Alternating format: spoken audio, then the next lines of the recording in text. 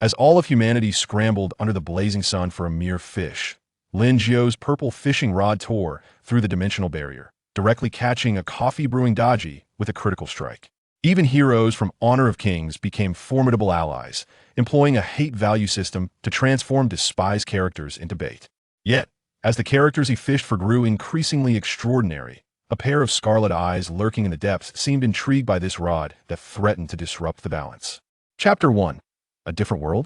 An island? Where am I? A man lay on the ground, dressed in a light blue short-sleeved shirt and black shorts, his fair complexion and refined features reminiscent of an idol. This man, just over 19 years of age, rubbed his eyes and struggled to open them. His name was Lin Jiao. He blinked, propping himself up with his hands and gradually standing.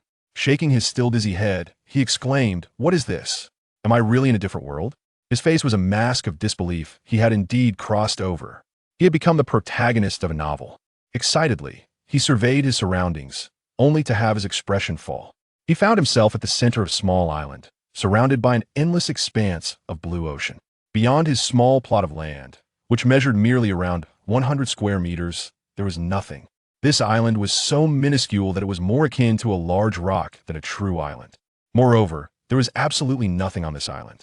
No flowers, no trees, not even a blade of grass, let alone any signs of life. This crossing, Lin Jiao murmured to himself, his expression turning to one of exasperation. In his previous life, he had read numerous novels where even the least impressive protagonists had some form of system or golden finger, or at the very least, a position of privilege. And him? He had nothing at all. Ugh, he might just be the most embarrassing case of crossing over in history, feeling as though he had brought shame upon his fellow transmigrators. System? System? He called out a couple more times, but aside from the sound of the wind, there was no response. Perhaps he was calling out incorrectly. Little Black? Big Yellow? Digga? 7? 0. After 5 minutes of his relentless shouting, there remained not a whisper. All right. It seemed he truly lacked a golden finger. After a few minutes of dejection, he quickly adjusted his mindset when in Rome, do as the Romans do. A typical optimist. Now he needed to consider not these trivial matters, but rather how to survive. On this desolate island, devoid of anything, only the dark earth lay beneath him. Food and water were his immediate concerns. Lin Jiao gazed out at the ocean. Fish could provide sustenance, but where would he find fresh water? Glancing up at the glaring sun, he thought, with this weather, he'd be lucky to last 3 days. Sigh. Lin Jiao sighed. Prior to his arrival in this alternate world, he had been engaged in a battle of wits with his teammates in Honor of Kings, resembling a war akin to the conflicts in Syria, when suddenly he felt dizzy and collapsed, only to awaken here. He found that rather than panic, he felt a sense of excitement. Imagining himself as the protagonist of a novel, equipped with a golden finger or an old man, only to be jilted and then bellowing, 30 years east of the river, 30 years west of the river. Do not underestimate the youth and poverty. Relying not on external, no, rather on his relentless effort and perseverance, he envisioned conquering the world, standing at its pinnacle, surrounded by adoration. Yet, alas, he had turned out to be utterly useless. Before he could ponder further, a mechanical voice echoed from above. Welcome, citizens of Earth, to this alternate world. You will face the challenge of survival on an island. Surely you have surveyed your current surroundings, and yes, as you see, each of you has been assigned an 80 square meter island, surrounded by an endless ocean. Your task now is to survive. Each of you will soon receive a fishing rod, which you can use to procure all the resources necessary for survival from the sea. There are many unexpected surprises. You may not only catch fish, but also discover wooden boxes containing.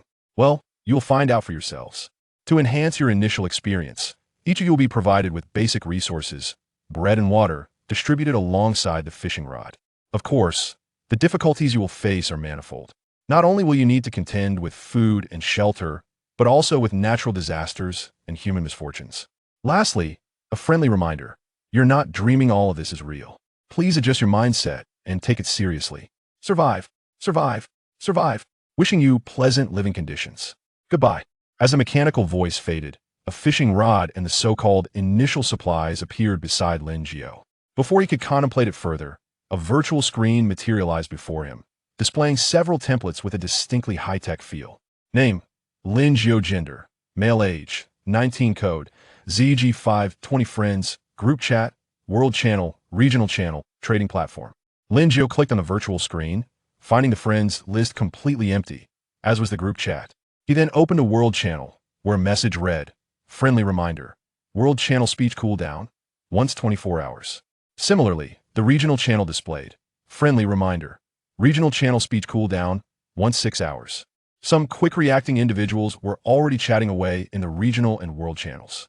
Lin Jiao glanced at the comments, most of which were filled with complaints and disbelief, such as, "How is this possible? I must be dreaming. Just a very realistic dream. What kind of place is this? I want to go home. I want to go home.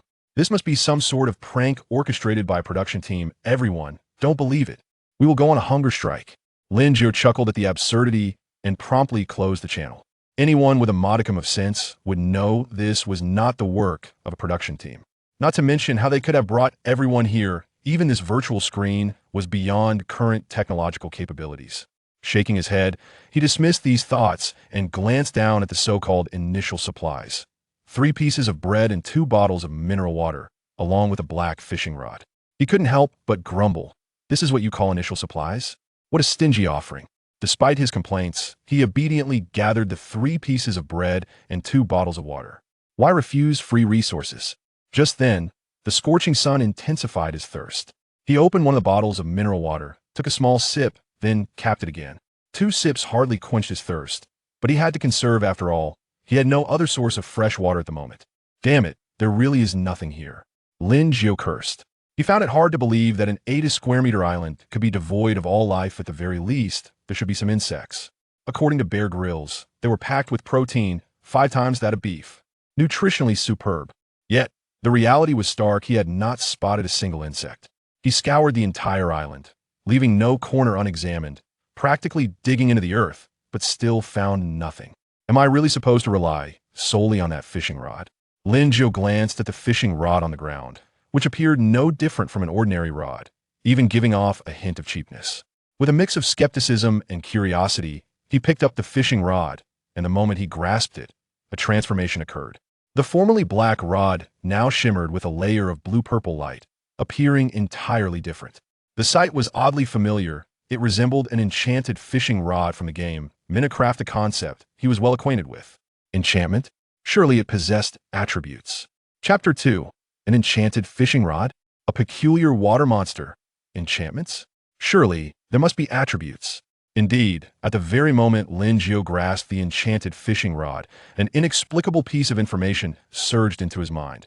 Fishing rod enchanted level 1 attributes. Fortune doubled next level requirement. Resources x20. Each advancement in level unlocks new attributes while retaining all previously acquired ones, ensuring no conflict among them. Further functionalities await the player's discovery. Lin Jiao felt a wave of exhilaration. Was this not akin to the effect of blessing of the sea god in Minecraft? Is this my golden finger? How splendid. Quickly, he quelled his excitement. After all, if others possessed enchanted fishing rods as well, his joy would be in vain. Suppressing his emotions, he absent-mindedly tapped a few times and opened the world channel. A few pieces of bread are hardly enough to sustain one, and these 2 bottles of water will be gone in an hour in this dreadful weather. This island is utterly barren. I might as well learn from Bear Grylls and eat it raw. Wah! Is there an older brother to protect me? Fear not. Comrades, if all else fails, we can venture into the sea for fish and make fresh sashimi. At that moment, the world channel was devoid of foolish remarks. Most discussions revolved around the island's environment and survival. This was largely due to the fact that one could only speak once a day. Those wishing to contribute further would have to wait until the morrow. Upon seeing the suggestion to fish from the sea, Lin Jiao nodded to himself. It indeed represented a viable method for procuring sustenance. He also discerned that while he comprehended everything spoken in the world channel, it was perplexing how it was composed entirely of Chinese characters. It must be a sophisticated technology that transmutes all languages into one he could understand. Otherwise, it would be inexplicable. Moreover, his codename ZG520 seemed to bear resemblance to a national abbreviation. He speculated that he was likely correct. The world channel contained familiar acronyms like MG, XLY, YG, and others. ZG520 was rather charming. 520 translates to I love you. With this thought, a slight smile graced his lips. Lin Jiao shook his head, the earlier excitement returning to his visage. After perusing the world and regional channels for some time, he found no mention of the enchanted fishing rod. It appeared he was the sole possessor. A golden finger indeed. Just as he was about to close the channel, a message from RB2525 caught his attention, causing his hand to hover in midair. Do not venture into the sea. It is terrifying. Absolutely terrifying. This message not only captivated Lingio, but also drew the attention of many other observers in the World Channel. Brother, clarify. What's going on in the sea? Don't leave us hanging. Exactly. Come forth and explain. Enough shouting, we can only speak once a day, so it's futile. Is there anyone with insider knowledge who can shed light on this? I was just about to dive in for some fish, and now I'm too scared to go. The speaker's words incited a wave of panic. After a prolonged wait for answers, Lingio felt somewhat disappointed.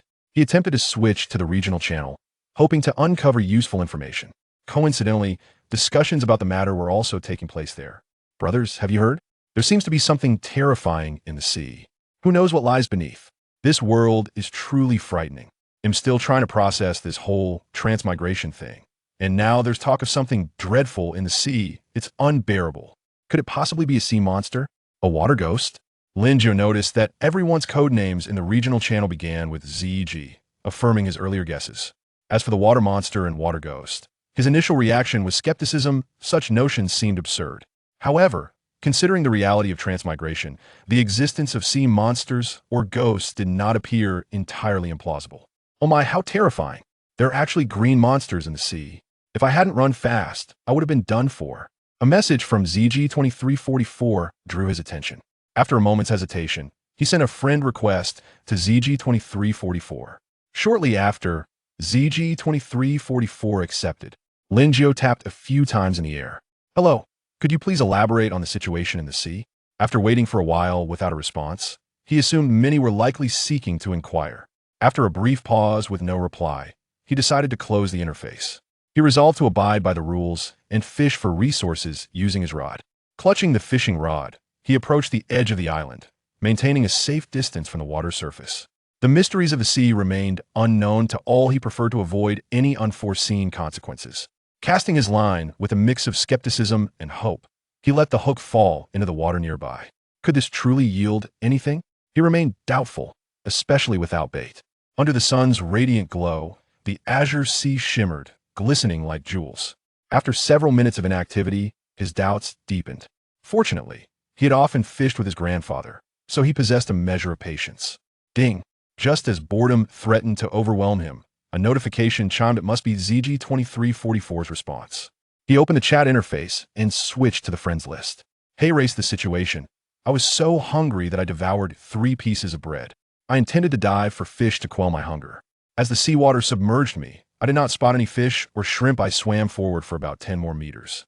There are indeed plenty of fish, but I encountered green sea monsters that appeared out of nowhere, resembling zombies in both appearance and movement. Before I could react, they swam toward me, claws bared as if to attack, forcing me to hastily swim back to the island. Lingio pondered for a moment. This seemed akin to the drowned creatures in Minecraft, though he wondered if there were any wielding tridents. Were there any monsters with tridents? And how did you manage to escape?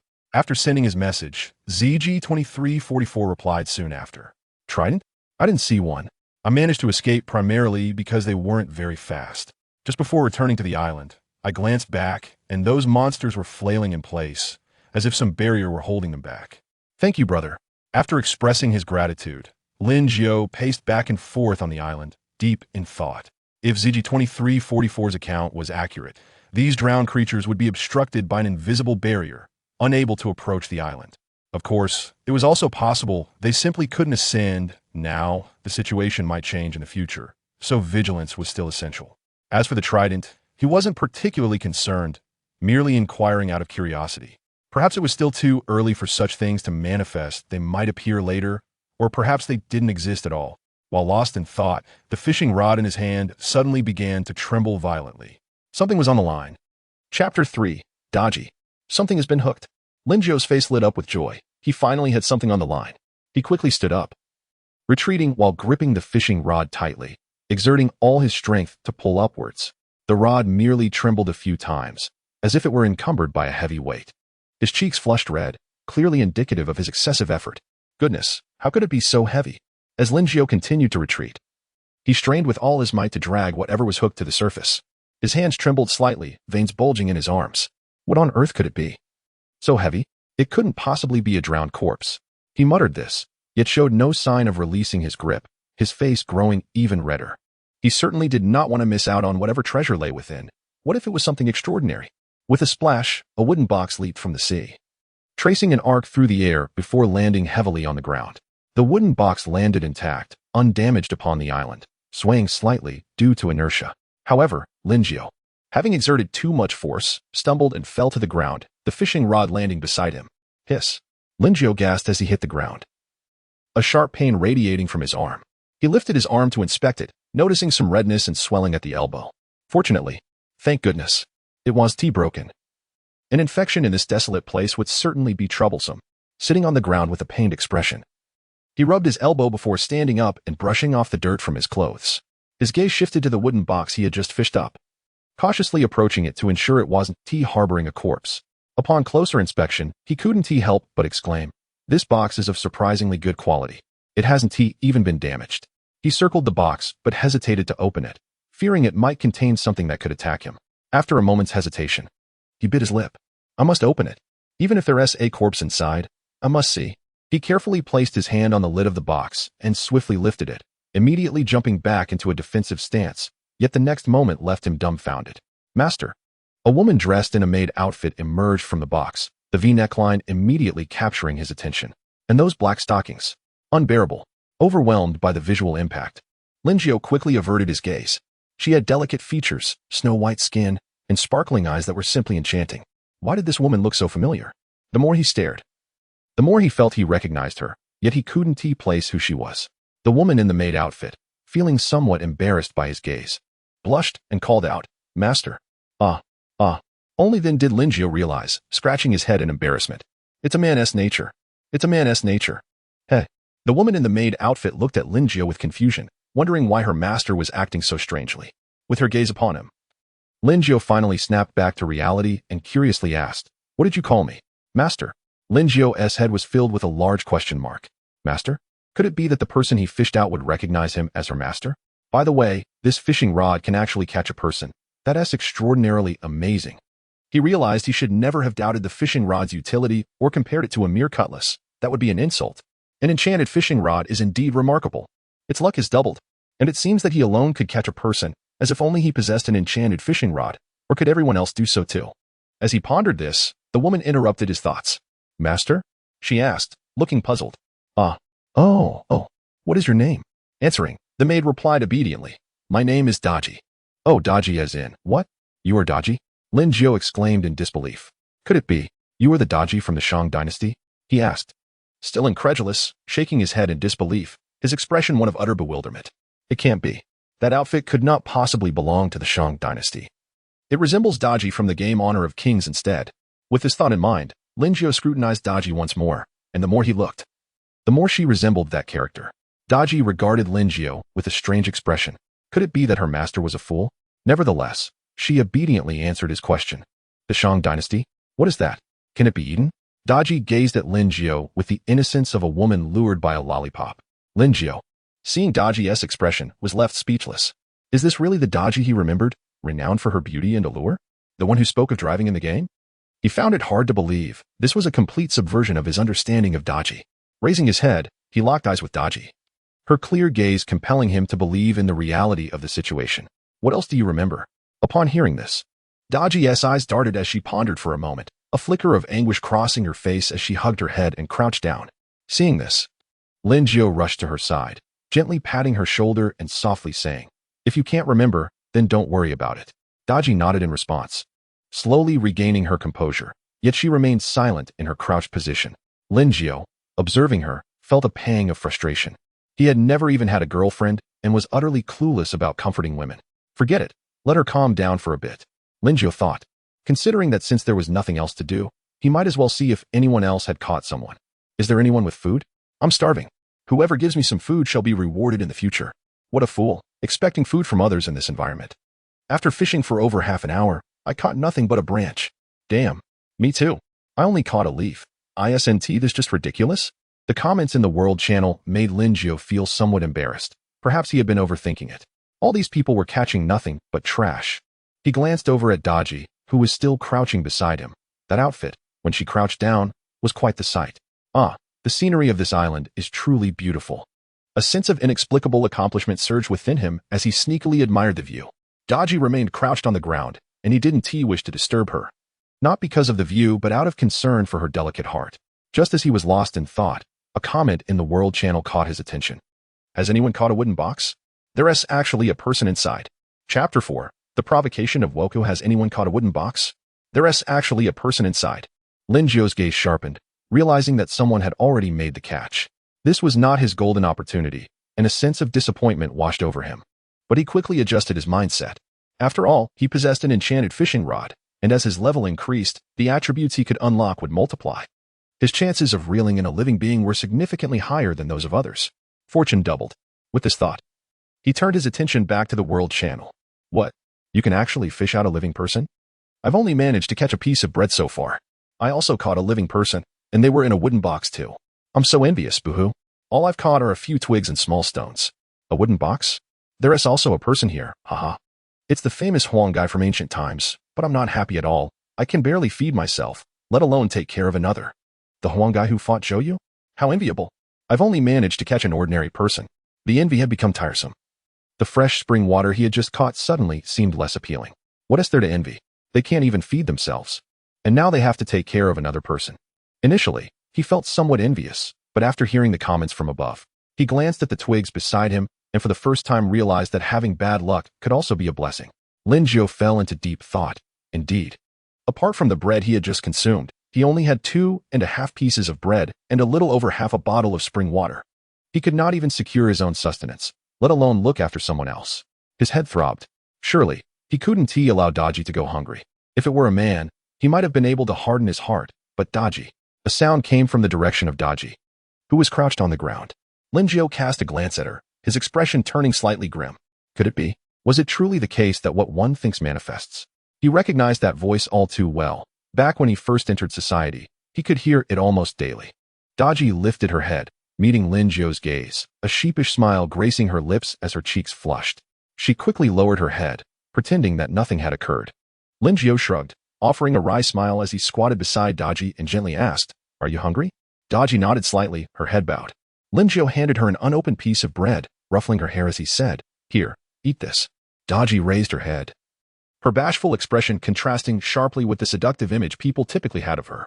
She shook her head, pointing to the half piece of bread that Lin Jiu had left behind, and said, "Master, no need. I can eat that one. If I say you should eat this, then you must eat it. Otherwise, I might just get angry." Lin Jiu glanced at the remaining half piece of bread, feeling somewhat speechless, and stuffed the bread into Daji's arms, feigning an angry expression. Daji could only nod, accepting the bread with a hint of gratitude as she said, "Thank you, master." Seeing her like this, Lin Jiu sighed, pondering what kind of power could erase a person's memories. He turned his gaze back to Daji, who was now unwrapping the bread, tearing off a small piece to savor slowly. How adorable. He couldn't resist gently tapping her nose with his finger. Daji's cheeks flushed slightly, a smile tugging at her lips as she squinted her eyes, seemingly delighted by Lin Jiu's gesture. Lin Jiu handed Daji a bottle of water, glancing at the remaining half piece of bread and half a bottle of water. Sigh. Resigned, he stood up, taking his fishing rod to the edge of the island, casting his line with vigor. If he didn't catch some food soon, he would be facing hunger today.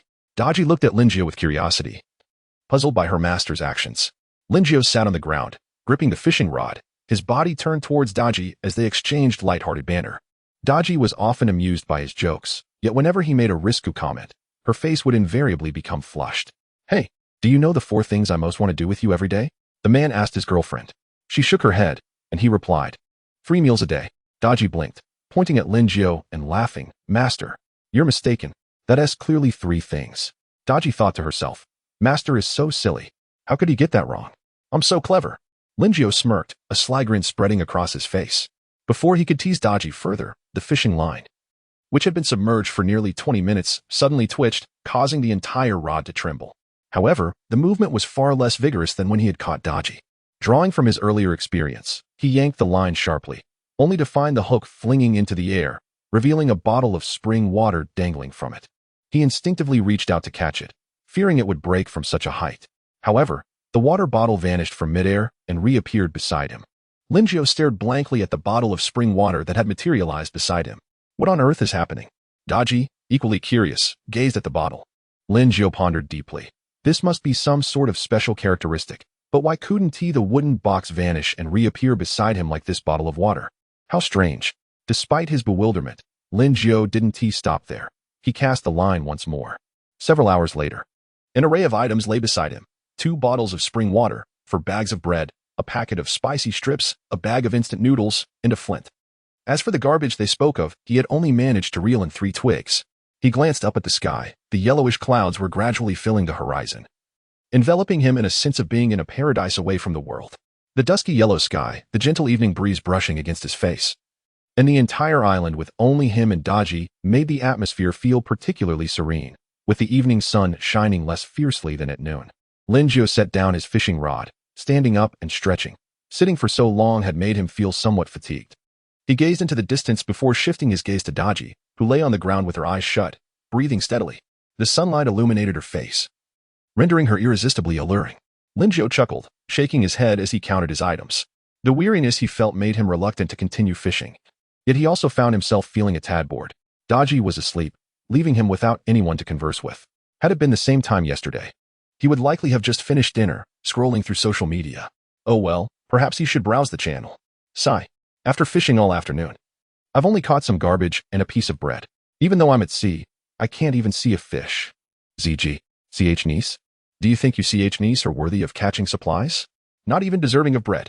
Linjiao squinted at the player with the insulting username. RB425. A nation that seems to be living well?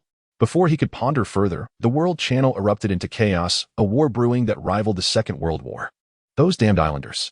That blind referee of a nation? Can they even call themselves a country? A volcanic island would be more fitting. Woku, I'll be damned. CH niece. Baka. You're all going to die. Curse you.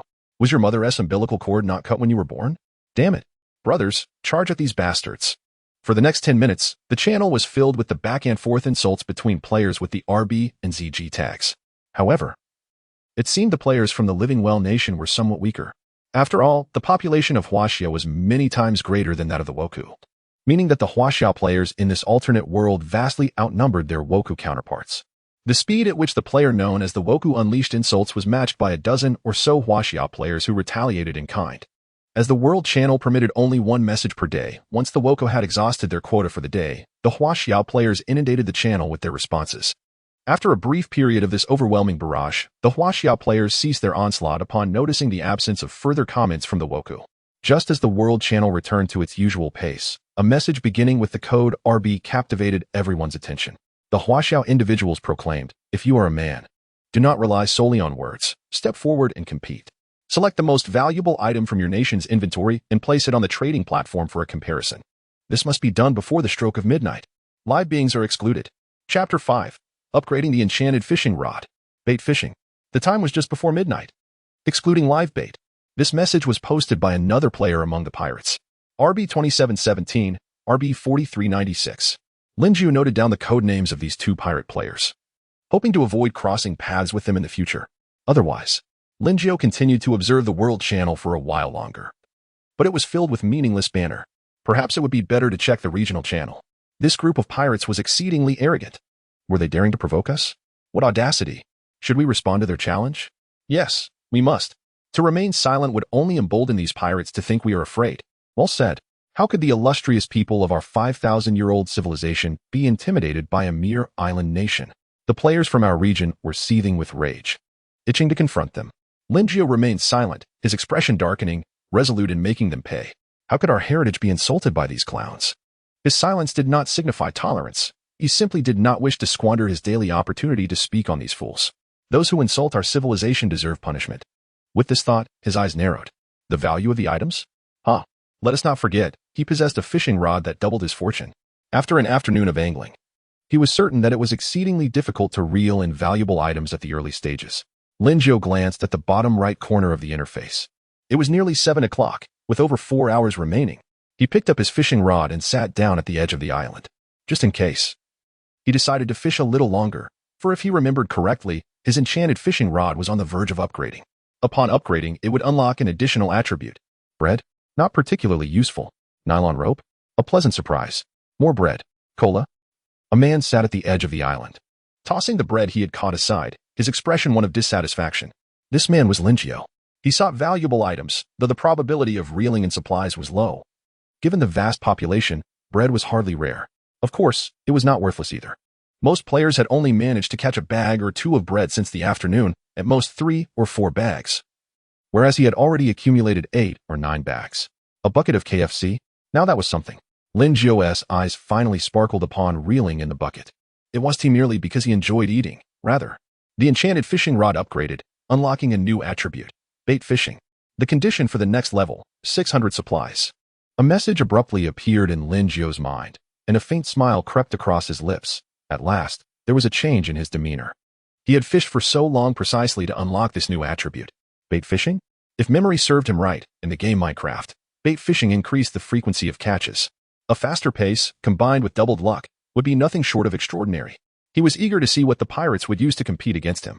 As Lingio contemplated this, he tore open a piece of bread and stuffed it into his mouth. He was both exhausted and hungry from his long hours of fishing. Chewing on the bread, he gazed up at the inky sky, his expression tinged with melancholy. Just the day before, at this time, he had been enjoying the cool air conditioning while engaging in battles of wits in the canyon. Now, he found himself in this desolate place, sigh. Fortunately, the night did not possess the same characteristics as in Minecraft, where monsters would spawn at night. At first, as darkness fell, he had been cautious of his surroundings. But half an hour had passed without a single monster appearing. This was certainly a good sign. Time flew by, and it was now 11:30.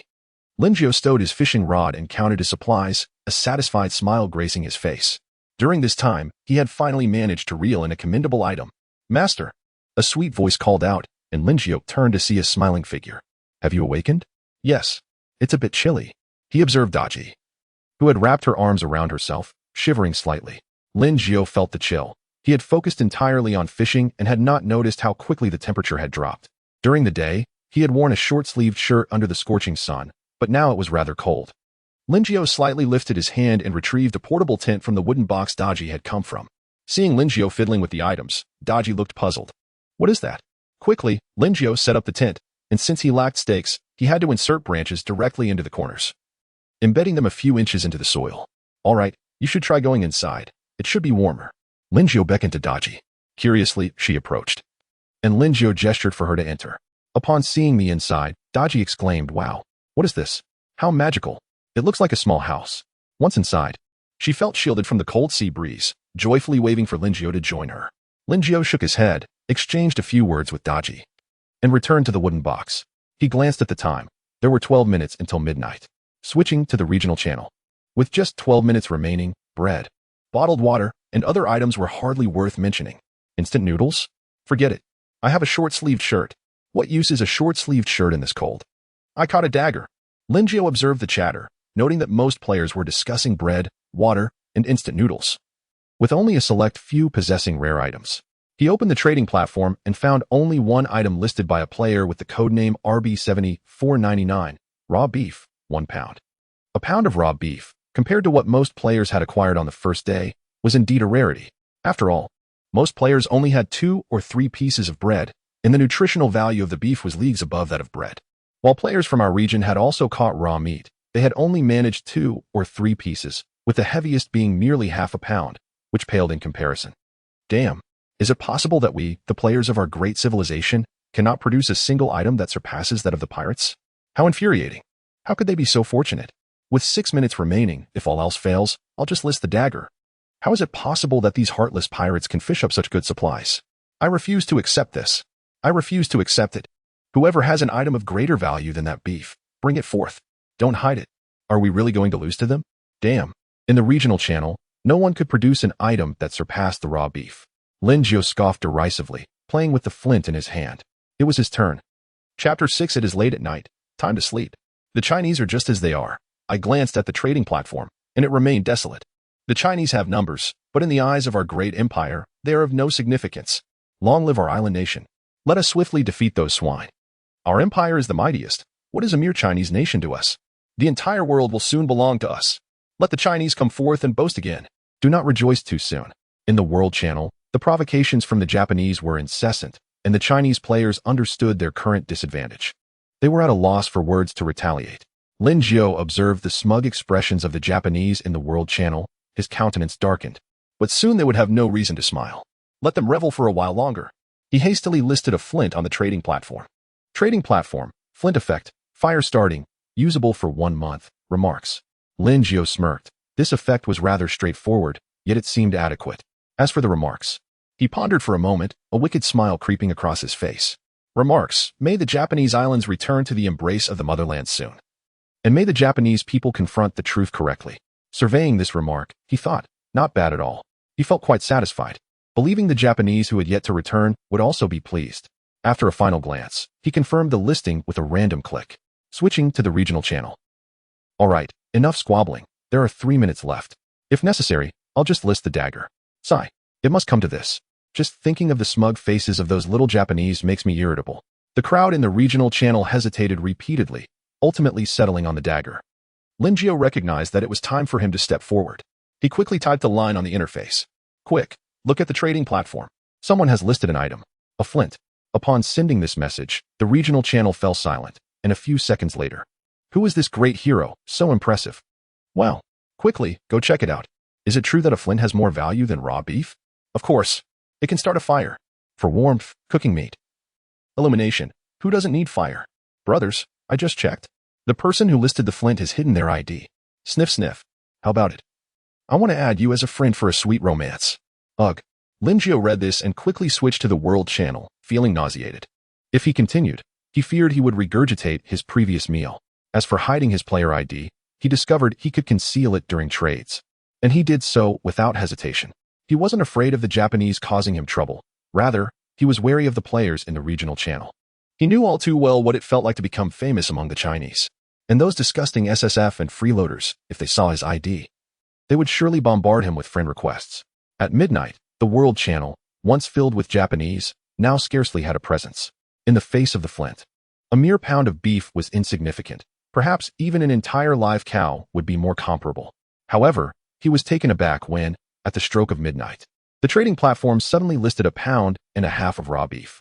The Japanese had learned to conceal their weakness, yet they were merely struggling against overwhelming strength. Once he contemplated this, he turned his gaze back to the World Channel. Come forth again, little Japanese, and boast some more. This remark was splendid. Oh, great one. Please reveal yourself. I wish to be your loyal follower. No doubt about it. Impressive. Those arrogant little Japanese. How does it feel to be smacked in the face? Ha! A Chinese player possessing a flint. I am a citizen of M country. For the sake of friendship between our nations, I hope you will relinquish the flint. Fool. I previously thought the Japanese were foolish, but it turns out you M country folks are even more clueless. No wonder you are the Japanese's good elder brother. Chinese. Do not get too proud. We islanders possess resources 100 times better than the flint, but due to certain circumstances, we were delayed. Otherwise, you would surely lose. The one possessing the flint is a citizen of our H country. You people from Korea truly have no shame. Everything belongs to you. Even excrement is yours. Lin Jiao was somewhat speechless. How could there be such a plethora of imbeciles? Friendship between two nations, bah. What sort of character do those M country people have? And that Korean, ugh, the birthplace of sissies. He closed the interface. Those comments were utterly sickening. He vowed never to browse the World Channel aimlessly again unless absolutely necessary. After standing outside for so long, he felt a chill. Looking towards the tent, Daji was staring at him. He smiled, retrieving a KFC family bucket from the wooden box, and walked directly towards the tent. Master, what is this? Daji inquired curiously, her eyes sparkling at the KFC in Lin Jiao's hands. This is incredibly delicious. Here, have a taste. Lin Jiao offered a chicken leg from the bucket to Daji. She pursed her lips, cautiously placing the chicken leg into her mouth, taking a small bite, and her eyes lit up. Wow, so delicious. This KFC was the best thing she had ever tasted.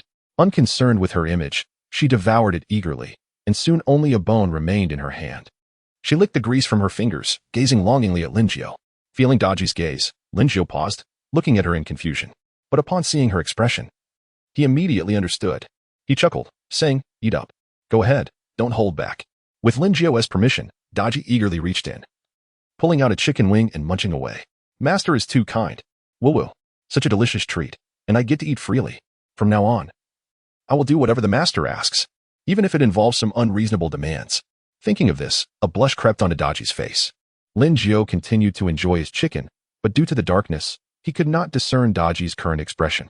If he were to realize Daji's thoughts at that moment, he would surely find it astonishing. A single meal of KFC had won the heart of the calamity-bringing Daji. What a bargain. Unlike modern girls, who, the less attractive they are, the more they love to be troublesome, demanding exorbitant dowries. To them, 100 or 80,000 seems like nothing, if a family is already wealthy. Such demands are not unreasonable, but, forget it, no need to delve further, lest feminists strike back. Sigh, sometimes having too much luck isn't a good thing. Lin Jiu wandered around the island, finding nothing to start a fire with. The only small branches he had were used to secure the tent. Sigh, hopefully, he can gather more sticks tomorrow. Lin Jiu returned to the tent, wearing a frown. If other players were to know his thoughts, they would scold him mercilessly. They were all struggling to find enough to eat, dividing a single loaf of bread into 2 or 3 meals. The affluent merely had 1 loaf per meal, and each loaf was only slightly larger than an adult's hand. Master, it's late, time to sleep. Chapter 7. The Versailles Behavior. As the first light of dawn graced the surface of the sea, Daji emerged from her tent, stretching languidly. The recollection of Lin Jiu's actions from the previous night flushed her cheeks with a rosy hue, making her particularly alluring in the morning sunlight. Good morning. Come over for breakfast, Lin Jiu called out. The morning meal consisted merely of bread and water. As he chewed on the bread, he glanced at the sky. Relishing the tempered air, it was neither too hot nor too cold. Curiously, the morning's temperature was reminiscent of spring, while the afternoon felt like summer. And the evening took on the chill of late autumn. Though he savored the bread, Lin Jiu found himself somewhat unaccustomed to this lifestyle. The absence of a mobile phone left him feeling somewhat bored.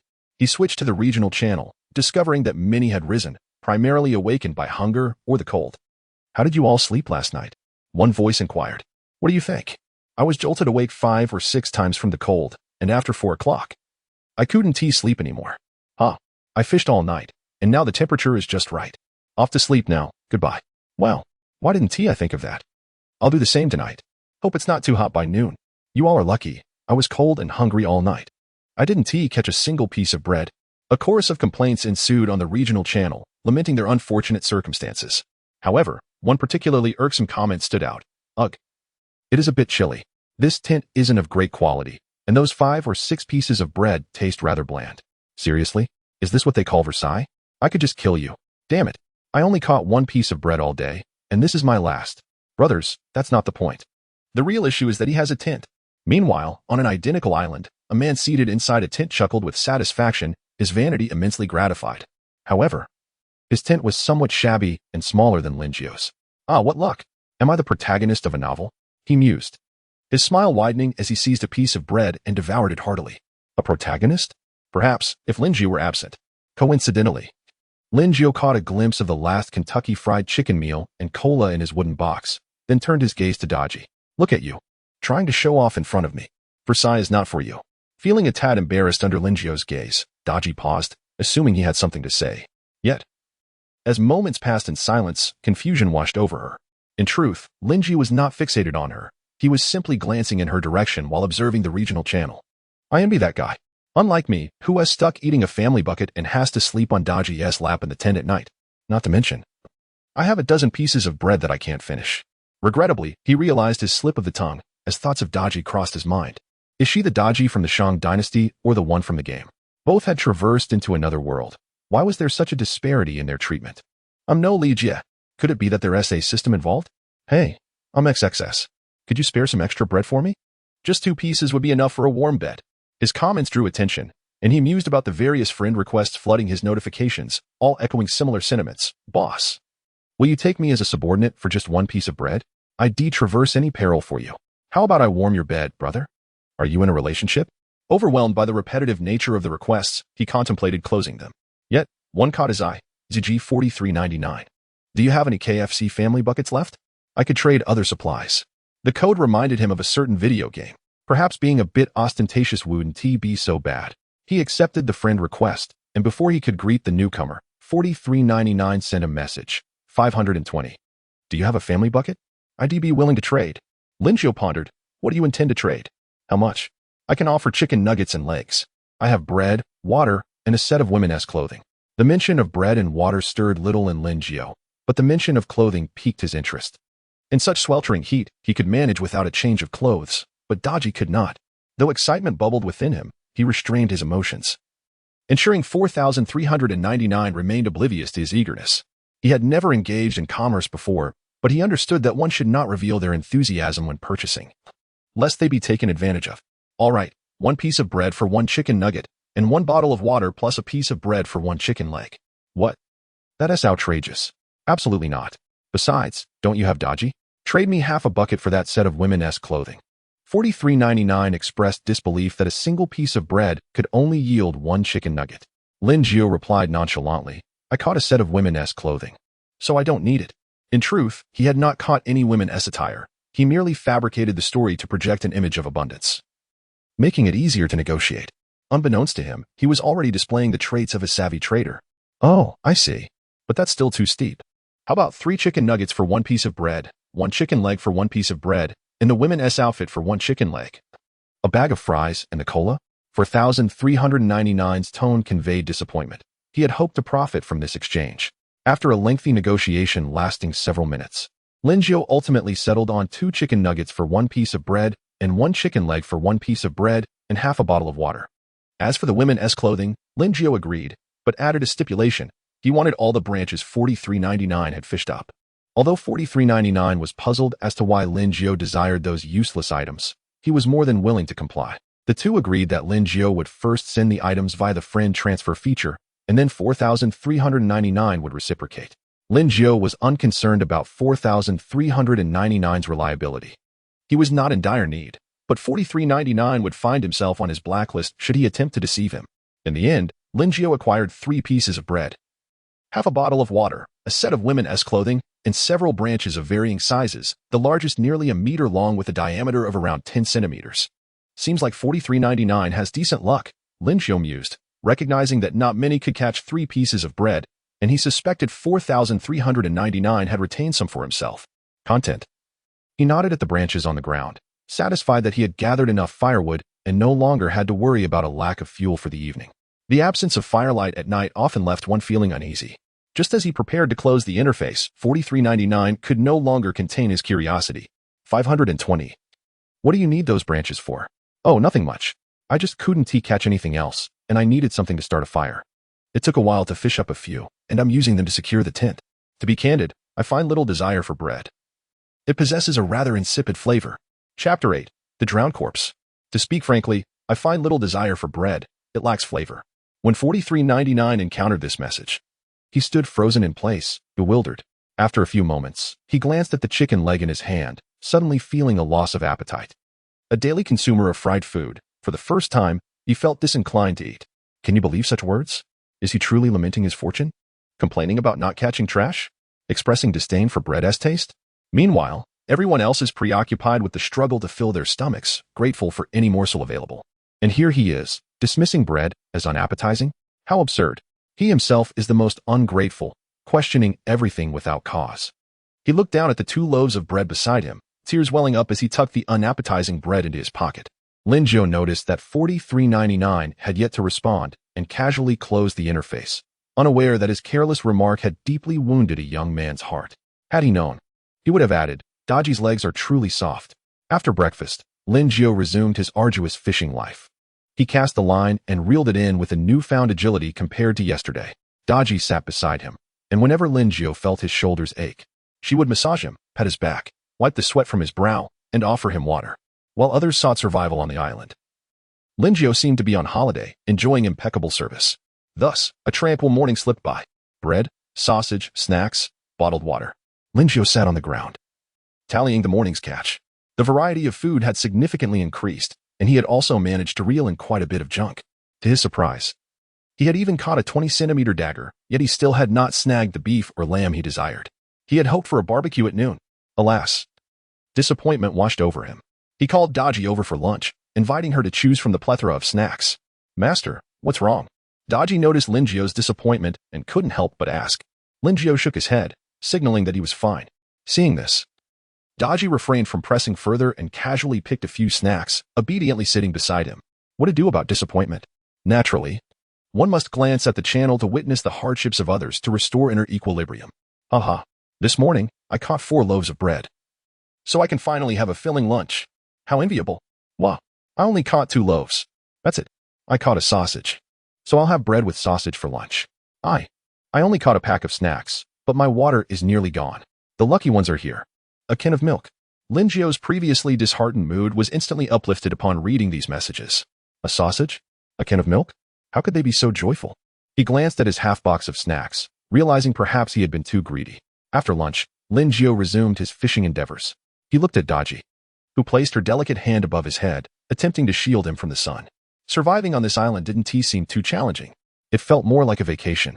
While lost in thought, his fishing rod began to tremble violently, and his expression turned serious as he gripped it tightly. The last time his rod shook this violently, he had caught Daji. Lin Jiao inhaled sharply, firmly grasping the rod, then stood and stepped back. Daji, noticing his demeanor, quickly stood behind him, wrapping her arms around his waist, fearful that he might be dragged into the sea. After exerting tremendous effort, Lin Jiao finally pulled the object from the water. Indeed, it was a chest, albeit a green one. Approaching it with anticipation, he wondered who might emerge this time. Wu Zetian, Wang Zhaojun, Athena? As he eagerly approached, Daji followed closely, tilting her head to peer at the chest. Recalling that she had emerged from a similar box, a piercing screech erupted from the green chest, and Lin Jiao's heart sank.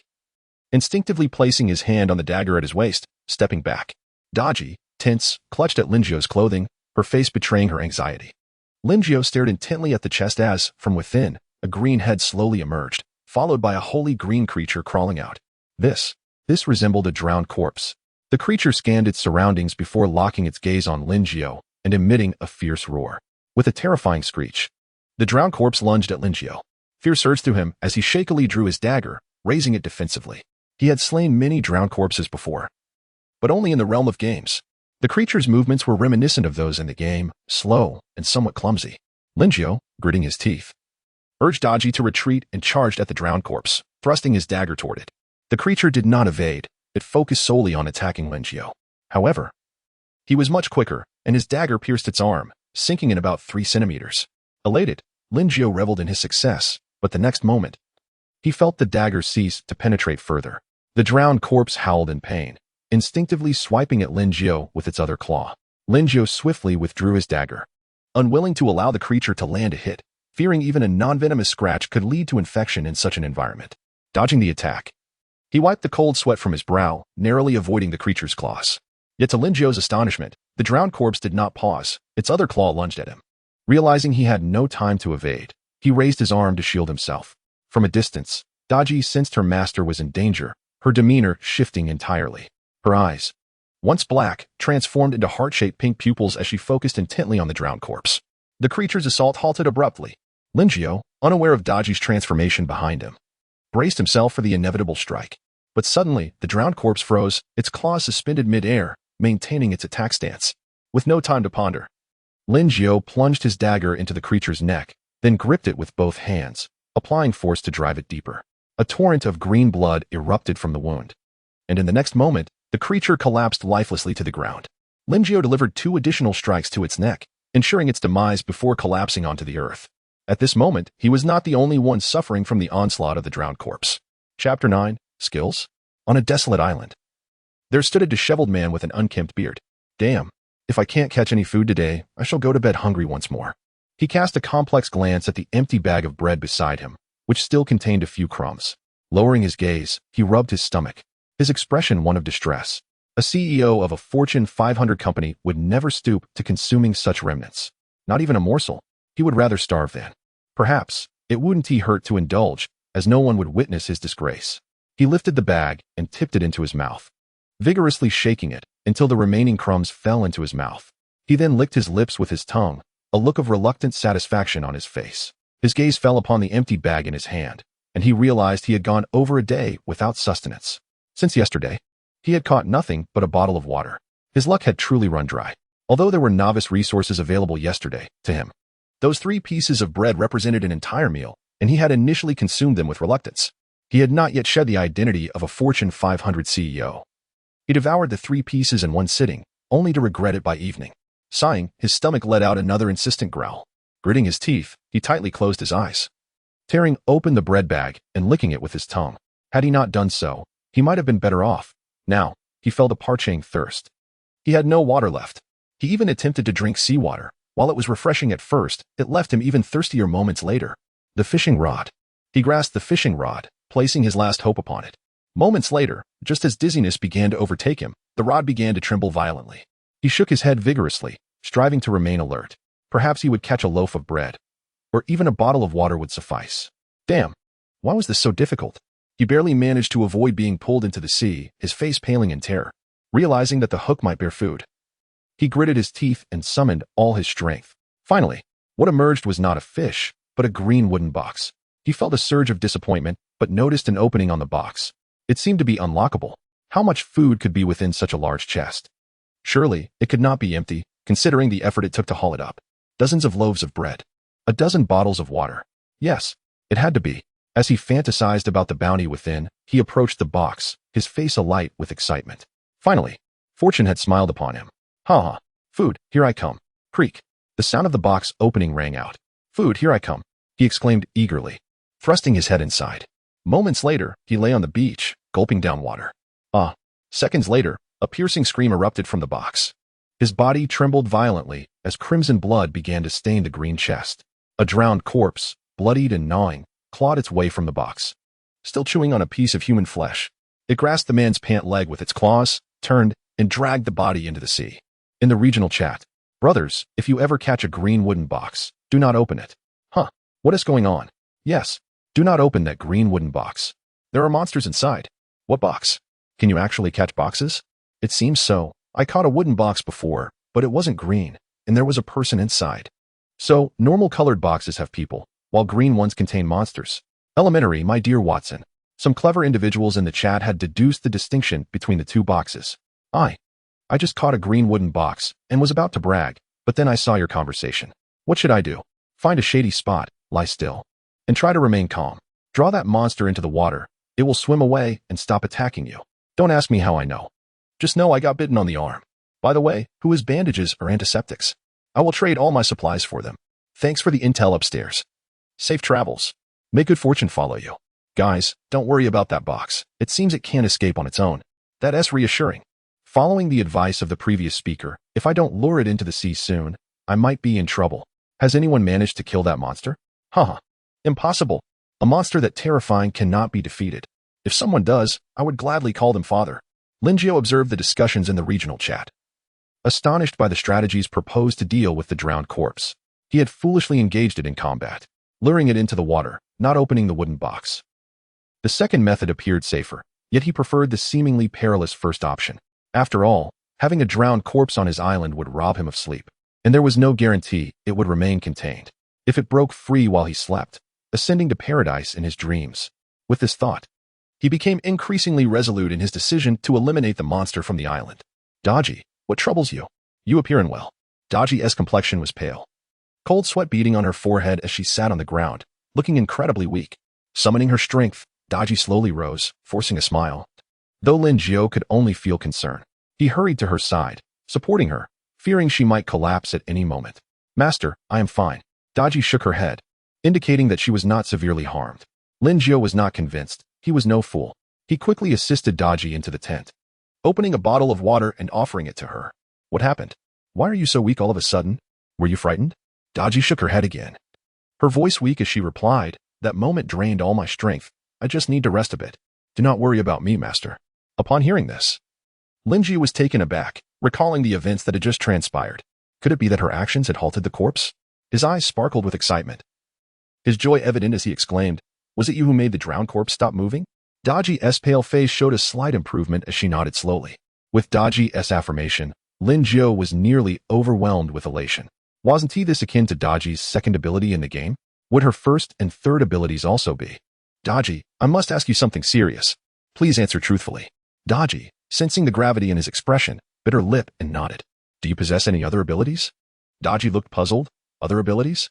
She glanced up at Lin Jiao, their eyes meeting, and under his expectant gaze, she shook her head. Lin Jiao felt a pang of disappointment at her response.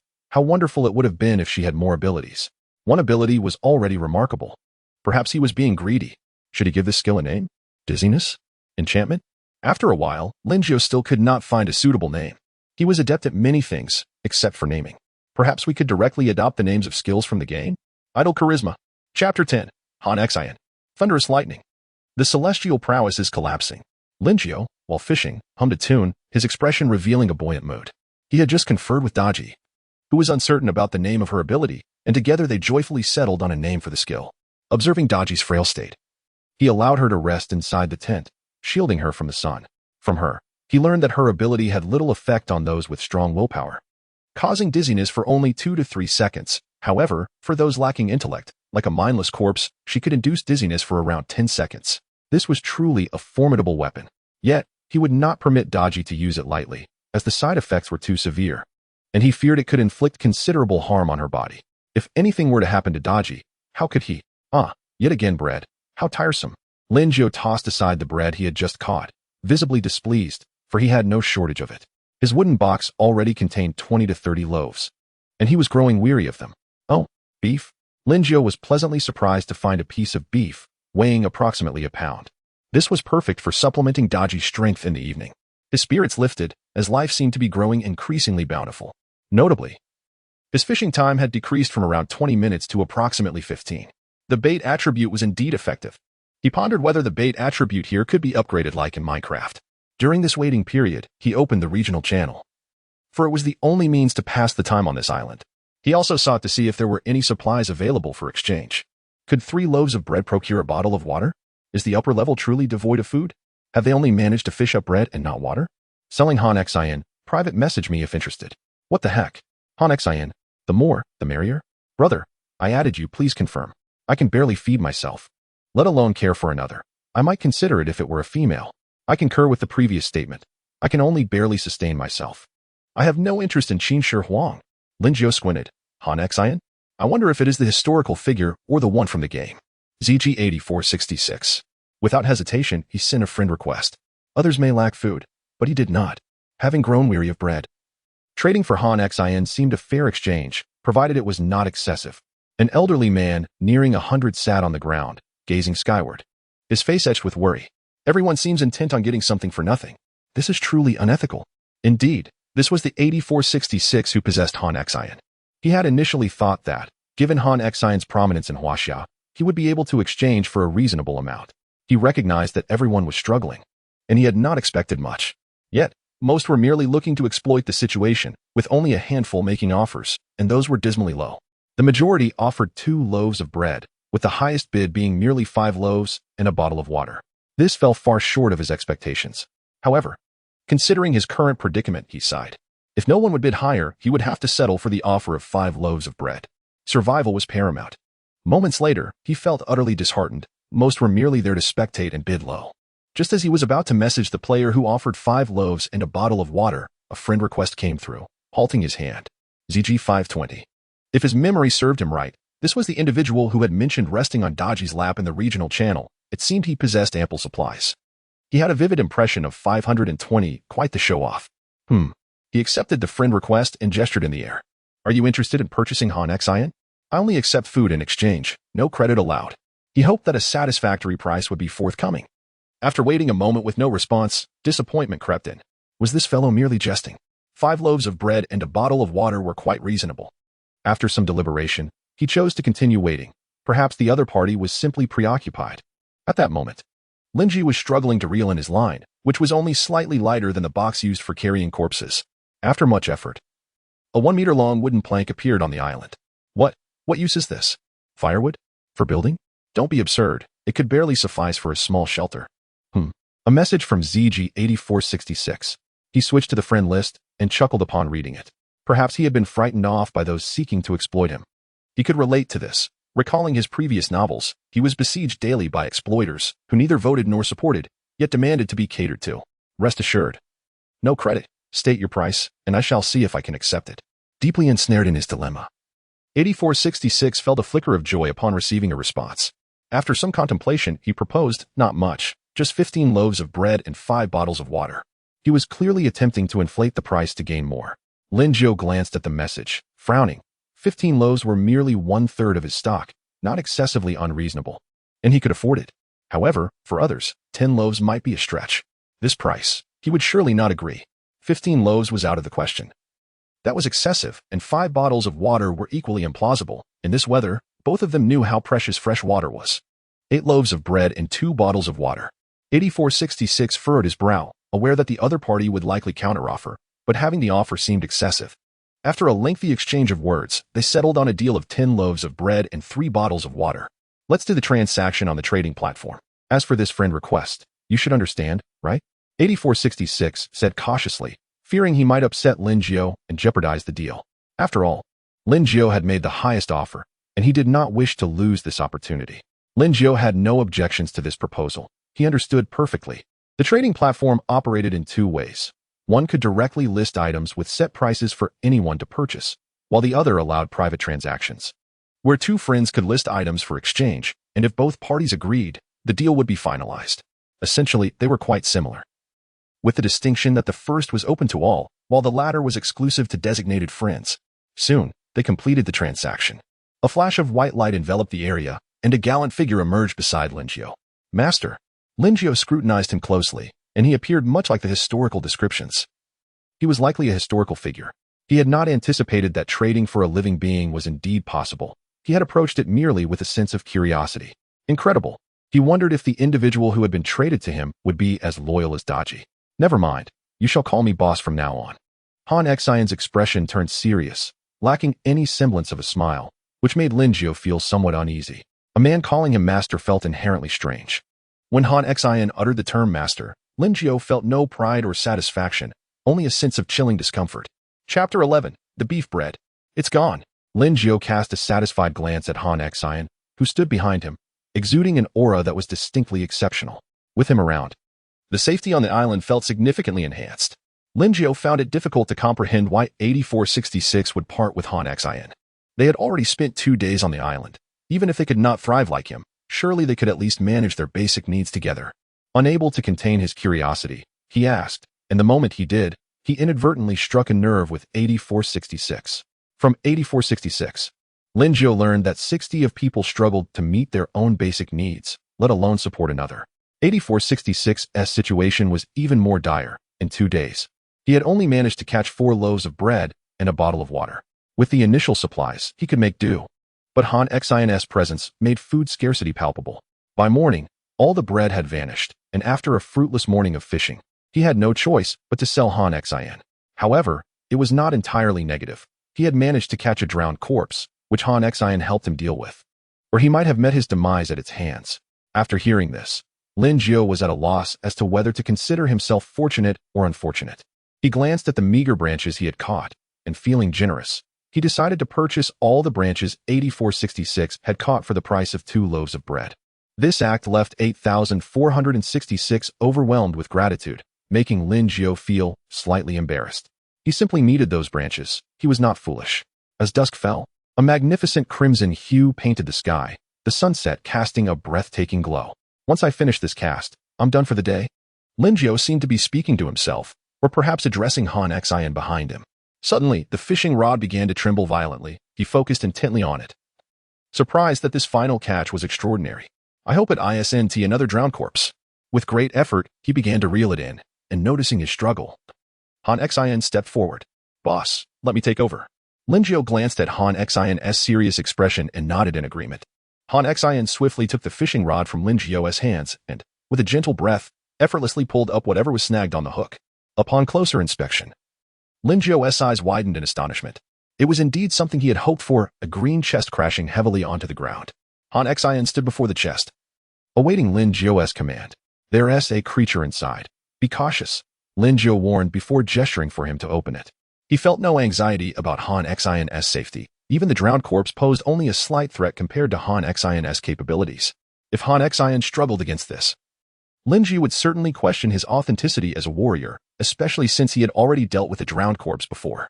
Han Xian nodded expressionlessly and, with one hand, lifted the chest lid, stepping back a few paces.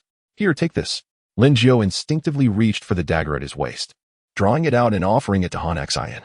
Han Xian shook his head dismissively, replying, Boss, I can handle this barehanded. No weapon is necessary. Lin Jiao did not press the issue, returning the dagger to his waist and stepping back, intrigued to see Han Xian's true combat prowess. Suddenly, a harsh, duck-like squawk emerged from the wooden chest. It was the drowned corpse. As it crawled out and spotted Han Xian standing not far away, it immediately designated him as its target and charged toward him. Han Xian remained unperturbed, shifting his body to the side, his legs parted slightly. one hand casually tucked behind him while the other extended forward, bending slightly. Linjiao couldn't help but rate him a 99 out of 100.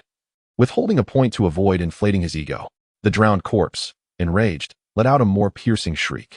It lunged at Han Xian, its claws mere centimeters from him. Yet Han Xian did not flinch. This unnerved Linjiao, who had initially felt secure. As the creature closed in, Han Xian finally moved, one hand still behind his back. He effortlessly maneuvered his other hand around the drowned corpse's arm, neutralizing its attack before delivering a powerful blow, sending the creature flying into the sea, where it lay motionless on the surface as if lifeless. The strength displayed was astonishing truly. Han Xian lived up to his reputation. Linjiao felt an overwhelming admiration. This was worth every bit of the 10 loaves of bread he had spent. Such a man was worth 100. Today, let me teach you how to employ 10 loaves of bread to have Han Xian work for you. Boss, the enemy has been repelled. Please give your orders. Han Xian's expression remained unchanged, as if he had merely performed an inconsequential task. Indeed, compared to the battles he had fought, this seemed trivial. No further instructions.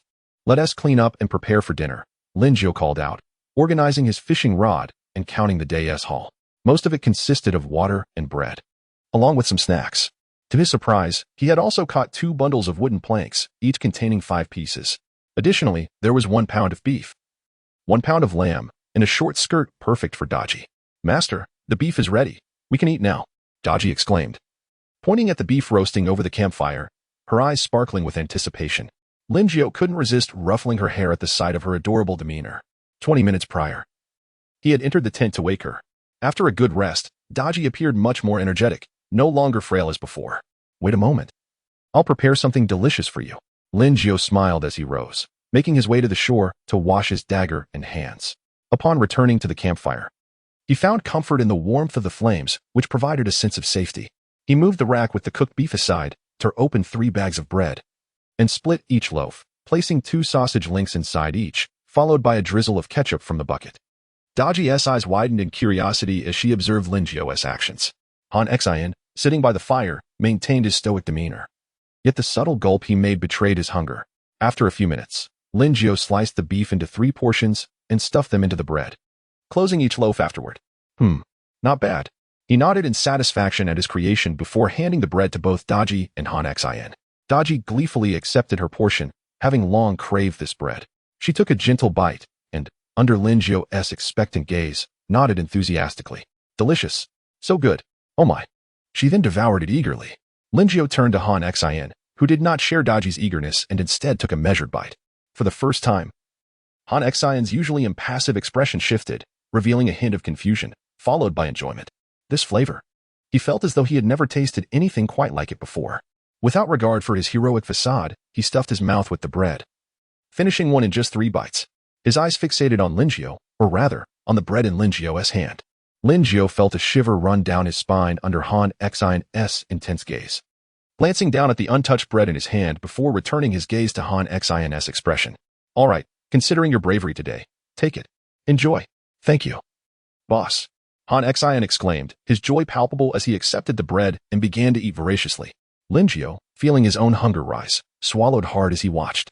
He had never tasted beef before. Beef bread. Snap. It's gone. Woe is me. As he savored his meal, Han Xian noticed Linjiao's gesture of swallowing hard. It seemed the boss had scarcely taken a bite. The boss was far too kind to him. He felt an unwavering loyalty to follow the boss to the ends of the earth.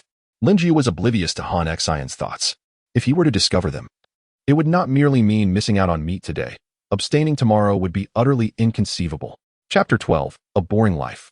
Boss, where will I sleep tonight? Linjiao stared in astonishment at the tent that could barely accommodate 2 people, then surveyed Han Xian. With a serious expression, he gently patted Han Xian on the shoulder and said, Han Xian, you shall sleep outside tonight. Han Xian's expression remained impassive, revealing no trace of emotion. He merely nodded and walked towards the campfire. Linjiao watched his retreating figure, his mind in turmoil. It seemed rather unwise for the boss to sleep in a tent while his subordinate was left to endure the elements. It felt akin to the actions of a heartless capitalist. If Han Xian were to feel discontent, then... Han Xian, wait a moment. Linjiao quickly called out to him. Do you know why I chose for you to sleep outside? Confused, Han Xian opened his mouth to respond, but Linjiao continued. You witnessed the creature that emerged from that wooden box today. You alone possess the capability to handle it on this island. It is not that I wish to exclude you from the tent, but rather, You are entrusted with this significant responsibility. If you believe you cannot bear this burden, then I shall take on the task myself. After a brief pause, Lin Jiao began to stride towards the campfire, but Han Xian promptly obstructed his path, declaring, "If the boss entrusts such a weighty responsibility to Han Xian, how could Han Xian let the boss down? I shall take on the task." With those words, he turned without a backward glance, standing resolutely by the campfire, motionless. The boss is truly too kind to me, to place such immense trust in me. When have I ever experienced such faith?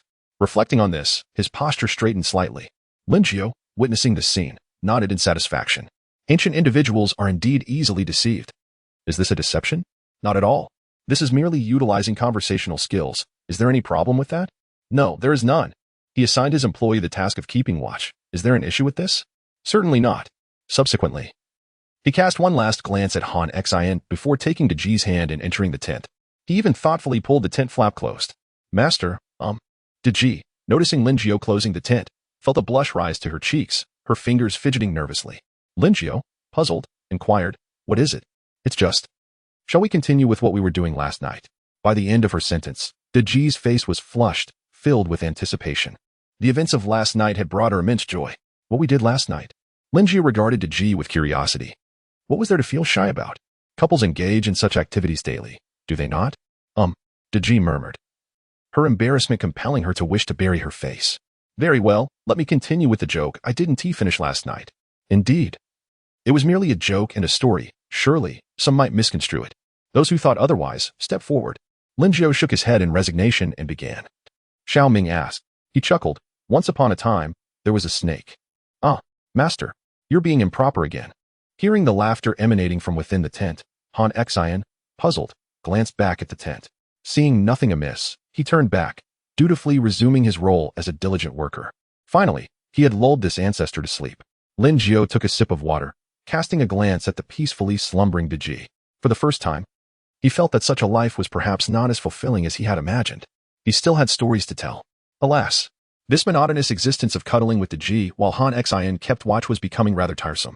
Chapter 13 Huazi. Good morning. Why are you up so early? Lin Jiao stretched lazily and greeted Han Xian, who was sitting by the campfire.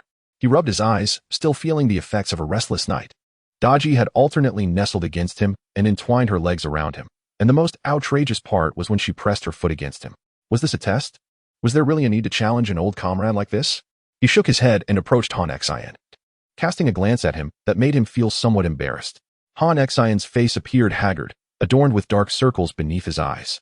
You didn't stay up all night, did you? Lin Jiao exclaimed, incredulous, his voice tinged with skepticism. Despite his fatigue, Han Xian maintained a facade of indifference and replied, Yes, boss. Lin Jiao clapped Han Xian's shoulder with a heavy hand. You've worked hard. It's not hard. It's what I should do. Han Xian replied, his pride evident. Lin Jiao couldn't help but smirk at him. Well, how about you don't sleep?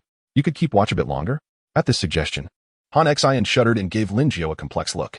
This isn't just a dog-esque job. It's beneath humanity. Go get some sleep. I'm just joking. Lin Jiao chuckled, patting Han Xian's shoulder. Master, breakfast is ready, Daji's voice chimed from behind as she approached with some bread and ham. Lin Jiao tossed a few pieces of bread and water to Han Xian, who silently gathered the food and retreated into the tent. After breakfast, leisure time ensued as Lin Jiao perused the regional channel. It was so cold last night. I hardly slept. He lamented. I didn't dare to sleep at all. I was terrified that something might crawl out of the sea and get me while I slumbered. Well, I can't believe I actually managed to sleep a whole night. Hearing you say that makes me break into a cold sweat. Thank goodness. How was that 520 sleeping? Having a tent doesn't change the fact that they were just as worried and couldn't sleep awake. Exactly. What about that 520? Didn't they show off a bit yesterday? Lin Jiao raised an eyebrow, pondering how he had ended up being dragged into this conversation. Yet, since he had been mentioned, he reluctantly typed a response. Indeed, I didn't sleep well. Sigh, Daji was too bothersome. One moment she was hugging me, the next she was crossing her legs over me. How could I sleep well? As for safety, I spent a bit of food yesterday to have Han Xian keep watch. The regional channel fell silent for a moment. And after 3 seconds. No way. Did I just read that right? Han Xian? Keeping watch? Seriously, why is your focus on that, Daji? Do you really believe he and Daji did nothing? TSK, TSK, TSK. I'm not convinced. Which fool asked that question? Ugh. Just when I had a bit of confidence. It got crushed. Let us drag them out and deal with them. Boo-hoo. Hee. Does anyone need a warm bed partner? Ugh. You upstairs, go die. Linjiao felt somewhat helpless and hastily shut off the channel. The earlier lightheartedness had taken a turn for the bizarre. Moreover, was he trying to show off? No. He was compelled to do so. He despised putting on airs. With his thoughts collected, he earnestly returned to fishing. The morning passed swiftly, and Linjiao assessed his morning haul, finding no new supplies. To his surprise, however, the number of wooden planks had notably increased. He could catch supplies 4 times an hour, but 2 or 3 of those were merely wooden planks. Did this mean he was meant to construct a makeshift shelter? Alas. Without any sturdy materials, how could he build anything? If a gust of wind came, that structure would surely collapse. Sighing, he glanced at the numerous stacks of wooden planks on the ground, feeling frustrated that they merely occupied space on the island. Forget it. I want to think about it anymore. Daji, it's time for lunch. Please wake Han Xin. Linjiao called to Daji as he began preparing the midday meal. Lunch consisted of simple fare, bread, ham, and 2 packaged chicken legs.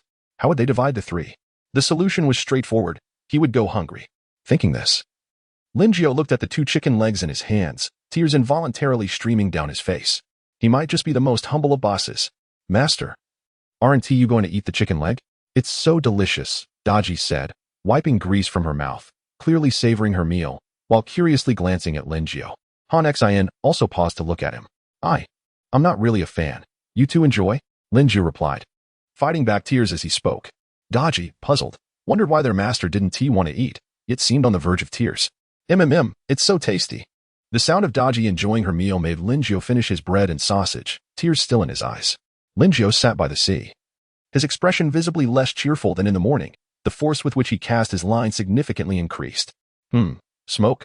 Linjiao observed the item he had caught on his fishing line, astonished. Smoke. He had managed to fish up a whole pack of cigarettes. He didn't smoke. What use did he have for this? Sell it? Wait. Selling it? The more he thought about it, the more viable it seemed. Some smokers would rather go a day without food than without a cigarette. His eyes brightened, and he opened the channel. On the regional channel, 1 sausage for a bag of bread. 1 for 1. That upstairs person must be crazy. Now that we're a bit better off, who would make that trade? 1 for a whole bag? Truly unscrupulous. A heartless merchant, confirmed. Hey, I actually caught a bundle of wooden planks. Did anyone else catch anything? Wooden planks? I've caught quite a few branches. I also caught some wooden planks. They're about 1 meter long. What's the use? Just taking up space. As Linjiao observed the conversations unfolding in the channel, he realized that his catches seemed to appear a day earlier than others. Of course, he couldn't be sure just yet. It was merely speculation. With time, he would find out. Are you still troubled by not having smoked in 3 days? Are you feeling irritable from the cravings? I'm here to help you resolve that. Supplies are limited. First come, first served. Linjiao nodded vigorously, quite pleased with his advertisement, then opened the World channel, reiterating his message. He then turned his attention back to his fishing rod, patiently waiting. He wasn't worried about a lack of buyers. He understood the frustration of those with cravings all too well. Now that everyone had achieved basic sustenance, they might just be looking to indulge a little. The true face of the wicked capitalist has once again been revealed. Chapter 14. Wood. Vines. Ding dong. The incessant notification sounds echoed in his ears, becoming quite bothersome. Were it not for the need to acquire some resources, he would not have accepted these friend requests. Hey. 1 loaf of bread for a pack of cigarettes, is that acceptable? I'm a student, could you spare me some? 3 loaves for a pack of cigarettes. Hello. Huaxia person. I wish to purchase some cigarettes. I've been without for days, it's unbearable. I currently lack resources, but I promise to repay you tenfold later. Linjiao gazed at these verification messages, his hands pressed against his head. The number of freebie seekers was staggering, and their offers were shockingly low. The more he read, the more exasperated he became. He had no intention of selling. That was out of the question. It was merely a matter of slowly reviewing the verification messages for profit. Nothing shameful about that. Eventually, he selected a few reasonable requests and accepted a friend. May I inquire about the price of the cigarettes? After contemplating for a moment, Linjiao found himself unsure how to price them. Food? He had plenty. Enough to satisfy 3 people. What else did they have? It seemed they were all rather impoverished. Just as he pondered how to set a price, Han Xin passed by him. It seemed Han Xin had no place to stay. Do you have any spare tents? After a brief moment, the response came back. No. Linjiao thought for a moment. What about planks? If only I had some rope. I have 3 meters of nylon rope. Linjiao's eyes lit up. Now he had something to secure the framework. Perfect. After he agreed, the other party immediately stated 2 packs. Not a single pack less. Linjiao raised an eyebrow at the demand. 2 packs? He only had 10. Was he foolish enough to comply? 5 sticks. The other party's face twitched at Lin Jiu's counteroffer. He had seen some outrageous bargaining, but this felt like a knife to the jugular. That's ridiculous. 5 is far too few. This is 3 meters of nylon rope. Not a single stick more. You must understand that I am the only one currently trading cigarettes. But there are plenty of others with nylon rope. You won't need it. Why not trade for a few cigarettes instead? It's a bargain. Lin Jiu skillfully persuaded. And the other party began to waver. That makes sense, but still, 5 is too little. At least half a pack. Though the other party had been swayed by Lin Jiu, he was not entirely naive. Securing a better deal was essential.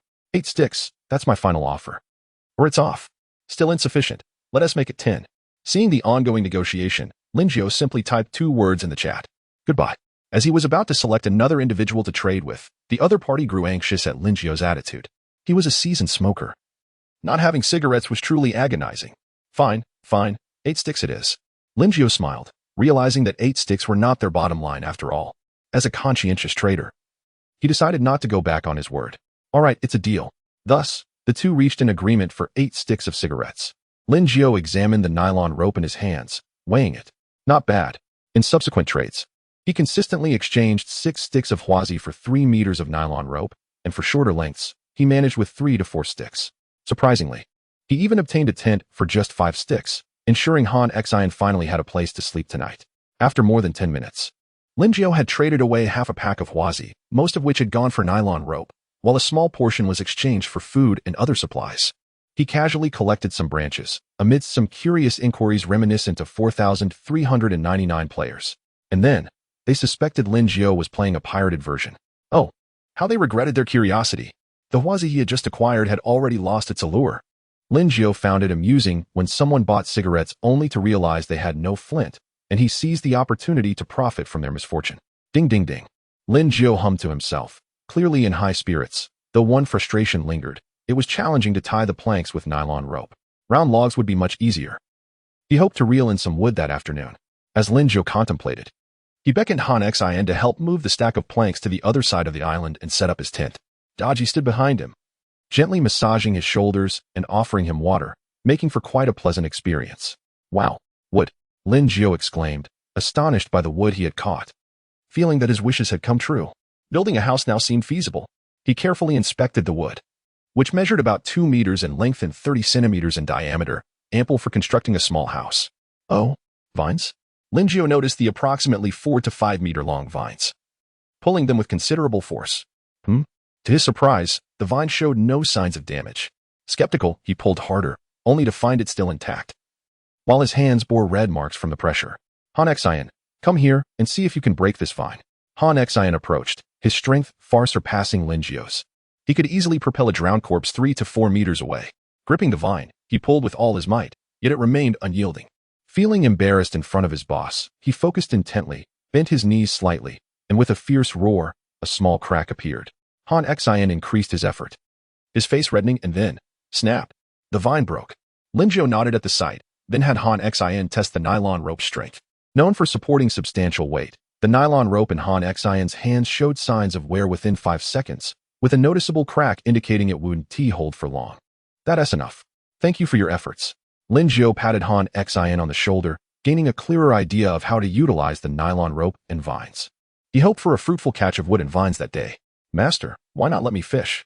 You should rest a bit. Daji wiped the sweat from Lin Jiu's forehead, noticing his fatigue and wanting to share the burden. Lin Jiu glanced at the sun, realizing it was quite relentless, and his shoulders ached. Can you fish? Lin Jiu turned to ask. Daji nodded softly. I should be able to manage. Lin Jiu handed her the fishing rod and sat beside her to avoid any mishaps. As soon as Daji took the rod, it began to tremble violently. Lin Jiu's eyes widened in surprise. Chapter 15. A 5 square meter beach. Lin Jiu's eyes widened in disbelief. This was absurd. He had barely cast his fishing line into the sea for less than a minute, and already something was on the hook. Though it wasn't unheard of for something to bite immediately, it had only occurred once in 3 days. To have such luck on the very first attempt with Daji was simply unreasonable. Could it be that Daji's complexion was exceptionally fair? As his gaze inadvertently drifted to the ravine, he noted it was indeed quite pale. As Lin Jiu pondered this, he noticed the frequency and intensity of the rod's tremors were somewhat unusual. Just as he was about to lend a hand, Daji yanked the rod vigorously, and the item on the hook emerged onto the island, a green chest. Such fortune. Perhaps he was even more unlucky than he thought. Hanshin, come here. Hanshin, who was halfway carrying a wooden plank, looked confused as he set it down and approached Linjiao. Upon seeing the green wooden chest, his eyes narrowed. Boss, step aside, let me handle this. He motioned for Linjiao to stand behind him as he advanced to the chest, lifting the lid with one hand. A drowned corpse crawled out. As the green head emerged, Hanshin delivered a swift punch to its forehead. Crack. The sound of breaking bones echoed, and the corpse's head slumped back into the chest, green blood oozing forth. Such a tragic end. Linjiao felt a twinge of sympathy for the drowned corpse. This might have been the most pitiful demise of all, having barely emerged from the chest before being dispatched. Hanshin, unfazed, lifted the corpse and tossed it into the sea with a casual flick. Linjiao could only stare in astonishment, and Daji seemed equally entranced. Damn it. He is showing off again. Hanshin clapped his hands and returned to retrieve the wooden plank, walking away. Linjiao cast a disdainful glance at the chest smeared with green blood, deciding he would never use it for storing food. Master, come quick, look at this. Upon hearing Daji's call, Linjiao hastily set down his task and rushed over. What is this? A peculiar yellow cloud hovered 10 centimeters above the ground. He circled around it, examining it closely, yet he couldn't discern its nature. Calling for Hanshin, he found that he too was at a loss. Wait. The trading platform might be able to identify it. Suddenly, he recalled that the trading platform could display item names. He quickly opened it and placed the yellow cloud onto the platform. Item, sand, 5 square meters. Effect, can be implanted on the island to expand its area. Remark. Selling price, 1,000 loaves of bread. Sand, expand the island's area. As for the price, he merely adjusted it casually to prevent someone from accidentally purchasing it. He swiftly removed the sand from the platform. This was indeed a treasure. Linjiao's excitement bubbled over as he leaped in place, turning to Daji and tightly embracing her, planting a couple of kisses on her cheek. You are truly my lucky star. He then dashed towards Hanshin, who quickly stepped back, recalling the earlier scene of Linjiao kissing Daji and frantically waved his hands. Boss, I'm not. Upon hearing this, Linjiao paused momentarily, teasingly retorting. Get lost. You're the one who is misled. Daji stood frozen for a moment, then touched her cheek where Linjiao had kissed her, her face turning as red as a ripe peach. Master, he actually kissed me. Linjiao promptly handed the fishing rod to Daji, deciding she would be in charge of fishing from now on. That fair complexion, even a horse would shed tears upon seeing it. After calming his excitement, he opened the chat channel, eager to see if anyone else had caught something like sand. Why do I feel like there are fewer people chatting in the regional channel now? Has anyone else noticed? Indeed, I've sensed it too. The chatter has noticeably diminished. Why do I feel like it's the same as before? No difference at all. Selling ordinary people? Anyone interested? Cheap prices, suitable for labor. Finally enjoying a slightly better life. Buying a person would only bring trouble. If it were a woman, I might consider it. Bags of instant noodles for sale, dirt cheap. 2 loaves for 1 bag. Bags of instant noodles? Who buys those? They can't even be soaked. Selling ham sausage and cake, very cheap. Contact me if interested. Linjiao glanced at the regional channel, noticing no one mentioned the sand, nor even the cylindrical wood. Indeed, the messages were coming through much slower than before. He weighed the yellow cloud in his hand and walked to another part of the beach, gently placing it down. The cloud gradually expanded, and a virtual 5 square meter beach materialized before Linjiao's eyes. Confirm placement of sand here, movable. Oh, how considerate, it can be moved freely. Confirm placement. A 5 square meter beach appeared out of thin air, seamlessly connecting to the island's land, the gap gradually vanishing. Quite sturdy. Linjiao stepped onto the sand, finding it solid enough to bounce on without issue. If I could catch a bit more, I could lie on the beach and relax in the future. Boss, this. Hanshin pointed at the suddenly appeared beach, his face a mask of shock. He wanted to ask but swallowed his words. Linjiao waved his hand dismissively, saying calmly, it's nothing, just basic operations. No need to make a fuss. Hanshin was left bewildered. The boss was putting on airs.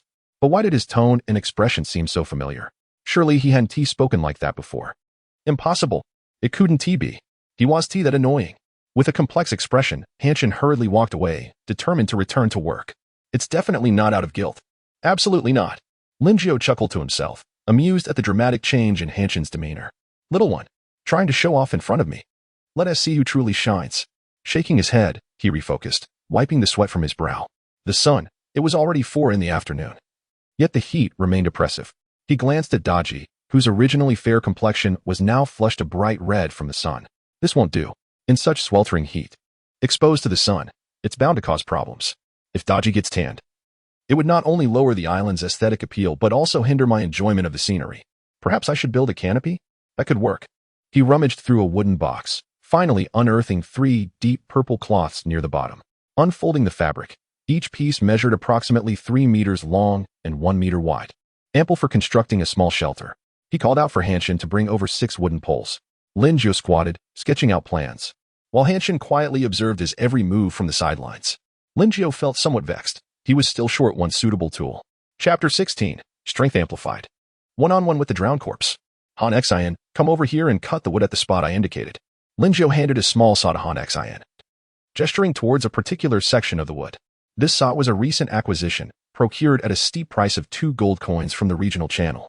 He felt a twinge of frustration as he pondered why others could catch fish while he, equipped with a fishing rod that boasted doubled luck and an absurdly advantageous baiting ability, found himself empty-handed. Simultaneously, he watched as Daji managed to reel in a saw of her own, leading to a moment of mutual astonishment. Why was it that as soon as he acquired one, she caught hers? Lin Jiu concluded it was merely his misfortune. Boss, it's all cut. Han Xian approached Lin Jiu, placing the saw into the ground. Lin Jiu looked up, noting the sweat glistening on Han Xian's brow. He glanced at the half-eaten sausage in his hand and felt a pang of guilt. His subordinates were working diligently, and here he was, sitting on the ground, indulging in a sausage and sipping cola. What a sin. He was determined not to become a heartless capitalist. He resolved to take action, drawing a dagger from his waist. He motioned for Han Xian to take a break. He moved towards a deep purple cloth, intending to divide it into 4 pieces, tying each corner to the longest piece of wood. Who said he was a callous boss? He could certainly lend a hand. With confidence, Lin Jiu began slicing the cloth. But soon, Daji. She hurriedly set down her fishing rod and sprinted to Lin Jiu's side. What is it, master? Lin Jiu, feeling a bit awkward, waved his hand and said, I need your assistance. Please, command me, master, Daji replied, her demeanor serious, which eased Lin Jiu's discomfort slightly. This phrase sounded familiar. Wasn't he from Daji's voice lines in the game? Noticing Lin Jiu's peculiar expression, Daji asked, Master, what's wrong? Nothing. Could you cut these 3 pieces of cloth, starting from here? Lin Jiu explained where she should cut, but Daji seemed only partially comprehending, prompting him to clarify once more. Daji knelt, wielding the dagger, and began to carefully follow Lin Jiu's instructions. As Lin Jiu made his way toward the fishing rod, he glanced back at Daji, who was diligently working, and nodded in appreciation. As for those who labeled him a nefarious capitalist, he would not accept it. Was he not participating in the labor? Not at all. He had merely swapped tasks with Daji. She was cutting while he fished. What was that called? It was called mutual aid. And as for the reader's complaints, what was that? An accident. But was there a problem? None at all. How are you all doing? Lin Jiu inquired idly in the regional channel. What else can we do? We can only eat enough to stave off hunger, but sleep is still elusive. I haven't managed to catch a single tent yet. Each time I wake up frozen. It's miserable up here. I managed to catch a tent. How infuriating. I didn't catch a tent, but I have flint. The branches I've caught are perfect for fuel. It's so warm by the campfire. This place has tanned my once fair skin to a deep brown. As a girl, surviving in these conditions is truly distressing. I can only watch my complexion darken. Is there a girl up there? Can we be friends? Are you a mature lady or a lowly? Any black stockings? Damn. You beasts, let that girl go. Let me handle it. Lin Jiu found himself speechless. He merely wanted to check on how everyone was faring, yet the conversation had veered off course. It seemed that every time he emerged, the tone shifted dramatically, and he could not fathom why. Chinese folk are indeed something else. I can barely finish my food, and every meal includes a sausage. Today, I even caught a blonde beauty. The feeling was indescribable. Why is there a foreigner here? It sounds like he looks down on us Chinese. How did he get in here? Does he want to experience the essence of Chinese culture? Does Big Shot MG87414 still take underlings? Do you think I'm fit for that? You, upstairs, are truly despicable. Your obsession with foreign things is shameful. People like you bring disgrace to the Chinese. Lin Jiu felt a wave of disgust wash over him. He wanted to punch that person through the virtual screen. Enough. He decided to stick to fishing. Why is there still no action? Lin Jiu couldn't help but complain. His fishing rod had a frequency of about 15 minutes per catch, while Daji averaged around 10. He was irked. Very irked. This fishing rod must be discriminating against him. Gender bias. It certainly couldn't be his bad luck. As he continued to grumble, the fishing rod suddenly began to tremble vigorously. Lin Jiu's eyes lit up. Forgive me, dear fishing rod. I shouldn't have slandered you. It's my misfortune. With a swift motion, he yanked, and a box landed beside him. The box was green. Ever since he first caught Daji, all the subsequent boxes had been green. Was this a hint of some sort? He also noticed that his strength seemed considerably enhanced. Previously, he had to exert tremendous effort to haul up a box. But now it felt almost effortless. Could it be that his strength had genuinely increased? He rolled up his sleeves to examine his biceps, which appeared notably more robust. Perhaps he should test his newfound strength on the drowned corpse inside the box. He glanced at Han Xian, who was busy alongside Daji in the distance. Then turned back to the box, contemplating for a few seconds. Yes, let us do this. Linjiao deftly opened the box, and out crawled his old acquaintance, the drowned corpse. Gah! The freshly emerged drowned corpse fixed its gaze on Linjiao, emitting a quacking sound akin to that of a duck as it charged at him. Han Xian and Daji, who were nearby, turned towards Linjiao in unison, both exclaiming, "Master, be careful. Boss, run this way." Without hesitation, they dashed towards Linjiao, eager to reach him as swiftly as possible. Linjiao had no time to respond. He was fixated on the approaching drowned corpse. "Master, boss." Chapter 17. The shed is built. Instant noodles. Linjiao let out a furious roar, delivering a powerful kick to the drowned corpse's chest, sending it soaring into the air and crashing heavily into the sea. That must be at least a meter, right? A meter isn't far. But let us not forget that it was kicked while airborne, flying a full meter away. Although it pales in comparison to Han Xian's feats, it felt as if he had rocketed through the sky compared to the first day he arrived on the island. He hadn't consumed any miraculous elixirs. Could it be that the aura of this other world has revived? Amused by his own thoughts, he chuckled. Such creativity would be a shame if he didn't write a novel. Not only was Linjiao immersed in the thrill of his kick, but Daji and Han Xian, who were rushing towards him, also stood frozen in place.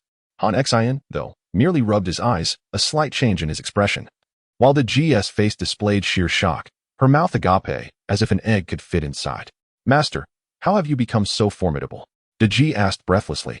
Jogging up to Linjiao, he shook his head, indicating he was just as perplexed.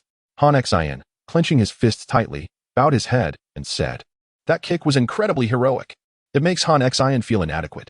Upon hearing this, the joy that had lit up Linjiao's face vanished. It wasn't that he disliked flattery. It was just, have you ever seen someone express flattery with a blank expression? Come on, at least show some emotion.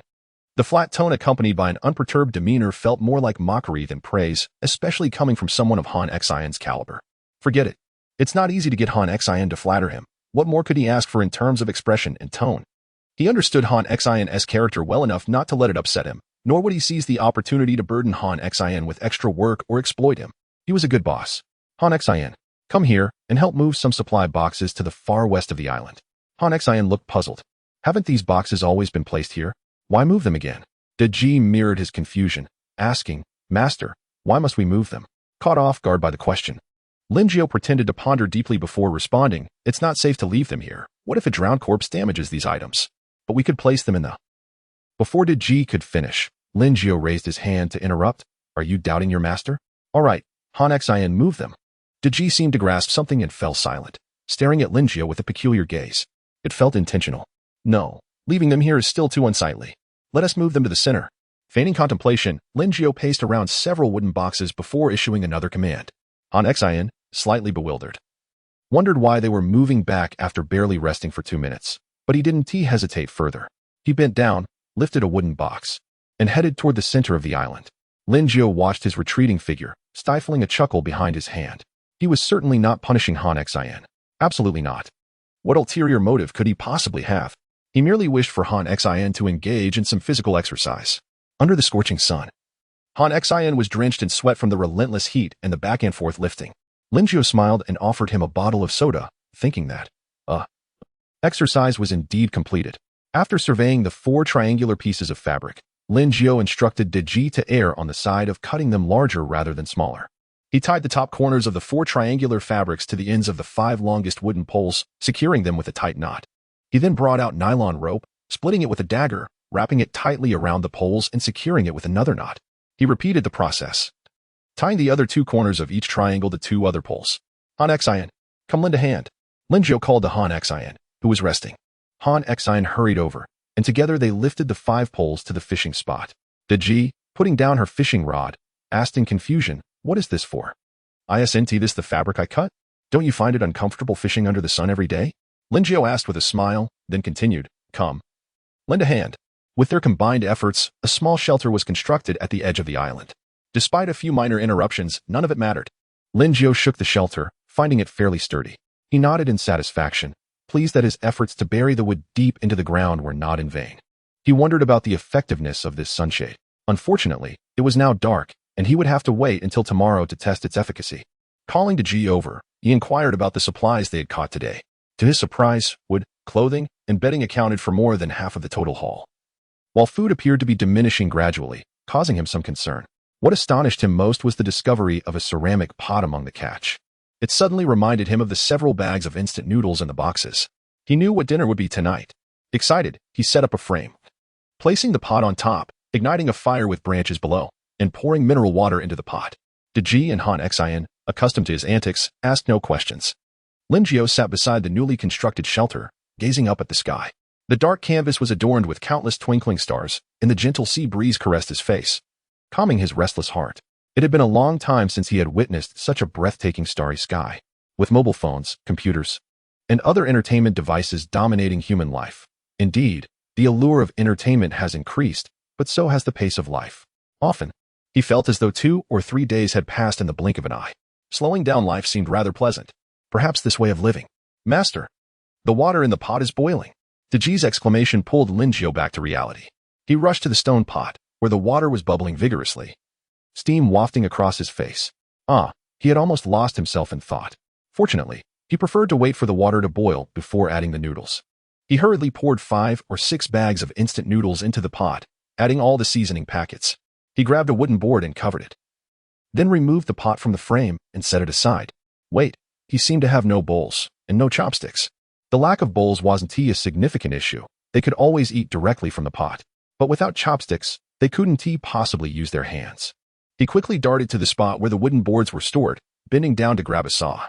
Linjiao washed 3 pairs of chopsticks in the seawater before handing them to the 2. He examined the chopsticks in his hand, satisfied. Although they differed slightly from his expectations, the resemblance was still notable.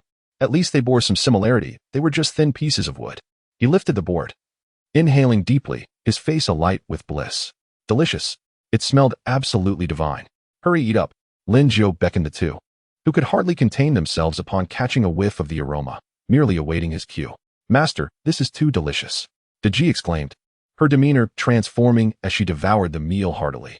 Han Xian, on the other hand, was even more absorbed, eating in silence without pause. Seeing their fervent appetite, Linjiao exclaimed, whoa, slow down you two. Chapter 18. Instant noodles are selling like hotcakes. In the corner of the tent, the soft sounds of Linjiao's quiet sobs echoed, as Daji and Han Xian had already retreated to their respective tents. His instant noodles. Oh, the agony. He had barely consumed 2 bites before they vanished. While others feasted from bowls, these 2 had the audacity to use pots. How unfair. To vent his grievances, he decided to take to the regional channel and share his woes. The evening breeze was exceptionally refreshing. He had just managed to catch a tent and was relieved to finally escape the discomfort of sleeping outdoors. Brothers, having just finished a chicken leg, I felt particularly content. It's just a chicken leg, after all. I've had bread before. I'm not boastful. Originally, I could have indulged like you all, but this morning, I caught a person, an ordinary one at that, and suddenly, food became scarce. Oh, the injustice. Witnessing his companions thriving only deepened Linjiao's sense of imbalance. They were all well fed, while he had only managed 2 bites from a pot of instant noodles. Slurping sounds filled the air as he savored a duck leg. Its flavor pleasant, yet it did little to alleviate his frustrations. Brothers, do you comprehend the depths of my misery? A vast pot of instant noodles. And I could only eat 2 bites, with the rest claimed by Daji and Han Xian. Laughter erupted from his peers, mocking his plight, as sympathy mingled with a desire to jest. Instant noodles? How tragic. I feel for him, yet I also want to punch him. Am I alone in this sentiment? You are not alone. I too wish to. Once again, it was the 520 moment, and as usual, it was filled with ostentation. My potato chips suddenly lost their appeal. Are you all focused on the wrong aspects? Instant noodles. A pot. He actually has a pot. Could the 520 overlords spare me a bag of instant noodles? I'd even provide my own. I want some too. Having caught 3 bags of instant noodles, I have no pot, and simply do not know how to consume them. Eating them raw is no better than bread. Oh no. I just finished the last bag of instant noodles dry. Linjiao stared at the posts in the regional channel. Bewildered, he merely wanted to express his grievances and lament his fate, yet unexpectedly, business opportunities arose. He was exhausted. He felt so wronged. He did not wish to engage in this. What? Extra money? Oh, then, it's nothing. After some exchanges, He agreed to help boil a bag in exchange for a bundle of wooden planks, with a few fortunate souls managing to trade a single piece of wood for a bag. This time, he acted with integrity. He quickly placed the pot on the stand, kindled a fire, and added water, all in one fluid motion. Soon, he found himself with over 20 bags of instant noodles and several packages. Once the water boiled, Lin Jiao tossed in 8 bags of noodles and 4 seasoning packets, eagerly awaiting their completion. As the noodles cooked, he transferred them into instant noodle bags, trading them one by one. Having completed this, he promptly called Han Xin and instructed him to carve 50 pairs of chopsticks, roughly similar to the ones he had made. Han Xin looked perplexed but nodded in agreement. A sly smile crept across Lin Jiao's face. Surely, one must have chopsticks to enjoy instant noodles. Thus, selling chopsticks seemed reasonable. As for crafting his own, by the time they were ready, the noodles would be long gone. Eating with hands? That would scald them. Just as he contemplated pouring out the boiling water, he suddenly felt it was wasteful. In such circumstances, frugality was essential for survival, so he continued using it. Surely, that was not unreasonable. He believed they would understand. Lin Jiao wore a devious grin as he added 8 or 9 more bags of noodles, packing them into bags. Albeit, this time, he slyly reduced the quantity in each bag, saving the excess for 2 bags. Some hadn't caught any instant noodles and, in desperation, exchanged hefty sums, 5 bundles of planks or 3 pieces of wood for a single bag. What kind of person was Lin Jiao? An ethical merchant. He considered that some had just finished their meals and couldn't consume an entire bag, which would be wasteful, so he aimed to assist. After all, he would never part with a share. Utilizing the time while the noodles soaked, he glanced at the regional channel. Instant noodles smelled delightful. Ah, these chopsticks. Rather unsightly. Unsightly? They were downright hideous, just 2 slender wooden strips. Ridiculous. Refund. Having something to eat was already a blessing. The aroma was enticing. I wish to file a complaint. These chopsticks are inferior to the ones I could craft myself. How outrageous. Can't you be satisfied? I'm unable to eat. Could the 520 overlord kindly donate a bag of instant noodles? Those upstairs, you wretches, should just perish. I nearly vomited after consuming instant noodles. I demand a refund. These are not chopsticks. This is consumer deception. Hearing your complaints made me reconsider buying. Perhaps it's best to forego it. Upon seeing this, Lin Jiao felt dismayed. This threatened his revenue. He quickly spoke up in the channel. If you are dissatisfied, you need not purchase. I have never forced anyone. As for the chopstick issue, in the interest of expediency, to ensure you can enjoy a warm meal, Han Xin has worked tirelessly. How could you say such things? It's disheartening. Lin Jiao first clarified his stance, then lamented his plight. What a pity he had pursued a career as an internet influencer. Indeed. What time is it? And yet you still demand this and that. Chopsticks made by Han Xin? Even if they're ugly, I'll buy them. My apologies, esteemed one. I was about to complain, but realizing these are chopsticks crafted by Han Xin makes it worth it. Brothers, do not hinder me. No matter what. I must purchase a bag of instant noodles today. 520 overlord. May I buy a pair of chopsticks separately? I too wish to buy a pair of chopsticks. Lin Jiao observed the reactions in the regional channel, nodding in satisfaction. He hadn't anticipated Han Xin's charm to be so potent. Dozens were eager to buy chopsticks alone. Hundreds of orders were pouring in, and the numbers continued to rise. Wait. Lin Jiao glanced at Daji, who was nearby packaging the noodles, and suddenly felt a pang of regret.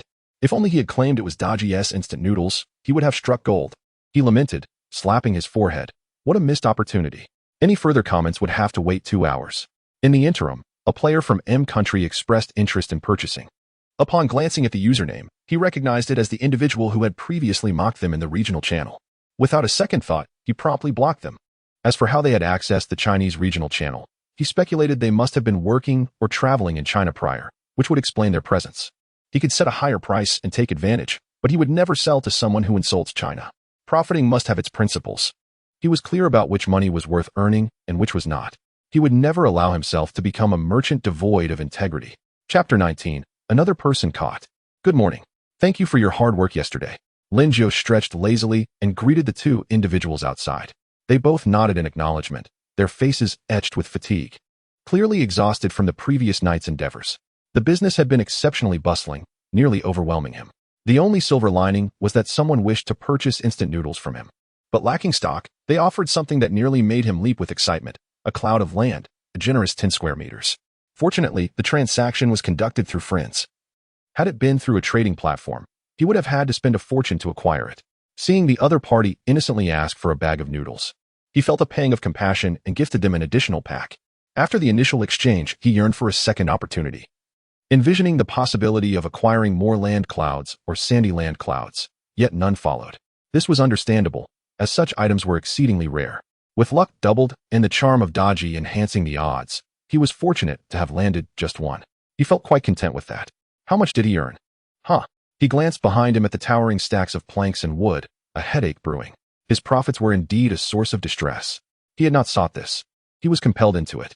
He finally witnessed what it meant to have a mountain of goods. Last night, realizing he could no longer accommodate any more wood or planks on his island, he altered the trading conditions to vines, resulting in yet another substantial pile. Later, he switched the trading conditions to food, which significantly reduced the orders, yet he still amassed an impressive bounty. 6 large boxes filled with food, and beside them, a veritable mound of provisions. Alas, with such an abundance of food, the 3 of them could never consume it all. Linjiao gazed at the vast quantity of food, a sense of worry creeping in. He found himself nostalgically recalling the days of frugality on the first day. Were it not for the lack of space and their sheer exhaustion, the island might have been overflowing. Observing the plethora of wood and planks, he pondered how to utilize them. Perhaps he should construct a house? Wait, a house? He could actually build one. But how should it be constructed? A foundation was certainly necessary. Just as Linjiao felt at a loss, Daji exclaimed, "Master, I've caught a chest." Linjiao hurried over, a tinge of anxiety in his expression, but upon seeing the chest, his eyes widened in disbelief. It was a normal wooden chest. He had expected something green. Upon hearing Daji's shout, Han Xin dashed over from the wood pile, calling out, "Boss, step back and be cautious. Let me handle this." Linjiao couldn't help but chuckle. They were treating the chest as if it contained a corpse.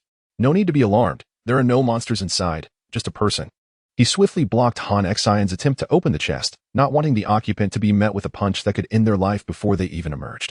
Han Xion, skeptical, stood protectively in front of Linjiao, ready to spring into action if anything seemed amiss. Linjiao smiled.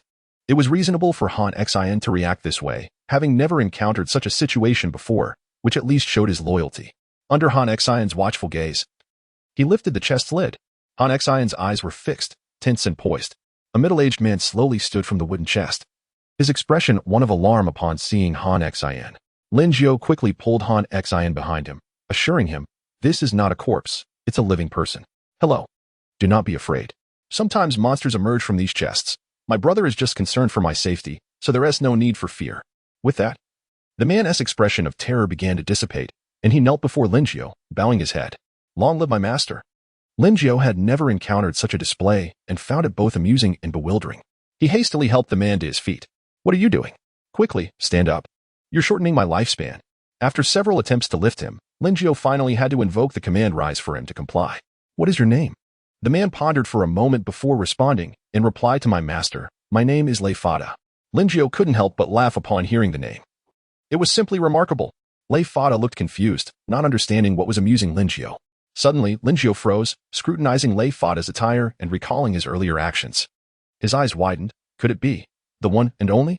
He quickly grasped Lei Fada, excitement bubbling over as he asked, "Can you build houses?" Lei Fada stood still, seemingly lost in thought, as if recalling something, before replying, "Yes. And I believe I am quite skilled at it. Do you remember which dynasty you hailed from?" Upon hearing this question, Lei Fada hesitated, his expression turning pained.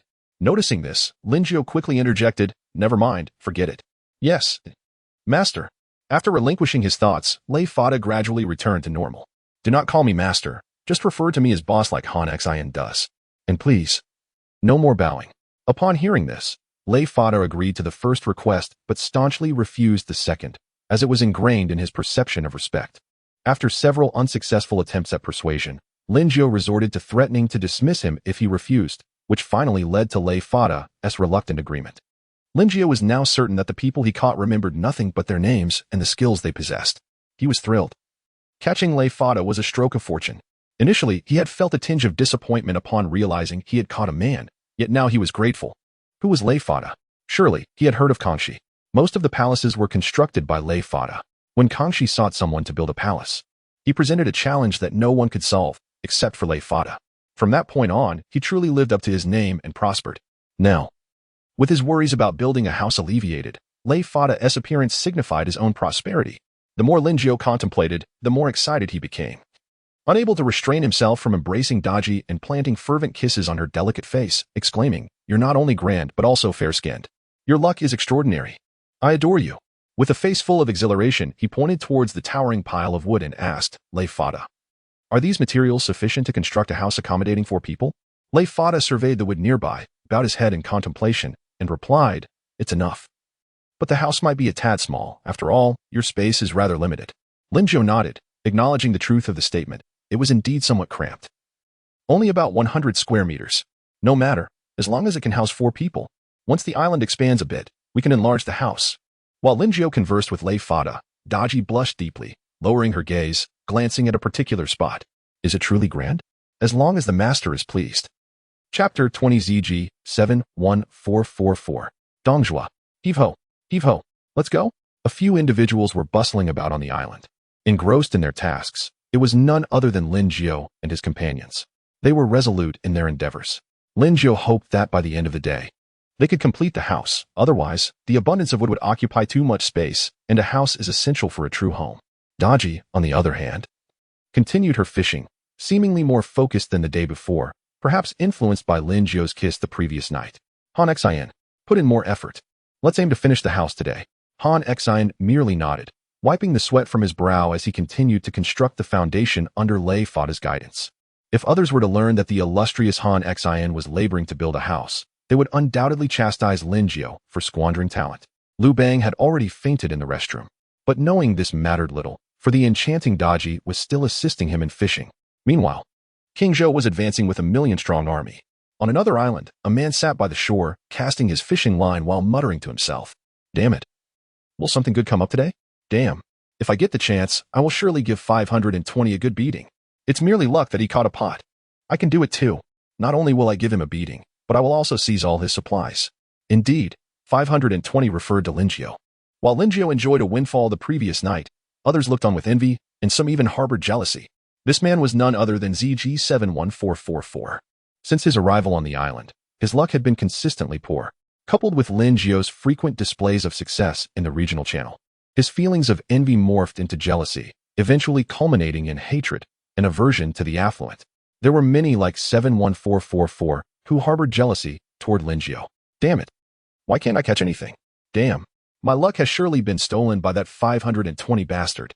With a furious exclamation, 71,444 slammed his rod onto the ground, placing all blame on Linjiao. He had lost his composure. Each time he hoped to reel in something valuable to turn his fortune around. To flaunt it in the regional channel like Linjiao. To recruit a follower, find a beauty, and trample Linjiao beneath his feet. Thus ascending to the pinnacle of life. A quintessential double standard. He could not bear to see others thrive. Lost in his thoughts, his body trembled with excitement. As if he could already envision the moment arriving. He picked up his fishing rod once more and cast it into the sea. He could do this. Moments later, the rod began to shake vigorously. He gripped it tightly, unable to contain his excitement. Ha! Fortune has finally smiled upon me. Something has bitten right after I cast. With all his strength, he lifted the rod and was met with a wooden box, an ordinary wooden box. Though he had never caught one, he had heard in the channel that ordinary wooden boxes contained people, while green boxes held corpses. He approached the box with trepidation, silently praying, "Please don't be an ordinary person. Please. I want someone exceptional. Zhao Zilong." Yes, Zhao Zilong. Upon opening the wooden box, a man emerged.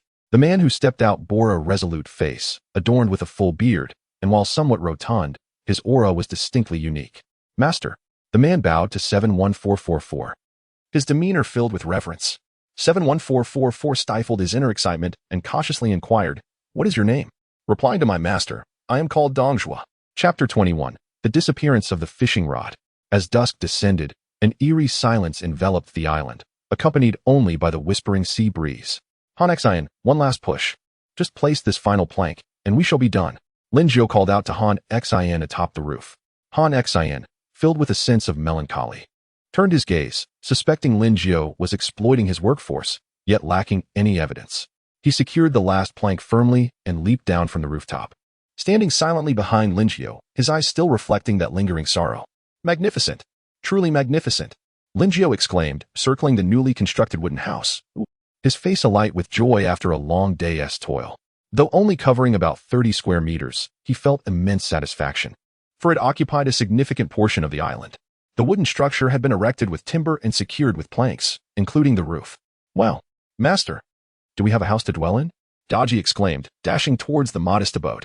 Though simple in appearance to her, it represented the first warm home she shared with Lingio. If only there were a little one. Oh, why was she thinking of that? Daji. Daji. Ah. Lingio's call snapped Daji from her reverie. Observing her flushed cheeks, he inquired, why is your face so red? It's merely a house. Perhaps it's just the sea breeze. Daji replied, concealing her thoughts. Lingio, unconcerned, beckoned Han Xian and Lei Fada to join him for a meal. After a long day's work, they had only eaten once and were likely famished. Upon entering the shed, Lingio was astonished to find a considerable amount of meat in the box: beef, mutton, pork. Did you catch all this today? He asked, eyes wide with astonishment as he pointed at the half-filled box. Daji nodded, puzzled. Is something wrong? Did I catch the wrong fish? Suddenly recalling the 2 items she had caught, she rummaged through another box and produced 2 cloud-like orbs. By the heavens, Lingio gasped, more astounded by the sight of these orbs than the meat. He quickly snatched them from Daji, placing them on the trading platform for inspection. One measured 5 square meters, the other 10, not sand, but land. Daji blushed at Lingio's reaction, recalling how he had kissed her upon seeing the previous cloud orb. With 2 this time, Shuntihi. However, disappointment washed over her as Lingio did not kiss her but instead proceeded to place the land down. Joy radiated from Lingio's face as he expanded his island's territory. His island had finally surpassed the White Plains threshold.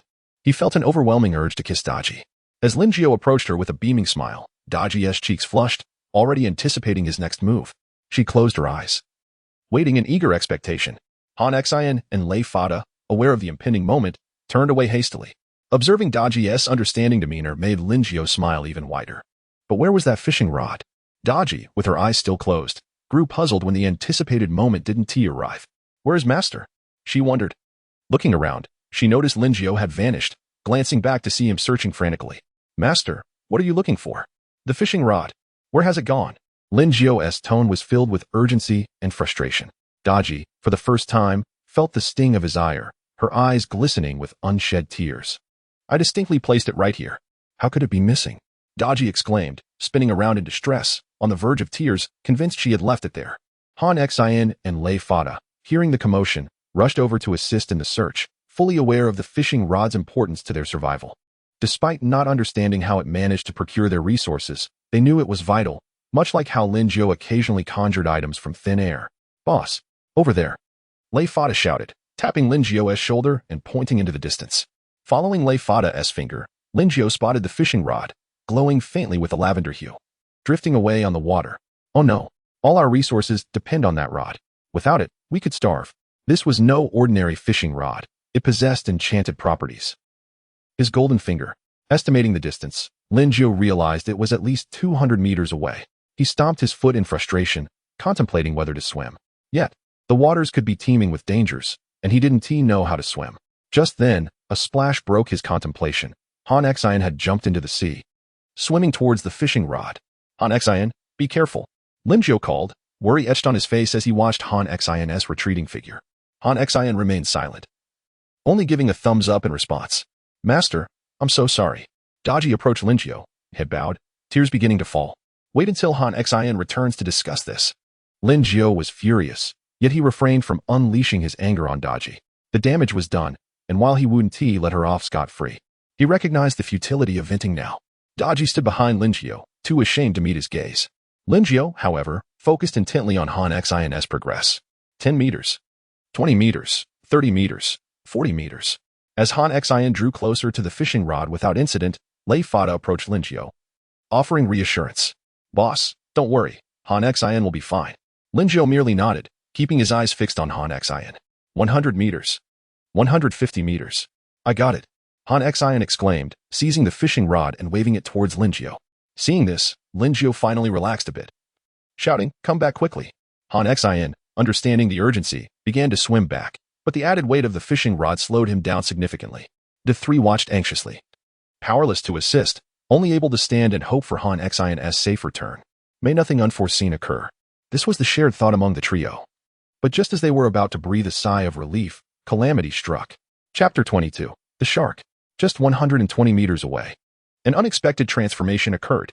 2 greenish heads emerged not far behind Han Xian, causing Lingio's heart to race. Drowned corpses. Lingio cupped his hands into a trumpet shape and shouted to Han Xian. Han Xian. Quickly swim back. There are drowned corpses behind you. Upon hearing this, Han Xian turned his head, and indeed, 2 drowned corpses were trailing him. Han Xian intended to turn around and deal with the 2 corpses. But Lin Jiao anticipated his intention. Don't linger. Hurry back. Hearing this, Han Xian relented and increased his speed. Yet, Lin Jiao could not shake off his concern. It was not that he doubted Han Xian's strength. After all, the situation in the sea was unpredictable, and Han Xian was wielding a fishing rod, which would slow him down considerably. The 2 drowned corpses would catch up in no time. Calamities continued to unfold. 3 more drowned corpses appeared ahead of Han Xian, roaring and charging towards him. Han Xian's gaze was fixed on the 3 corpses while glancing back at the 2 that were quickly closing in behind him, surrounded on both sides. Since evasion was futile, he decided to fight. Han Xian pivoted and swam towards the 2 corpses behind him. With a mighty strike, he smashed one of the corpses, causing its head to explode. The other corpse seized the opportunity to attack, and Han Xian quickly kicked it away, but the water diminished his strength, sending the corpse only a meter back. Undeterred, the corpse continued its assault on Han Xian, who glared coldly. Did they truly think him easy prey? As the corpse approached, he raised his hand and delivered a punch to its head, which burst apart like a watermelon. The surface of the sea was stained green with the blood of the drowned corpses. After dispatching the 2, he turned, eyes glinting with ferocity, and swam towards the remaining 3 corpses. The trio recoiled slightly at Han Xian's fierce gaze, and he seized the moment to jab his fishing rod into one of the corpses. Fortunately, the quality of the rod was not to be trifled with. He decisively withdrew it from the corpse, and the other 2, seemingly enraged by the death of their companion, charged at Han Xian. Observing this, he set the rod aside, letting it float on the surface, and raised both hands, delivering a double strike. With a resounding crack, the headless bodies of the 2 corpses plummeted into the depths.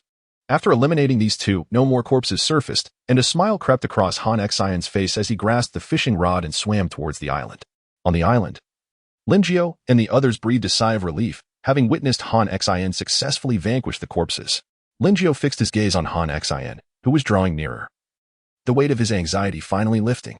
Just as the 3 thought their troubles were over, the sea around Han Xian suddenly surged violently. When the water settled, Han Xian had vanished, leaving only the fishing rod behind. Nightfall obscured Lin Jiao's understanding of the situation. He could not discern what had transpired. Anxiously, he paced back and forth. Lei Fada placed a reassuring hand on Lin Jiao's shoulder. Boss, it's all right. Perhaps Han Xian merely discovered something and went for a closer look. He'll resurface shortly. As he spoke, Lei Fada chuckled at his own words, realizing he did not truly believe them. Daji sobbed, I'm sorry, master. If it weren't for me, brother Han Xian wouldn't. Lin Jiao, feeling increasingly agitated, shouted, Silence. If it comes to it, I will dive in. Boss, that's not wise. Lei Fada urgently implored, but the determination in Lin Jiao's expression indicated he was resolute. If we wait half an hour and he still doesn't return, I'll accompany you. Lin Jiao nodded, resigned to this plan. He had not noticed Daji quietly moving to the other side of the island, her face set with determination.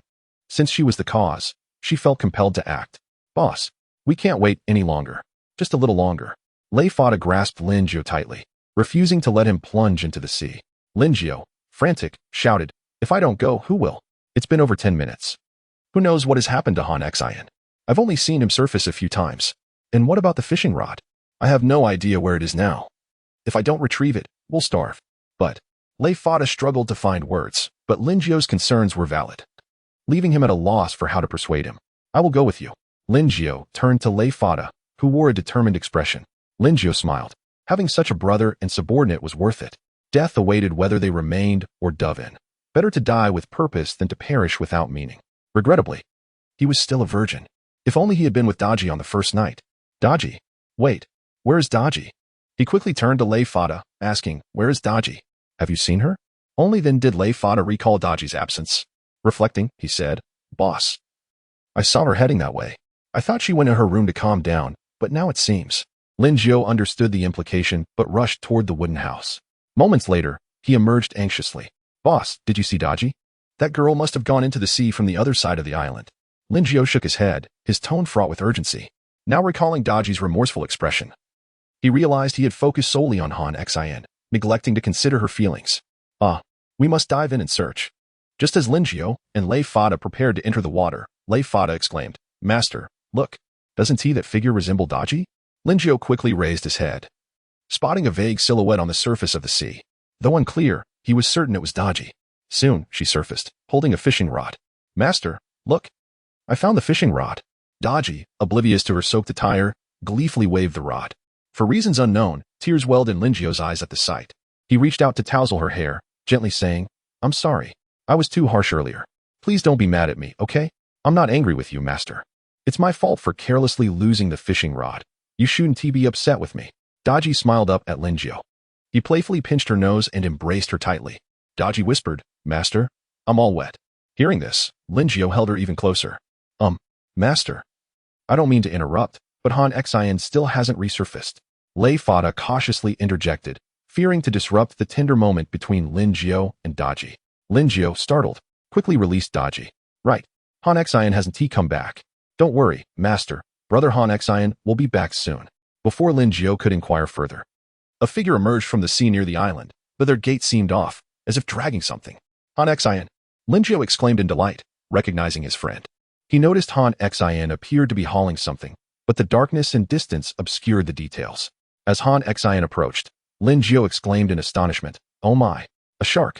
Chapter 23, Selling Shark Meat. Han Xian was dragging not just any catch, but a small shark, approximately 1.5 meters in length. Its head marred by several gashes from which blood flowed incessantly. Linjio rushed over, scrutinizing Han Xian carefully. Upon confirming that Han Xian bore no injuries, he let out a sigh of relief. Are you all right? Despite Han Xian's unscathed appearance, Linjio couldn't help but ask. Han Xian, maintaining an indifferent expression, shook his head, continuing to project an air of nonchalance. Observing Han Xian's demeanor, Linjio felt a pang of realization. He had once again allowed Han Xian to display his bravado. Well, let him be. A shark is indeed quite the trophy. As Han Xian walked ahead, Linjio followed closely behind, as though Han Xian were the proprietor and he the mere employee. Upon entering the shed, Han Xian unceremoniously tossed the shark onto the ground and sat down, tilting a bottle of mineral water directly to his lips. Daji, having changed her clothes, appeared unfazed by the sight of the shark, as if she had anticipated it all along. In that moment, Linjio felt somewhat like a naive bumpkin, unaccustomed to the ways of the world. Han Xian, would you share what transpired after you entered the water? Linjio inquired curiously, sprinkling a seasoning packet meant for instant noodles over the prepared shark meat. He resembled an eager gossip-monger at that moment. Boss, it was nothing much, just. As Han Xian recounted his harrowing experience, Linjio learned of the perilous situation he had faced. After dealing with several drowned corpses, as he swam back, Han Xian felt an ominous presence approaching. He quickly unsheathed a dagger and thrust it into the water. Indeed, he struck something. Before he could process the situation, a tremendous force yanked him beneath the waves. Upon closer inspection, he realized it was a small shark, and he found himself in a fierce struggle with the creature. Whenever he needed air, he seized the opportunity to surface, only to plunge back underwater again. No wonder he had occasionally seen Han Xian's head bobbing above the waves. His repeated attempts to deliver a fatal blow to the shark proved futile, but fortunately, Daji appeared to turn the tide. With a mere glance, she immobilized the shark, allowing Han Xian to deliver a decisive strike, after which he effortlessly dealt with several more drowned corpses on his return. Upon hearing this, Linjio couldn't help but shower Daji with praise. Boss, I'm full. Master, I too am satiated. The meat isn't particularly appetizing. After hearing that the three of them were full, Linjio patted his stomach, realizing he felt quite satisfied himself. He glanced at the shark's carcass nearby. It weighed no less than 100 pounds. What to do with it? If left until tomorrow, it will surely spoil. Perhaps I should sell it? You too, tidy up the place. Lei Fada, please prepare a few makeshift beds, nothing too fancy, just enough to sleep on. Daji, you stay behind to assist. Linjio instructed the two, requesting Daji's help in roasting the shark meat. He then opened the regional chat channel, noting that at this hour, everyone seemed to be free, and the channel buzzed with activity. Are you still fretting over not having a pot to cook noodles? I have a pot and can help. What the heck? Someone upstairs actually caught a pot. Hurry, help me cook a packet. After the esteemed 520, another player hooked a stone pot. What a twist. I've added you, just as I was about to have dinner. What luck? Linjio raised an eyebrow, pleasantly surprised that others had also managed to reel in pots. It seemed his business was thriving. Alas, they had crossed paths with him. A hint of regret crossed Linjio's face as he typed a message. Dessert after dinner, something you've never tasted before. Shark meat. Limited quantity, come quickly. Prepared by Daji herself. This time, Linjio learned from the previous night's experience and included Daji's name, casting a mischievous glance at the busy Daji nearby.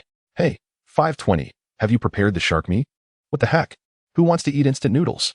I want shark meat. Why does it feel like 520 is a beta tester? Did he come here before? I don't think so. I believe he's the destined child of this alternate world. Perhaps you've read too many novels upstairs. Daji's roasted shark meat. Here I come. Charge. Smart people add first before chatting. I added you right away, hee hee. Upstairs is such a dog. You're not playing fair, attacking from behind. Thankfully, I added you first. How come I feel like you're the biggest dog of all? Linjo chuckled as he closed the regional chat channel, approving some friend requests from those genuinely interested in purchasing shark meat. Boss. How much are you selling the shark meat for? Linjo pondered, deeply immersed in thought about how to set the price. As a conscientious merchant who regarded his customers as family, he knew the pricing should not be too low. After all, this was something Han Xin had risked his life for, and Daji had prepared it with care. How could the price be low? Where did you learn this from? Of course, from my brother Gotzi. I consider Gotzi my childhood friend, and Gotzi thinks of me as a turtle. After much contemplation, he decided to prioritize exchanging for materials he lacked. Oh, finally done. Linjo stretched, having sold all the remaining shark meat. Initially, selling it so quickly seemed improbable, however. One individual possessed a 10 square meter land cloud and wished to exchange for all the shark meat. Linjo, seeing no issue, readily accepted. Yet, upon glancing at the individual's handle, he recognized it as the player who had ridiculed Huaxiao last time. He couldn't resist taking advantage of the situation. After some haggling, the individual added a 2 square meter land cloud to the deal, agreeing to Linjio's condition. It could only be sold in the world channel. Linjo understood the individual's intention to monopolize and make a hefty profit. It was irrelevant to him whom they deceived, as long as they did not deceive the people of Huaxia. Throughout this series of negotiations, Linjo managed to sell the majority to this player, reserving a small portion for those in the regional channel. After tallying his recent earnings, he found himself with 12 square meters of land, an assortment of vegetables and wood. Some sought to trade food, but without hesitation, Linjo declined. When they pressed for the reason, his response left them disheartened. I have too much food. For people can't finish it all, and I have half a box of meat. Linjo spoke the truth. He needed to smoke the meat in the box tomorrow, or it would spoil before long. He sought to construct a warehouse for storing supplies, as stacking them on the island was quite unsightly. What vexed him was that many seemed to have caught vegetables, while he possessed only a meager amount, prompting him to exchange for a few. While rummaging through his box, he discovered hot pot base ingredients, which Daji had caught today and initially intended to discard. He yearned to indulge in a hot pot feast. As soon as the hot pot was announced, the neighboring children were left drooling. Linjo exclaimed in confusion, spotting a familiar handle, ZG72444. Wasn't this the one who had been clamoring for instant noodles in the regional channel? Did he also wish to buy shark meat? Linjo accepted his friend request, and before the other could speak, he typed a message in the chat box. Hello. The shark meat has already been sold out. My apologies. I buy your mother. Damn it. Chapter 24, Cutting Off a Person's Source of Income. I buy your mother. Damn it. ZG72444 fumed, utterly enraged. After all his efforts to reel in a stone pot, he had envisioned a path to fortune. Yet, what was this? 520. A shark meat seller had emerged from nowhere. He refused to accept it. Linjo cast a curious glance, pondering the peculiar behavior of the individual before him. Was this person truly unwell? If one chose not to purchase, why resort to insults? Could it be that his business was encroached upon? After all, it was merely a matter of competition. Was it really worth such ire? Rather than retaliating against 72,444, Linjo reflected deeply, realizing that this situation was indeed misguided. Severing one's means of income is akin to slaying one's parents. He recognized his error and felt compelled to offer compensation. But how to compensate? Naturally, by cutting off his financial resources.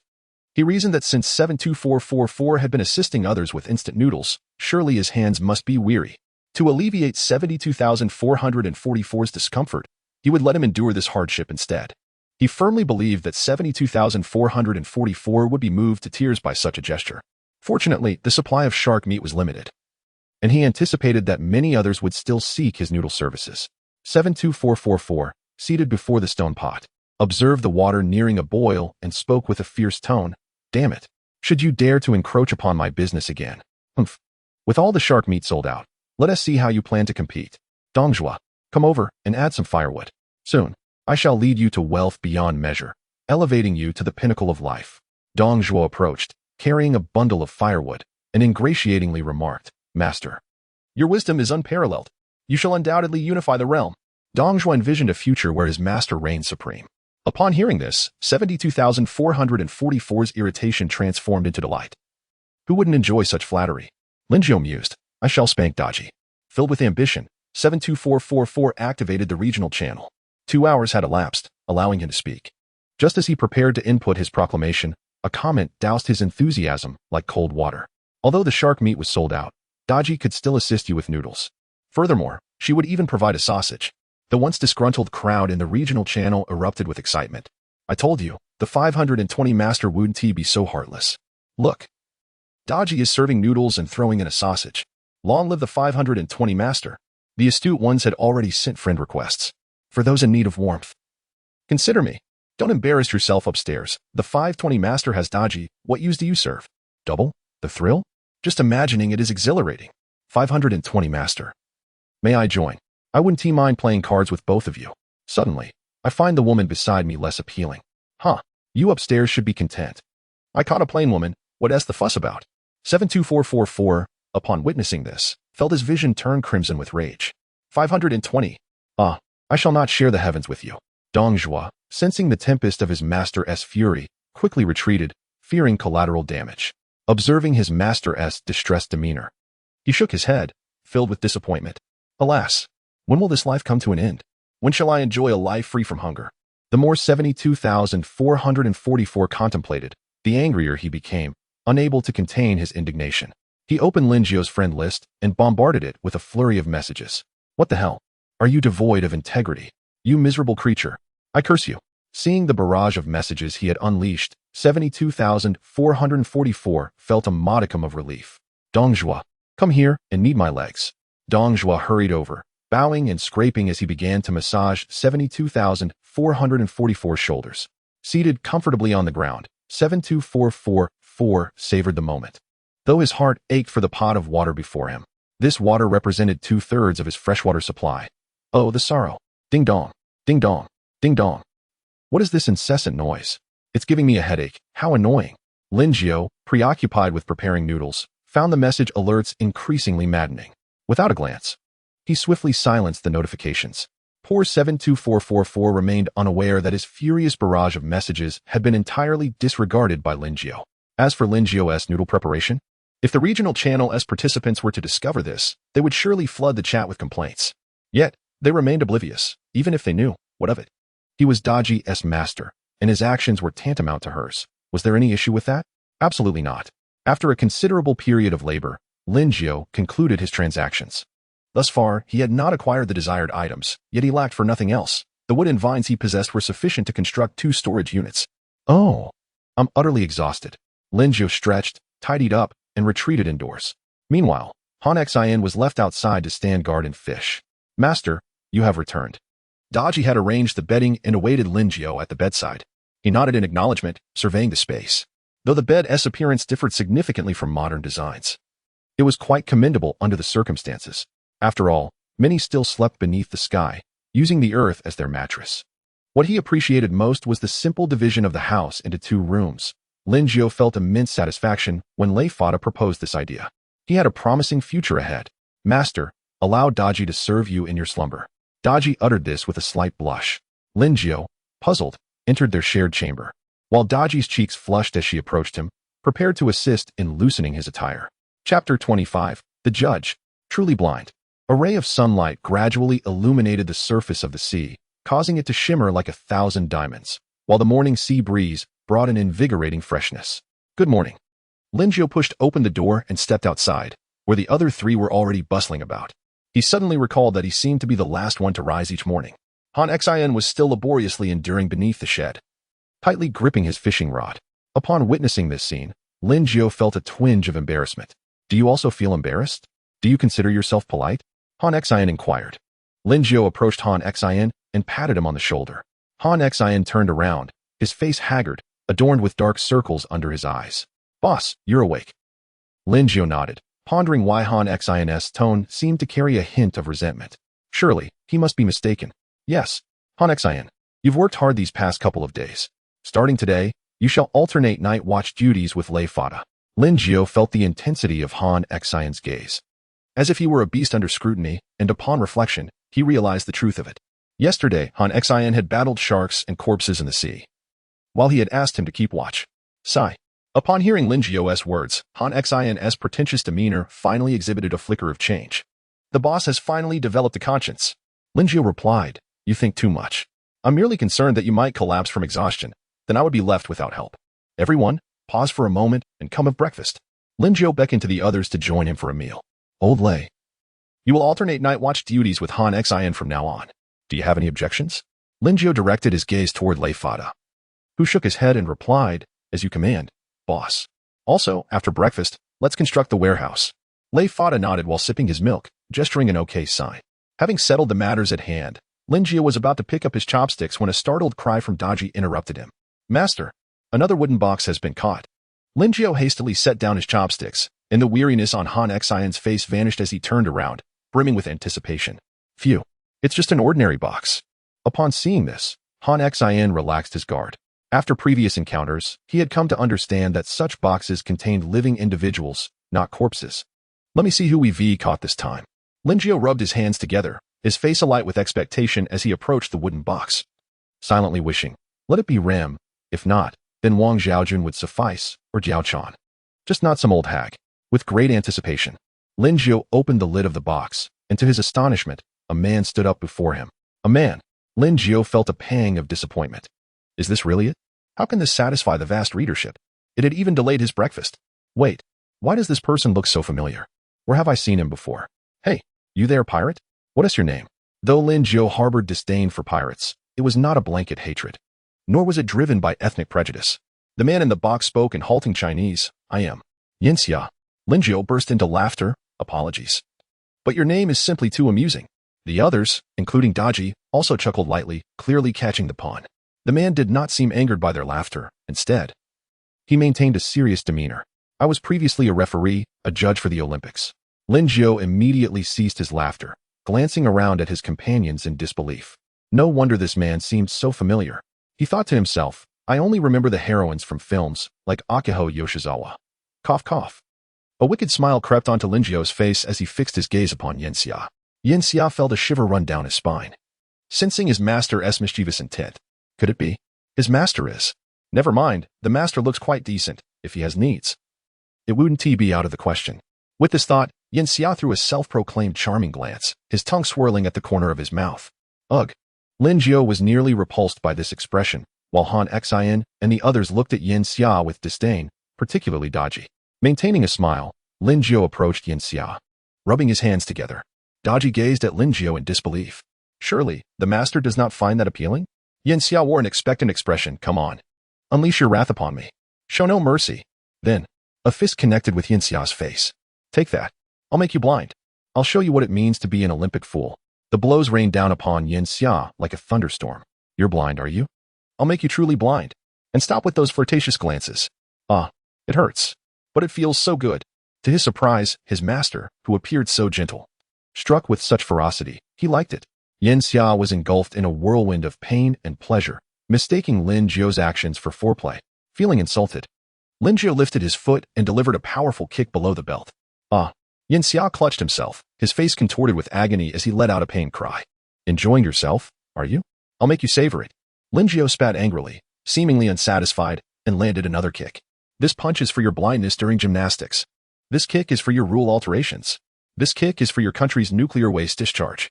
And this kick is for your country and mascot charging fees.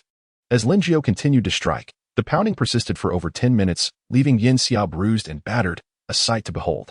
Wah! I'm not the only referee. I didn't discharge the nuclear waste. I didn't set the fees. Why am I being punished? Lin Jiao responded, fair point, then I apologize. I'm sorry. Oh, wait. I accidentally said sorry twice, so I'll hit you for another 10 minutes. Daji, you three, come help me out for a bit. I'm tired and need a break. Lin Jiao called out, panting as he sat down. Daji and the others exchanged wicked grins, cracking their knuckles as they approached the nearly lifeless Yinxia. Peering through swollen eyes, Yinxia saw the three approaching him and attempted to speak. But fists began to rain down upon him like a torrential downpour. Lin Jiao watched in astonishment. These three are far more brutal than I am, especially Daji. Master, he has fainted. He really can't take a beating. Daji shrugged innocently. Lin Jiao, at a loss for words, thought. You were the one who hit him the hardest. It's been nearly an hour. If he hasn't died, he is certainly resilient. He glanced at the unconscious Xia, whose body was covered in blood, with a puddle of yellow liquid beneath him. A pang of guilt struck Lin Jiao. Had he gone too far? Perhaps he should offer some form of compensation? Yes. For the sake of friendship between our two nations, compensation is necessary. Pour some water on him to wake him up. Then hit him for another 10 minutes before tossing him into the sea. After all, I am a kind person, incapable of such inhumane acts. Oh, and remember. Aim for the eyes. Daji. Han Xin. Lei Fada. Kindness.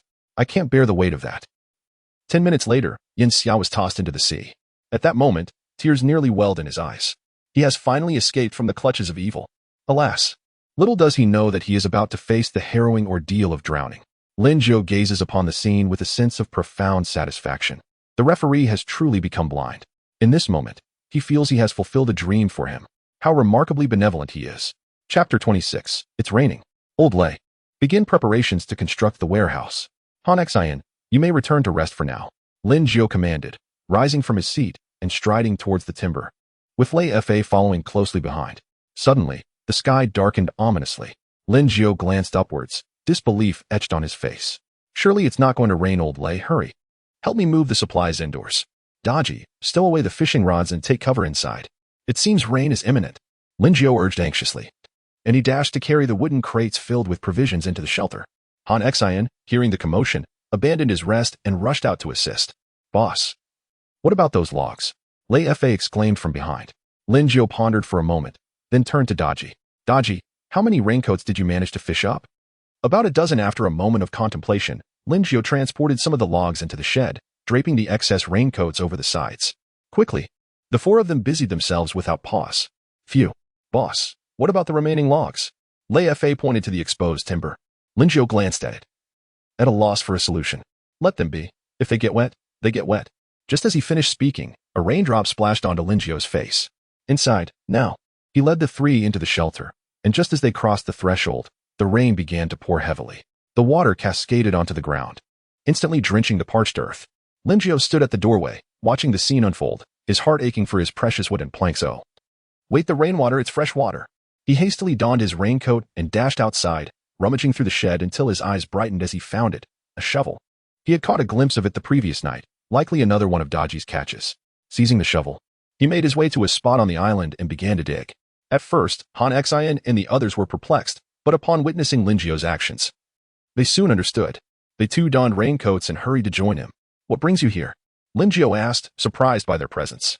Master, how could we let you toil alone while we rest? Daji pouted, clearly displeased by Lin Jiao's actions. Lei Fa and Han Xin shared her sentiment, expressing their discontent. Boss, allow me to help. Lei Fa stepped forward, reaching for the shovel. Lin Jiao shook his head. I can manage. You all go fetch the bottled spring water and place it outside, securing it with something. After a time, the four removed their raincoats and gathered inside the shelter, igniting a fire for warmth. Having just endured the downpour, they could not avoid feeling a chill within their bodies. With this rain, he would surely accumulate a substantial amount of fresh water, making future washing much more convenient. He dug a small pond measuring 3 meters long, 2 meters wide, and 2 meters deep, complemented by dozens of bottles of spring water. The rain provided him with a bountiful supply of fresh water, akin to a timely blessing, but for others, perhaps not so much. With nothing better to do, Lin Jiao decided to open the regional chat channel. What a refreshing rain. It's perfect. I was nearly overheated from the sun these past few days. Haha, how is your supply holding up? Mine is completely gone. Woe is me. This wretched crate is leaking. I'm freezing. I splurged on this raincoat. You splurged? Do you still have supplies? Funny enough, I have a spare raincoat. Heh. What a pathetic tint. It offers such poor rain protection. I'm freezing. My subordinates and I are on the brink of hypothermia. Everything is gone.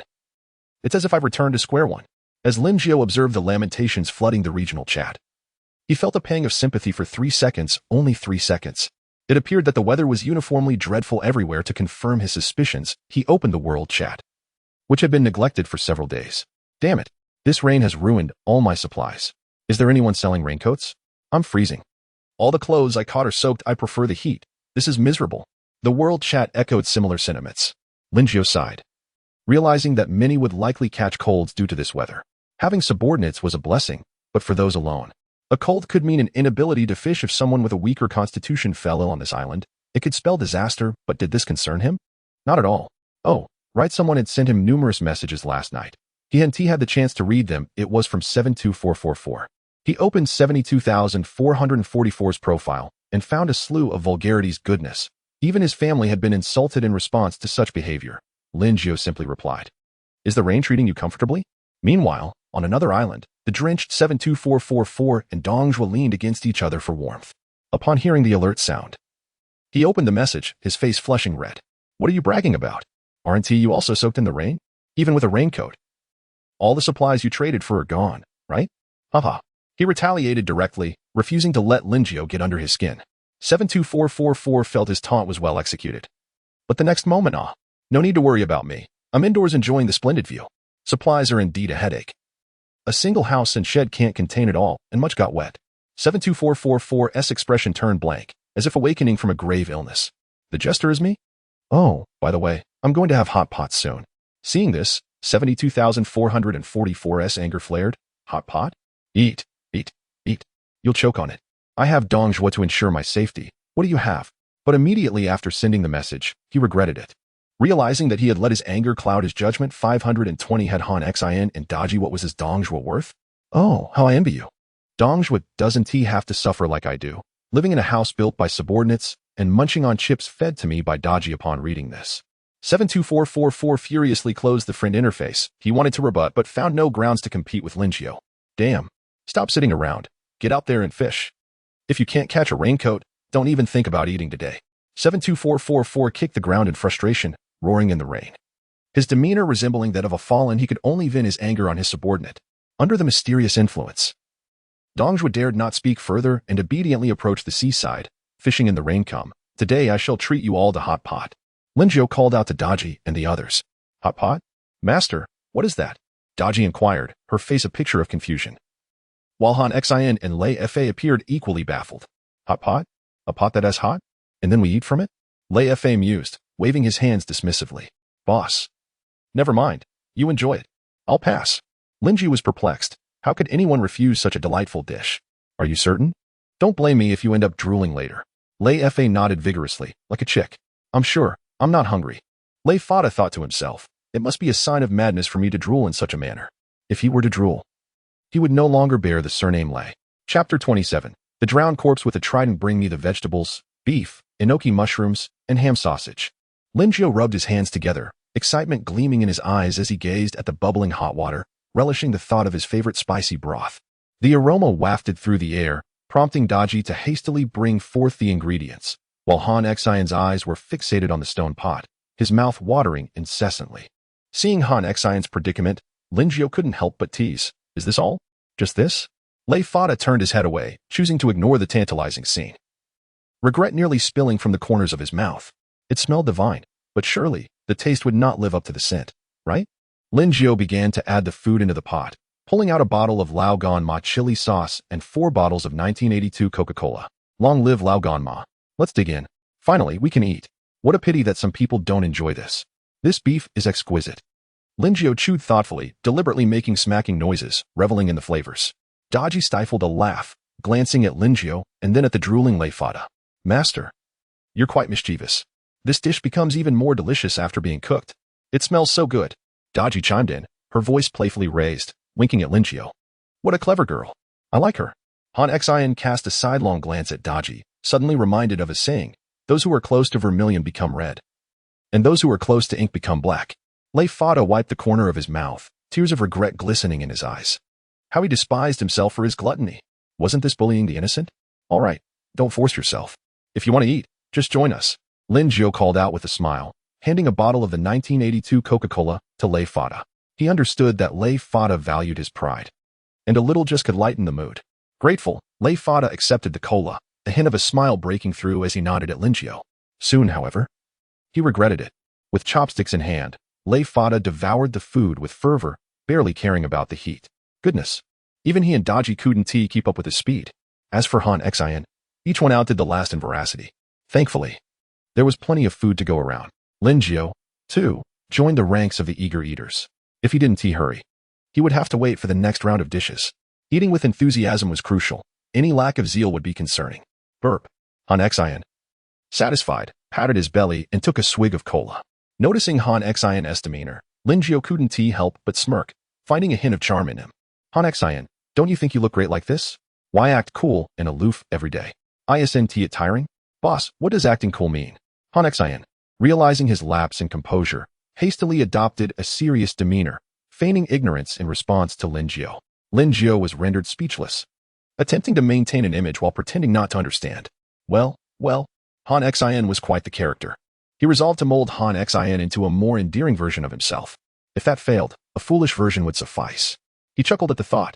After satisfying their hunger, Han Xin finally succumbed to fatigue, sprawling out on the bed to sleep.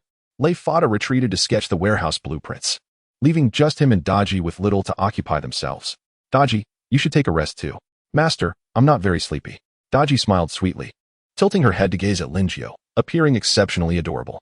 Unable to resist, Lin Jiao reached out to caress Daji's hair, making her squint her eyes in bliss.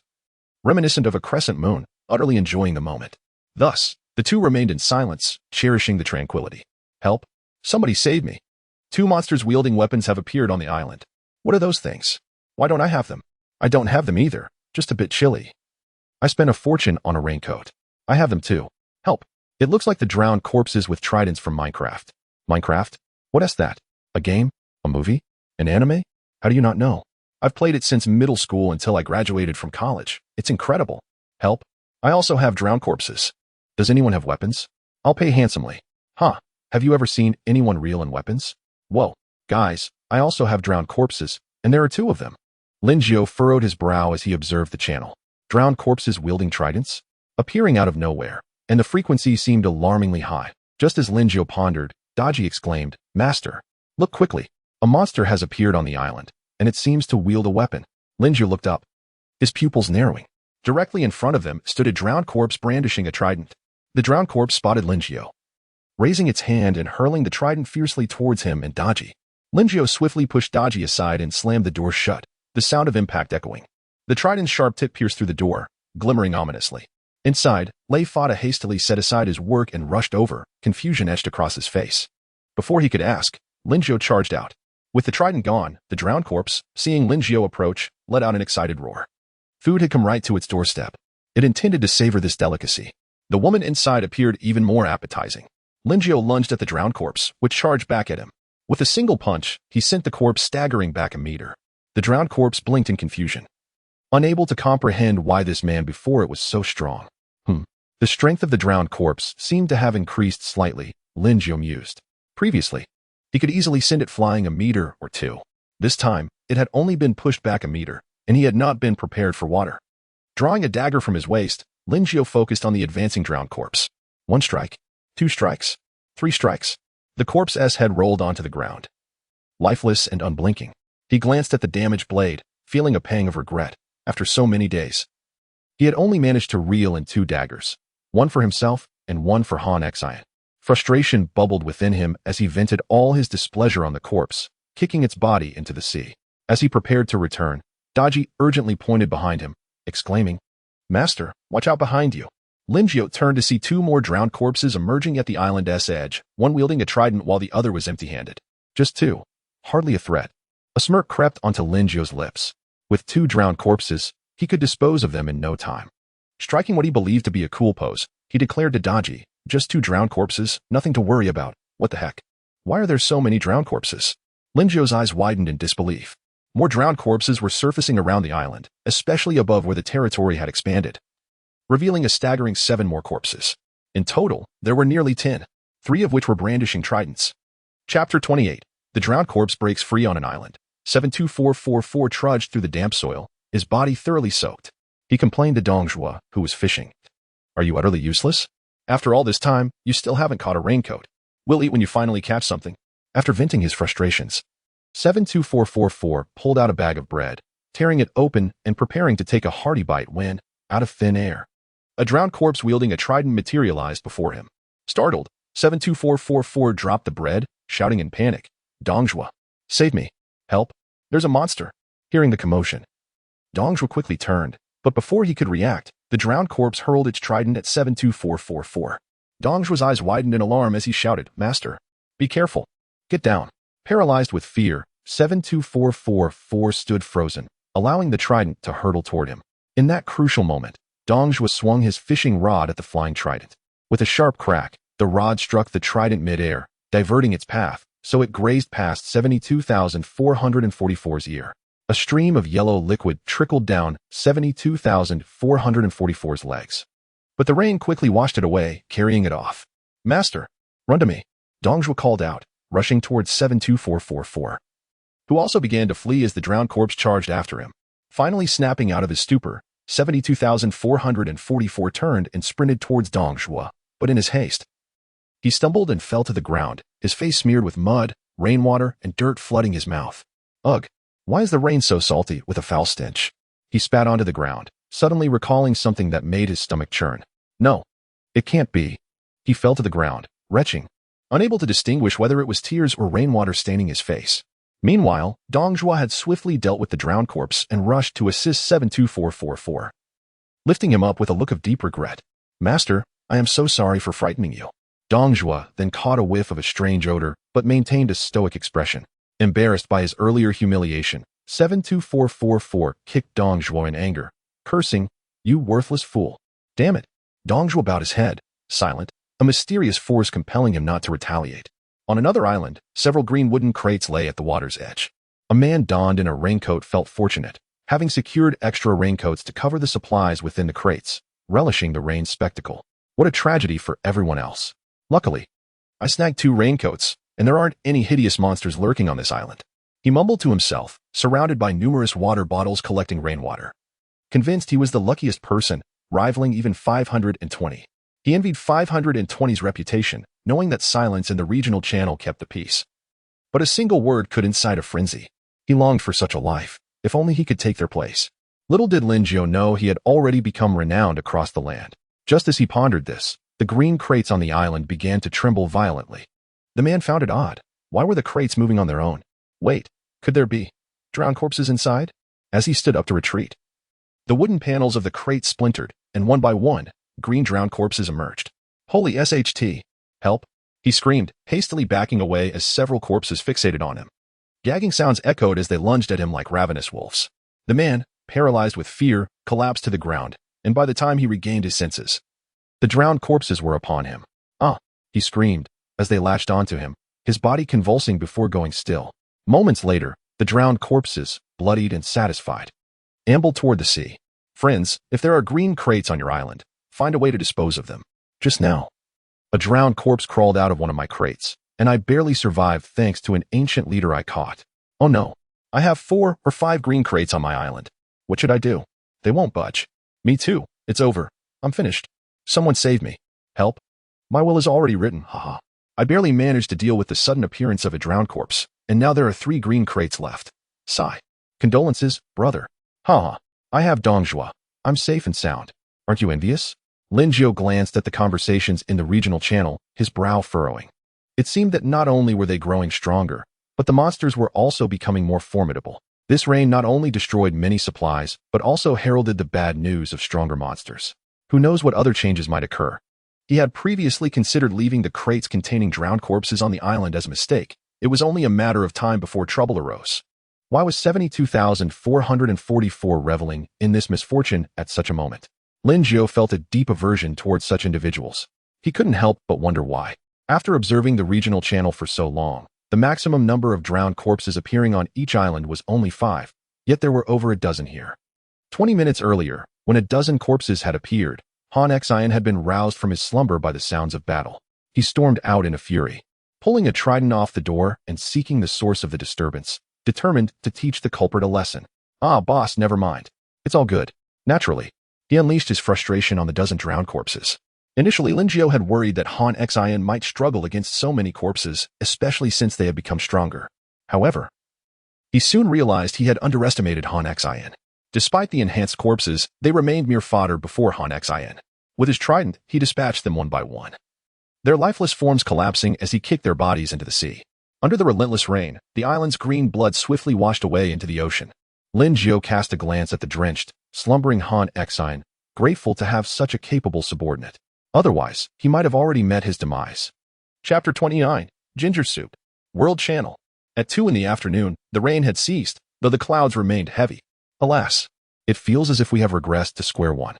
Everything is lost. You ought to be grateful. Merely surviving is already a blessing. Have you not noticed that the regional channel is abuzz with far fewer conversations? Oh, the feeling of being alive is truly splendid.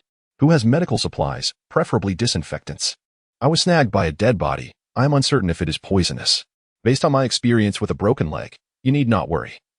There is no poison, just a heightened risk of infection in this weather. Alas, many of my friends have faded away, likely perished.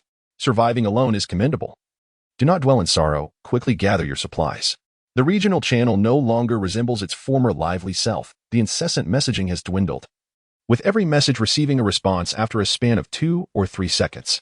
Linjiao could not help but feel a pang of sadness. We are all compatriots. Of course, if it were the invaders, it would be a different matter altogether. He would even celebrate with firecrackers. With the significant reduction of participants, the chat cooldown for the regional channel has been reduced to once every hour, while the world channel now allows for messages every 12 hours. Wishing everyone a joyful experience. A mechanical voice resonated in everyone's ears. Upon hearing it, Linjiao paused for contemplation, his fists clenched, a flicker of anger crossing his face. Enjoying yourselves. There must be someone orchestrating all of this from behind the scenes, treating their lives as mere entertainment. After a moment, he relaxed his fists, knowing the truth. What could he do? Survival itself was a challenge, let alone resistance. But when he amasses enough strength, he will surely. You all heard that, right?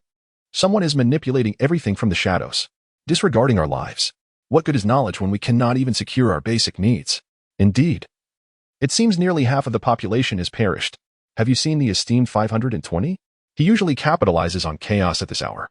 I have not seen him. Could it be that something unfortunate has befallen him as well? If he has not encountered misfortune, he is likely in the same predicament as us, his supplies entirely soaked, rendering any opportunistic venture impossible. He was always the one boasting, and now he finds himself in the same position as me. Linjiao was somewhat speechless at this. Why must he always be mentioned? Is this not compelling him to put on an act? Furthermore, does he truly resemble someone who exploits chaos? He is a conscientious merchant. Worry not, everyone. I am safe in my small abode. It may be modest, but it can accommodate 4 people, and it suffices for storing supplies. I trust that after this rain, everyone is feeling quite chilly. I will offer half a bottle of ginger soup at cost to each person. Upon hearing this, the regional channel fell silent for a considerable time. What is this? He built a house. I find myself at a loss for words to express my feelings. Only 2 words come to mind. Impressive. I am still sleeping on the ground while he has already constructed a shelter. Is this the disparity? My subordinates ask me why I am chatting while kneeling. And all I can say is that 520 is too remarkable. Does no one notice? Did not 520 only have 2 subordinates? Why is there suddenly an additional one? Ginger soup truly warms the body. How refreshing. Everyone, engage in private conversations. Hurry to purchase. It is genuinely at cost. Indeed, as compatriots of the same nation, it is rather inappropriate to charge during such calamity. You ought to contribute all your supplies to help everyone. Exactly. Charging for half a bottle of ginger soup. How can we be sure it is actually at cost? Those upstairs must be fools. Why should he give it away for free? Why do you not offer your supplies?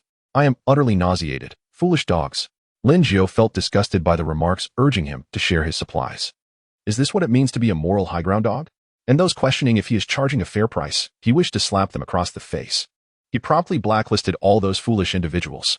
He charged only for half a bottle of water. He did not take anything else, so in reality, he is at a loss. The ginger and star anise were his own contributions. Although he prepared several pots of soup, he still incurred a loss. Ultimately, there would be no ginger left by the end. Naturally, the majority of sensible individuals remained grateful to Linjiao. Daji, please fetch some more ginger. While preparing the ginger soup, Linjiao instructed Daji. Daji, somewhat perplexed by her master's actions, did not inquire further and proceeded inside as directed. Daji emerged holding a bag of ginger, a hint of reluctance on her face, saying, "Master, this is our last bag of ginger. And we only have 2 bags of star anise left." Have we used it so quickly? Linjiao was somewhat taken aback. Indeed, there were only 12 bags of ginger in total. Master, you were not paying attention. When I reminded you earlier, you did not respond. At this, Daji pouted, slightly displeased that Linjiao had ignored her. Linjiao playfully pinched Daji's nose, a hint of apology on his face, saying, "I apologize. I was too busy and did not notice. Be good. Master, I do not understand why you are doing this." Linjiao smiled and replied, "Some money can be earned, while some cannot. In times of great difficulty, we must support one another. Besides, these are not irretrievable losses. Soon I will show you how to earn even more. Daji looked on, her face filled with confusion, not grasping the contradiction in her master's words. If we cannot earn, how can we earn more? After utilizing the last bag of ginger, he procured a few hundred bags from the regional channel. It may seem like a loss at first glance, trading 1 pound of meat for 3 bags, but in reality, he would recoup tenfold shortly. A smirk crept onto Lin Jiu's lips, a glint of mischief in his eyes as he switched to the world channel. He swiftly typed a message, selling warm soup. First come, first served. Affordable prices. Warm soup? The kind that warms the body? I want to buy. Such a delightful offering, I would like several bowls. Indeed. China is a wondrous nation, my goodness. Everyone, do not purchase. 1 pound of meat is exchanged for merely half a bottle, and that half bottle is just clear water. I assure you with my samurai spirit, this is the truth. Is it true? Indeed, the Chinese are quite cunning. What is your samurai spirit worth? It is half a bottle of clear water, but once consumed, it warms you thoroughly. In this environment, 1 pound of meat is a great deal. I still find it expensive. I currently possess only 2 pounds of meat.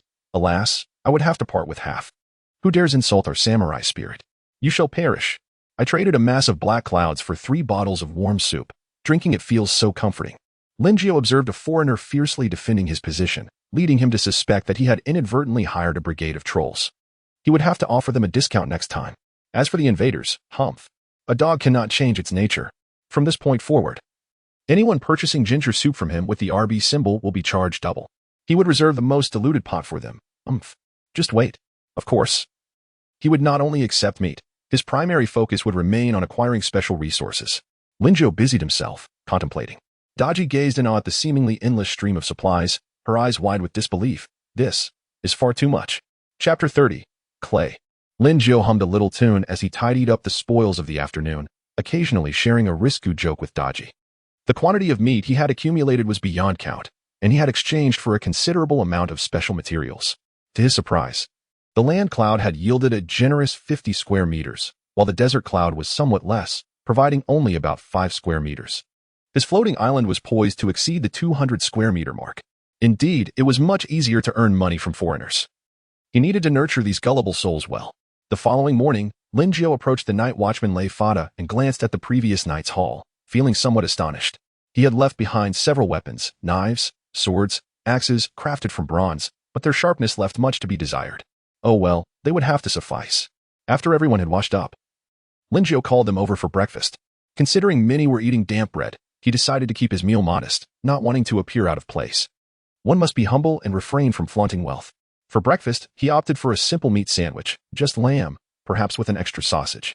Lin Jiu let out a satisfied burp, preparing to smoke the meat when a message from an old friend, whom he had not heard from in days, popped up. ZG4399. He had thought that this friend may have perished in the recent upheaval, but to his surprise, they were alive and well. Big boss, are you there? Do you have any ginger soup? I was busy cleaning up last night and just checked the channel today. Lin Jiu was somewhat speechless. Who drinks ginger soup in the morning? No. But I do have some meat sandwiches, the deluxe version with double sausage. After a while, noticing that 4399 had replied, Lin Jiu promptly closed the friend interface. He set up a grill, kindled a bonfire, and took out the prepared raw meat. Meanwhile, a woman stood on the island. Frozen in disbelief, her fishing rod in hand. What did he say? Meat sandwiches? Deluxe double sausage? This woman was indeed 4399. Previously, she had sold women's clothing to 520, claiming to be female merely to inflate prices. She rubbed her eyes and looked again, confirming her astonishment. It was inconceivable. How could anyone live such a luxurious life in this environment? Today it's meat sandwiches, tomorrow pancakes, and the day after that, could it be handheld flatbreads, soy milk, or hamburgers? Tears unwittingly streamed down her cheeks. Big boss, are you still there? I'd like to buy 2 meat sandwiches. What is the price? After a moment, Lin Jiu replied, 2. Oh, who did you catch? He asked, not expecting a truthful answer, merely making conversation. On the drying rack made by Lei Fada, a series of smoked lamb and beef hung enticingly. 4399 glanced over, not thinking much of it, and replied, he says his name is Lubu. Big boss. What is the price? Lubu, you've got lucky there. Just offer something small. Don't give food. I have more than enough already. The smoked meat has filled up the 4-meter-long rope. There is no space left. 4399 felt as if struck by lightning. Standing there in shock as the grand show of wealth continued. Her meager snacks barely filled a wooden box, while the big boss had smoked meat hanging abundantly. She knew the big boss was showing off. Yet she couldn't muster any resentment. Instead, there was a sense of unsullied simplicity. Was the big boss a pay-to-win player? She desperately wished to know where the recharge portal was. As she pondered her life choices, Linjiao sent over the meat sandwiches, but not 2, rather 3. Oh my, the big boss is too generous. What could she possibly offer in return? Would he disdain something useless? Yet, she had little of value. What to do? The dilemma consumed her. Logically, others might simply toss something unneeded to Linjiao in such circumstances, but she was still in a naive state. And a casual just throw something made her anxious. She turned to Lubu, who was holding a trident, and asked, Lubu, what do you think is our most valuable possession? Lubu surveyed the desolate island and, after a moment's thought, pointed to a covered box, saying, Master, I believe our most valuable item is that half box of clay. 43.99 looked at the box, somewhat baffled. What value could clay possibly hold? Nevertheless, she chose to trust Lubu and sent the clay to Linjiao, adding, Big boss, I don't have much to offer, just this half box of clay, hee. She then handed over 2 deluxe meat sandwiches to Lubu, as she couldn't eat them all herself. Yum. So delicious. Linjiao sat by the fire, continuing to smoke the meat when an alert chimed in his ear. Holy moly. Clay. He gazed at the half box of clay on the ground, astonished, exclaiming in disbelief. Boss, what happened? Master, what is going on? Boss, step back. Let me handle the corpse. Daji and the others, hearing Linjiao's shout, rushed over, fearing the worst. Linjiao chuckled at their anxious expressions, especially at Han Xin, who brandished a bronze knife, scanning for the corpse. It's nothing. You all came just in time. Aside from Daji, put down whatever you're doing. Linjiao paused and pointed to the box, continuing, What do you see here? Daji leaned in to look inside the box, tilting her head in confusion. Master, isn't this just dirt? What is so special about it? Before Linjiao could respond, Lei Fada chimed in with a grin. This isn't just dirt. This is clay. With this, we can make our own bowls and no longer have to share from the same pot. Linjiao nodded with a smile, while Daji looked incredulous. This clay can be fashioned into bowls. Old Lei, do you know how to make pottery? Linjiao casually inquired. Lei Fada sheepishly shook his head, apologetically scratching his head. Boss, I'm afraid I don't know how. Linjiao chuckled, patting his shoulder. No worries, I was just asking. Don't take it to heart. Linjiao turned his gaze back to the half box of clay, lost in thought. It seemed he would need to experiment himself. Hopefully, there would be minimal waste. Chapter 31. The Trials of Clay. Linjiao and Han Xin carried a wooden box filled with clay to the edge of the pond. He poured some water into the box and stirred it with a stick for a while. Gazing at the soupy clay, he pondered if he had added too much water. Regardless, he decided to focus on lighting a bonfire first. What should he do next? A bowl? Yes. He scooped a handful of clay and quickly molded it into a bowl. After inspecting it with satisfaction, he noticed the shape was rather peculiar, lopsided in places. Nevertheless, he reassured himself that this would not hinder its functionality and believed he would succeed on his first attempt. Wait. He realized he had nothing to support the bowl for baking. He quickly stood up, looking around and contemplating. It seemed there was indeed nothing suitable for the task. Suddenly, Linjiao's eyes lit up as he spotted an ideal solution, the trident that had belonged to the drowned corpse. If he remembered correctly, bronze had a high heat resistance, capable of withstanding temperatures exceeding 1,200 degrees Celsius. The trident's shape was also perfect for holding a bowl. He carefully placed the bronze trident on the ground, positioned the freshly made bowl at the front, and, with great effort, balanced it as he slowly lowered it into the flames. To Linjiao's dismay, the clay bowl unexpectedly cracked. It shattered instantly. He quickly retrieved the trident, staring at the broken bowl in disbelief. This was illogical. After all, he was the prince of handiwork. His confidence took a significant blow. Sighing, he placed the shattered clay into another pre-prepared box, shaking his head in resignation. His gaze fell upon Han Xin, who had created something astonishing with his own hands.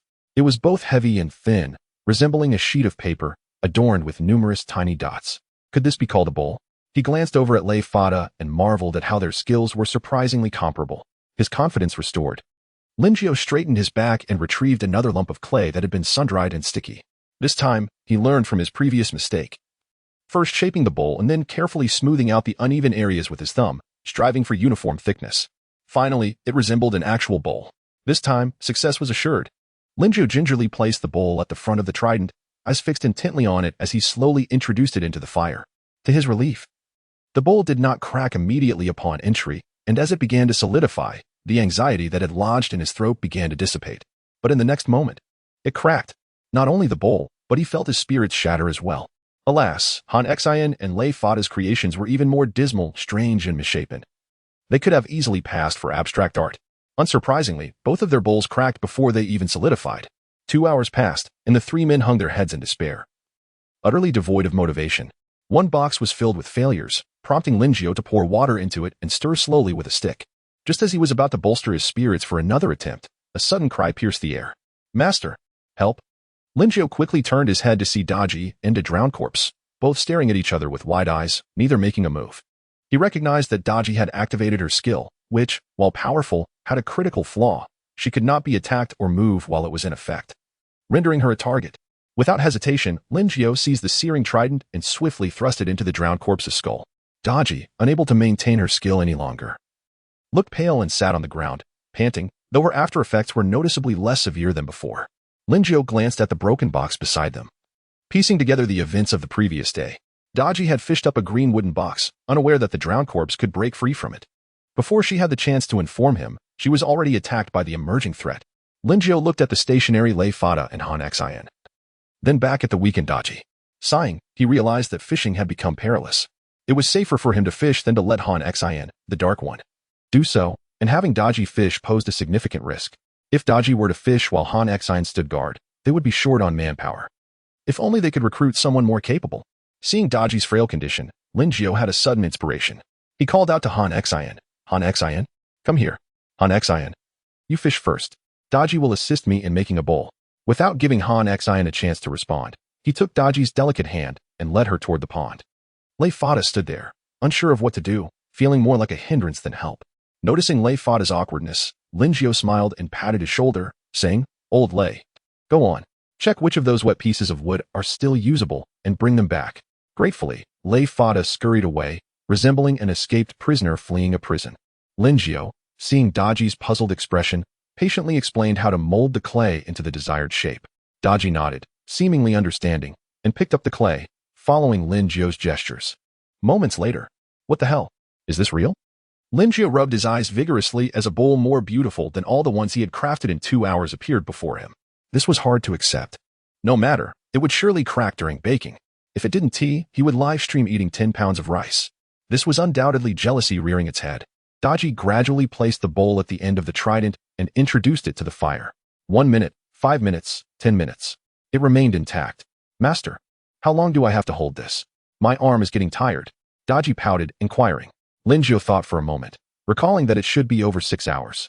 He smacked his forehead. Holding it for 6 or 7 hours would surely exhaust anyone. He hurried into the house, dragged out a wooden box, and gestured for Daji to place the middle section of the trident on it. Daji carefully positioned the trident, trying to maintain balance, but Linjiao, feeling uneasy, fetched another box. Thus, Daji methodically crafted 3 more bowls in one go. After placing them into the fire, none showed signs of cracking. Not that Daji didn't want to create more. It was just that there were only 4 tridents, with one left in Lei Fada's possession for self-defense. Now, they merely had to wait. Alas, a kiln was necessary. Without it, efficiency lagged and convenience suffered. What? Did he just say he would eat 10 pounds of rice? Did this mean success? Not at all. So why not eat now? There was no issue. What if they succeeded in a few hours? He had forgotten due to a water bottle incident, but did that matter? It did not. He had promised to eat 10 pounds of rice. Keeping the promise was a matter of courtesy, but if he forgot, that was merely an accident. Chapter 32, Hua Milan. After placing 4 ceramic bowls into the fire, Linjiao found himself at a loss for what to do. Han Xian was fishing, Lei Fada was selecting wood, and Daji was recording supplies. Only he was left idly wandering. Well then, let us check the regional channel. Alas, it has become increasingly perilous. Even fishing is a heart-stopping endeavor. Who could disagree? Today, I caught a bronze knife, and before I could revel in my fortune, I pulled up a green wooden box, from which a drowned corpse burst forth. Bronze artifacts? A knife? That could be quite valuable. The people upstairs must be foolish. Even the most precious items pale in comparison to the value of life. Surely, there are those who still worry about safety. How absurd. Yet, Dongju's fragrance not only soothes my legs but also ensures my safety. Why must it always be this bothersome fool? 72444, must you be so nauseating? I see you every time right after a meal. Ugh, such a free meal. Linjiao chuckled at the barrage of comments, surprised at how notorious 72,444 had become. He despised the pretentiousness of 72,444. He could not quite explain why, but it simply irked him. Thus, he thought mischievously, "Wow, Dongju, how enviable. Unlike me, who must have Daji recite ancient poetry every night, the small bridge and flowing water by the household. What the heck? Big Shot 520. Why is it that I do not find your pretentiousness off-putting? Oh, Big Shot. Are you certain your teaching Daji poetry is sincere? Flowing water? I believe I can recite that poem too. Pray tell, is the water a brook or a fountain? Is it white or transparent? Speechless. Linjiao could not help but feel exasperated. Why did the atmosphere shift so dramatically upon his arrival? He is not Li Jie. Why does this innocent individual always seem to alter the mood upon his entrance? It is surely not his fault. He was merely teaching Daji poetry in bed at night. The small bridge and flowing water by the household. Delays in the journey, quenching thirst and hunger. Great length and girth, crushing Shendong on. Are these not merely standard lines of poetry? What did they perceive him to be? Just as Linjiao was musing, a crisp notification chimed in his ear. Ding dong. Who could it be? That fool 72,444? 520. Do I harbor some grudge against you? Every time I attempt to show off, you dismantle my efforts. The corner of Linjiao's mouth curled with disdain. Humph. You just happen to wish to show off as well. Has no one informed you that flaunting can invite misfortune? I do this for your own good, he replied with a tone of feigned concern. Meanwhile, 72444 on another island felt his face flush with anger. Who do you think you are? I do as I please. Being struck by lightning has nothing to do with you. In response to such brazen remarks, he calmly retorted with 3 words. I am your father. 520. You. I am your father. Enough of this tyranny. I shall. I am your father. After amusing himself at 72,444's expense for a while, Linjiao grew bored and decided to block him, intending to bring him back out when the ennui returned. Boss, I fished up a wooden box. Hearing this, Linjiao hurried over. If it were a green wooden box, Han Xin would certainly not call for him. Indeed, as he approached, it was an ordinary wooden box. Linjiao smoothly opened the box, filled with anticipation for who might be inside this time. Master. A woman dressed in the attire of an ancient general stood within the box. Linjiao observed her closely. The woman exuded an air of briskness. Her straight and long legs paired with an upright posture suggesting she was no ordinary figure. What is your name? The woman pondered for a moment before responding. Master. I am called Hua Mulan. I'm so tired of this. I want to read the explanations in the comments. Historically, there was no Hua Mulan. But there exists a prototype. Surely someone will see this, right? Chapter 33. The successful creation of the earthen bowl. Return, Master. I am Hua Mulan. Upon hearing this, Linjiao was taken aback. With such grace paired with this attire and name, if he was not mistaken, this was indeed Hua Mulan, who had taken her father's place in the army. He had wronged Han Xin. Oh dear. Han Xin appeared pale, excessively so, though not in the same way as Daji. It turned out that on this island, he and Lei Fada were the only ones with dark skin. Lei Fada remarked, "Is this what it means to be caught in the crossfire?" Linjiao glanced at the time. It was just about lunchtime. To celebrate the addition of a new member to our big family, let us toast. The group raised their glasses of cola and downed them in one go. Linjiao shook his head. Once the earthen bowls were complete, he would no longer have to substitute cola for wine. He had been longing for that bottle of Maotai. But regrettably, he had neither cups nor bowls to use. Storing it in a bottle felt beneath him. It would be a disgrace to squander the only bottle of Maotai he had fished out after nearly a week. Master. Before Hua Mulan could finish, Linjiao hastily raised his hand to interrupt. From now on, do not call me master. Just refer to me as boss. Hua Mulan nodded in agreement. Linjiao continued. Let us discuss matters later. First, we must eat, or else the barbecue will burn. With his hands clasped behind his back, Linjiao strolled around the small island. He had assigned Hua Mulan to Daji's side, where Daji would fish while Hua Mulan ensured her safety. As for Han Xin, of course, he would be tasked with laborious duties. After lunch, Linjiao had Daji prepare another earthen bowl for Hua Mulan. Approaching Lei Fada, Linjiao found him bent over, sketching incomprehensible designs on paper. Boss, what brings you here? Lei Fada noticed Linjiao's presence and quickly raised his head, rubbing his head and grinning sheepishly. I just came to see how you're doing, old Lei. How's the design coming along? At this, Lei Fada's expression faltered, and he bashfully replied, Boss, your requirements are quite high. It needs to occupy little space yet provide ample room. It's a bit challenging. Linjiao pondered for a moment, realizing that perhaps his expectations were indeed lofty. Old Lei, just do as you see fit. Whatever you deem appropriate will suffice. After saying this, Linjiao patted Lei Fada on the shoulder and continued his wanderings. After a while, Linjiao shamelessly took a nap, and he slept the entire afternoon. Why does it seem to be getting dark? Linjiao stretched and blinked, casting a glance outside while muttering to himself. Master, you're awake? Daji glanced at Linjiao, smiling. Linjiao, feeling somewhat embarrassed, nodded. After all, he was the laziest boss imaginable. It's 6 o'clock. The earthen bowls should be nearly done. Lin Jiao made his way to the pond, where, under his direction, Han Xian had been adding wood periodically, and the fire was still burning fiercely. Lin Jiao retrieved a cloth and wrapped it around the middle of the trident, carefully extracting it from the flames. Before him lay a well-fired earthen bowl, which he examined closely. The surface bore neither cracks nor bubbles. He retrieved the other 3 earthen bowls from the fire, placing them aside to cool naturally. As for Hua Mulan's bowl, it required further firing. Content. Lin Jiao clasped his hands behind his back and approached Han Xian. Han Xian, did anything unusual happen this afternoon? Boss, yes. This afternoon 2 drowned corpses appeared out of nowhere on the island, but it wasn't a problem. I dealt with them. Lin Jiao sighed. Their current situation was becoming increasingly perilous. And the others? Sighing, he reached the shelter, where he found Hua Mulan standing protectively behind Daji. Daji, did you catch any new resources that you hadn't encountered before this afternoon? Daji turned her head, a smile gracing her lips. Master, well, there is something. But it's just the clay you brought back today. A flicker of excitement sparkled in Lin Jiao's eyes as he hurried closer to inspect the contents. A box brimming with clay awaited him. Marvelous. Indeed, those with fair skin tend to have exceptional luck. He playfully tousled Daji's hair, cheerfully saying, well done. You shall be rewarded tonight. Daji nodded enthusiastically, having not engaged in that kind of activity with her master for several days. Don't misconstrue. It's just storytelling and some risky jokes. Ding dong. Lin Jiao furrowed his brow. Who could be messaging him at this hour? Boss, are you there? Is the clay you received ineffective? I just caught something remarkable, a 1 square meter land cloud. Lin Jiao was somewhat surprised. Was the land cloud now so undervalued? After pondering for a moment, he replied, can I purchase that land cloud from you? Name your price. What followed from $43.99 left him astounded. No need. Consider it compensation for you, but I still want to eat meat sandwiches tomorrow. Eat. You must eat. I'll treat you for an entire week. Furthermore, the clay you provided has proven extremely valuable. $43.99 hesitated, wondering how 2 individuals could both claim the clay was useful. But in the next moment, she was left speechless. I've already crafted 4 earthen bowls using your clay. $43.99 pinched herself hard, convinced she was dreaming. Did the boss just say earthen bowls? She felt a pang of envy. Oh, how bitter it was. While she merely grasped at straws, the boss was already wielding chopsticks and bowls. Boss, could you spare me a couple if you make extras as payment for the land cloud?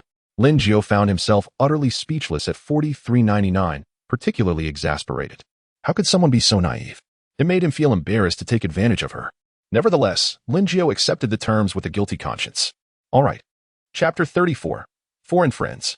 After a modest dinner, Lin Jiao and his companions busied themselves once again. Old Lei, how's the design of the blueprints coming along? Boss. It's almost ready. We should be able to start work by tomorrow. Noticing Lei Fada's slightly tense expression, Lin Jiao chuckled and patted his shoulder. No need to be anxious. I was just inquiring how much of the soaked wood and boards are still usable. At this question, Lei Fada revealed a wry smile and replied helplessly, Boss. 2/3 of it has already cracked. Only about 1/3 is still suitable for construction, and that may not be enough for building the warehouse.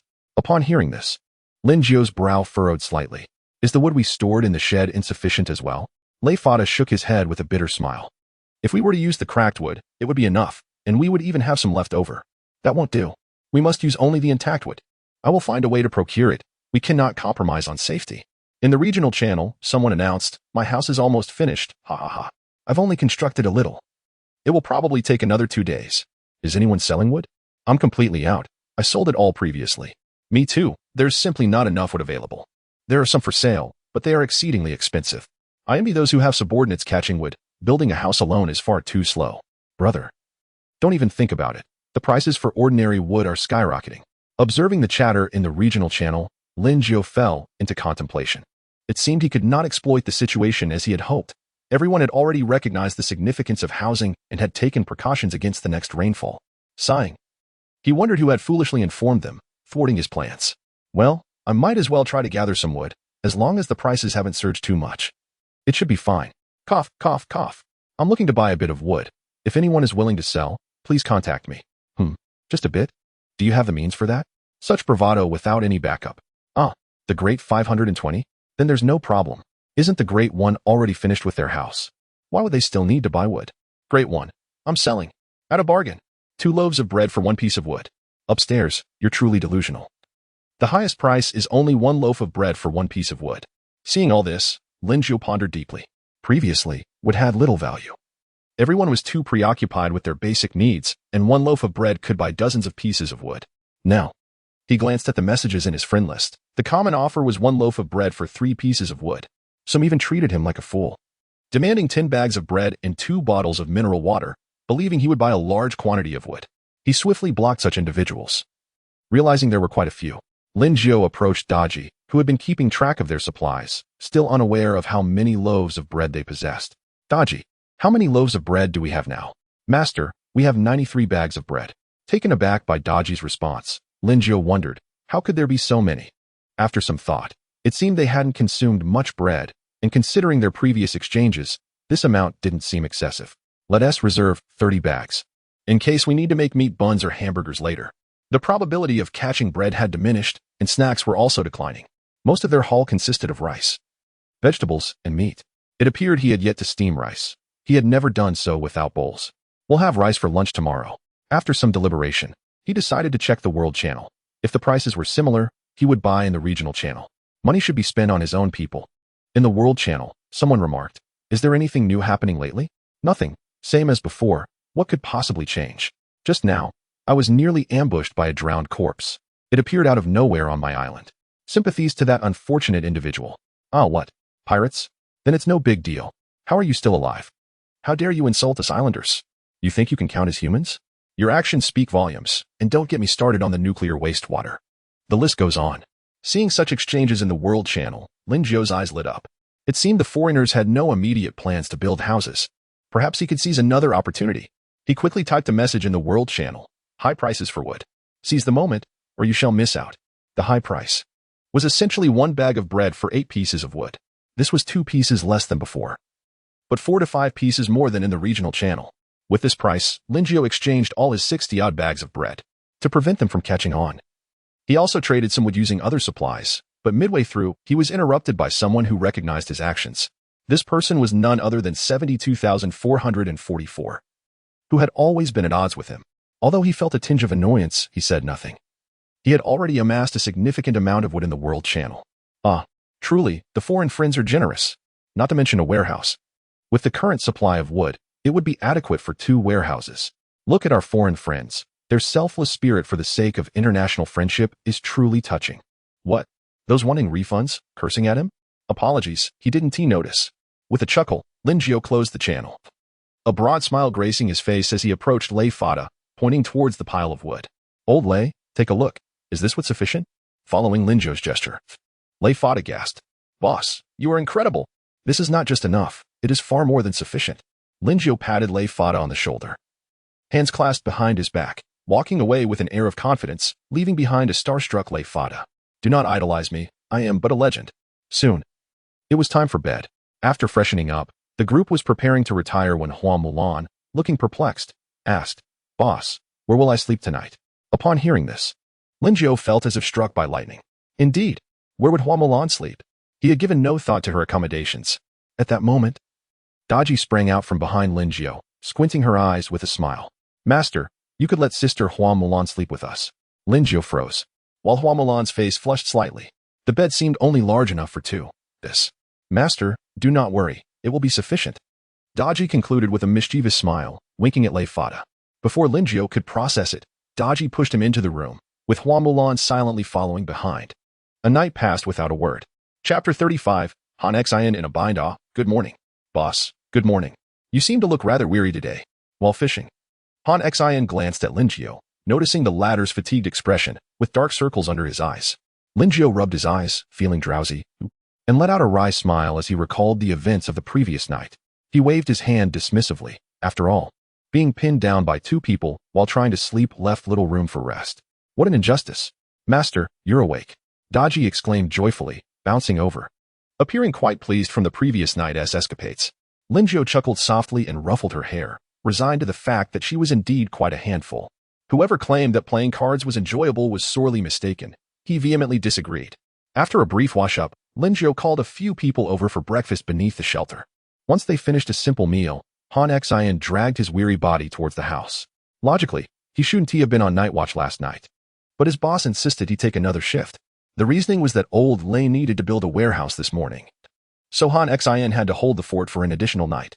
As he entered the house, he cast a resentful glance at Linjiao, who felt somewhat guilty in response. Alas, they were short-staffed. Old Lei, you go ahead. I need to discuss something with Hua Mulan first, Linjiao said, not allowing Lei Fada a moment to respond before striding directly to the fishing area. Mulan, I entrust the safety of your island to you today. Be vigilant. It's not just Daji who might reel and drown corpses. Strange occurrences may arise on the island as well. Be cautious. Still slightly blushing from the midnight events, Hua Mulan nodded absently, without uttering a word. Linjiao, observing her demeanor, felt puzzled. He wondered if she had absorbed his cautionary words. Turning towards Lei Fada, the two began preparing materials, sawing the wood to uniform lengths and binding them together with vines. After securing the necessary timber for construction, they commenced laying the foundation. The morning swiftly passed, and by afternoon, Linjiao and Lei Fada had successfully laid the groundwork, ready to erect the structure. Linjiao approached the fishing area and noticed Daji still engrossed in her fishing. Daji, did you catch anything interesting this morning? With a pout, she pointed at the wooden box, looking somewhat displeased. Just some bricks, nothing else, the same as before. Linji was baffled by her discontent. But upon seeing her disdainful gaze at the stone bricks, he began to understand her perspective. Daji, these are not mere scraps. They hold great utility. We can use them to construct kilns and better houses. You should aim to catch more of these. Upon hearing this, Daji's frown vanished. And with a hint of skepticism, she asked, Really? Linjiao nodded with a smile. Yay, I'll definitely catch more this afternoon. Daji's eyes twinkled with excitement. Resembling a crescent moon, she initially thought she was reeling in trash and feared disappointing her master, but now she realized their true value. All right, come. Today, I shall personally prepare lunch for you. MHM. Linjiao, seeing her nod enthusiastically, felt a smile creeping onto his lips. He called out to Lei Fada, signaling him. And after a brief nod, Fada dashed away. Linjiao poured a small bag of rice into a pot, adding just the right amount of water, and placed it over the three-sided stove he had constructed with stone bricks. As the flames flickered to life, he covered the pot with a wooden lid. Was something still missing? Daji, do we have any other stone pots we caught? Without hesitation, Daji replied, Yes. I have another pot. I'll fetch it for you. With that, she handed her fishing rod to Hua Mulan and hurried inside. Now left with just Hua Mulan, Linjiao noticed her cheeks were slightly flushed. Their eyes met occasionally, but she quickly diverted her gaze elsewhere, creating an awkward atmosphere. Linjiao couldn't quite comprehend why the usually bold Hua Mulan seemed shy. Master. I found it. Just as the awkwardness lingered, Daji emerged with the stone pot in hand. Linjiao let out a sigh of relief as he accepted the pot from her, placing it on another stove, igniting the fire, and pouring oil into it. He planned to make braised pork and stir-fried greens for lunch, and as for the soup, a simple lamb broth would suffice. As Linjiao prepared to showcase his culinary skills with the wooden spatula crafted by Lei Fada, a drowned corpse suddenly appeared at the island's edge, not far from him. Gah! For some unknown reason, the corpse fixed its gaze on Linjiao, lunging at him with menacing intent. Just before he could rise to confront the threat, a commanding shout echoed, Hua Mulan. Seeing her master in danger, Hua Mulan displayed the bravery described in tales. She seized her bronze blade and leaped, delivering a swift strike that severed the corpse's head, which rolled onto the ground. This sudden act reminded Linjiao of an ancient poem in a flowing green robe. Who knows, it is Hua Mulan. After dispatching the corpse, Hua Mulan turned and their eyes met once more, her face once again tinged with a hint of shyness. Well, perhaps he had been overthinking things. He certainly bore no ill intent. Sizzle. The pot was emitting sounds that brought Linjiao back to reality. He glanced down and saw a charred mess. Oh no, it burned. After navigating through a series of minor mishaps, Linjiao finally managed to prepare the meal. Strangely enough, while he was cooking, 4 or 5 drowned corpses appeared around him, one wielding a trident that nearly pierced his pot. He really needed to establish a proper kitchen. Feeling a mix of irritation and anxiety, Linjiao realized he had a myriad of tasks to attend to. The kiln, warehouse, kitchen, and various furniture like benches and tables. Never mind, he thought, he would tackle them one step at a time. Daji, please wake Han Xin for lunch. Once everyone was gathered, Daji kindly served a bowl of rice for him, though it was, well, acceptable. Eat up. The group waited for Linjiao's cue before they began. Han Xin picked up a piece of braised pork, taking a bite, and in the next moment, his eyes lit up as if he hadn't eaten in days. Devouring the food with fervor. The only words to describe it were wolfing down. Linjiao watched in astonishment. What was he doing? Before he could even pick up his chopsticks, Hua Mulan swiftly took the wooden bowl containing the braised pork and, under Han Xin's bewildered gaze, poured half of it into Linjiao's bowl. Seeing the pitiful expression on Han Xin's face, Lin Jiao struggled to suppress his amusement, stifling a laugh. Oh, Han Xian, you've been utterly outmaneuvered. Chapter 36, The Rem Pillow. With an empty stomach, Han Xian ambled about the island, his demeanor somewhat despondent. Observing this, Lin Jiao approached and patted Han Xian's shoulder in a gesture of sympathy. Ah, is that not Han Xian? After a few days apart, you seem rather downcast. Having satisfied his own hunger, he was not in a rush to construct the warehouse. First, he needed to ascertain whether any other matters were unfolding within the chat channel. He was certainly not seeking to be idle, absolutely not. Within the regional channel, I, having feasted and refreshed, managed to reel in another subordinate. Quite splendid. Another? Did you already have one previously? How enviable. Woe is me. I currently lack even a single subordinate, and my construction is progressing at a snail's pace. I envy that individual upstairs. They likely complete their buildings in a day. Pfft. What is there to envy? I refuse to believe they possess such an abundance of food. They will inevitably starve. The upstairs presence exuded a sourness akin to lemons. There are always those who cannot bear to see others prosper. Ugh, the immersion is so strong. I feel nauseous. Ah, I have just reeled in a rather famous figure, Li Si. That Li Si from the Warring States period? Incredible! I shall henceforth be a devoted fan of the esteemed 72,444. If memory serves, 72444 had previously acquired a Dongjua, and now he has added a Li Si. Goodness! Does the illustrious 72444 require a warm bed companion? Lin Jiao was somewhat astonished. He had not anticipated 72,444's extraordinary luck in attracting another renowned figure. However, he pondered why the individuals 72444 managed to attract were rather devious. First Dongjua, then Li Si. Yet, considering 72,444's own character, it was not entirely surprising. Ha! I am indeed the child of destiny. 72444 laughed heartily, reveling in the accolades from the regional channel. He felt that even the one he loathed the most, 520, paled in comparison to him now. Li Si, Dongjua, you too, go construct the house. Failure to complete it means no dinner tonight. Yes, master. The two nodded, offering no complaints, diligently setting about their task. In truth, their dinner consisted of merely a few bags of bread and some snacks, with meat being a rare treat. 520. It won't be long before I have you beneath my heel. 72444 began to fantasize about a future where he would triumph over 520. With a gleam in his eye and thoughts of a bed companion, he felt as though he had reached the pinnacle of life.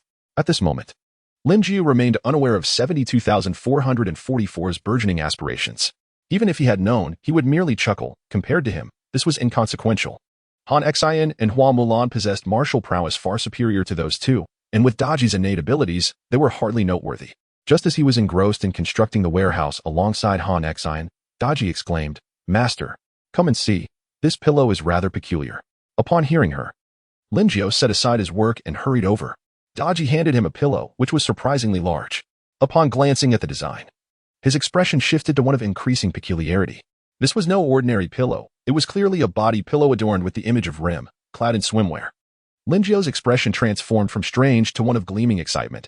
He was acutely aware that this body pillow could fetch an astronomical price among fans of the anime genre. The more he contemplated, the more exhilarated he became. Daji, observing Lin Jiao's reaction, found her own expression growing somewhat odd. Master does not have a penchant for such things. Does he? Such strange attire. If you like it, I could also wear it. Lin Jiao, oblivious to Daji's expression, was utterly captivated by the world of the body pillow. He swiftly opened the regional channel and typed furiously. Selling Rem swimwear body pillow, only one available, highest bidder wins. The previously vibrant discussions in the regional channel abruptly fell silent, only to be broken 3 seconds later by a voice. Why is no one speaking? Is it merely a Rem body pillow?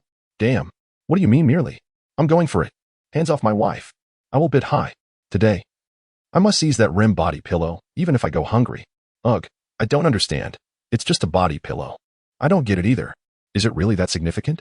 By the way, 520's luck is truly remarkable. If you don't understand, then don't speak.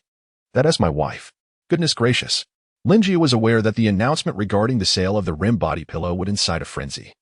But he had not anticipated such an overwhelming reaction. His notification for friend requests was nearly overwhelming. Truly excessive. He glanced over and noted that the lowest bid was 10 loaves of bread or 40 pieces of wood, which fell short of his expectations. After some deliberation, he noted the highest bid came from a player with the ID ZG84995. 520, I bid 10 square meters of land cloud plus 30 pieces of wood.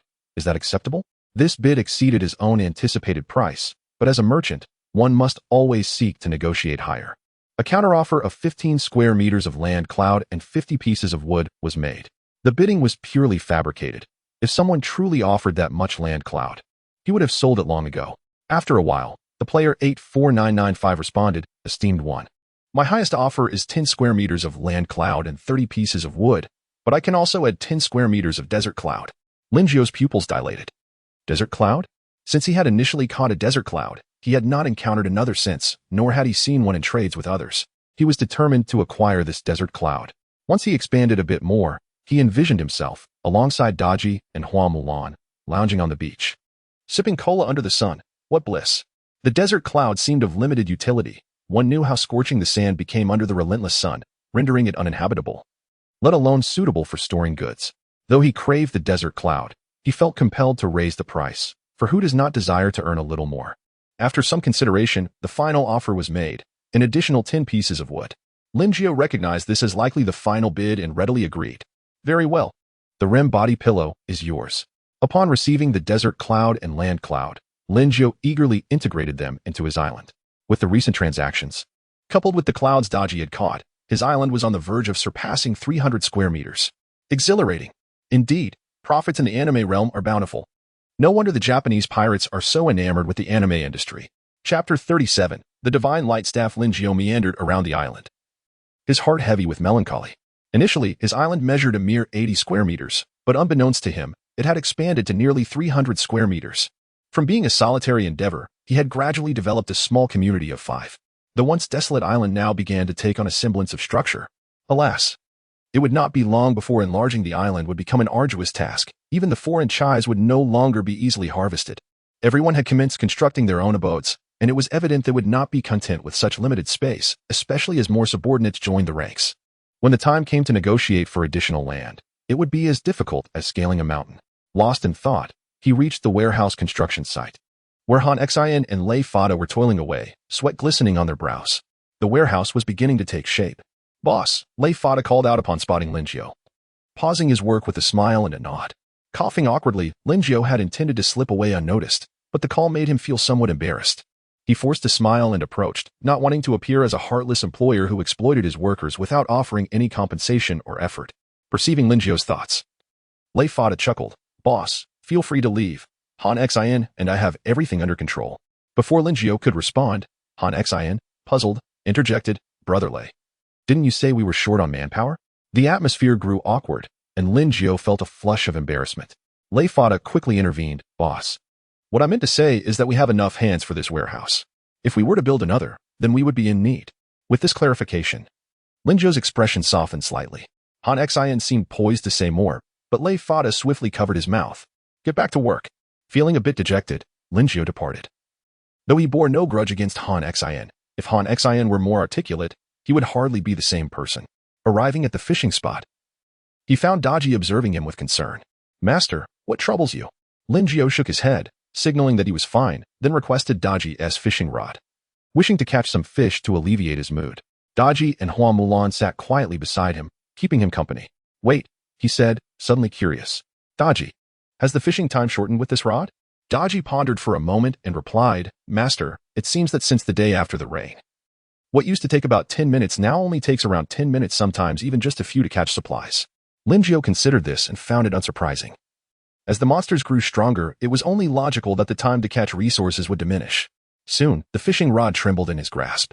Just as he prepared to reel in, he realized he could do so with ease. Has my strength increased?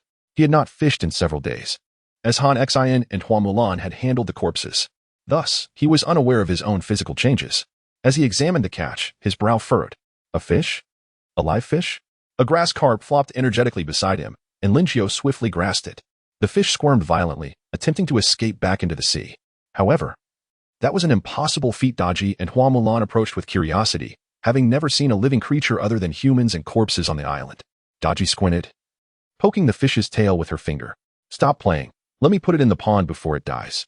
With that, Lingio headed toward the pond and tossed the grass carp in. Fortunately, he had collected fresh water during the rain. Otherwise, he would have been unable to keep the fish alive, as seawater could not sustain such freshwater species. It was rather amusing, surrounded by the ocean, After nearly a week of fishing, he finally caught a fish. And of all things, it was a grass carp, a freshwater fish. Was this reasonable? After completing this task, Lingio returned to his shelter to resume his fishing endeavors. Moments later, his rod trembled again. Clay? He had a substantial haul of clay. The difference between clay and loam is that clay can be used for bricks, while loam is for pottery. Was fortune finally smiling upon him today? He needed to capitalize on this good fortune while it lasted. Bread? Clothes? Spices? Wood? Attempting to strike while the iron was hot, Lingio fished for a full hour. But all he caught were mundane scraps. Fine, he admitted that he was still a bit unlucky. Master, don't lose heart. Perhaps the next catch will be something wonderful. Daji encouraged, while Hua Mulan handed him a bottle of cola. He took a long swig, but perhaps due to his sour mood, the cola, usually refreshing, felt scorching in his mouth. Sighing, he gazed out at the sea. Perhaps he should tie up the cola bottles and leave them in the ocean. He would finish this last cast first. He was certain he could do it. This cast felt longer than the previous ones, taking about 15 minutes before the rod finally trembled again. Lingio squinted, his pupils narrowing. Finally, it was here. After 15 minutes, it must be something good. With bated breath, he lifted the rod, only to be utterly astonished. The divine light staff, the transformation device of Diga. Suddenly, he recalled a phrase he often heard. Do you believe in light? He inspected the divine light staff closely. It bore no resemblance to the inferior goods he had previously encountered. Could he have truly caught a genuine item? Tentatively, he raised the divine light staff and pressed the button in the center, calling out loudly, Diga. In that instant, he felt himself enveloped in radiant light, an energy coursing through him. Was he about to transform into light? In the next moment, the divine light staff unfolded, emitting a brilliant glow. Diga. Diga transformation. A voice emanated from the device, and then, nothing happened. Enveloped in light, energy coursing through him. It turned out he was merely basking in the sun's rays. Bah, just another cheap trinket, nothing more than a 9 or 19 item, probably with free shipping. Initially thrilled at the prospect of catching something genuine, he had even prepared to transform into Diga to save the world. How disappointing. Daji and Hua Mulan gazed at Lingio as if he were a fool, both questioning whether their master had lost his mind due to the excitement. Noticing their bewildered expressions, Lingio quickly masked his embarrassment and began earnestly recounting tales of light. As long as he remained unperturbed, the awkwardness belonged to them. Chapter 38. The Flaming Bird. Ha! My lord, how can you still believe in such childish tales? Daji tilted her head, perceiving her master as rather naive for holding on to such stories. Hua Mulan, similarly amused, stifled her laughter but kept it to herself. Daji, nearly in tears from laughter, was oblivious to Lingio's increasingly sour expression, continuing to giggle at her own amusement. Hua Mulan quickly tugged at Daji's sleeve, but she remained lost in her own world. Sigh. Hua Mulan covered her head in exasperation, already convinced of how her master would soon deal with Daji. Ha! Lingio, unable to contain himself any longer, swept the laughing Daji into his arms. Daji appeared momentarily bewildered, only to find herself promptly pinned across his lap. Slap. He brought his hand down sharply on Daji's rear, producing a crisp sound as he muttered, Slap. Slap. That will teach you to laugh. The sharp sounds echoed throughout the tent, forcing Hua Mulan to turn her head away, unable to bear the sight. My lord, I was wrong. I was wrong. I won't laugh anymore. Yet, all that responded to her were the resounding slaps. My lord. I'm sorry. Woo-woo. I was wrong. Slap. Are you still laughing? I'm not laughing anymore. I'm not laughing anymore. After several apologies from Daji, Lingio finally released her. As long as someone mocked him, regardless of their beauty, he felt compelled to deliver a stern lesson. Brothers, am I right? Daji, having been set down, wore a face of despair, tears nearly spilling from her eyes. Was it really necessary for a few giggles to warrant such treatment? However, she dared not voice her thoughts, fearing another round of punishment. Rubbing her rear, she winced, truly pained. It felt oddly peculiar, as if there was a hint of enjoyment. She quickly dismissed such thoughts. How could she possibly feel enjoyment? Absolutely. It must be impossible. After dealing with Daji, Lingio turned his attention back to fishing, refusing to accept defeat. His face was pale today. He had reeled in the divine light. What could possibly be unattainable? Physics enhancement. Activate. Fortune, come to me. Fortune arrived. Lingio hummed the essential background music for every lottery and unboxing. Before long, under the influence of the music, the fishing rod trembled within 10 minutes. Whether it was his singing or the physics enhancement, he unexpectedly caught a piece of wood. Damn it, useless fishing rod. If I fish again, I swear I'll be a dog, he exclaimed, raising the rod to smash it against the ground in frustration, when suddenly a virtual interface appeared before him. Fishing rod upgrade. Fishing rod level 3, enchanted, effect, luck doubled, bait fishing, duplication. Next upgrade requirement, 6000 materials, character 10. Lin Jiao stood in stunned silence. Having not used it for so many days, he had nearly forgotten that his fishing rod could be upgraded. Duplication? What on earth was that? Upon closer inspection of the effect, he was taken aback, his mouth agape in astonishment. Duplication. The original fishing rod can manifest into another fishing rod, inheriting 70 of the original rod's attributes, and it will exist permanently. Cooldown, 24 hours. Duplicated attributes cannot be inherited. This effect was utterly astonishing. Although it only inherited 70 of the attributes, that 70 was significantly stronger than the rods possessed by others. And let us not forget, in just 24 hours, he could have an additional fishing rod with 70 attributes. He hastily put down the rod he was about to smash and gently caressed it. My apologies, it was my lack of insight. I was shallow. I failed to recognize the true value. Eager to test the duplication effect, he quickly manifested another fishing rod. My lord, this. Daji, momentarily dazed, could not comprehend. She had seen various materials caught, but never a fishing rod itself. Moreover, her master had even cast the rod. He affectionately ruffled Daji's hair and smiled. There's nothing extraordinary about it. Can you control 2 fishing rods simultaneously? Daji, enjoying the warmth of Lin Jiao's hand, pondered for a moment before nodding. That should pose no problem. Mulan, please keep an eye out. If Daji struggles, assist her. Hua Mulan, standing by, nodded in agreement. Seeing this, Lin Jiao handed both fishing rods to Daji, placing his hands behind his back and wandering off. He approached the area where he kept the vines. Selecting the longest one, 5 meters. He crouched down, creating loops every 5 to 8 centimeters, and once finished, he threaded the cola bottles through, pulling tightly to secure them. He dragged a string of cola bottles to the shore, grasping one end with one hand and the other end firmly with the other, swinging it with all his might. He then retrieved a slightly thicker piece of wood, driving it firmly into the ground and tying the front end of the rope to it. After letting it sit overnight, he would be able to enjoy chilled cola the following day. Lin Jiao dusted off his hands and returned to the island, glancing at the sky, which had begun to dim. It seemed dinner time was approaching. What would they eat tonight? He realized he had been lacking nutrition, consuming lamb and beef daily. He needed some fish soup to replenish his strength. Otherwise, he would be fatigued for the night. Not that it was anything improper. He still needed to build the kiln. Dinner time, Lin Jiao called out, filling each bowl with steaming fish soup. The others, upon smelling it, promptly set aside their tasks. As devoted eaters, neglecting to eat was an affront to their principles. After a tiring afternoon, they devoured the meal ravenously. Anyone unaware would think Lin Jiao had starved them.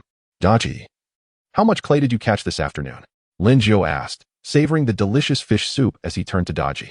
My lord, there's a bit over 3 boxes of clay, and more than a box of sticky clay was caught as well. Upon hearing this, Lin Jiao suddenly felt a pang of regret. Given the current probabilities, he could have waited another 2 days to burn stone bricks for building the warehouse. Sigh. How hasty. Surely, he couldn't dismantle the warehouse just to rebuild it. He opened the regional channel, curious if anyone else had caught clay. If so, he might seize the opportunity for a profitable venture. In the regional channel, today I saw a bird flying in the sky, engulfed in flames. About the size of my island. I thought I was going to die. Chapter 39, The Pitiful Experience of Han Xin. I thought I might meet my demise here. Those up there are just boasting, claiming there are fiery birds. It's utterly hilarious. People today will say anything for attention. How could there possibly be a bird larger than an island? If such a creature existed, what would be the point? I might as well leap into the sea and end it all. Brothers, it seems he wasn't exaggerating. I saw it too. TSK. There's even an accomplice. My friend, how much did he pay you? I'll give you double. Instead of wasting time, why not focus on building our homes? Farewell. Wait a moment. I think I also saw it. That bird brushed past me and then soared into the sky, until it vanished from view. I'm not an accomplice. I'm the accomplice of my entire family. How do I feel this might actually be true?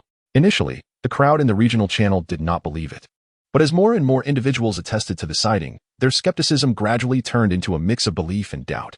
Lin Jiao, expressionless, lowered his head and sipped his fish soup. To be honest, he initially found it hard to believe there was a bird engulfed in flames, larger than an island. However, upon reflection, it didn't seem so outrageous. A fishing rod could catch any resource. In this world, there were corpses that floated. Even if someone claimed they could transform into a giant, he would likely accept it. A slightly larger bird, engulfed in flames, perhaps he could accept that too. Absurd. If that bird decided to fly over one day, its wingspan nearly 100 square meters, his island would not withstand even a few collisions. He needed to equip his island swiftly, enhance Han Xin and the others' compatibilities, and create long-range weapons. Glancing at the resources on his island, it seemed he could hardly create anything. Perhaps a bow and arrow would suffice. Although, what good would a bow and arrow do? He had not forgotten his initial goal. He aimed to gather some clay. Ahem, ahem. Is there anyone who has caught clay? I am purchasing clay here at an affordable price, fair to all. His coughs were merely an attempt to project an air of sophistication. Generally, when a big shot speaks, they cough twice. The Great One is here again, collecting resources? Clay? No clay? What about adhesive clay? Is there a difference between clay and adhesive clay? They seem the same, don't they? Who claims they are the same? Clay can be used to make bricks, while adhesive clay is for pottery. Surely the Great One isn't planning to build a brick house? Goodness. Given the earlier comments, it seems quite plausible. We haven't even completed our wooden houses. And the Great One is preparing to construct a stone brick house. Great One, please accept my respect. Unfortunately, I haven't managed to catch any clay. Why does the Great One want to build a stone brick house? Wouldn't one suffice? You don't understand. I can guess that the Great One finds it inconvenient to move in a wooden house at night. It's not sturdy. Ah, you understand. Lin Jiao felt somewhat speechless. Every time he appeared, the conversation took a strange turn. Was he really that kind of person? Yet, to be fair, it was quite soft. The blankets caught from fishing were soft, so don't think otherwise. He continued to observe the regional channel but found no one had caught any clay or living creatures. It appeared that, in most cases, he was indeed ahead of others. Only a few instances, or those fishing for longevity, were on par with him. Upon reflection, his life was rather comfortable. During the day, he had 2 laborers assisting him. And at night he could rest on a soft round pillow. With that thought, a sly smile crept across his face. Master? Master? Huh? Linji was lost in thought. Abruptly brought back by Daji's words. Daji blinked her eyes, curiously inquiring, Master, what's wrong? Your laughter is quite strange. Ahem. It's nothing. Just thinking about a particularly soft pillow. Daji looked somewhat bewildered, not quite processing his words. A soft pillow? But Master, you don't use a pillow at night. You mentioned that pillows can be uncomfortable. You always. Realizing this, Daji's face suddenly flushed, and she exclaimed, Master, you're so naughty. Lin Jiao grinned, finishing his bowl of fish soup, and was about to serve himself another when. What happened to the fish soup? He noticed the pot contained only remnants. Not a single fish bone remained. He swiftly turned his gaze toward Han Xin, as only he would engage in such antics. Han Xin, feeling Lin Jiao's penetrating stare, hurriedly lowered his head and gulped down the remaining soup, fearing Lin Jiao would snatch it away. Seeing this, Lin Jiao's expression darkened. Daji and Hua Mulan stifled their laughter, finding their master's misfortune utterly endearing. Have you 3 eaten your fill? Lin Jiao tilted his head, a mischievous grin on his face. As the 3 were about to respond, Lin Jiao interrupted, All right. I know you haven't had enough. I'll prepare a little more, stir-frying some beef with scallions.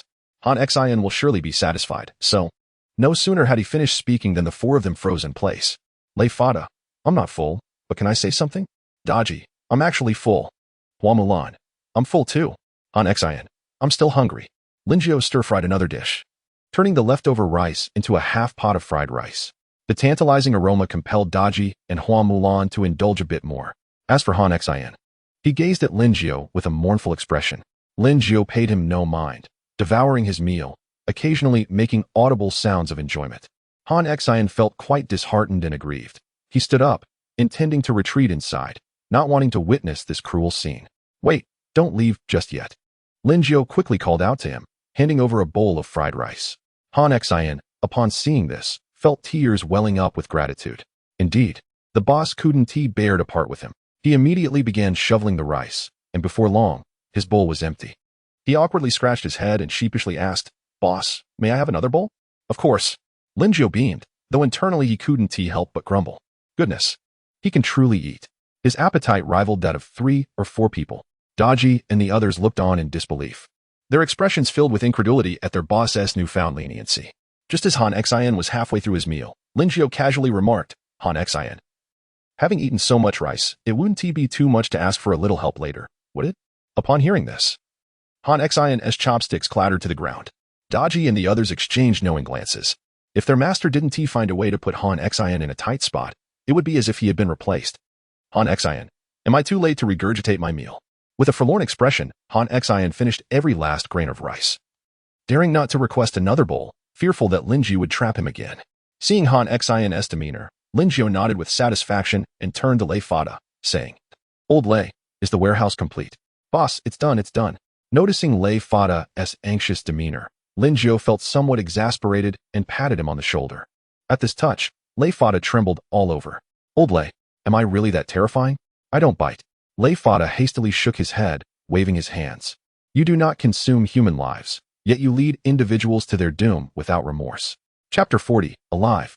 Linjiu brought the somewhat disgruntled Han Xin to a location not far from the warehouse, closely followed by Lei Fada. In his hands, he held a stack of paper and a pen, intensely scribbling and revising while occasionally sighing and discarding sheets in frustration, only to replace them with fresh ones. Lei Fada and Han Xin exchanged puzzled glances, bewildered by their boss's actions. After a considerable time, Linjiu, lying on the ground, suddenly leapt to his feet, exclaiming, "Yes." Just like that. He promptly handed the drawn blueprint to Lei Fada. "Old Lei, take a look. Doesn't it resemble a brick kiln?" Taking the blueprint from Linjiu, Lei Fada glanced at it and exclaimed, "Boss, you're amazing. Well, I can't even comprehend what this is." Linjiu nodded vigorously, pride radiating from his face. But upon hearing the latter part, "What do you mean you can't understand? This blueprint took me great effort to create." He snatched back the paper. Regarding Lei Fada with an expression that demanded appreciation, Lei Fada, shrugging his shoulders, replied, "Boss, how about I give it a try?"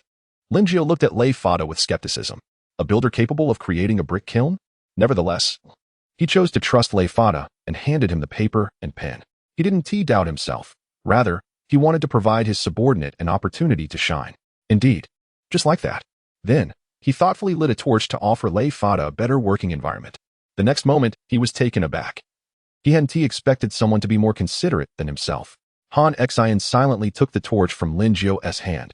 "Ah, a promising student." Linjiu couldn't help but nod, realizing he had overlooked Han Xin's thoughtfulness. Han Xin remarked, "If I don't show some consideration, I might be left in the lurch." Linjiu leaned down, focusing on the blueprint Lei Fada had partially completed.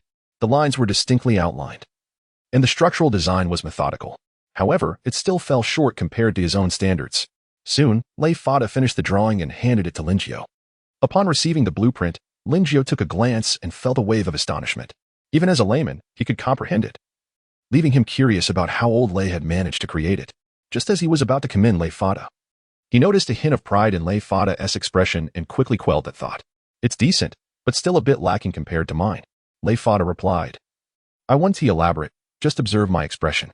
Linjiu scrutinized the blueprint carefully. It depicted a mold design, approximately 6 by 10 in size, indicating that a single mold could produce 60 bricks at once. As he examined the blueprint, Lei Fada returned to the ground, beginning to sketch additional designs. "Old Lei, I never realized you possessed such talents."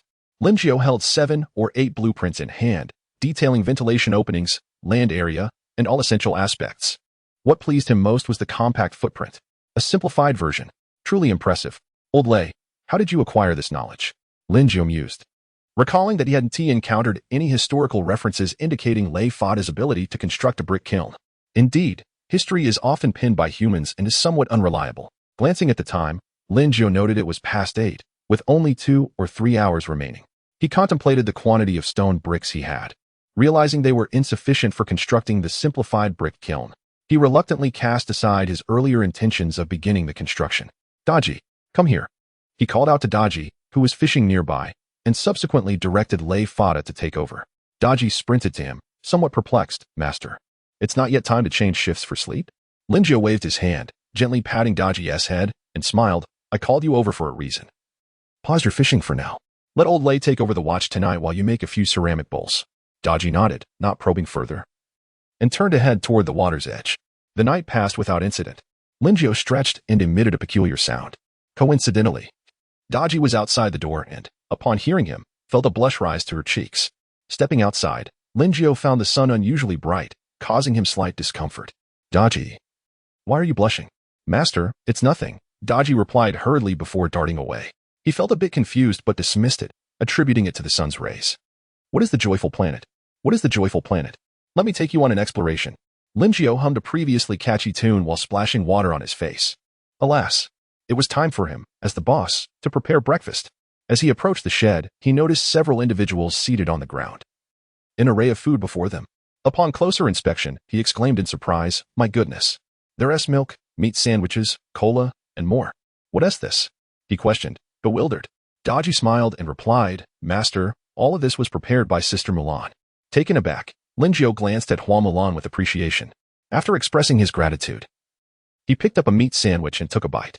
However, his expression soured upon tasting it. The meat seemed almost raw. Chapter 41. Replacing Stone Bricks.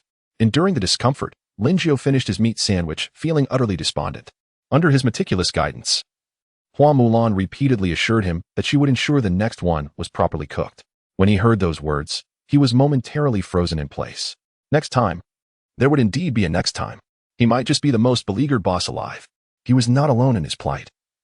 The others were hardly faring better, particularly Han Xian, who had unexpectedly grown fond of the days spent being duped by Linjiao, if only for the decent meals. Arriving at the pond, Linjiao noticed 6 ceramic bowls quietly resting there, drawing his attention.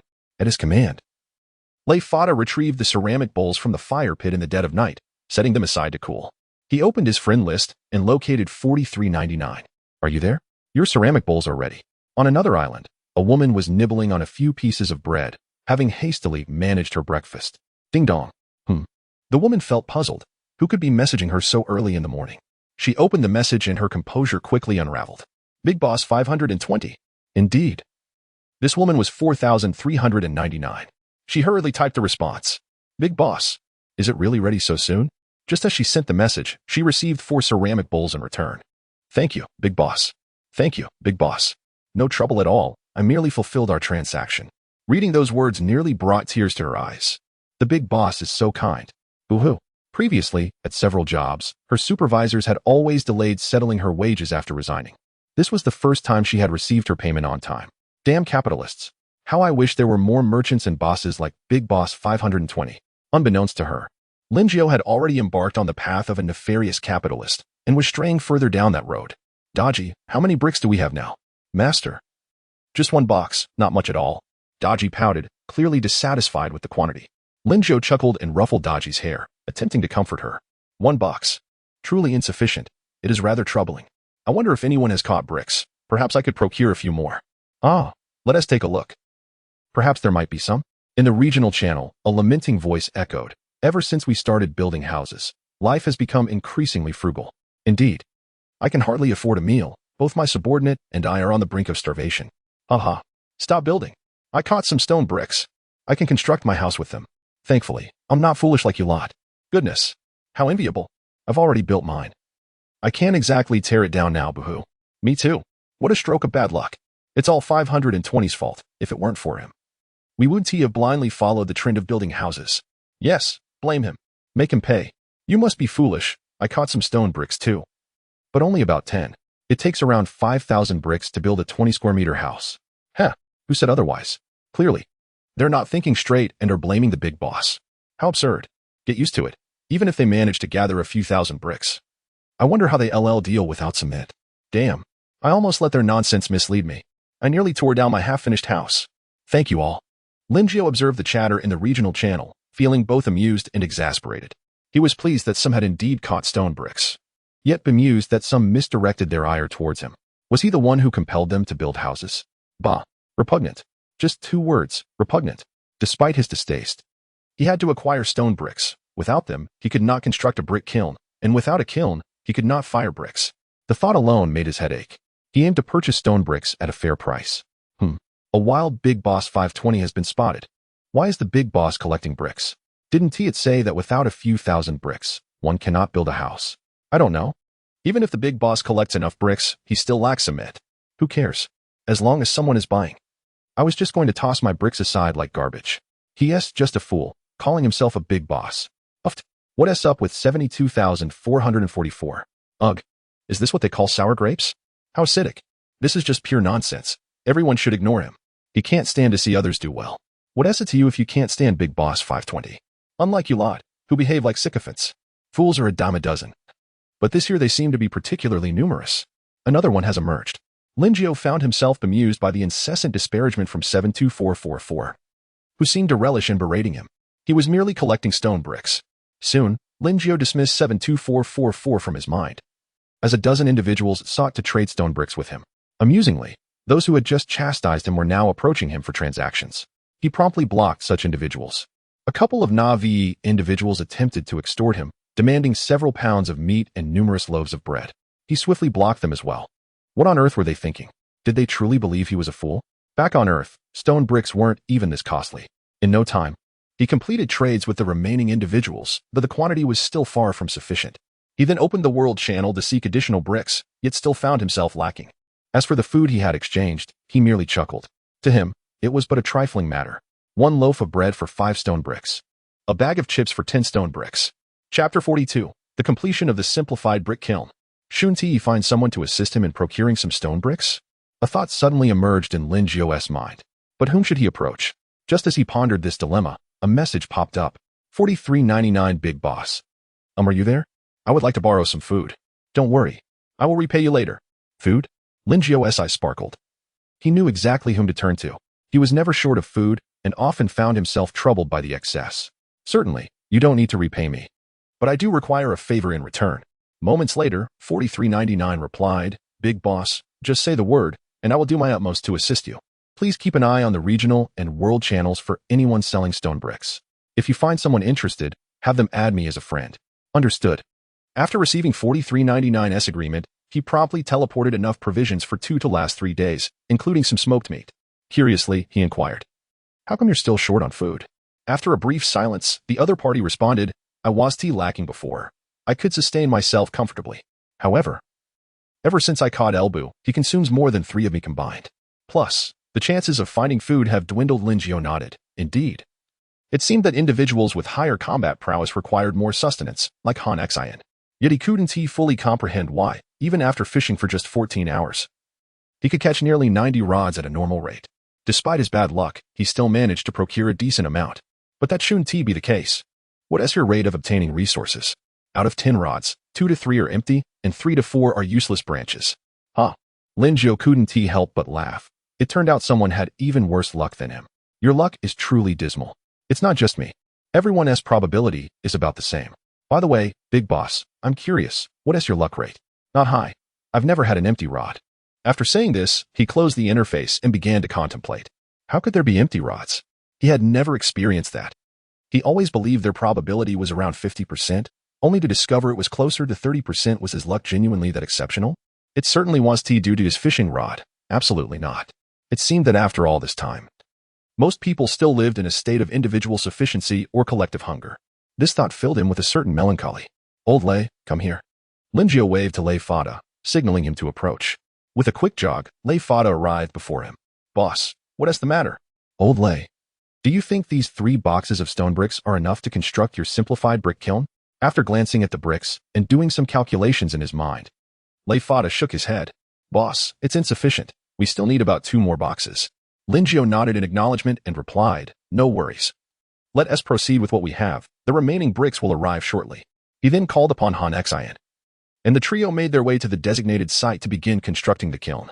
Han Xian, work diligently. Lunch will be plentiful. Meanwhile, on 43.99's end, upon receiving the provisions from Lin Jiu, she was overwhelmed with emotion, nearly to the point of tears.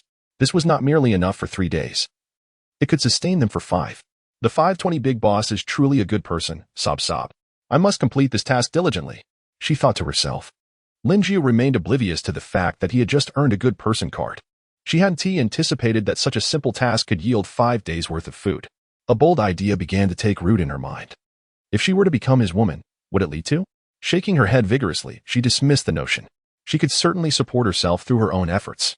Standing behind her, Elba was perplexed by his master's alternating expressions of joy and determination. Even shaking his head at times, he could hardly comprehend it, especially since his master had nearly considered selling herself. Elbu, come here. You'll get a hearty meal at noon today, but you'll need to ration your food from now on. Upon hearing this, Elbu's eyes lit up, and he hurried over. It seemed he was quite starved. A person who eats well is truly superior.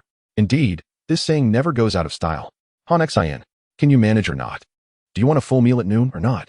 After hearing this, Han Xian wiped the beads of sweat from his brow, his clothes already soaked. He then redoubled his efforts. In contrast, Lin Jiu, aside from a few beads of sweat and a slightly damp shirt, seemed unaffected. What a heartless boss. Realizing he was being somewhat shameless, Linjiao flashed a sheepish smile, set down the stone bricks, and turned toward the seaside. Approaching a piece of wood, he grasped the rope tied to it and gave it a sharp tug. Ice-cold cola. He casually grabbed a few bottles, set down 2 next to Daji, and finally returned to the kiln area, tossing 2 more to Han Xin and the others. Let us take a break. We're almost done. No rush. Hearing this, Lei Fada and Han Xin slumped onto the ground, eagerly twisting open the cola and gulping down several mouthfuls. After a brief respite, they rose to continue their labor. After a full morning and afternoon of construction, the simplified small brick kiln was finally completed. Lin Ju nodded in satisfaction, his face radiating joy. To ensure the kiln's airtightness, Lei Fada added wooden boards around it, preventing heat from escaping.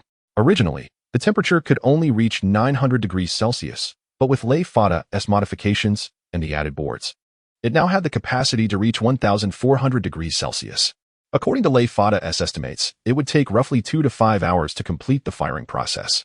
Lin Zhou calculated that with 60 bricks per batch, they could produce 12 batches in a day. That amounted to 720 stone bricks.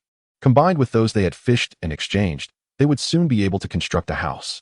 He tentatively poured clay into the molds. Now all that remained was to wait for 2 hours. Before long, the 2 hours flew by.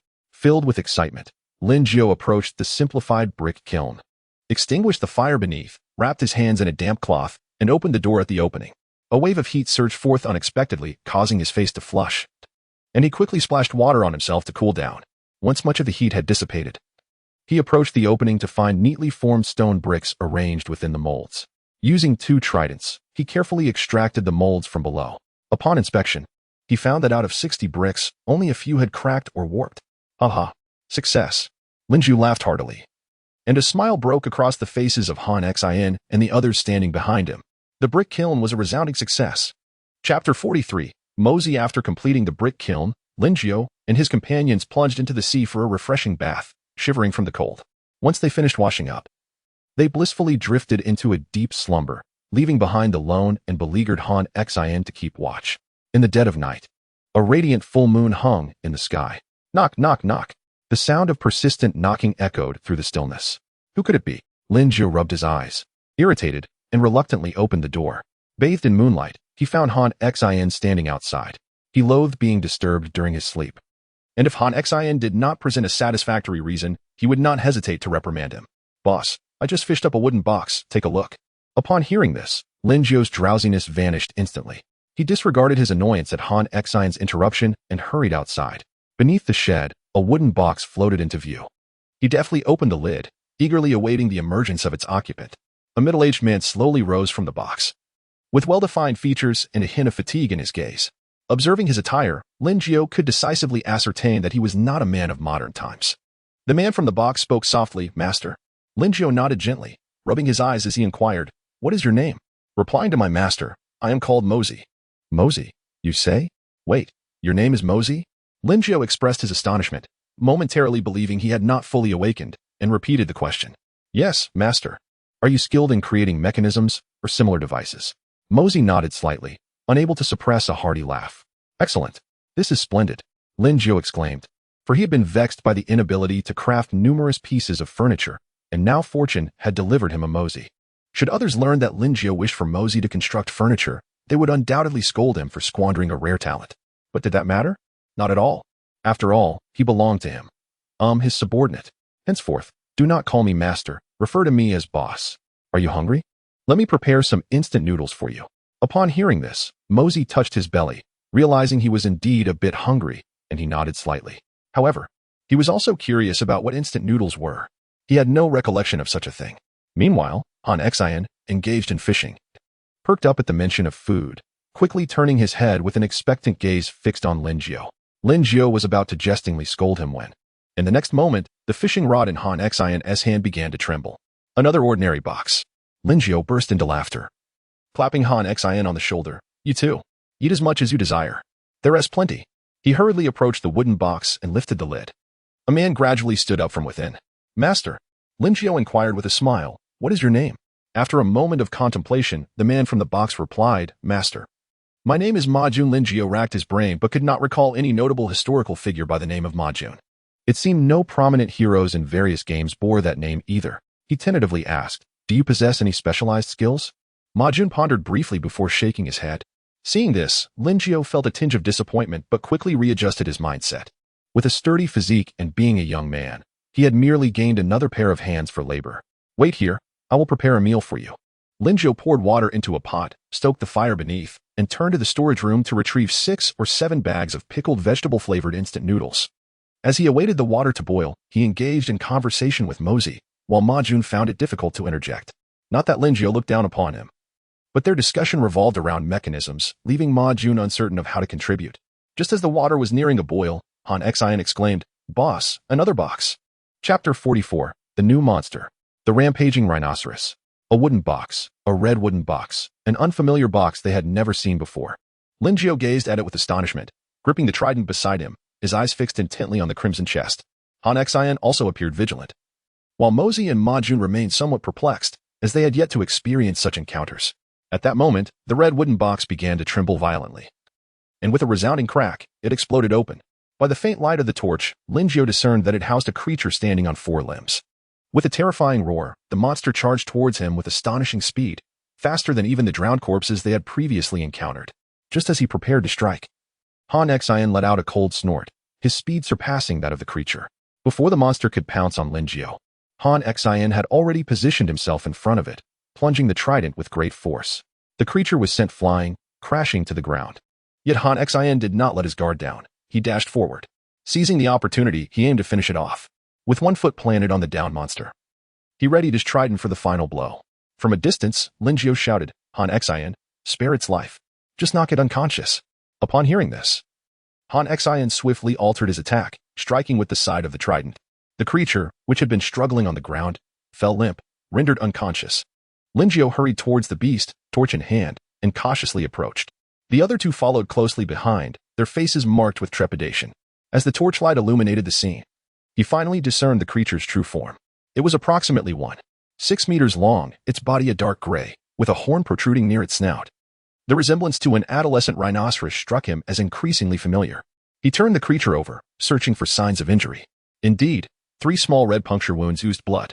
Lin Jiao recalled that when Han Xian had thrust the trident, something had seemed amiss. Typically, Han Xian's strikes resulted in decapitation or shattered skulls. Yet this creature had merely been flung aside. The 3 small wounds appeared to have little effect on it. It seemed that Han Xian's sheer strength had merely rendered the rhinoceros dazed. Its defensive capabilities must be formidable. Rising to his feet, Lin Jiao thrust the trident downwards with all his might. He felt a jarring recoil in his hand, yet the creature remained unscathed. He realized its hide was indeed remarkably tough. If fashioned into armor, it would be invaluable. As he pondered this, he continued to jab at the beast. But Mosey and Ma Jun exchanged glances, wondering if their leader harbored some peculiar obsession. After several attempts, the creature remained unmarked and, instead, roused from its stupor. Letting out a furious roar, Lin Jiao quickly retreated, just as the creature attempted to rise and attack. To ensure his master's safety, Han Xian thrust the trident forcefully into its forehead. Then, silence fell. It was dead. Lin Jiao surveyed the fallen creature, harboring no resentment towards Han Xian. After all, the action had been taken with his well-being in mind. He submitted the monster's carcass to the trading platform, where a line of information appeared. Name: Rampaging Rhinoceros Carcass, Growth Stage. Effect: the hide of the Rampaging Rhinoceros offers exceptional defense, making it suitable for armor crafting. The horn of the Rampaging Rhinoceros is exceptionally sharp, ideal for weaponry. Remarks: Price: indeed, it was a rhinoceros, regrettably. This one had not had the opportunity to utilize its horn in an attack before being slain by Han Xian. At that moment, the others who had been sleeping in the room were startled awake. Master! Boss! Boss! Lin Jiao nodded reassuringly, indicating he was unharmed. The newcomers crouched beside the rampaging rhinoceros. Their curiosity piqued. Daji remarked disdainfully, "So ugly, just like that drowned corpse." Lin Jiao chuckled helplessly, shaking his head. He proceeded to explain the characteristics and attack methods of the rampaging rhinoceros, cautioning them to remain vigilant. Boss, I'm hungry." Han Xian sheepishly scratched his head, glancing at the stone pot not far away. Lin Jiao slapped his forehead. He had completely forgotten about the matter. He hurried to the stone pot, lifting the lid to find that the water had diminished significantly. He promptly refilled it. Noticing Daji and the others, he sighed, realizing he still needed to tend to them. He fetched several bags of instant noodles from the warehouse. Once the water boiled, he added the noodles one by one. Looking at the pot, he suddenly felt it was rather small. Before long, with more people arriving on the island, it would undoubtedly prove insufficient. He needed to expedite the construction of a kitchen and create a larger stone pot. As the group filled their bellies, they returned to their rooms to rest, while Mosey and Ma Jun had to endure the discomfort of sleeping in a tent for the night. As for Han Xian, he was tasked with keeping watch. Chapter 45, Task Distribution. A ray of blinding sunlight streamed through the window, illuminating the sleeping face of Lin Jiao. After a while, he slowly opened his eyes, still clouded by slumber, and glanced at the time. It was already past 9. Rubbing his eyes, he noticed that the 2 women beside him had long since left. Pushing the door open, he found a few people outside, looking somewhat dispirited, likely due to the events of the previous night and just waking up. He stepped out of the room, quickly washed up, and made his way to the shelter. The others were already seated inside, waiting for him. Yet another day of preparing breakfast for himself. The group enjoyed their porridge and sausages, relishing their meal. Lin Jiao glanced around, including himself. There were now 7 people on the island. Taking a sip of porridge, he raised his head and said in a serious tone, "Ahem. I have something to discuss with everyone." Upon seeing Lin Jiao's stern expression, everyone paused their eating, even the most voracious eater, Han Xian. Now that our numbers on the island are gradually increasing, certain matters can no longer be handled as casually as before. Thus, I must assign you some tasks today. Lao Lei, your task is to lead Ma Jun to construct a toilet and a shower. This is of utmost importance. As time passes, our numbers will only grow. If we do not build a shower soon, we can't expect Daji and Hua Milan to bathe in my room every day, can we? Ahem. Of course. As a person of integrity, I always step out to keep watch while they bathe, ensuring no peeping toms are lurking. Lao Lei nodded at this, and then, as if recalling something, asked, "Boss, what about Mosey and his companion's house? Are we not building that?" Lin Jiao waved his hand dismissively. "We will build it. But not at this moment. We shall wait until I find a way to acquire some it." Turning to Mosey and his companion, he continued, "You two will have to endure for now and stay in the tent temporarily." Both Mosey nodded in agreement, expressing no objections. After assigning tasks to Lao Lei, Lin Jiao addressed Daji and Hua Mulan. "You two will continue as before. Daji, you are responsible for fishing, while Hua Mulan, you will oversee security.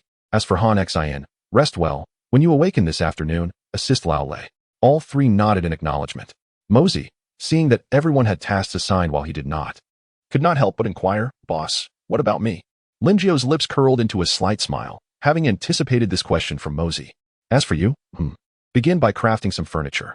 Given our current number, each person will need a set, a wash basin, stools, a larger dining table, and also..." Mosey looked puzzled, as some of the items were foreign to him. "Boss, what is a bathtub?" Lin Jiao placed a hand on his forehead, realizing that Mosey, being from ancient times, was unfamiliar with such modern concepts. He patiently explained, "It's essentially a larger wooden tub, about 2 meters long and half a meter wide." Understanding dawned on Mosey's face as he nodded. "All right, let us get to work after breakfast." Once everyone finished their meal, they promptly began the tasks assigned by Lin Jiao. As for Lin Jiao, he lounged beneath the shelter, perusing the channel. This was not an act of laziness. He too wished to be productive. But he needed to search for cement in the area channel. Thus, his idleness was not a matter of choice. In the area channel, discussions arose. "Have you noticed? It seems the probability of finding resources has slightly increased today. I don't know. I just woke up. It does seem true. I calculated roughly that out of 10 casts, at least 4 had resources, and with a bit of luck, perhaps 6. Damn. I just finished eating and haven't tea gone out yet. I'm going now. Let us take off. Finally, we don't have to fear starvation." Even so, what does it matter? I have 3 or 4 subordinates. I still need to ration my food. Condolences upstairs. I'm so close to finishing my house. Bow before me." Lin Jiao observed the chatter in the channel, raising an eyebrow. Although he had not found the cement he sought, he was aware of the increased likelihood of resource discovery. Did this enhancement imply something? Would it provoke other reactions? He pondered for a while but could not arrive at a conclusion. However, since he was already in the channel, he might as well inquire. "Has anyone caught a creature resembling a rhinoceros called the rampaging rhino? What kind of creature is that? Never seen it." 520, are you there? Did you encounter that kind of monster? 520, what does it look like? Does it have any weaknesses? Please share. Oh, great one. Great one. I have stone bricks. Are you still buying? Little sister Gigi wants a sweet romance with just 10 pounds of meat. Ugh, can we not be disgusting? What a bold demand. Is your bottom made of gold? 10 pounds of meat. I only have 4 or 5 pounds. After waiting a while, Lin Jiao chuckled bitterly. Realizing that no one else seemed to have encountered the rampaging rhino, it appeared he was the only one. Perhaps others had indeed met it but were unprepared and perished. As for weaknesses, he could share, considering it a contribution to global peace. He detailed the rampaging rhino's appearance and flaws. But then he suddenly recalled the time limit, once per hour. This was not his fault. It was the system's restrictions. Just as he was about to close the interface, a familiar yet strange identifier sent him a message, ZG84995. This was the player who had previously purchased a REM pillow from him, despite having only conducted that one transaction. He recognized the identifier well, primarily due to the generous payment. 520, are you there? Can you tell me the weaknesses of the rampaging rhino? You also encountered the rampaging rhino? Actually, it has many weaknesses. Lin Jiao found it hard to believe anyone could survive the rampaging rhino's assault unless they had equally formidable subordinates. Soon, 84995 replied, "No, I'm just being cautious. In case I encounter it later." Lin Jiao's lips curled into a sly smile, and a mischievous thought crossed his mind. The weakness is simple. Just lie beneath the shade of a tree, sip on a bottle of 1982 Sprite, browse the channel, and wait. Huh? So simple? What good is that? The usefulness? It ensures you die peacefully. Chapter 46. Alternatives to Cement. In truth, it is merely to allow you to depart in peace. On another island, 84995 awaited information with bated breath, only to find himself momentarily stunned by the abruptness of those words.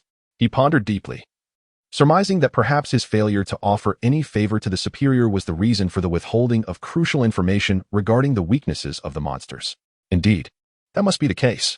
Yet, he found himself devoid of any valuable assets to present to the eminent figure.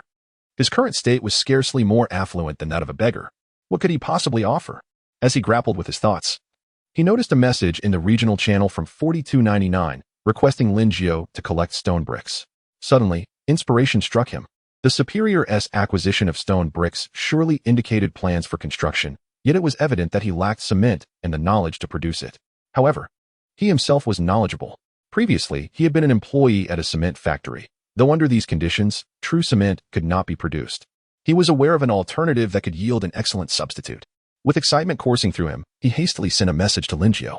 "My esteemed superior, I am aware that I possess no substantial resources for trade, yet I know how to create a substitute for cement." Just then, Lin Jiao, who had just retrieved some chilled cola from the sea to share with his companions, opened his friend list and, upon seeing the message from 84995, raised an eyebrow and smiled. He had merely intended a jest, feeling the heat and seeking a refreshing beverage to cool off. He was preparing to inform the other party of the vulnerabilities of the rampaging rhinoceros when he realized that the individual had misconstrued his intentions, thinking he was someone who would cling to benefits. Was he truly such a person? Was he a heartless merchant? Absolutely not. Thus, he had no desire for the method of producing cement substitutes. Or rather, it was not that he did not want it. Rather, he felt it was a matter of goodwill to share a few bottles of cola with his diligent subordinates to alleviate the heat. 84995 had misinterpreted his actions. This was what one could call a misunderstanding. Was there anything wrong with the insistence on a transaction? Certainly not. With a smirk, Lin Jiao replied, "Very well. How shall I put it? The rampaging rhinoceros is exceedingly swift, possesses formidable defense, and as for its attack power, it appears quite impressive. Its hide is exceptionally thick. Impervious to bronze weaponry, yet it is susceptible to shock damage. In simpler terms, attempting to pierce or hack at it with bronze weaponry is less effective than simply striking it with the weapon itself." On the other island, 84995 nodded repeatedly as he read Lin Jiao's message, though he found one aspect perplexing. What did it mean for its attack power to appear impressive? Was it possible that Lin Jiao had dispatched the creature before it even had the chance to strike? Unthinkable. Absolutely impossible. If it could be defeated in a single blow, how could it possess such high defensive capabilities? Did Lin Jiao consider himself a one-punch hero? Nevertheless, 84995 remained true to his word and, despite his doubts, shared the method for creating the cement substitute with Lin Jiao. "Esteemed superior, it is quite simple. All that is required is..." Upon concluding 84,995's explanation, Lin Jiao was astounded. Could such a thing truly yield a substitute for cement? Would ash? Surely, he jested. He found it hard to believe that such a material could serve as a replacement for cement. Yet, a statement from his interlocutor compelled him to reconsider. In ancient times, before the advent of cement, this was precisely the material they had utilized as a substitute. Very well then, a dead horse is better than a live one. It was worth a try, as there would be no harm in experimenting, given that wood ash was abundantly available. Should he succeed, his fortunes would surely soar. Lin Jiao did not summon others, but resolved to undertake the task himself. The requirement for pure wood ash, derived from leaves or bark, that was quite a high standard. and he wondered where he might find sufficient leaves to burn. He recalled that he had previously caught a filter net. Rushing to the warehouse, he rummaged through his belongings and soon unearthed the net, confirming his memory. He grinned with satisfaction. Armed with the filter net, he approached the extinguished fire pit, using a shovel to pour all the wood ash into the net to eliminate impurities. Following 84,995's instructions, he first placed the filtered wood ash into a container, added an appropriate amount of water, and stirred. Once the wood ash had achieved a paste-like consistency, he incorporated a small amount of clay and stirred in additional water. An hour later, it appeared to be coming together. Lin Jiao gazed at the viscous mixture, nodding in approval. The next step was to test its efficacy. He retrieved 2 stone bricks that had long been prepared, using a wooden board to scoop up the makeshift cement and applying it to the bricks, then pressing them tightly together. All that remained was to allow them to air dry naturally. Having completed this, he seized a nearby bottle of cola and took a hearty swig. It was time to see how Lei Fada's construction project was progressing. Chapter 47, A Fun Game. Upon arriving at Li Fada, Lin Jiao observed Li Fada and Ma Jun, both drenched in sweat, squatting on the ground as they bound pieces of wood with vines. This scene evoked fond memories of the time when he, Han Xian, and Li Fada built their own house. A wave of nostalgia washed over him. Yet he knew that reliving those moments was utterly impossible. Although he despised the malevolent capitalists, he had grown enamored with that experience. Boss. Upon spotting Lin Jiao, Li Fada and Ma Jun hastily stood up. It's all right, carry on with your work. I'm merely here to take a look. Lin Jiao waved his hand, signaling them to continue. Old Lei, which part are you constructing first? Boss, this is meant to be a bathhouse. Lin Jiao nodded in acknowledgement, casually offering a few instructions before wandering off towards Mosey, who was nearby. A stack of wooden basins lay to one side, where Mosey was crouched beside a particularly thick piece of wood, wielding a discarded dagger and a bronze knife. Mosey, what are you up to? Wiping the beads of sweat from his forehead, Mosey replied with a grin. Boss, I'm crafting the bathtub you requested. Lin Jiao nodded, understanding why the wood was so long and robust. Oh, by the way, please make a few more wooden barrels, about 1 meter in height. He suddenly remembered that he lacked containers for his cement and promptly gave the order. After addressing a few matters, he moved on. Look at this toothpick. It's both short and slender, while this noodle is long and wide. He had never dared to believe that selecting a consort could grant him access. Various scoundrels gathered to compare whose toothpick was longer. Lin Jiao hummed a tune as he approached the shed, noticing that Daji had yet to see his arrival. He immediately fell silent and stealthily approached her from behind. He then made a shushing gesture to Hua Mulan, who was stifling laughter beside him. Daji was focused on fishing, blissfully unaware of Lin Jiao's mischievous grin behind her. Suddenly, she felt a shadow loom over her, as if something had covered her eyes. Ah, Sister Mulan, there's a monster, she shrieked, calling out to Hua Mulan while swinging her arms at the unseen creature behind her. Ouch, that hurts. Lin Jiao cried out, the familiar voice triggering a sense of recognition. This voice sounds remarkably like the master. She quickly turned to see Lin Jiao clutching his thigh, a pained expression on his face. Master, I am so sorry. I didn't mean it. I thought it was a monster. Daji's face was a mask of contrition, her eyes brimming with tears. Enduring the pain, Lin Jiao mustered a faint smile to reassure her. It's quite all right. I bear you no grudge. Have you ever encountered a monster as handsome as I?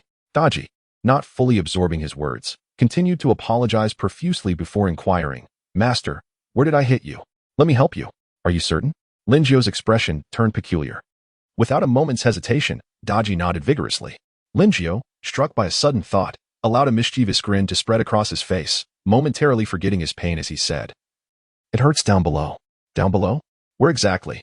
He pointed to a certain area, and Daji's face instantly flushed crimson. Is it really that spot? She stammered, her words faltering. Lin Jiao stifled his laughter, adopting a serious demeanor as he feigned pain. Hua Mulan, standing behind Daji, could no longer contain her laughter, covering her mouth. All right then. Daji, blushing profusely, slowly reached her hand towards Lin Jiao's specified area, but just as she was about to make contact, he interjected. Stop. I was just joking, and you actually believed me. Lin Jiao hastily called for a halt, surprised that the girl had taken him seriously. Was he truly that kind of person? Certainly not. It was absolutely not because Hua Mulan was watching that he stopped. Definitely not. Daji stood frozen, momentarily taken aback before letting out a playful huff. You're so mean, master. I won't talk to you anymore. With that, she turned her head away, pretending nothing had happened as she resumed her fishing. Feigning calm, Daji stared intently at the water's surface, yet the lingering blush on her cheeks betrayed her. Master is so mean. I was all ready. Lin Jiao rubbed his still slightly aching thigh and sat beside Daji, wrapping his arm around her waist. All right. Don't be upset. I was merely joking. Daji shivered slightly at his touch, yet still chose to ignore him. After a moment's contemplation, Lin Jiao glanced at the time. It's 10:30. Lunch is still a bit away. He turned to the two women, Daji, Mulan. How about we play a fun game together? What kind of fun game? Daji turned her head, while Hua Mulan cast a curious glance. First, hand me one of the fishing rods. Lin Jiao took one from Daji's grasp and activated his duplication ability. Suddenly, he found another fishing rod in his hand, which he then handed to Hua Mulan. We'll all fish together, and before lunch, we'll each select the most valuable item we caught. Whoever has the most valuable item wins. The loser must grant the winner a request. What do you think? Hua Mulan readily agreed, as she had nothing else to do, and Daji, pouting, nodded in assent. Seeing both women in agreement, Lin Jiao's lips curled into a subtle smile, knowing that the rods he provided were mere duplicates. Only the one in his hand was genuine. The rods in their possession had only 70 of the original's attributes. If he couldn't win this, he might as well find a factory job. Daji and Hua Mulan were blissfully unaware of Lin Jiao's ulterior motives. Start. With a commanding shout, all three of them simultaneously cast their fishing rods. Before long, the first catch was reeled in, and it was Lin Jiao's. He triumphantly waved his rod at the two women, who were growing impatient. However, upon seeing his catch, his expression darkened. It was merely a twig. Daji and Hua Mulan stifled their laughter, and he felt a twinge of embarrassment, thinking, just wait. An hour passed, and it was time to select the most valuable items. Lin Jiao scrutinized his catch and finally picked out what he considered the most valuable. Daji and Hua Mulan had already made their selections, their faces beaming with confidence. Feeling a twinge of unease, Lin Jiao nonetheless held on to a modicum of self-assurance. On the count of 3, let us reveal our chosen items. 1, 2, 3. Daji and Hua Mulan beamed as they presented a pair of clouds of soil from behind their backs. Lin Jiao stared intently at the two clouds, disbelief washing over him. This is impossible. It doesn't make sense. He quickly crouched down to inspect his fishing rod. This is the original. It can't be. His expression darkened, confusion reigning. Master, you should show us what you've caught, Daji said with narrowed eyes and a playful smile. Cough, cough. I didn't want to show off and discourage you. As a gentleman, I should let you win. So let it be. Oh, is that so? Then, Master, we can make our requests now. Lin Jiao, feeling a sense of helplessness, waved his hand. Go ahead, make your requests. Daji and Hua Mulan exchanged gleeful glances. Master, I want to eat braised pork. Boss, I want to eat pickled fish. Lin Jiao initially assumed that the two would make some demands, but to his surprise, it was merely this. He shrugged, feigning a look of resignation, and said, all right, I shall attend to it. With that, he turned to prepare the meal. At that moment, Daji, seemingly apprehensive about Lin Jiao's displeasure, approached him and whispered softly in his ear, Master, this evening I could. Chapter 48. The Acquisition of Wadash. With a satisfied munch, Han Xin continued to stuff his mouth with braised pork, thanks to the two ladies, enjoying a sumptuous lunch. Lin Ji watched him with disdain, thinking he could outeat even a pig. However, recalling the words Daji had whispered to him earlier, his disapproval faded, replaced by eager anticipation. After finishing lunch, Lin Jiao, spurred by the two women, abandoned his fishing endeavors. Their fishing rods possessed only 70% of his attributes, and the most valuable catch he managed was merely a box of clay. Meanwhile, the two women had successfully reeled in a 5-square-meter land cloud and a 4-square-meter land cloud, solidifying his reputation as a mere peasant. Should he dare to touch a fishing rod again, he would be nothing but a fool, having only slept for 3 hours. He allowed Han Xin to rest further. As a conscientious employer, he would never exploit his employees. Han Xin remarked with a chuckle, why did I keep watch until 5? Some people truly lack self-awareness. Strolling along the island, Lin Ji reflected on his progress. His island was nearing 300 square meters, a remarkable achievement indeed. It was likely that only a handful had reached the 100-square-meter mark. Approaching the cement he had mixed earlier, he noted 2 stones pressed closely together, the cement edges solidifying. In about an hour, it would be nearly dry. What to do in the meantime? Perhaps a spot of fishing? No. Fishing was out of the question. Lost in thought, he found himself near Lei Fada. Lin Jiao glanced over, noticing the bathroom beginning to take shape, soon to be completed. Old Lei, need any assistance? He inquired. Lei Fada wiped the sweat from his brow and replied with a smile, no need, boss. You should rest. Upon hearing this, Lin Jiao felt a twinge of embarrassment. He had done nothing all day, yet still needed to rest. This was worse than a capitalist. Please, do not insult us. The capitalist might retort, we merely toil while we indulge in leisure. With Lin Jiu's assistance, the bathroom was swiftly constructed in just over an hour. Boss, I'm off to build the toilet now. You should take a break, Lei Fada said, gulping down some water before turning to leave, with Ma Jun following closely behind. Wait, old Lei. Come over and take a look, Lin Jiu called, stopping him in his tracks. He led Lei Fada to where he had been experimenting with cement. On the ground lay 2 tightly fitted stone bricks, motionless. Lin Jiu picked one up, twisting and pulling at it. The bricks remained steadfastly adhered. He handed the brick to Lei Fada, saying, Old Lei, examine this brick's sturdiness. Could it possibly serve as a substitute for cement?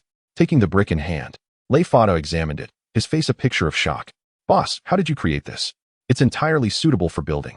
Lin Jiu waved his hand nonchalantly, embodying a relaxed demeanor. Indeed, quite impressive. Then, boss, shall we still use wood for the kitchen and toilet? Lei Fada inquired. Lin Jiu contemplated for a moment before responding. Let us first construct a simple toilet with wood. The kitchen will be built with stone bricks and cement. He gestured for Lei Fada to proceed with the construction. After they departed, he opened the channel, ready to begin his next endeavor. In the area channel, acquiring wood ash, quantity unlimited. Gather as much as you can. Wow. The 520 big shot is making waves again. Someone exclaimed. Huh, how is the big shot collecting wood ash? Is he planning to farm? But what does quantity unlimited mean? The island is so small, it's impossible to plant on a large scale. I think he has lost it, haha. One moment he is collecting stone bricks. The next he is after wood ash. And he calls himself a big shot. Ugh, exactly. I can't fathom why so many worship him. I've been annoyed with him for ages. If I could, I'd wipe him out. A chorus of keyboard warriors chimed in, fools. How can you slander a big shot? If you could guess his thoughts, would he still be a big shot? Still licking his boots, are we? Go to hell. A bunch of fools. Drinking the big shot's ginger soup when it rains, and now, ugh, it's just a bowl of ginger soup. Did I beg him for it?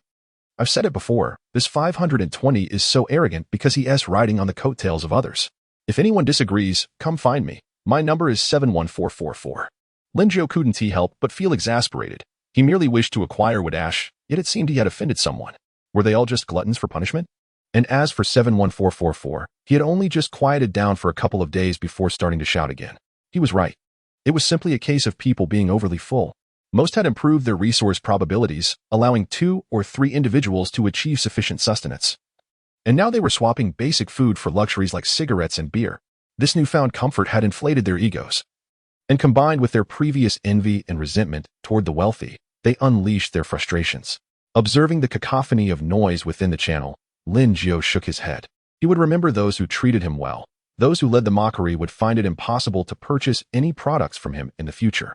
Noticing that the collection of wood ash had begun to accumulate, he promptly closed the channel and resumed his cement-making efforts.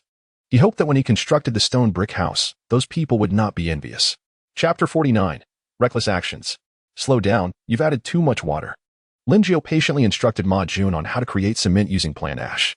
It was not out of laziness, but rather his need to focus on acquiring more plant ash. Under his careful guidance, Ma Jun finally grasped the technique of cement production. After observing Ma Jun's process once more, Lin Jiu nodded in satisfaction. He had finally learned. Although there were still minor flaws, they were not significant. Feeling reassured, he entrusted the responsibility of cement production to Ma Jun and proceeded towards Mosey. Mosey, is the wooden barrel ready? Boss, just one more and it will be complete. Lin Jiu nodded, instructing Mosey to prioritize the completion of the wooden barrel during lunch, while setting the others aside. Counting them, he noted that there were 8 barrels, including the one Mosey was working on. After a brief wait, he placed all 8 barrels next to Ma Jun, indicating that once completed, they should be placed inside. Although placing them on the ground was not an issue, it would be more convenient for Lei Fada and Han Xian when constructing the kitchen later, thus saving time. After a few more instructions, he opened the regional channel. In the regional channel, acquiring plant ash, fair prices for all. After sending this message, Lin Jiu promptly closed the regional channel to avoid the annoyance of hearing from a multitude of critics. He had ample resources to acquire a substantial amount of plant ash. Most people regarded plant ash as mere waste and discarded it into the sea. Naturally, they were eager to exchange it for resources. Even if a box of plant ash only fetched a loaf of bread. Suddenly, Lin Jiu realized he had not checked the world channel in several days. Perhaps he should take a look and gather some cloud clusters while he was at it. In the world channel, I'm starving. Where's the food? Who isn't? I hear the Huaxia people are living well, leaving us far behind. Don't blame that 520. They brought a horde of Huaxia people to purchase our wood and boards at low prices. Exactly. Those cunning Huaxia folks. They made us repurchase at high prices. Baka. 520 is clearly one of our people, not Huaxia. Can you have some dignity? People from the Bangzi country? Everything is yours, isn't it? Linjiu was puzzled. How had the discussions in the World Channel become so relevant to him? Furthermore, what did they mean by claiming he led the Huaxia people to purchase their wood at low prices? He had gone alone, and after he finished purchasing, the prices had risen. Even the subsequent Huaxia purchasers could not have bought at low prices. It was utterly baffling. Unbeknownst to him, while the prices had indeed risen after his purchases, the increase was only about 30. Once the Huaxia had purchased the majority, the locals would have to buy from Huaxia at prices that had multiplied several times over, leaving them in dire straits. Suddenly, Linjiu noted a statement that captured his attention in the World Channel. Everyone, do not attempt to build wooden boats to venture into the sea. A Bangzi person tried to do so to seize resources and was capsized by a great white shark. After posting in the regional channel, their fate remains uncertain. Linjiu found this amusing. Who was the genius behind this idea? He had considered making a boat to explore as well. But after Han Xin returned from the sea with a small shark, he had abandoned the notion. He suspected the ocean harbored unknown dangers. Upon glancing at the subsequent comments, he was taken aback. There was no sympathy, only glee at the misfortune. What? That Bangzi person is still alive? Baka. Why are they still alive? Get to work. Is this what you call reckless behavior? Haha. We, the M Nation, feel so sympathetic that we plan to set off firecrackers in their memory. Haha. Isn't everything yours? Bangzi country? Aren't those sharks also from your waters? A dog-eat-dog situation? The comment above is spot on. You are too much. Your people are in peril. And you still revel in their misfortune. Cut it out. Is this person brain dead? Clearly, that individual attempted to seize resources by building a boat. They deserve what they got. Linjiu shut down the World Channel, refraining from commenting or mocking in the channel. Was it because he didn't want to? No. He simply wished to maintain a favorable impression in the World Channel. After all, how could he continue to profit from the Bangzi people otherwise? Much like the recent trending videos where foreigners discovered the wealth password, repeating "I love Huaxia" in numerous videos, generating immense traffic and profit. Surely, there was nothing wrong with drawing inspiration from that. After spending a little time on the World Channel, his friend notifications exploded. Linjiu glanced at them, and to his surprise, they were all offers to sell plant ash. He sighed. Collecting plant ash alone could consume an entire day. He couldn't possibly spend all day on this task without addressing other matters. Perhaps he should find someone to assist him in acquiring plant ash? As he scanned through his friend list, one name caught his eye. 4,399. They had previously helped him acquire a significant amount of stone bricks. Why not ask for their assistance again? Are you available? Could you help me out? Don't worry. This favor comes with compensation. After a while, 4399 finally replied. Boss, what do you need me to do? Please assist me in acquiring plant ash. Get as much as you can. I will send you some resources first, and let me know if you need more. After sending this, Linjiu transmitted 2 boxes of bread, some snacks they did not fancy, half a box of smoked meat, and a bag of rice to 4399. Based on their previous interactions, he had no fear that they would abscond with his goods. Even if they did, it would not matter much to him. He believed that anyone with a modicum of sense would not engage in such behavior. A partnership could only yield greater benefits if it endured. Meanwhile, on another island. Chapter 50. The Malevolent Capitalist. On another island. 4399 gazed at the message sent by Linjiu, her expression a mix of surprise and delight. She had not anticipated that the esteemed figure would reach out to her again, seeking her assistance. As for compensation, the last time he had provided her with an abundance of food. This time, she resolved not to accept any reward. Just as she was about to gladly accept the task, Linjiu sent another message. Oh, I almost forgot to mention. That half box of smoked meat and rice is your reward. This task may take a while. If it turns out to be lengthy, I will provide additional compensation. Stunned, 4399 paused for a moment, glancing at the half box of smoked meat and a bag of rice on the ground. What the? She couldn't help but exclaim in exquisite Chinese. Was this truly a reward? Blushing, she sent a quick thank you to Linjiu, and, feeling somewhat embarrassed, asked Lu Bu to carry everything inside. Though reluctant to accept, she realized that refusing would surely cause Linjiu to lose face. To preserve his dignity, she felt compelled to accept. A bag of rice. How wealthy must he be? She had her own supply, but it barely amounted to a single bag. One could only wonder how many bags Linjiu possessed to offer just one as a reward. Realizing that her earlier gratitude may have seemed somewhat perfunctory, she quickly added, Esteemed one, I am immensely grateful for the precious rice. I assure you I will complete the task diligently. Then, she witnessed Linjiu casually downplaying the situation, claiming, Is this really precious? I have several boxes of rice. 4399 stood frozen in disbelief. and her legs wobbled beneath her, causing her to fall to the ground. "Master, what happened? Are you all right?" Lu Bu, hearing the commotion, quickly rushed over, concern etched across his face. Seated on the ground, 4399 remained dazed, waving her hand dismissively. "I'm fine, just feeling a bit unbalanced." After Lu Bu confirmed she was indeed all right, he returned to his fishing. Sitting on the ground, 4399 felt a wave of despair wash over her. Why was it that they were both unfortunate souls in this otherworldly realm? Yet he lived as if on vacation while she struggled like a beggar? Where's the recharge portal? She was determined to level up. If Lin Jiu knew her thoughts, he would surely chuckle. Her aspirations were indeed befitting of a game with such a numerical designation. It was not entirely unreasonable for 4399 to harbor such feelings. Who wouldn't he feel envious in her position? The crux of the matter lay in Lin Jiu's extraordinary fishing rod attributes. While others caught mere spoonfuls of rice, he effortlessly reeled in entire bags. Moreover, the probabilistic advantages he possessed were utterly overwhelming. This was the allure of an external advantage, or rather, the charm of a diligent and persevering elder brother. "Lu Bu, you will be in charge of fishing for the next few days." Lu Bu nodded in agreement without objection. As for herself, she needed to focus on assisting Lin Jiu in acquiring wood ash. Why did she suddenly feel like a devoted wife? Ugh, it must be a mere illusion. If Hua Tuo were alive, even the most foreign could be cured. As Lin Jiu walked, he hummed his favorite tune by Zhou. "Old Lei, the progress is quite swift. The kitchen is already under construction." Lei Fada chuckled, pausing his work to scratch his head. "Boss, it's mainly thanks to Han Xin. Without him, we wouldn't have made such rapid progress." Lin Jiu nodded appreciatively, then recalled something and asked, "Is the cement still functioning well?" "Boss, it's no problem at all. Quite effective, though the speed of producing stone bricks is lagging behind." After hearing this, Lin Jiu nodded and instructed Lei Fada, "Once the kitchen is completed, please construct another brick kiln, aiming for a higher output." After a brief pause, he turned to the muddy Han Xin, smiling as he said, "Han Xin, work diligently. Tonight, you shall feast on braised pork." Upon hearing this, Han Xion's eyes sparkled, and he worked with renewed vigor. Witnessing this, Lin Jiu chuckled, clasping his hands behind his back as he turned to leave. Indeed, ancient people were easier to deceive. The wickedness of capitalism. Such sentiments truly disgusted him. Chapter 51. A bath for you. As time swiftly passed, night soon descended upon the realm. If there were any aspect of this extraordinary world to cherish, it would undoubtedly be the enchanting scenery of the night. The tranquil sea mirrored the vast starry sky. And as one gazed further, the horizon appeared as if the heavens and the waters had merged into a singular tapestry of stars.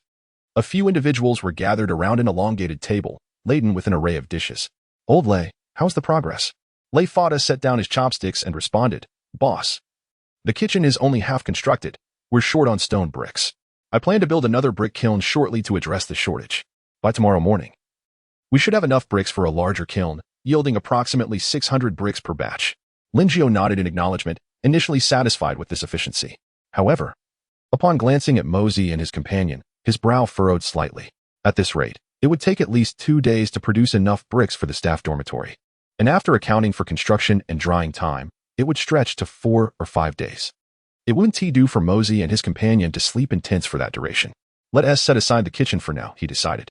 First, we need to construct another brick kiln to expedite the brick-making process and ensure the staff dormitory is completed promptly. Lei Fada nodded in agreement, having no objections. Whatever the boss instructed, he would follow. By the way, boss, we're a bit short-handed for the dormitory construction. What do you think? Hearing this, Lin Jiu lowered his head in contemplation. It was indeed true that they lacked sufficient manpower for the dormitory project.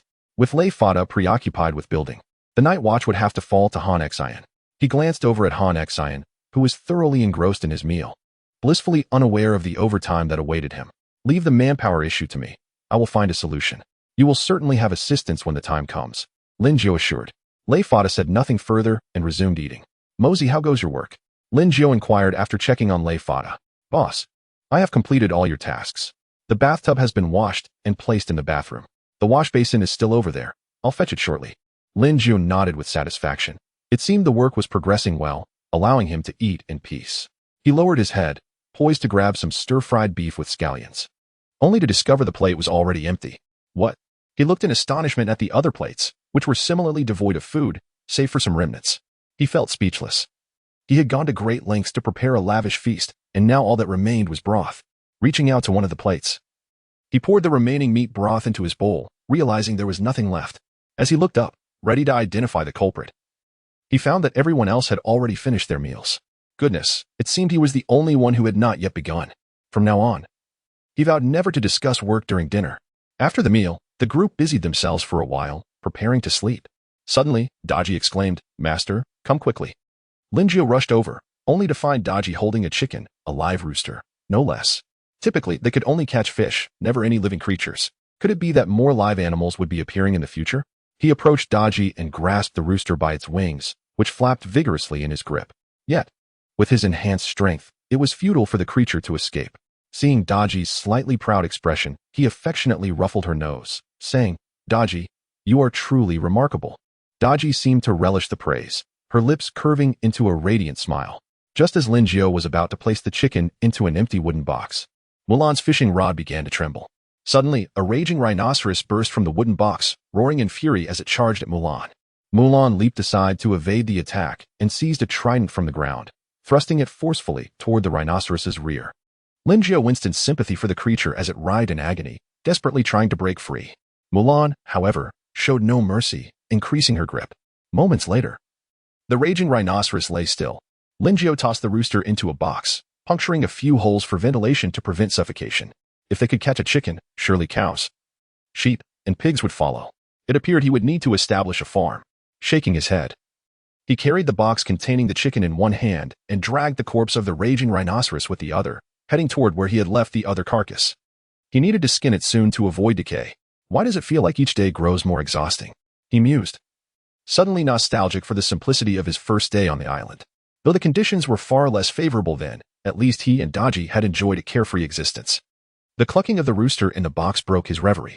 He glanced at the wooden box, shaking it gently, and the rooster ceased its clamor. He wondered if anyone else had caught any living creatures. Perhaps he should check the channel. In the regional chat, the night sky was beautiful tonight. Since arriving on the island, it was the first time he had paused to appreciate such a sight. I know what you mean. Suddenly, life seems devoid of meaning. I can eat my fill and stay warm. What more is there? Devoid of meaning? Nonsense. I just caught a monster, akin to a rhinoceros. If I hadn't sacrificed all my subordinates, I'd be finished. What kind of monster is that? Sounds impressive. Really? Just when things were starting to settle. New monsters appear again. Sacrificing your subordinates? You're ruthless, you scoundrel. Linjiao observed for a while, but found no one else had caught any living creatures. Rather, several had indeed hooked raging rhinoceroses. This news rekindled a sense of urgency among those who had begun to feel secure in their provisions. Those who survived either had formidable subordinates or had traded their lives for others. He sighed, wondering when this struggle would end. Just then, Daji quietly approached him. Daji. What is the matter? Daji stood on her tiptoes, leaning close to Linjiao's ear, and whispered, "Master, remember you promised to let me help you bathe tonight." With that, she blushed and dashed away. Linjiao's eyes brightened, and he called out, "Han-xin, fetch me some water. I am going to take a bath." Chapter 52 Light. Never to be extinguished. With a creak, the door swung open. Daji entered, balancing a basin filled with water, and approached Linjiao's bedside. In a gentle tone, she urged, "Master, it is time to rise." Linjiao, rubbing his eyes and still enshrouded in sleepiness, opened his eyes to find Daji before him. "Daji?" he murmured. "Yes," she replied softly, then added, "Master, allow me to assist you with your morning ablutions." Before he could respond, Daji had already submerged a towel in the basin, wrung it out, and was wiping his face. This unexpected attentiveness left Linjiao momentarily bewildered before he could gather his thoughts. Daji bent down to help him put on his shoes. Is this what it feels like to receive imperial treatment? He mused, a smile creeping onto his face. No wonder history is replete with foolish monarchs. He too would succumb to such indulgence if given the chance. Once Daji completed her tasks, he jested, "Your skills were quite commendable last night." At his words, Daji's face flushed crimson, and she quickly turned to flee. Linjiao chuckled at her retreating figure. This girl truly was endearingly easy to tease. Yet he could not deny the comfort he had found in the previous night. After breakfast, the others busied themselves with various tasks. Lei Fada and Ma Jun were constructing a brick kiln, Mozi was crafting furniture, while Daji and Hua Mulan continued their fishing endeavors. Notably, he now possessed 4 fishing rods. The bounty from their catches had swelled, alleviating his earlier concerns about clay. If there were to be any worry, it would be that their food supplies seemed to be overflowing, with the warehouse already brimming. The wood ash that 4399 had procured for him was now without a designated space, forcing him to leave it outside. Linjiao instructed Lei Fada to expand the warehouse. then checked on the rooster he had caught the previous night to see if it was still alive. Before heading to the area where the corpses of the rampaging rhinos were stored, 3 bodies lay piled there. He intended to skin them for armor. Ding. Who could be messaging me at this hour? He wondered. 84995. Big boss, thank you. I am immensely grateful for your information. Without it, I would not have survived the assault of those rampaging rhinos. Lin Jiao chuckled softly, pondering whether 84995 was fortunate or unfortunate. He simply replied with a few words. Each has their own needs, no need for thanks, and promptly closed the interface. Bang! What was that noise? He turned to see Hua Mulan hurling a drowned corpse into the sea. Lin Jiao frowned. The frequency of monster spawns seemed alarmingly rapid. This marked the 3rd creature to appear out of nowhere that morning, in addition to the rampaging rhino slain by Han Xian in the night, totaling 4. Could it be that the unseen puppeteer behind yesterday's chat in the World Channel had decided to increase the difficulty? After pondering for a while without resolution, he chose to dismiss the thought and picked up his dagger, beginning to skin the rhino. Faced with the massive corpse, he was uncertain where to begin. The hide was too thick, requiring considerable force to penetrate. Perhaps starting from the rear? Yes, that will do. With determination, Lin Jiao plunged the dagger into the back, making a decisive cut and gradually peeling away the skin. The rampaging rhino, in its final moments, could never have imagined that not only would it die a humiliating death, but it would also endure such torture thereafter. If it could rise again, it would surely question Lin Jiao. Is this truly the work of a human? A new storm has arisen. How can it be halted? Traversing through time and space, with all one's might, new miracles shall unfold.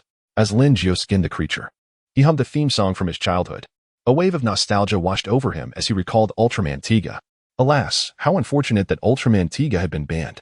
Ironically, it was not the darkness that defeated him, but rather the disapproval of parents. Was light truly consumed by darkness? Must children be accompanied by Peppa Pig and other such characters through their formative years? No, it cannot be. As long as there is light in the heart, light will surely exist. Come, sing along with me. A new storm has arisen. How can it be halted? Traversing through time and space. To my own childhood. And to yours as well. Chapter 53. National Treasure. Panda.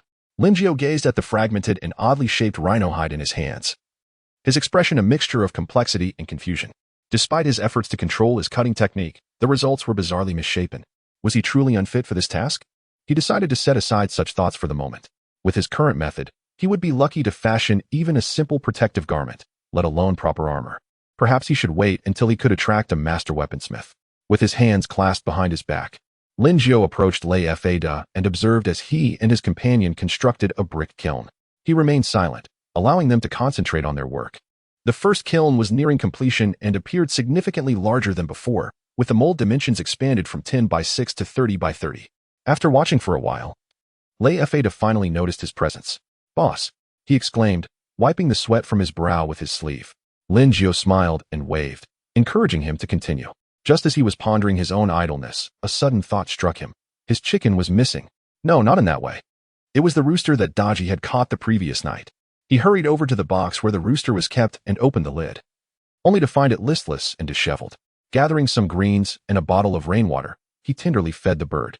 It could endure hunger, but the rooster must not. Once Daji caught a hen, he imagined, they would have eggs to hatch, and then little chicks to raise, perpetuating an endless cycle of poultry. Lost in his daydreams, he looked down to find the greens devoured. Pouring some water into a bowl, he placed it in the wooden box, and the rooster eagerly drank. As he watched, he instinctively reached out to stroke its feathers, only to be met with an unexpected reaction. The rooster did not peck at him, but seemed to revel in the touch. Perplexed, Lin Jiao pondered this anomaly. Was it possible that his status as the island's master afforded him such immunity? Old Lei, come here, he called out. Lei Fada set down his work and rushed over. Boss, what is it? Nothing serious. Just try petting this chicken and see if it reacts. He cautioned him to be careful.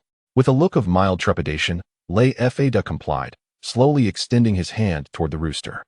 Just as his fingers were about to touch the bird, it let out a loud squawk and flapped its wings, attempting to escape the box.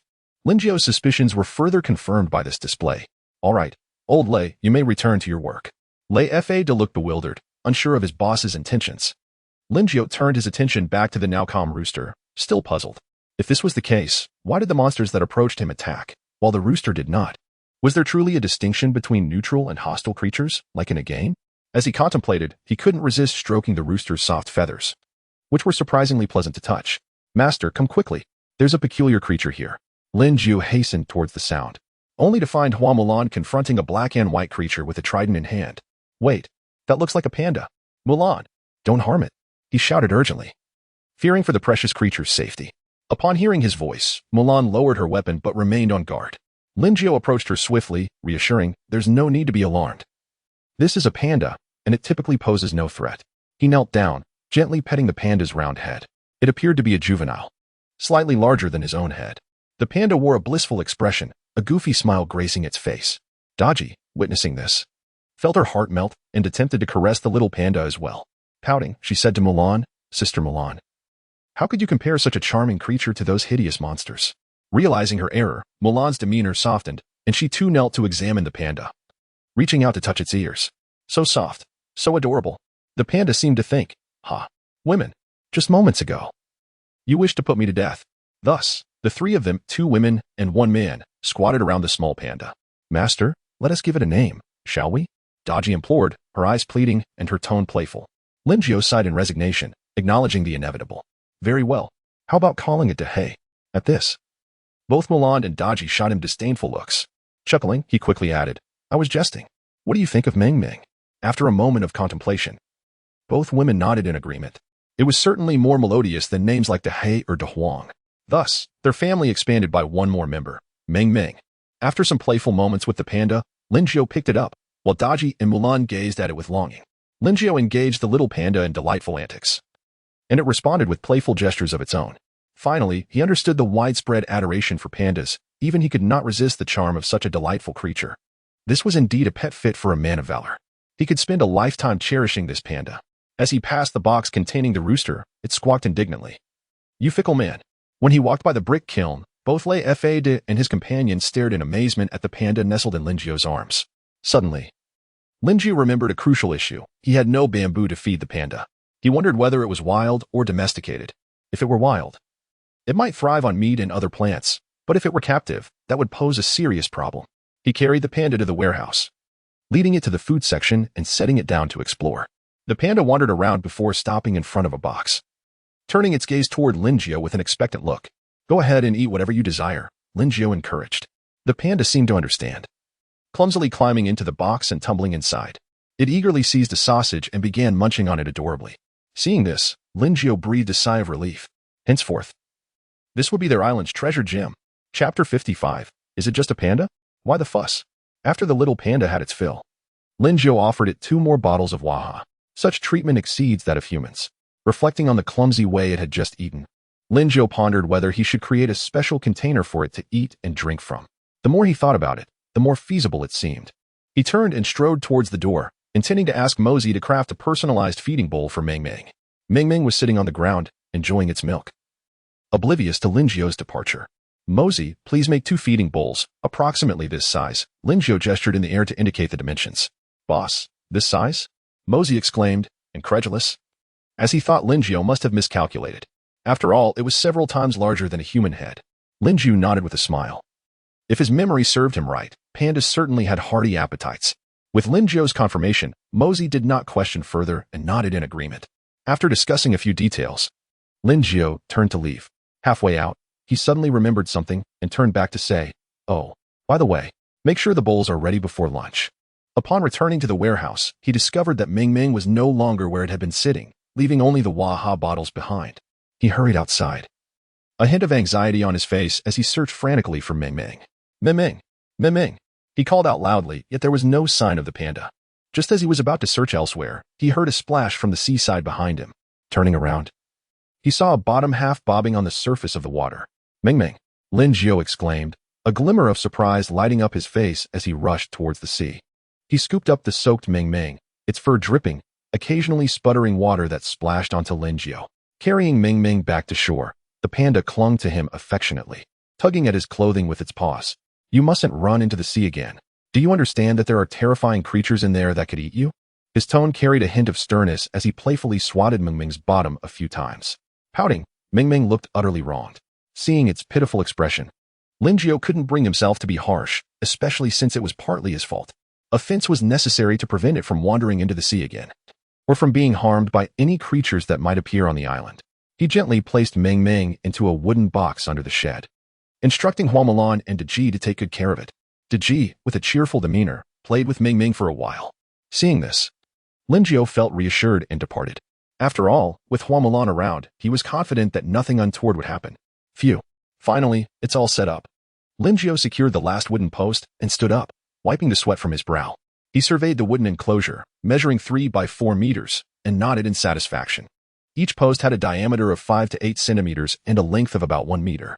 As for the limited area of 12 square meters, well, let us not dwell on that. The island is simply small. Now, all that remained was to bind the wooden posts together with vines. Glancing at the time, he noted that it was almost lunchtime and decided it would be best to leave the remaining work for the afternoon. Boss, how is it that this panda eats more than Han Xian? Lei Fada asked, unable to contain his curiosity as he observed Ming Ming stuffing its face with grilled meat. The others at the table turned their attention to the panda. Linjia watched as Ming Ming devoured its food with gusto, feeling a bit embarrassed. It had already consumed a dozen skewers of meat and showed no signs of stopping. He too was curious as to why he was surrounded by such gluttons. As Ming Ming enjoyed its meal, it lifted its head and noticed everyone staring at it, looking puzzled. It dropped the skewer it was holding and blinked innocently. Linjiao, unable to resist its adorableness, reached out to rub its head, chuckling. It's all right.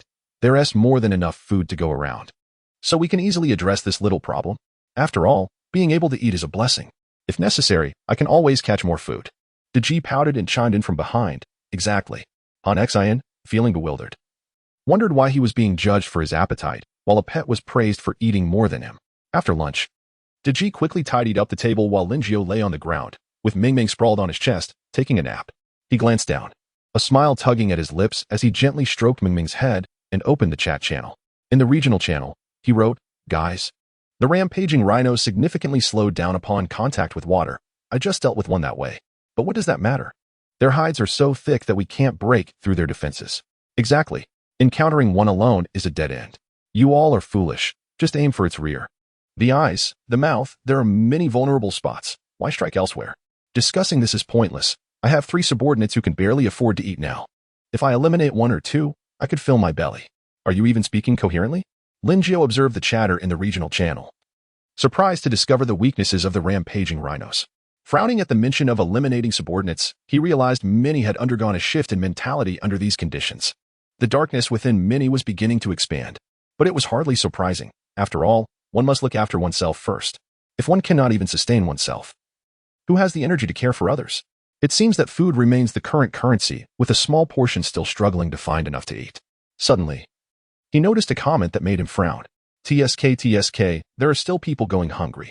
I just caught a hen. What? A hen? That means a steady supply of eggs in the future. 71444, do you need any little brothers? Just give me some eggs. Why is it that every time 71,444 speaks, it is so irksome that one feels the urge to strike him? Indeed, given his smug demeanor, I still prefer the charming yet irritating Versailles of 520. Thinking back, I actually miss 520 a bit. Seeing so many wanting him back, Linjiao decided to join in, casually remarking, "Oh, I accidentally hooked a panda. It can really eat several pounds of meat in one sitting." After sending this message, he realized that no one responded, leading him to believe there was a glitch. After a moment of silence in the channel, a flurry of exclamations erupted. What? A panda? Oh my gosh. Seriously, people, it's just a panda. Why all the fuss? In reality, I'm quite envious. I want one too. Pandas are so adorable. Can you even afford one? Didn't he, the big boss, say it eats several pounds of meat in one meal? People live worse than pandas these days. Isn't it true that pandas eat bamboo? Why is it eating meat? To clarify, wild pandas consume not only bamboo but also the carcasses of animals, exhibiting much greater aggression than those in captivity. Hearing this, it suddenly sounded terrifying, yet I still want one. Sob sob. 520, you're the best. Forever. Linjiao observed the frenzy unfolding in the channel, rolling his eyes. It's just a panda. Why the commotion? Chapter 56. Matizi, the master of forging. On another island. 71,444's frustration reached a boiling point as he pounded his fist into the ground, ignoring the pain radiating through his hands. Why did the fateful 520 always seem to thwart his endeavors? Each time he reveled in the adulation of the channel's viewers, 520 emerged to ruin his moment. It was a recurring theme. One time, he had the opportunity to profit immensely from instant noodles, only to have 520's interference leave him with nothing to show for his efforts. His indignation burned within him. Why was it that every time he reeled in rare resources, 520 would inevitably catch something even more extraordinary? Lying on the ground, he let out a despairing wail to the heavens, feeling an overwhelming sense of powerlessness wash over him.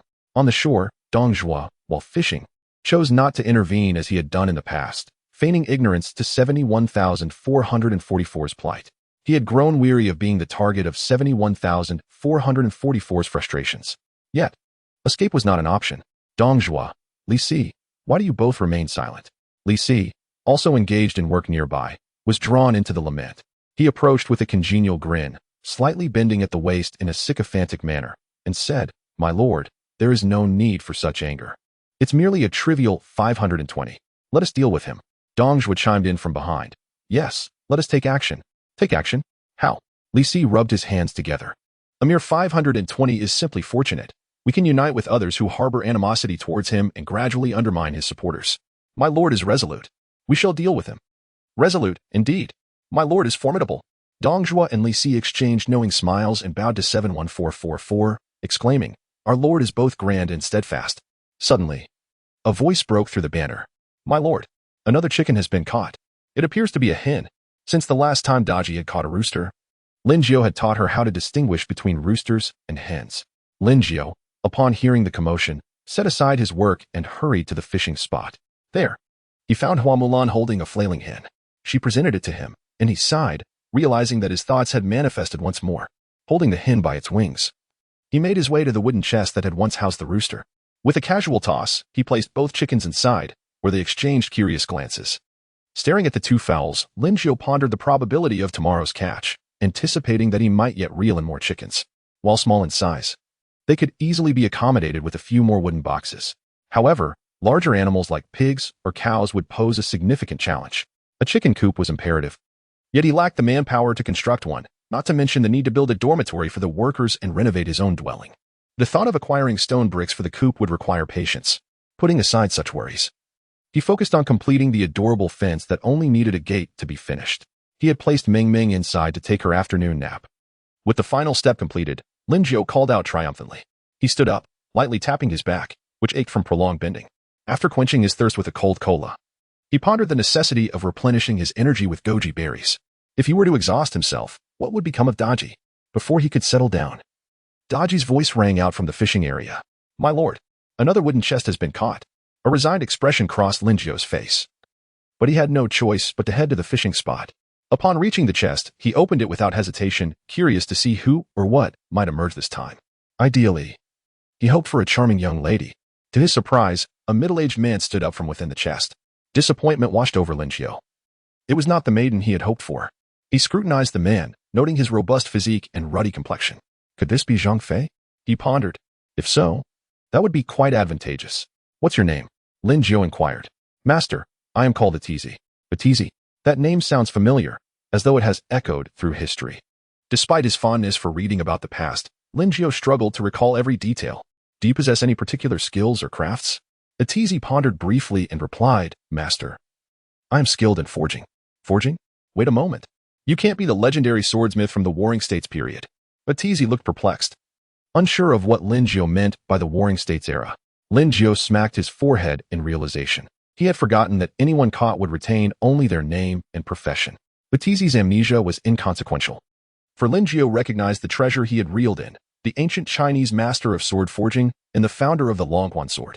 He had created 5 swords for King Yu and collaborated with the legendary couple, Gan Jiang and Mo Yi, to forge the Long Yuan, Tai A, and Gong Bu swords. "Can you craft armor?" Lin Jiao asked eagerly. Atizi nodded, stating, "Master, I possess some knowledge in that area." "Excellent. From now on, you need not call me master. Simply refer to me as boss." Atizi accepted this with a nod, showing no dissent. Daji, observing Lin Jiao's evident joy, questioned, "Who is this person, my lord?" Lin Jiao proceeded to introduce Atizi to Daji. After exchanging a few casual remarks, they resumed their work. Lin Jiao guided Atizi to the area housing the enraged rhinos, asking, "Can you skin the hide from these creatures to make armor?" Atizi knelt to examine the carcass of the furious rhino, flipping it over for a better look. The hide seemed promising for armor, likely offering substantial protection. He then spotted a discarded piece of hide on the ground and remarked with a hint of disdain, "Boss, who skinned this? What a waste." Lin Jiao felt embarrassment wash over him, sheepishly scratching his head. Atizi quickly realized his faux pas and added, "Wait, it's not a waste. This could easily be fashioned into gloves." The person who skinned it showed remarkable foresight. His tactful praise avoided placing blame on Linjiao. And both men understood the unspoken truth. Linjiao appreciated such perceptive individuals, finding Atizi far more insightful than Han Xian. Chapter 57.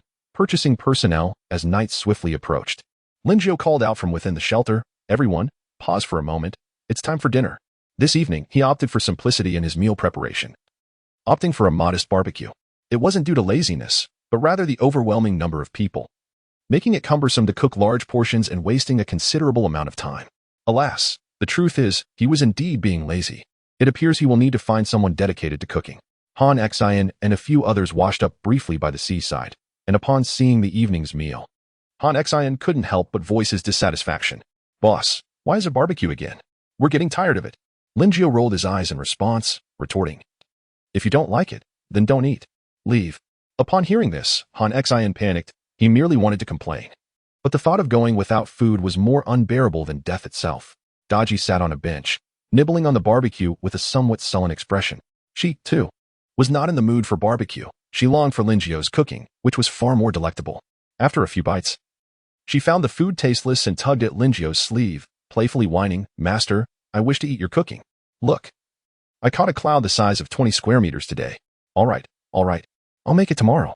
Linjiao, unable to resist her charm, nodded enthusiastically, feeling a wave of contentment wash over him. Han Xian looked on, puzzled. "Huh, hee. Master is the best," Daji exclaimed, standing up to plant a kiss on Linjiao's cheek.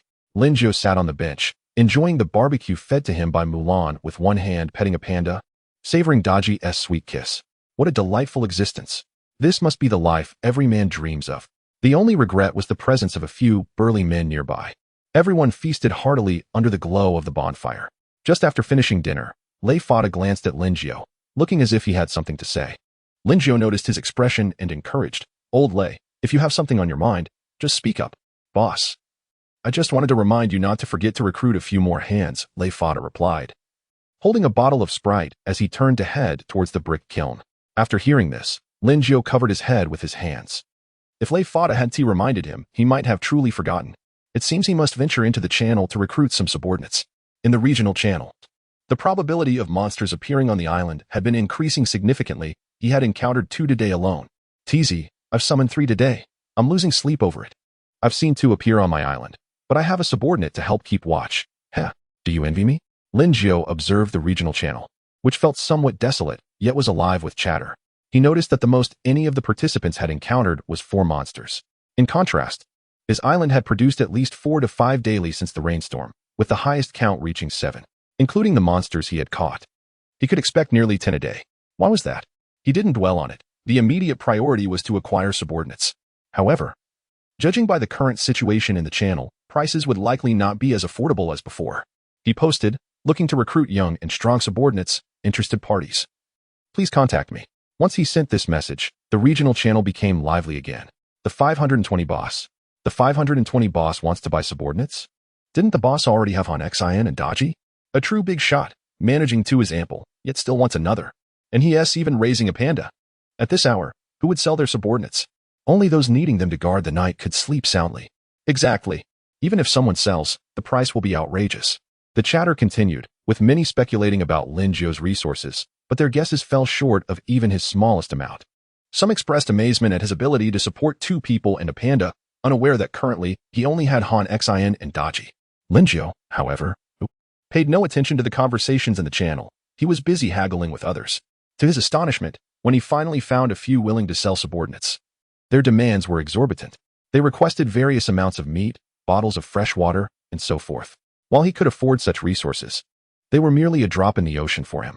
If the subordinates offered were esteemed warriors or notable figures, he might understand, yet they were all just ordinary individuals.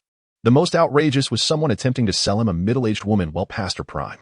Did they really think he was a fool with too much money? Additionally, some opportunists sought to befriend him, hoping to exploit his resources for free. This nearly drove him to frustration. Thankfully, a few reasonable players engaged in transactions with him. After much negotiation, he managed to secure 2 subordinates, albeit at a price that left him incredulous. 5 pounds of meat, 5 bottles of water, and 10 bags of bread for each. This was even more expensive than Han Xian. Initially, he had only spent 8 bags of bread and 2 bottles of water to acquire Han Xian. Now what a world. After concluding the transaction, Lin Jiao sized up the 2 newly acquired subordinates. Both appeared to be in their 20s, with robust physiques that met his expectations. Master. They both bowed respectfully in unison. Enough with the master, just call me boss, he replied. Turning to the busy Lei Fada, he called out, Old Lei, come here for a moment. Lei Fada, upon hearing, set aside his tasks and hurried over to Lin Jiao. Old Lei, weren't you looking for people? I'm handing these 2 over to you. He then addressed the 2, you will follow him from now on. Whatever he tells you to do, you will do. The 2 exchanged hesitant glances but nodded in agreement. Lei Fada, beaming with joy, was ready to take them to work. Suddenly, one of them let out a rumbling stomach, soon followed by another. Lin Jiao glanced at the 2 with a resigned expression. All right, let us make sure they have a proper meal first, he called out, instructing Lei Fada to take them to eat the remaining barbecue from dinner. When the 2 saw the food, they hesitated in disbelief, asking, is this for us? Lin Jiao nodded, yet they still hesitated, uncertain. Hurry and eat. If you don't, there won't be any left. At this, the 2 dared to dig in without any pretenses, grabbing the food with their hands, ignoring the skewers or chopsticks entirely, observing them devour the food like ravenous beasts. Lei Fada couldn't help but inquire, is it really that good? We're getting tired of it. The 2, mid-bite, froze at his words, tears welling in their eyes. They had barely had enough to eat before. Being able to have 2 meals a day was already a luxury, and it typically consisted of just 2 or 3 pieces of bread. Upon hearing the explanations from the 2 individuals, Lei Fada found himself momentarily stunned, grappling with disbelief. After all, since his very first day on this island, he had not only been deprived of hunger, but had also been continuously surrounded by an abundance of meat. Chapter 58, Recklessness. In the early morning, gentle sea breezes brought a refreshing chill. After a few individuals finished their breakfast, they each busied themselves with their tasks. Following the firing of 3,000 bricks yesterday afternoon and through the night, Lei Fada was currently overseeing the construction of the employee dormitory with Ma Jun and others. Initially, Lin Jiao had planned for a 4-person dormitory, but after the addition of 2 more individuals last night, he instructed Lei Fada to construct a 16-person dormitory to avoid the hassle of rebuilding later as the number of employees increased. The employee dormitory was designed with 2 levels, each containing 4 rooms, accommodating 2 individuals per room. Lin Jiao, carrying Miming on his back, approached Ojizi. Boss. Lin Jiao nodded thoughtfully and inquired, has the skin of the rampaging rhinoceros been prepared? Ojizi pointed to a wooden box, smiling. Boss, it was prepared yesterday, and we are currently working on the armor. After a moment, Ojizi seemed to remember something and quickly asked, Master, regarding the size of the armor. Lin Jiao pondered for a moment before responding, first, create a set for Hua Mulan and Daji, and then you can manage the rest. After giving a few more instructions, Lin Jiao wandered around the island with Meng Meng in his arms. The reason for prioritizing armor for Daji and Hua Mulan was not favoritism, but rather a precaution against any strange creatures that might be caught while fishing. It was certainly not because he was a lecher. He raised his right hand to vouch for his innocence. There were no crumpled tissues under his bed. Before he could meander for long, Daji's voice called out to him. Master. Startled, Lin Jiao hurriedly carried Meng Meng over. Daji, what is it? Master, we now have 5 fishing rods, and Sister Mulan and I are overwhelmed, Daji pouted, gesturing towards Hua Mulan. Shifting his gaze to Hua Mulan, Lin Jiao noticed she was managing 3 fishing rods alone, appearing somewhat strained. Perhaps having too many fishing rods was not ideal. He sighed, realizing he needed to find someone else to assist in the fishing area. Wait a moment. I will place Meng Meng inside the enclosure, and I will be right there to help.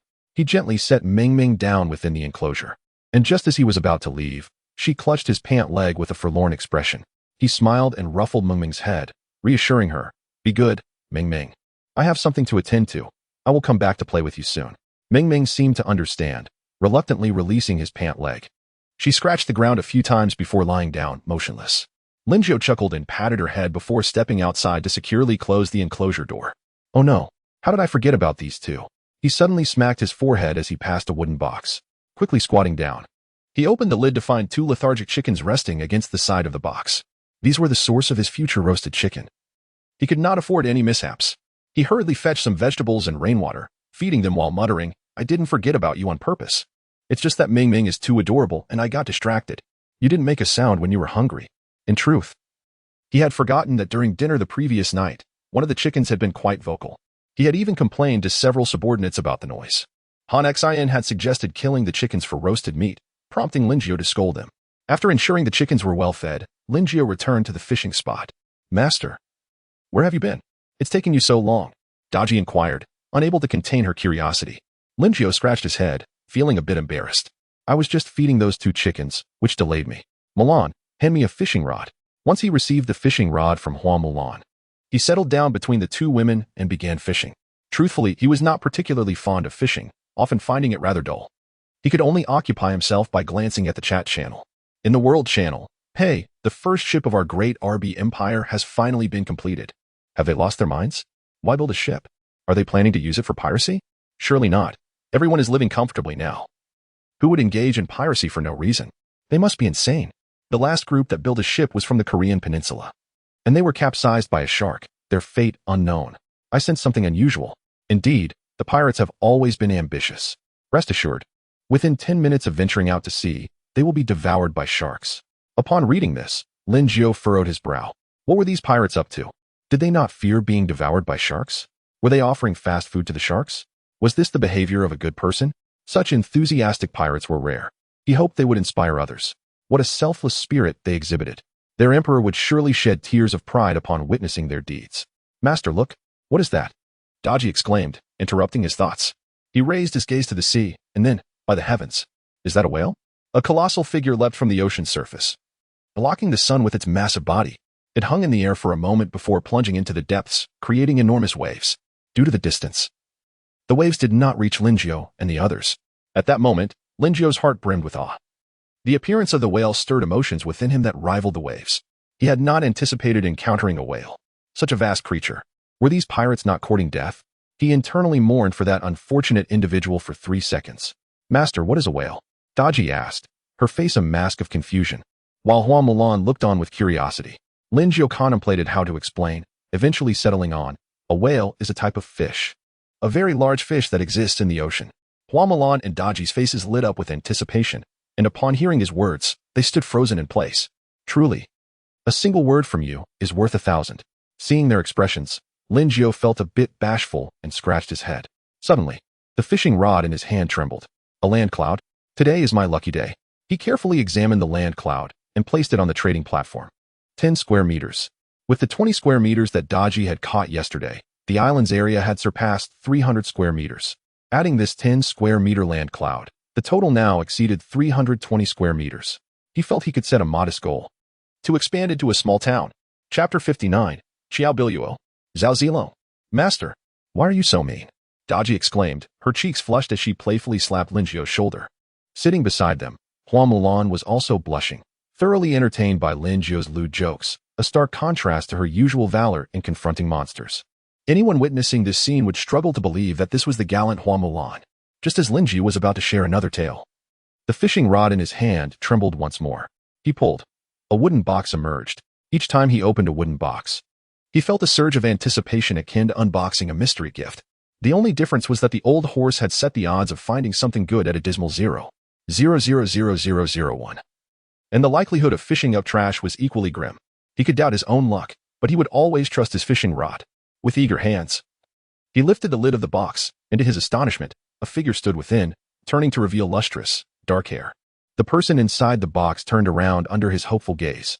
He froze in disbelief. Great. It was a middle-aged woman. Master, the middle-aged woman said, slightly bending forward towards Linjiao. He waved his hand in a flustered manner, exclaiming, no, I can't accept that. Just call me boss from now on. The woman appeared puzzled but nodded in compliance. Was it that she did not sound appealing enough? She could use a lowly voice. What is your name? Linjiao inquired. Without hesitation, the woman replied, my name is Xiao Biluo. Upon hearing this, Linjiao's expression turned peculiar, and he stood there, petrified. This name sounded eerily familiar. Could she be the one who fled by train overnight, leaving her top spot? This 0.000001 probability truly had him colliding with fate. What can you do? No, what is your profession? A streamer? Boss, I can cook. What is a streamer? Also, if you dislike my name, I can change it. Xiao Biluo, noticing Linjiao's strange expression, assumed he did not like her name. No, it's perfectly fine, as long as you're not that streamer. It must just be a coincidence. Linjiao decided she would be in charge of cooking from now on. Xiao Biluo nodded, and he summoned Mosey to help her familiarize herself with the surroundings. It was actually quite nice. At least he wouldn't have to cook anymore. Boss, why do you look a bit unwell?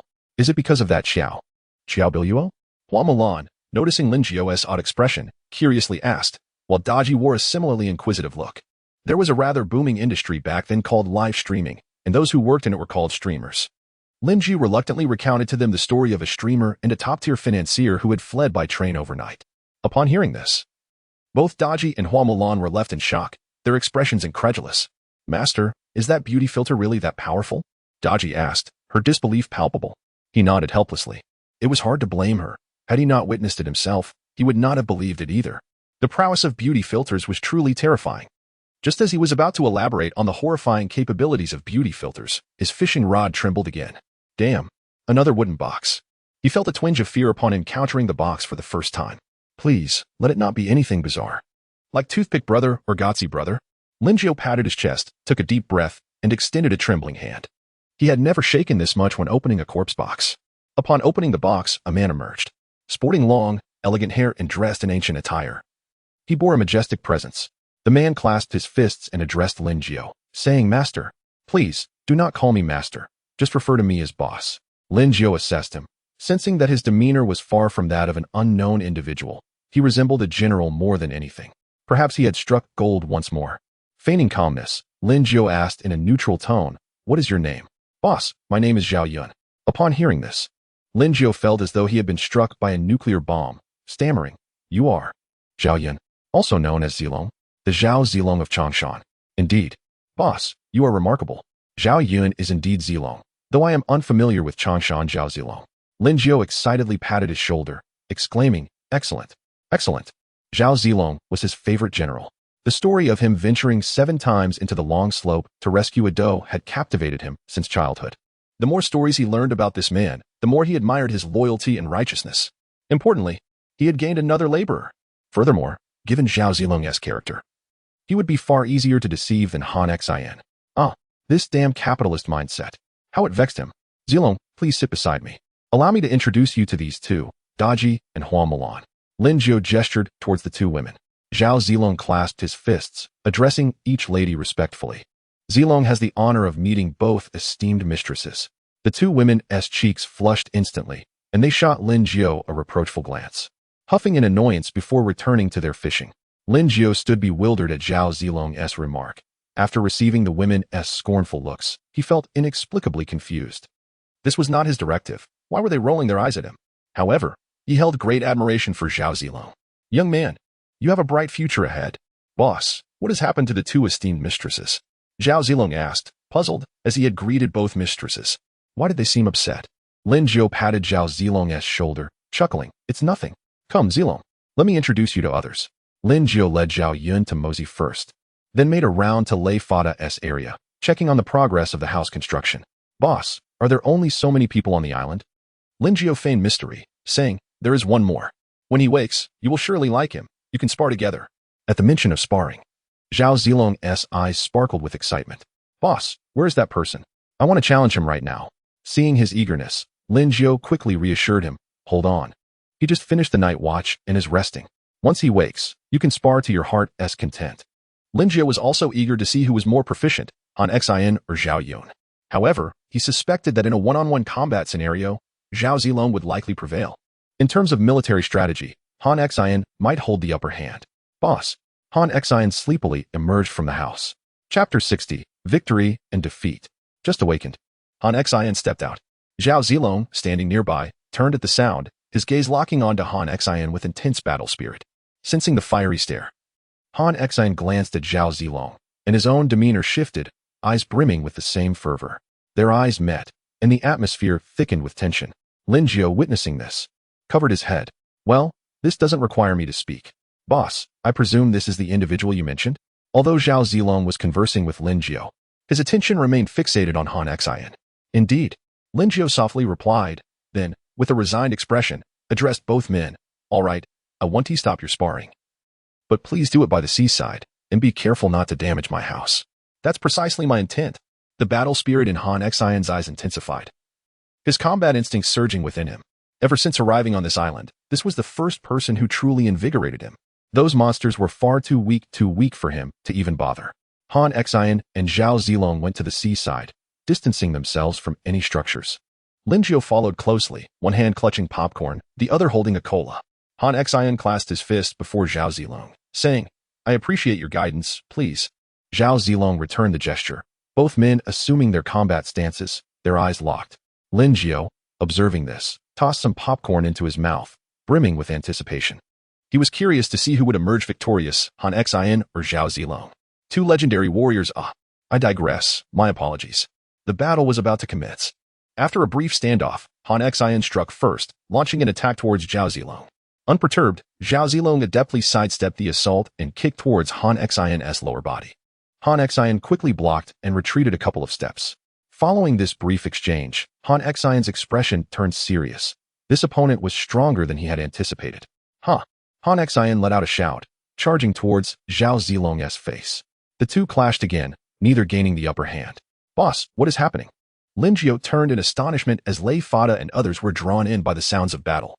Lin Jiao waved his hand, smiling. "It's nothing. Just two individuals refining their skills. Come, grab a bottle of cola and sit down to watch." Lei Fada, not one to be coy, sat beside Lin Jiao. Captivated by the duel. Ever since arriving on this island, he had yet to witness Han Xian's true prowess. Each encounter with monsters had ended in swift, decisive victories.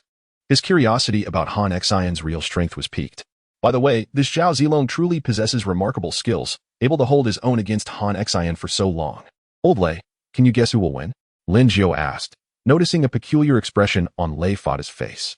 Initially inclined to assert that Han Xian would surely triumph, he now found himself conflicted. Surely Zhao Zilong could not win? Impossible. "Boss, I firmly believe Han Xian will prevail." Lin Jiao smiled mysteriously. "Just watch and see." The sounds of combat between Han Xian and Zhao Zilong soon attracted others. Mosey and the others, except for Daji and Hua Mulan at the fishing spot, gathered around to witness the spectacle. Lin Jiao posed the same question to them, and without hesitation, they all asserted that Han Xian would win. Lin Jiao shook his head with a smile. Han Xian had initially given them the impression of overwhelming strength. Thus, their conjecture was hardly surprising. Had he been unaware of their abilities, he too would have confidently predicted Han Xian's victory. After a while, the outcome was determined. How is this possible? Han Xian actually lost. Lei Fada's face was a mask of shock, as were the expressions of the others, all unable to believe the result. Lin Jiao patted Lei Fada on the shoulder, chuckling. "It's normal. In a one-on-one fight, Han Xian truly isn't Zhao Zilong's match. But in terms of leading and commanding troops, Zhao Zilong cannot compare to Han Xian." Lei Fada nodded, somewhat understanding. Lin Jiao was not surprised by this outcome. It was akin to the games he had previously played. Han Xian excelled in guiding the team, whereas Zhao Zilong was better suited for initiating battles, excluding the exceptional player. Of course, at that moment, Han Xian was drenched in sweat, yet his face bore a look of satisfaction. He approached Zhao Zilong, fists tightly clenched, saying, "I concede. Your skills are remarkable. It has been quite some time since I enjoyed a fight so thoroughly." Zhao Zilong, full of admiration, grasped Han Xian's fists and replied with a smile, "It was merely luck. Enough of this mutual flattery. Come, let us drink some water." Lin Jiao called to both men with a grin, shaking his head. He couldn't comprehend why ancient people delighted in such mutual praise. Could they not learn from him? Simple and unadorned. After exchanging a few words, a shout echoed from afar. "Boss, everyone, come, it's time for a meal." Upon hearing this, Han Xian, still unsure, turned to Lin Jiao and inquired, "Boss, weren't you cooking today for lunch?" Seeing Lin Jiao shake his head, he was puzzled. Who prepared the meal? It wouldn't be Hua Mulan, would it? Oh no. He still had vivid memories of that meat sandwich, rest assured. It was not Mulan who cooked. Lin Jiao patted his shoulder, as if sensing his thoughts. Han Xian looked on in confusion. Then who could it be? Lin Jiao led the group to the dining area. The table, previously spacious, now appeared somewhat crowded. "Mosey, could you please make another table this afternoon? It should be large. Ideally round." After pausing, Lin Jiao continued, "Also, remember to construct some beds and storage cabinets for the staff dormitory." Mosey nodded in affirmation. "Old Lei, make sure to hasten your progress over there." Lin Jiao mentioned to Lei Fada, then turned to Oh Yezi. "Not a typo this time. How's the armor made from the enraged leather cow coming along?" "Boss, the armors for Daji and Hua Mulan are complete, but a trace of difficulty crossed Oh Yezi's face. "It's all right, speak freely." As Oh Yezi prepared to respond, Daji, sitting beside Lin Jiao, interjected, "Master, I refuse to wear that hideous thing. It smells strange." He was about to persuade Daji when she tugged at his sleeve, playfully pleading, Please, master. This made his skin crawl with goosebumps. Hua Mulan's combat prowess was not to be underestimated. She could handle those monsters with ease. And perhaps not wearing the armor was viable. Contemplating this, he nodded. You are the best, master. Mua! Daji exclaimed excitedly, planting a kiss on his cheek. Boss. The food is here. Xiao Biluo beamed as she set down plate after plate of dishes on the table. Linjiao glanced over and was astonished. Kung Pao chicken, steak, fish-flavored shredded pork, tomato egg soup, scallion beef, roasted lamb leg, a feast for the senses. Who would have thought this Aunt Xiao could truly cook? Chapter 61, The Lightning Package. The afternoon passed without any extraordinary events. Those who were to build houses did so, while others engaged in fishing, each fulfilling their respective duties. As for Linjiao, he too was occupied, playing with Ming Ming. Today, he had not forgotten to feed the chickens. But what was to be done with these armors? No one seemed inclined to wear them. Linjiao gazed at the 4 pieces of armor crafted from furious rhinoceros hide on the ground, feeling a twinge of frustration. It was understandable that Daji and her companions would refuse to wear them, but the rest of the group also expressed their disdain. Each reason they offered left him unable to counter their claims. The first reason was the heat. The second was the presence of Han Xin and Zhao Zilong, rendering such armor unnecessary. Ultimately, only one set of armor found a recipient, Aunt Xiao Biluo. Looking at the unwanted armor strewn on the ground, Linjiao pondered selling them. That seemed a feasible option. He opened the regional channel, realizing he hadn't checked it in a while. Within the regional channel, what became of the rogue who had shouted about robbing supplies on the world channel yesterday? No one knew. He had been seen commenting on the world channel all day. What else could have happened? He was surely feeding the sharks. Ha ha ha. Sharks, thank you, kind sir, for the fast food. Frankly, he deserved it. Let us stop discussing that fool. Haven't you noticed? The frequency of monster spawns on the island is increasing day by day. Indeed, one wonders how many people are still alive. Linjiao observed the concerns expressed by others in the regional channel about their safety, a slight smile creeping onto his face. Wasn't he this fortuitously aligning with his intentions? He decided to sell the armor made from furious rhinoceros hide, which boasted an impressive defense. No need for further elaboration. Act quickly, or miss out. Has the Great 520 started selling items again? Well, armor made from furious rhinoceros hide will surely enhance our safety. Why is it that whenever we need something, the Great One always has it for sale? Who cares? With such formidable defense, I must hurry to buy one. Me too. Count me in. As the chatter in the channel unfolded as Linjiao had anticipated, an individual he found quite obnoxious suddenly interjected. Wait a moment. He must be deceiving you. Think about it. How could he possibly remove the hide intact to craft such armor, given its high defensive capabilities? That's a valid point. I always felt something was off. Damn it. Is 520 treating us as fools? I still believe that 520 could accomplish it. Believe it? Nonsense. The person above is merely a sycophant of 520. A bronze dagger struggles to pierce the hide of a furious rhinoceros. How could it be removed to make armor? Linjiao furrowed his brow at the ongoing discourse in the regional channel. Typically, the 71444 would disrupt the flow, with only a handful defending him. Why was it different this time? Linjiao sensed a premeditated scheme at play. However, he merely chuckled. He had ways to prove his claims were true. On another island, 71444 exclaimed, Li Si, well done. You truly have a knack for this. He was elated to have finally triumphed. Li Si wore a flattering smile, responding, Oh. It's nothing. The master is truly remarkable. I merely suggested an idea. Pleased by Li Si's response, 71444 laughed heartily, ha ha ha. Having you as my capable aide is a blessing from the heavens. This noon, I shall reward you with some meat. Thank you, master. Thank you, master. As 71444 released Li Si, still beaming, he strolled toward the beach. Indeed, everything stemmed from Li Si's idea. Following his suggestion, he discreetly observed who in the channel disliked Linjiao, adding them as friends one by one. Their first action upon connecting was to vent their frustrations about Linjiao, bonding over their mutual disdain. This maneuver allowed those who loathed Linjiao to unite. They publicly claimed they wanted to defeat Linjiao, but secretly, they all aspired to be the landlords themselves. Upon seeing Linjiao's comments in the regional channel, 71444 encouraged his new allies to join in disparaging Linjiao. Hence, the earlier commotion arose. 71444 reached the beach, the cool sea breeze invigorating him for the first time. Thank goodness for Li Si, he thought to himself. Casting a glance at Dong Zhuo, who was fishing nearby, suddenly, he began to view Dong Zhuo as utterly useless, contrary to historical accounts. Ding dong. A notification chimed in his ear. Opening his friend's list. Boss, bad news. You need to check the trading platform. 71,444 frowned. The trading platform? He had nearly forgotten about it. Upon opening it, he saw an item listed. After scrutinizing the description, he felt as though he had been slapped across the face. Item: armor made from furious rhinoceros hide effect, extremely high defense, though not suitable for hot weather. Note: 71444, don't get too agitated upon seeing this. Damn it. 520. I will kill you. 71444 stood at the edge of the island, his eyes reddening, fist clenched, knuckles cracking. The note was clearly written by Linjiao, intended to provoke him. Glancing at the time, he realized he had 5 minutes left before he could speak again. He must ensure that 520 earns not a single coin. He opened the regional channel. Did everyone see the trading platform? Rest assured, the description on this interface is truthful. Oh well. I told you the great 520 wouldn't deceive us. That ID is quite unique, $43.99. How much did $43.99 pay you? I'll offer you double the price at 7K. Haha. Where are those clowns who doubted the great one earlier? Finally, the time limit lifted. 71,444's eyes bulged with rage, veins throbbing. Impossible. Absolutely impossible. 520 must have had connections. Could 71444 be so foolish as to utter such absurdities? It's laughable. Who knows? Perhaps he has lost his mind. Each time, 71,444 tries to oppose the Great One, yet now finds himself cornered, infuriated. As 71444 noticed the regional channel filled with mockery directed at him, his body trembled with anger. Before he could unleash his frustrations, a voice resonated in his ears. No, more precisely, it resonated in the ears of everyone present.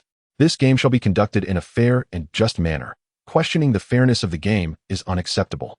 Thus, the player ZG71444 shall receive the following penalties. 1. ZG71444 is prohibited from speaking in the regional and world channels for 72 hours. 2. 1 lightning package. Upon hearing this, 71444 was infuriated, ready to explode with rage. Just then, a dark cloud floated above him. He looked up at the ominous cloud, as if struck by a revelation. Wait, lightning package. Boom. A bolt of lightning struck down toward him. Nearby, Dongjua and Li Si exclaimed, Master, watch out. Chapter 62, Kaiwenji. What on earth is the lightning package? Lin Jiao, upon hearing the mechanical sounds in his ear, felt a surge of confusion. Could it be that he had been struck by lightning? Surely not, such a thrilling occurrence. A flicker of sympathy arose within him. What if the strike did not prove fatal? Speaking of which, the one orchestrating all of this could even manipulate the weather. It made sense. If one could transport so many individuals to another realm, controlling the weather would seem a mere trifle. Yet hold on. If the puppeteer behind the scenes possessed such formidable power, why then proclaim the game to be fair and just? What of this fishing rod he possessed? If other players were to discover it, they would undoubtedly erupt in outrage. Is this truly what you call fair? What on earth is going on? After pondering for a moment, he realized he had reached no conclusions, shook his head, and resolved to dismiss the thoughts. Why were so many people flocking to purchase armor? Lin Jiao glanced at his friend notifications, furrowing his brow, a hint of curiosity stirring within him. He began to open the top messages one by one. Big guy. I'll trade 5 pounds of lamb for a set of armor. Big guy. I'll offer 20 bundles of wood and 10 pounds of beef for a set of armor. Big guy. I'm XXS. I don't have any resources. Could you perhaps gift me a set? Young man, I am over 70 years old and need this armor for my protection. Haven't you been taught to respect the elderly and care for the young? Brother, you're a good person. I live in constant fear even in my sleep. Could you please gift me a set of rhino armor? After reading the initial messages, he couldn't help but chuckle. Not only had the freeloaders come out, but moral coercion was also in full swing. Respect for the elderly and caring for the young? A good person card? How amusing. These messages soured his mood for the rest, prompting him to directly open the regional channel. Only exchanging for special resources. Thank you for your understanding. After sending this message, he promptly closed the interface and turned his attention to the adorable companion beside him. Once the time was right, he checked his friend list, and indeed, a significant number of those wishing to exchange ordinary resources for rhino armor had disappeared. However, a few persistent souls remained, along with a 5 square meter land cloud. No. That is too small. I'll pass. A living raging rhino? I want to be charging a processing fee for that. No. A rooster? No, just one rooster is enough. If it were a hen, I might consider it. A 3 square meter land cloud? Even less so. After a prolonged selection process, Lin Jiao discovered that none of the resources he desired were available. Sigh. Why was everyone's luck so poor? Unable to resist the urge to complain, he momentarily forgot that he too was in a similar predicament. Just then, 4,399 sent a message. Big guy, I wish to purchase 2 sets of rhino armor from you. Upon seeing this message, Lin Jiao was taken aback. He recalled that previously, 43.99 had been struggling even to afford a meal. And he had explicitly stated that he did not want ordinary resources. Could it be that something valuable had finally surfaced? Are you sure you want to exchange for 2 sets? That doesn't tea come cheaply. What do you intend to offer in return? I'm not interested in ordinary resources. You know I have no shortage of those. After sending this message, it was tea long before 4,399 replied. Big guy, I'd like to exchange myself for you. I know this request is excessive, but I beg you. Huh? Exchange yourself? Lingio raised an eyebrow. The other party only had a lubu. Could it be? No way. Brother, I'm not interested in you like that. Big guy, what are you thinking? I'm not suggesting I exchange myself for you. I'm offering Kaiwenji. Kaiwenji. And I'm a girl. Lingio wiped the cold sweat from his forehead upon reading 4,399's message, relieved that the misunderstanding had been cleared.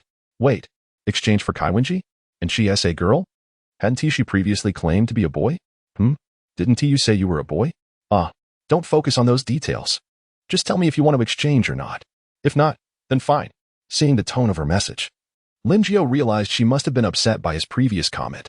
Exchange for Kaiwenji? That is quite the bargain. He had to think it over. Think it over? Kaiwenji, indeed. Of course, he did not let his excitement over Kaiwenji cloud his judgment, for he was a principled merchant. An exchange was possible. Yet, as one might imagine, the skin of a raging rhino is notoriously difficult to procure. 2 sets were excessive. He had initially anticipated that she might offer something extra, but the response he received was unexpected. No way. No extras. You think I don't understand your tricks? You greedy pigs? If I could afford it, I wouldn't be looking to trade with you. Lingio was momentarily taken aback by her unwavering stance. Truth be told, he had aimed to extract a bit more, profit. For reasons unbeknownst to him, he had been particularly loose-lipped lately. After much contemplation, Lingio finally relented. It was that he had an affection for Kaiwenji. He merely wished to find companions for Daji and Hua Mulan. Master, a sweet, childlike voice echoed. A small child, approximately 1 meter tall, stood before him, clad in a neon green dress, her chubby face exuding cuteness. Lingio gazed at Kaiwenji before him, unable to suppress the urge to bend down and pinch her adorable cheeks. Indeed, just as he had suspected, it was Kaiwenji from the game Honor of Kings. Though there was one thing missing. Is this the new master? He looked so handsome. Of course, not as handsome as the readers. Kaiwenji gazed at Lingio, somewhat entranced. Let us go. I'll introduce you to some sisters. Kaiwenji obediently followed behind Lingio. As they made their way to the fishing area, he could clearly sense the peculiar gazes from others. Thus, amidst the curious stares, Lingio brought Kaiwenji to where Daji and the others were. Master, who is this? Upon seeing Lingio, Daji's face lit up with a smile. But a look of confusion crossed her features as she noticed Kaiwenji behind him. Lingio gently pulled Kaiwenji forward, speaking to the 2 women. Allow me to introduce you. This is Kaiwenji. Isn't she adorable?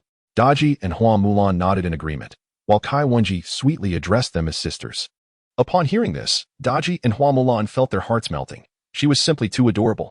Chapter 63. Completion of the dormitory building. Lingio left Kaiwenji in the fishing area to assist with the fishing, as Mulan was already overwhelmed with her tasks.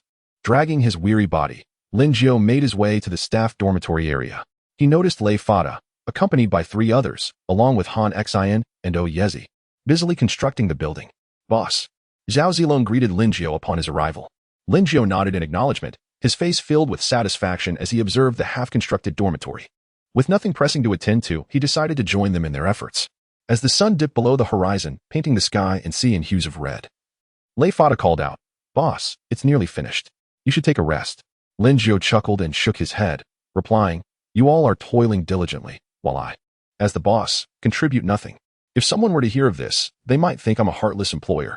Nonsense, boss. Who would dare say that? I, Zhao Zilong, would be the first to oppose such slander. Zhao Zilong stood beside Lingio, defending him. Han Xian, hearing this, cast a meaningful glance before returning to his work. Come on, Lei, no time to waste. Let us finish before dinner. Seeing this, Lei Fada nodded and continued his hard work without further comment. Boss, dinner's ready. Xiao Bai Luo shouted in Lingio's direction. Just a moment, almost done. Lingio responded, then turned to the diligent workers, urging, Hurry. Let us wrap this up in 5 minutes. We can eat once we're finished. Motivated by the promise of a delicious meal, the workers quickened their pace. Especially Han Xian. It was not merely for the sake of efficiency, it was because Xiao Bai Luo's cooking was simply irresistible, true to their motivation. The remaining 10 minutes of work were condensed into 5. After a quick wash by the seaside, they found the table already set with food. While it was not as lavish as lunch, it was a significant improvement over the previous barbecue.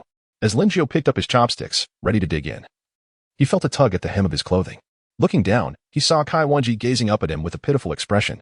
He had completely forgotten about her. After she climbed onto a stool, her head barely reached the table, rendering her unable to see the dishes.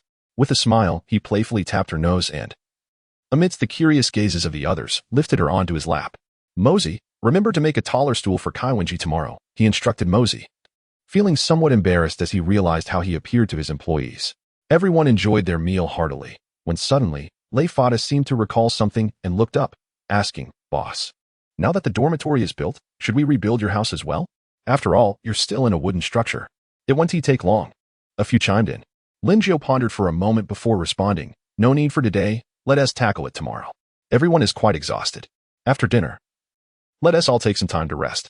The others cheered with delight. Long live the boss. The boss is wise. The boss is mighty. Linjiao shook his head with a smile and asked Xiao Bai Luo to serve him a bowl of egg soup.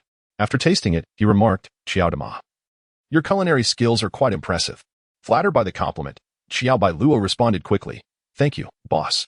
As long as it pleases you, I am satisfied. After dinner, Xiao Bai Luo cleaned the table and tidied up the dishes. Daji and her companion took Kai Wenji back to the fishing area. While Zhao Zilong volunteered to go on patrol, Linjiao greatly appreciated Zhao Zilong's spirit. The others sprawled on the beach, propping up torches and enjoying the sea breeze while chatting. Soon, it was time for bed, with Zhao Zilong assigned to keep watch for the night. After several days of night duty, Han Xian finally had the chance to rest well, since the newly built houses needed time for the cement to dry and set.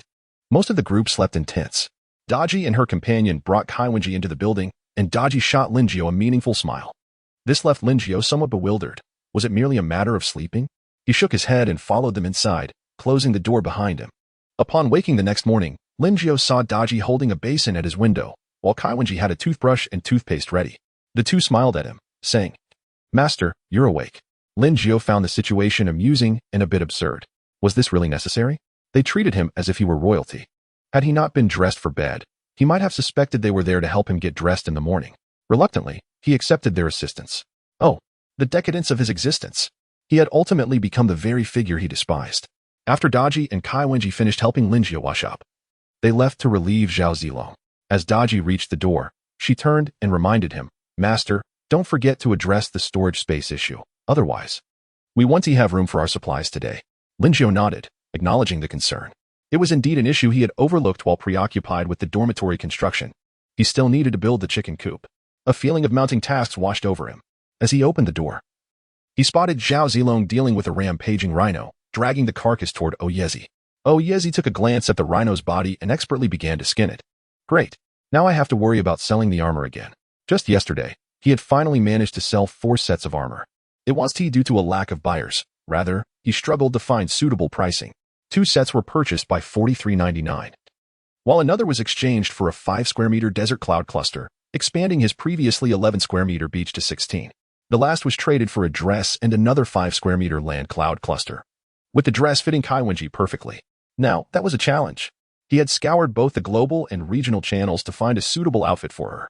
Stepping outside, Linjiao's first destination was the dormitory. He ran his hand over the surface of the cement, still slightly damp. With one more morning under the sun, it would be just about ready. Approaching Lei Fada, he patted his shoulder and said, Old Lei, let us prioritize building the storage today. My house can wait. A hint of hesitation crossed Lei Fada's face. But, there is no but. We must finish the storage first. Otherwise, we'll have no place to store our catch. Linjiao insisted. After a moment, Lei Fada nodded in agreement. Daji had repeatedly informed him about the storage issue, and upon his inspection yesterday, it was indeed overflowing. Oh, by the way, Old Lei, are we good on bricks? Boss, we have enough. The cement is also plentiful. The brick kiln and cement production haven't slowed down. Lei Fada assured him. Linjiao glanced toward Ma Jun's direction. Just as Lei Fada had mentioned, Ma Jun was actively producing cement, and the 2 new workers were busy making bricks. Everything was gradually falling into place. Chapter 64, Fortune. On another island. Is the master dead? Perhaps we should bury him. Nonsense. The master is not dead. He is still breathing. But look at him. Shoo. Do not speak. The master has awakened. A man lies on the bed, utterly motionless, his face darkened, and his hair resembling a wild explosion. The man struggles to open his eyes. Master, you have finally awakened. The man, still lying on the bed, weakly utters, Li Si, what has happened to me? Why do I feel so powerless? Upon hearing the inquiry, Li Si's expression betrays a moment of turmoil, but he ultimately steels himself and responds, Master, you were struck by lightning. You lost consciousness and have been asleep until now. Indeed, lying on the bed is none other than 71,444. Yesterday afternoon, he was struck down by a bolt of lightning and remained unconscious for over 10 hours. Were it not for his enhanced constitution in this otherworldly realm, he would likely have already been buried by Dongjua and served as a feast. Struck by lightning? 71444 reflects on the events of yesterday. He only recalls hearing a mechanical sound before a dark cloud descended upon him, followed by a blinding light. As for the subsequent events, they elude his memory. Just as he attempts to rise, a wave of excruciating pain engulfs his body, as if it were being torn apart. Master, you must not move yet. You need to recuperate for a while. Li Si hastily reassures 71444. Reluctantly, 71444 concedes, turning his head with great effort to gaze at the two by his bedside. He notices Li Si's worried expression, while Dongjua appears to harbor a hint of regret. Unbeknownst to him, Dongjua regrets that he cannot partake in a feast. He gives it little thought and addresses the two, expressing his gratitude for their efforts. Upon hearing this, both Li Si and Dongjua display incredulous expressions. When did their master become so amiable? Could it be that the lightning has dulled his senses? In truth, it is not that 71444 has become kinder. Rather, he must rely on Li Si and Dongjua for care during his recovery. Li Si, please fetch me a bottle of water. I find myself rather parched. Li Si nods in understanding and turns to exit the room. Inside, only 71444 and Dongjua remain, the atmosphere somewhat awkward. Moments later, Li Si returns with a bottle of water, twists off the cap, and hands it to 71,444. Just as 71,444 takes the mineral water, a thought strikes him. And he hastily inquires, where is the fishing rod? It is by the seaside. Master, what is the matter?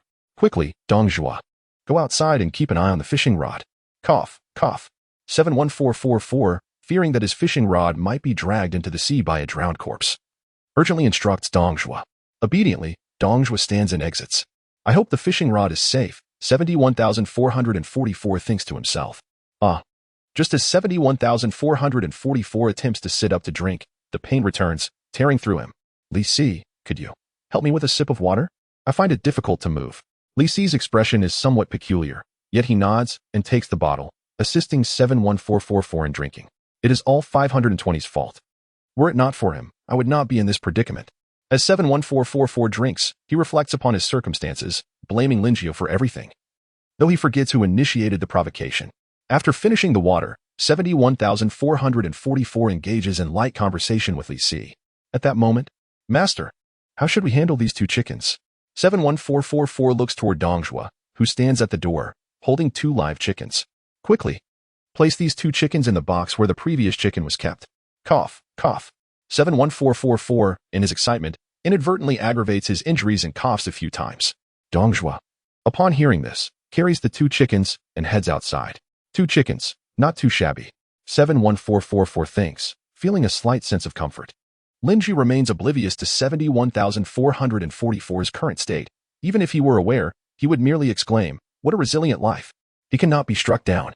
After a morning of effort from 3 or 4 individuals, a portion of the warehouse has been constructed.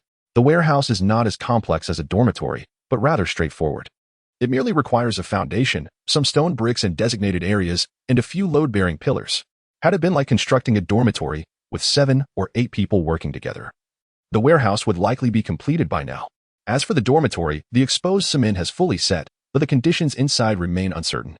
Arriving at the fishing area, Lin Jiao observes Meng Meng sitting obediently beside Kai Wenji, motionless as she watches her fish. Occasionally, Meng Meng winks at Kai Wenji, likely considering her a close companion. Given their similar height, Lin Jiao approaches from behind Meng Meng, calling out with a smile, Meng Meng. Hearing her name, Meng Meng turns her head adorably, and upon seeing Lin Jiao, she scurries over, clinging to his pant leg in fear of him leaving. All right, let go, good girl. Lin Jiao chuckles, bending down to lift Meng Meng into his arms, playfully poking her with his finger. Master, Kai Wenji, upon noticing Lin Jiao, calls out sweetly. Lin Jiao smiles and nods, subsequently sitting between Kai Wenji and Daji. While playfully engaging with Meng Meng, he observes the 3 women fishing. Perhaps it is the luck bestowed by Linjio's presence. But Kai Wenji's first cast yields a 5 square meter land cloud. Not to be outdone, Daji also reels in a land cloud, albeit only 1 square meter in size. Then, Hua Mulan lands a 1 square meter land cloud as well. This spectacle leaves Linjio astonished. He thought this was remarkable. However, the following scene was even more astonishing. The 3 women simultaneously pull up 3 boxes, 2 green and 1 red. What extraordinary luck. The red box bursts open first, from which emerges a rampaging rhinoceros. The 2 green boxes follow suit, cracking open to reveal 2 drowned corpses. Ga! Roar! Ga! The 3 monsters roar in unison, causing Ming Ming to hide behind Linjio, occasionally peeking out before burying her head against his back. The 3 monsters advance toward Linjio, who feels somewhat vexed. Why is he always the primary target whenever creatures appear? Does he appear so easy to bully? Linjio and Hua Mulan rise simultaneously, prepared to confront the 3 monsters. But before they can act, a trident flies through the air, piercing the heads of the 2 drowned corpses and knocking the rampaging rhinoceros back 2 steps. Boss! Step back! Zhao Zilong leaps into action, striking the rampaging rhinoceros on the head. The force of the blow proves fatal as the rhinoceros collapses. Linjio feels a chill run down his spine. This is reminiscent of Han Xin, who also enjoys delivering fatal blows. Chapter 65. The gale approaches. The morning passed in the blink of an eye, and by the afternoon, with Linjio's assistance, the warehouse had been constructed. Boss, we're nearly out of wood ash. Just half a box left, Ma Jun said, wiping the dust from his face with his sleeve as he approached Linjio. It's all right. We can pause for today since the warehouse is completed. The wood ash will be delivered to you tomorrow, Linjio replied. Ma Jun nodded and departed. Linjio was surprised that the wood ash he had procured over the past few days had been used up so quickly. However, he was not overly concerned. As wood ash was considerably cheaper than branches, he could purchase as much as he desired. His greater concern lay with the fishing area. He currently possessed 6 fishing rods. Each of the 3 companions, including Daji, could manage only 2 rods, and 3 was quite overwhelming. Each day, a new fishing rod would be duplicated. But after a couple of days, the duplicated rods would remain unutilized. Even if Zhao Zilong or Han Xin were to step in, each could handle a maximum of 5 rods, which did not resolve the issue at hand. As he pondered this dilemma, Xiao Biluo announced that dinner was ready. Deciding to set his worries aside, he shook his head and walked towards the tent.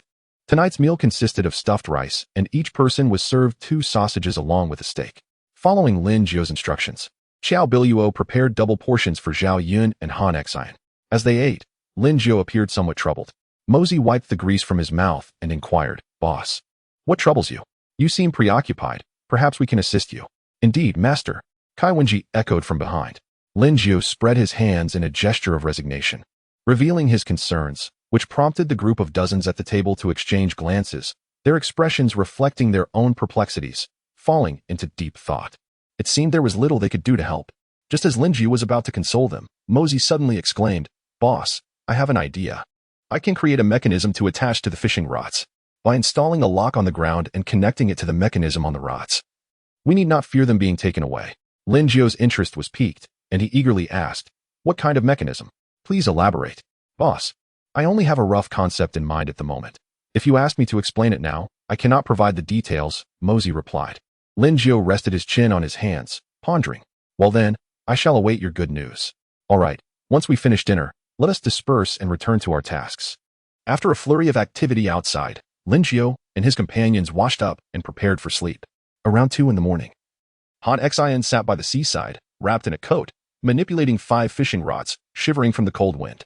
The beach front at night was particularly frigid, and Han Xion's silhouette appeared overwhelmingly solitary. The atmosphere shifted dramatically. The daytime bustle faded into the chilling desolation of night. Linjio thought, let it be desolate. After all, it is not my watch. Just as Han Xion was about to take a bite of bread, a sudden gust swept across the calm sea. Initially, he thought little of it, as the sea breeze was a nightly occurrence, albeit tonight's wind was stronger than usual. The wind howled, intensifying and producing a cacophony that swept Han Xion's hair wildly about him. Realizing the gravity of the situation, he quickly stowed the fishing rods on the shore and hurried to the wooden cabin, knocking on the door and urgently calling, Boss, something's wrong. The wind has picked up outside. Bang, bang, bang. Linjio, still in a drowsy state, groaned. So what if the wind's picked up? Why the fuss? I'm exhausted. Nearby, Daji and the others stirred, rubbing their eyes in confusion, and asked, Master, what's going on? No need to worry. Han Xion seems overly anxious about the wind tonight. Linjiao replied. Before Daji could respond, Han Xian shouted again from outside, "Boss, the wind is exceptionally strong tonight and seems to be increasing. You must come take a look." Upon hearing this, Linjiao sensed that something was amiss. Coupled with Han Xian's urgency, he quickly donned his shoes and stepped outside, followed closely by the others. As Linjiao opened the door, a fierce gust greeted him, forcing him to squint against the wind. He observed that everyone sleeping in the tents had been roused by the raging winds. What is happening? Why is the wind so strong? I have no idea. Let go. Do you know? I'm not sure either. It feels like the wind is only getting stronger. Wait, the boss is coming out. Outside. A chorus of voices erupted as Linjiao shielded his forehead from the wind to minimize its intrusion into his eyes. The crowd gathered around him, clamoring with questions. Boss, what is happening? Why is the wind so fierce? Boss, this wind is unbearable. It's too strong. Boss, the tent is about to be blown away. Where will we sleep tonight? Stop, stop, stop. Quiet down. Linjiao's voice was nearly drowned out by the wind. He squinted against the tempest, barely able to see the tent swaying precariously, threatening to be whisked away into the sea at any moment. Suddenly, recalling something, Linjiao anxiously asked Han Xian, Han Xian, what about the fishing rods? Are they secured? Boss, Zilong has already gone to retrieve them. What should we do now? Han Xian was blinking rapidly against the wind, tears nearly spilling from his eyes. Linjiao did not answer Han Xian's question. Instead, he turned to Lei Fada. Old Lei, how is the dormitory building? Is it habitable now? A pained expression crossed Lei Fada's face, yet he nodded, saying, Boss, under normal circumstances. We would need to wait 2 more days before it's livable, but given the circumstances, it can be used. Let us not dwell on that now. Are you certain the building won't collapse? Linjiao's tone was laced with urgency. Upon receiving Lei Fada's nod, he rallied everyone to action.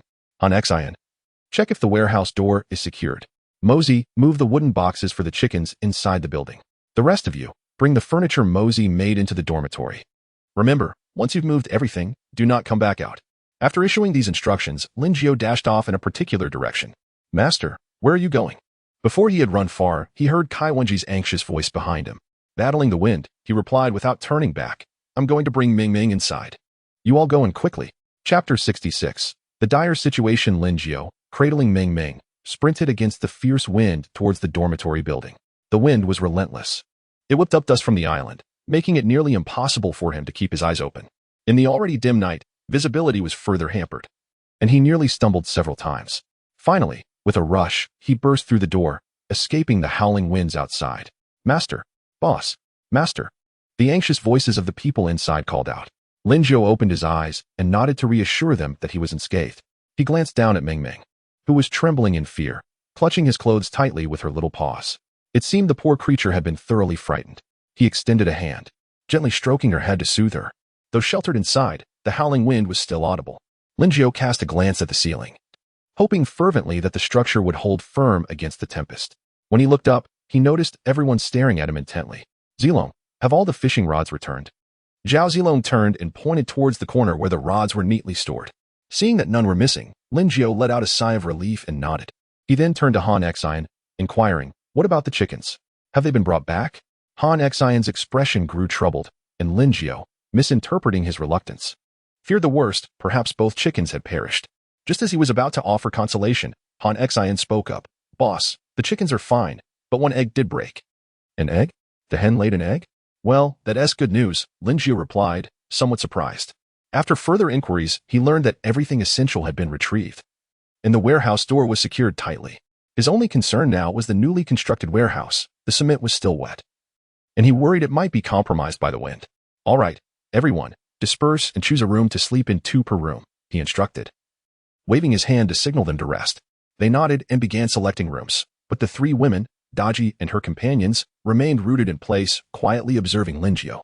Noticing their hesitation, Linjiao sighed, understanding their unspoken thoughts. Go find a room. I'll join you shortly. The 3 women's faces lit up with joy, and they cheerfully set off to choose a room. Linjiao felt a wave of helplessness wash over him. He did not desire this lifestyle. Sharing a bed with 4 people was simply too cramped. His concern for the warehouse outside grew, and he approached the door. The wind battered it violently, as if it might burst open at any moment. He cautiously opened the door just a crack, and a chilling gust swept inside, sending shivers down his spine. It was freezing. He leaned closer to the door, squinting to peer outside. Dust swirled in the air, and the house he resided in swayed precariously, yet remarkably. The new warehouse stood intact. What astonished him even more was the sea. Despite the ferocious winds, the water appeared unchanged, without a single wave, an oddity indeed. Was it possible that someone was manipulating these so-called natural disasters, continually escalating their severity? Sighing, Linjiao quickly closed the door, feeling a wave of despair. The losses incurred this time would likely surpass those of the previous ordeal. The low-quality wooden houses were at risk of being dismantled by the wind. He needed to check on the situation of everyone in the communication channel. In the regional channel, chaos erupted. Damn it, my supplies are gone. I'm freezing. Brothers. The wind blew my fishing rod away. What should I do? I was just lamenting about my house when I saw this brother above and couldn't help but laugh. Here's a suggestion. Find a shady spot and lie down. It'll be more comfortable that way. My house is about to collapse. I'm terrified. What is happening? Why is the wind so strong? My newly built house is gone. I woke up from my slumber, startled by the wind, only to see my house teetering on the brink of collapse. Luckily, I laid a solid foundation. My house is still standing. Could you stop flaunting your good fortune? Do you think you're funny? I'm freezing with my subordinates. My supplies. They're all gone. Don't be too disheartened. At least your fishing rod is still intact. You can reel everything back in. Look at that poor soul, whose rod is gone. The regional channel was filled with lamentations. And Linjiao couldn't help but feel sympathetic. This was worse than the last time.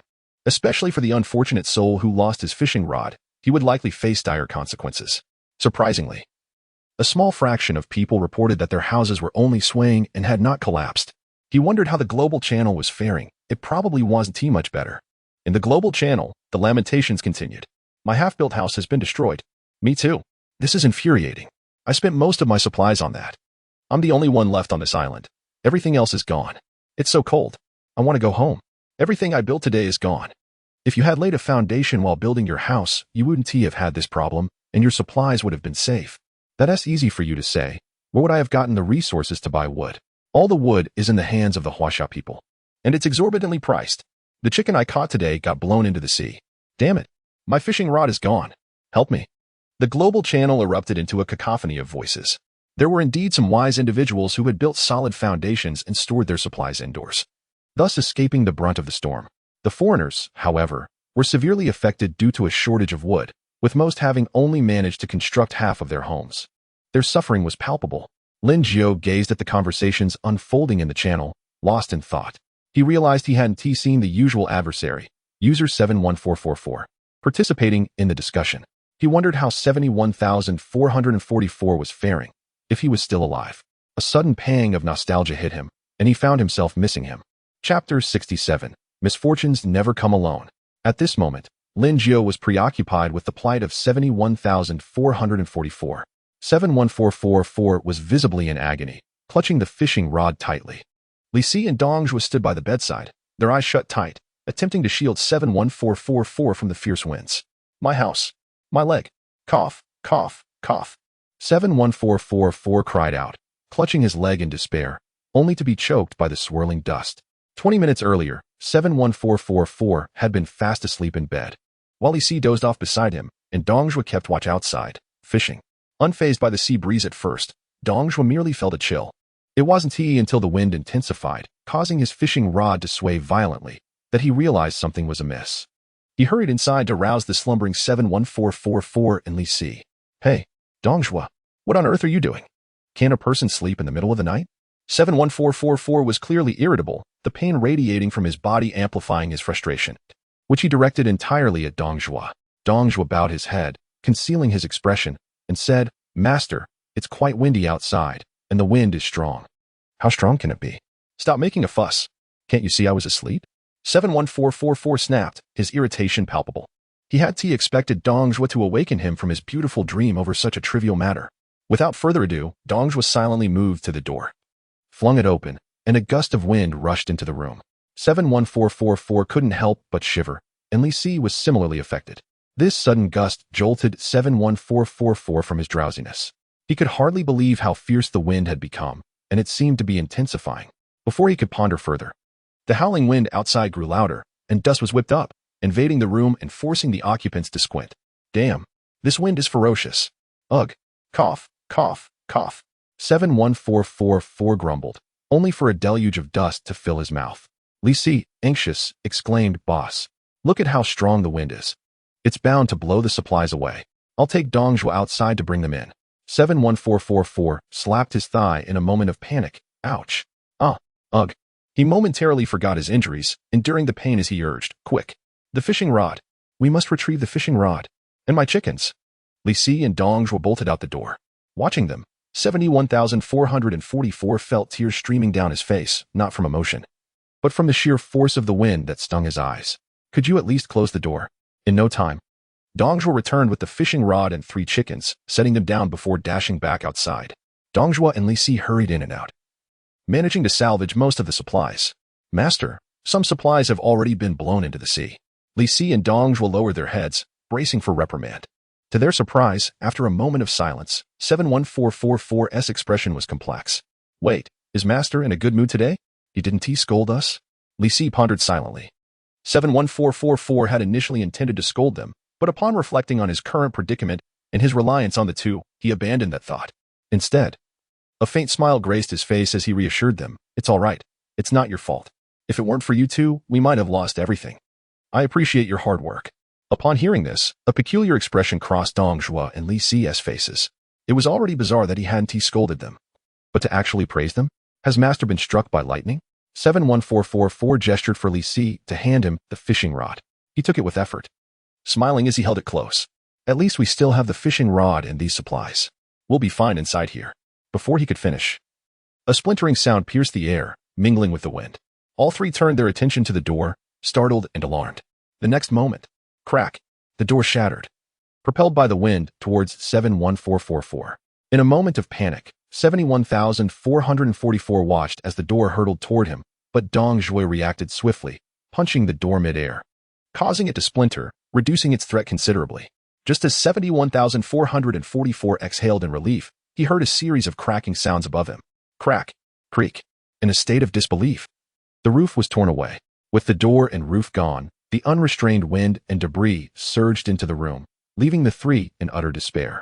It's fine. It's fine. The wooden walls are still standing. We just need to endure until the storm passes. Cough, cough. 71444 attempted to comfort the others, as if trying to reassure himself. Before Li Si and Dongjua could respond, the sounds of splintering would continue relentlessly. Creak, crack. Then, in an instant, the walls of the wooden house began to collapse, and an expression of unprecedented panic crossed 71444's face. By sheer misfortune, a section of the wall was about to crash down on him. Damn it, 71444 shouted in alarm. But Li Si and Dongjua were preoccupied with bracing against the impending wall, unable to hold it back. Just as Li Si prepared to assist, the wooden wall fell upon 71444, eliciting a cry of agony from him. With the CS aid gone, he too succumbed to the weight. Most of the debris was deflected, but some smaller pieces struck his legs and body. 71444 grimaced in pain, clutching his groin, gritting his teeth. Before he could utter another cry, the wild wind swept away all the supplies in the room, sending them soaring into the sea. The few wooden crates on the ground rolled and collided, adding to the chaos. Amidst the turmoil, Dongjua and Li Si could only huddle inside a crate containing chickens, desperately shielding their heads from the flying debris. Meanwhile, 71444 bore the brunt of it all, silently enduring the agony. Just as he was lost in his brother's suffering, he looked up to see a wooden crate plummeting toward him. Filled with terror, he found himself unable to move as pain coursed through his body, helplessly watching the crate descend. Is this how it ends? Just as he resigned himself to his fate, Dongjua intercepted the crate with a punch. In the tumult, he couldn't muster all his strength, and instead of sending it flying, the crate fell upon 71444's leg. 71444 cried out, yet he clung tightly to the fishing rod. Dongjua and Li Si grimaced as they sat atop the crate, encircling 71444 to shield him from the fierce winds and flying objects. My house. My leg. Cough. Cough, cough. 71444 screamed this final anguished cry before losing consciousness. Chapter 68. The Island Can Move? A Great Transformation. In stark contrast to 71,444, Linjiao had already returned to his room. Daji and the others blinked their eyes, staring at him simultaneously, which made him feel somewhat awkward. After being startled, Ming found warmth and safety in Linjiao's embrace and had already fallen asleep in his arms. Thus, the four of them exchanged glances, each with wide eyes. The howling wind outside made it impossible for anyone to sleep. To break the uncomfortable atmosphere in the room, Linjiao scratched his head and suggested to the group, "How about we play poker?" Daji and the others displayed expressions of confusion. What exactly was poker? Master, who is poker? Why do you want to play with him? Is it fun to beat him?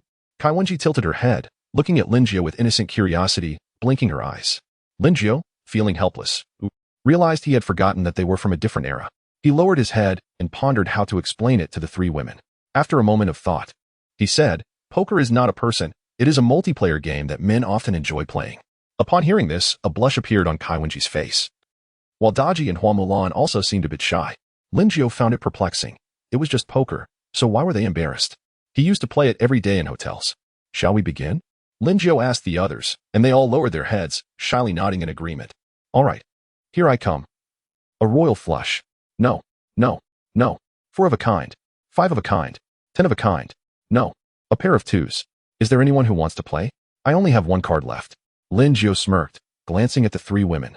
Shaking the last wooden card in his hand, on which the words Big King were boldly inscribed. Daji and the others shook their heads helplessly, looking quite dejected. A 3. I win. Hiki. I'm done playing. We've played all night and I haven't won a single hand. Daji pouted, tossing her cards aside with an unhappy expression. Linjiao, seeing this, shook his head helplessly and ruffled Daji's hair, saying, all right, we won't play anymore. Don't be upset. Daji's previous frown faded as she smiled slightly. Kaiwenji and Hua Mulan, observing this, mimicked Daji, pouting as they said, I won't play either. You're bullying us, master. Boo-hoo. I'm not playing anymore. This left Linjiao somewhat flustered. He only had 2 hands. As the howling wind gradually subsided, dawn broke. Daji, you all stay here. I'll go take a look outside. The wind seems to have calmed down. Daji and the others nodded. And they began discussing how to win against Linjiao in their next poker game. Upon stepping outside the room, Linjiao heard their chatter and a smile crept onto his lips. Who would still want to play poker next time? Arriving at the entrance on the ground floor, Linjiao pushed open the door. The scene outside was a complete mess. The wind had returned to its usual strength, blowing a refreshing breeze. Standing at the doorway, he surveyed the area. The once orderly island had become chaotic, with supplies that had not been gathered before midnight scattered everywhere. Wood, boards, cloth. He looked towards the fishing area, his expression complex. The shelter that had accompanied him for so long was now in disarray, reduced to broken pieces of wood stuck in the ground.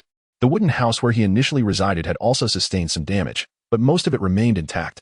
The newly constructed warehouse was unscathed, while the old warehouse storing supplies showed minimal issues. As for the tents where everyone had slept last night, only 1 or 2 remained on the island. The rest seemingly vanished without a trace. The sight before him was utterly chaotic. His gaze shifted to the sea, where various supplies floated on the surface, boards, bread, clothing. This time, it seemed that everyone would have to start over. Just as Linjiao was about to call the others out to help clean up, the ground beneath him suddenly began to shake. His body swayed uncontrollably, and he quickly clutched the doorframe. The supplies outside trembled and slid in various directions. Linjiao struggled to regain his footing, trying to remain steady as a grave expression crossed his face. Was this an earthquake? He dared not move, fearful of falling. Fortunately, the tremors lasted only a few minutes before returning to normal. Linjiao lifted his leg, ready to head back inside, when a mechanical voice abruptly echoed. Attention, everyone. The novice transition period has ended. You are now entering the real game. The island has detached from the land beneath the ocean and is now mobile and separable. The interface has been updated to include the island mobility feature. To move the island, the following conditions must be met. 1. There must be at least 3 people on the detached island. 2. Fuel must be added as power to move the island. The minimum area for a movable island is 20 square meters. To move 1 nautical mile, you need to add fuel, 10 pieces of wood or 50 boards. 1 nautical mile equals 852 kilometers. For every 5 square meters beyond 20, an additional 5 pieces of wood or 20 bundles of boards must be added. Other gameplay elements, feel free to explore on your own. Finally, I wish everyone an enjoyable experience. Strive to survive. Upon hearing this, Linjiao was filled with astonishment, and his mind was already in turmoil. What? The previous period was just a novice transition? So it was akin to playing against bots or in beginner training mode in a game. Half of the people had perished, and they called that a novice transition period. If it weren't for his fishing rod, he likely would have been dead long ago. The notion that the island could separate and move. This revelation left Linjiao profoundly shaken. What did it imply?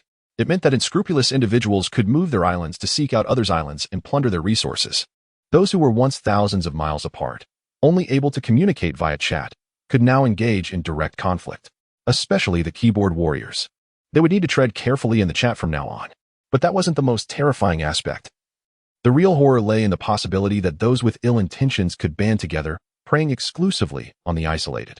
In such an environment, even the kindest individual could be forced to become a villain. Mutual theft and slaughter. At that point, everyone would be in peril. In a Kinderlight, the previous so-called novice transition period was merely a means of transforming humanity from good to evil, igniting a flame within the hearts of the wicked.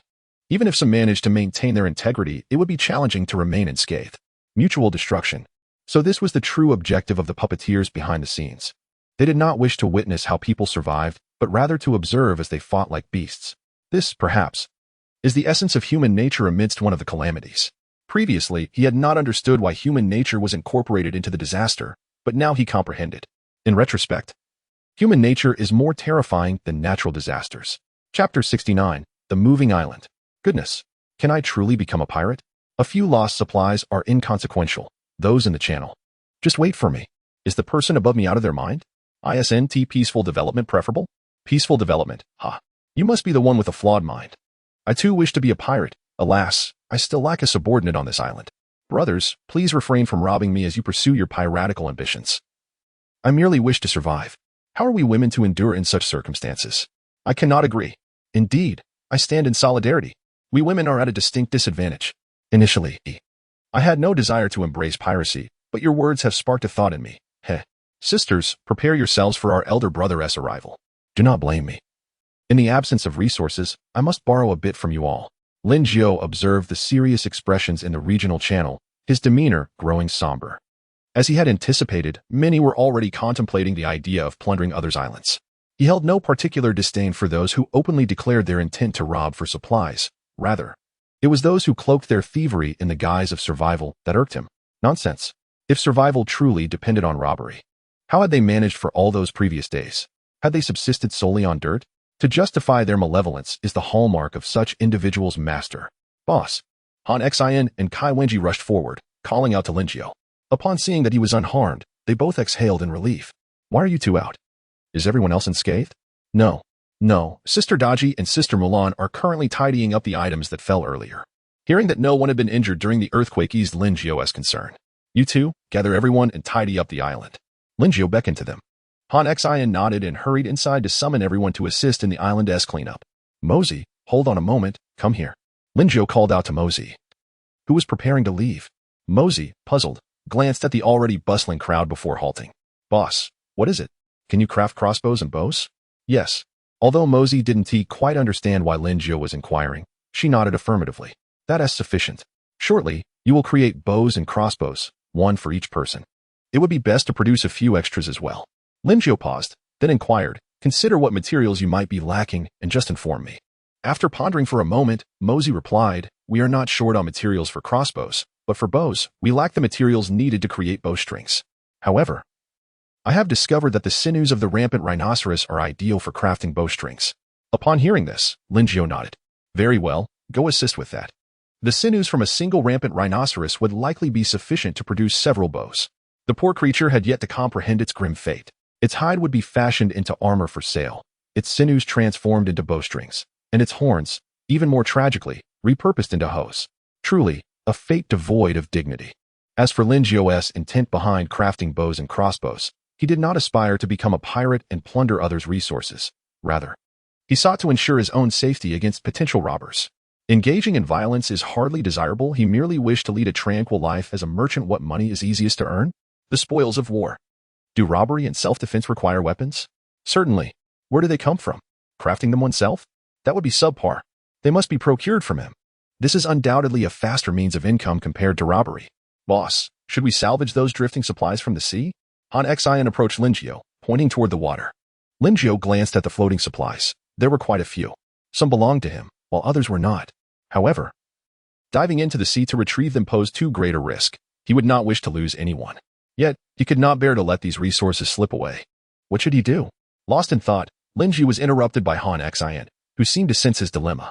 Boss, let me handle it. I am a strong swimmer. As you know, before Lin Jiao could refuse, another voice chimed in. Allow me to go. I possess excellent swimming skills, and my combat abilities ensure my safety in the water. Zhao Zilong approached, locking eyes with Han Xin, both unwilling to yield. Lin Jiao felt a headache coming on. How did this happen again? As the two prepared to argue over who would go, Lin Jiao interjected. Stop. Neither of you will go. I do not approve of either of you descending into the water. You are both vital for maintaining the island's safety. If anything were to happen to either of you, it would be a significant loss. Upon hearing Lin Jiao's authoritative words, both Han Xian and Zhao Zilong lowered their heads, ceasing their dispute. Lin Jiao pondered for a moment, then suddenly slapped his forehead, his eyes lighting up. Of course. How could he have forgotten this? I have a solution. Follow me. He beckoned to the two and proceeded toward the edge of the island. Upon reaching the island's perimeter, he opened a menu, revealing an island button in the lower right corner. Upon clicking it, 3 options appeared: island separation, add fuel, and map. He selected the island separation option, opting to detach a 20 square meter section of the island. Before him, a 3D model of the island materialized, allowing him to delineate the area for separation. Lin Jiao selected the island beneath his feet and instructed Han Xian and Zhao Zilong to draw near. To their astonishment, a fissure appeared beneath them, separating the 20 square meter area from the main island. Wait, how do I control the direction? Lin Jiao pondered aloud. To the left. But the separated island remained still. How on earth does one control its direction? Suddenly, he realized he hadn't added fuel. Lin Jiao slapped his forehead, feeling foolish. He accessed the add fuel option, only to find that the quantities of wood and planks used on his island were displayed. Lin Jiao selected 10 pieces of wood and then commanded, to the right. This time, the island began to move.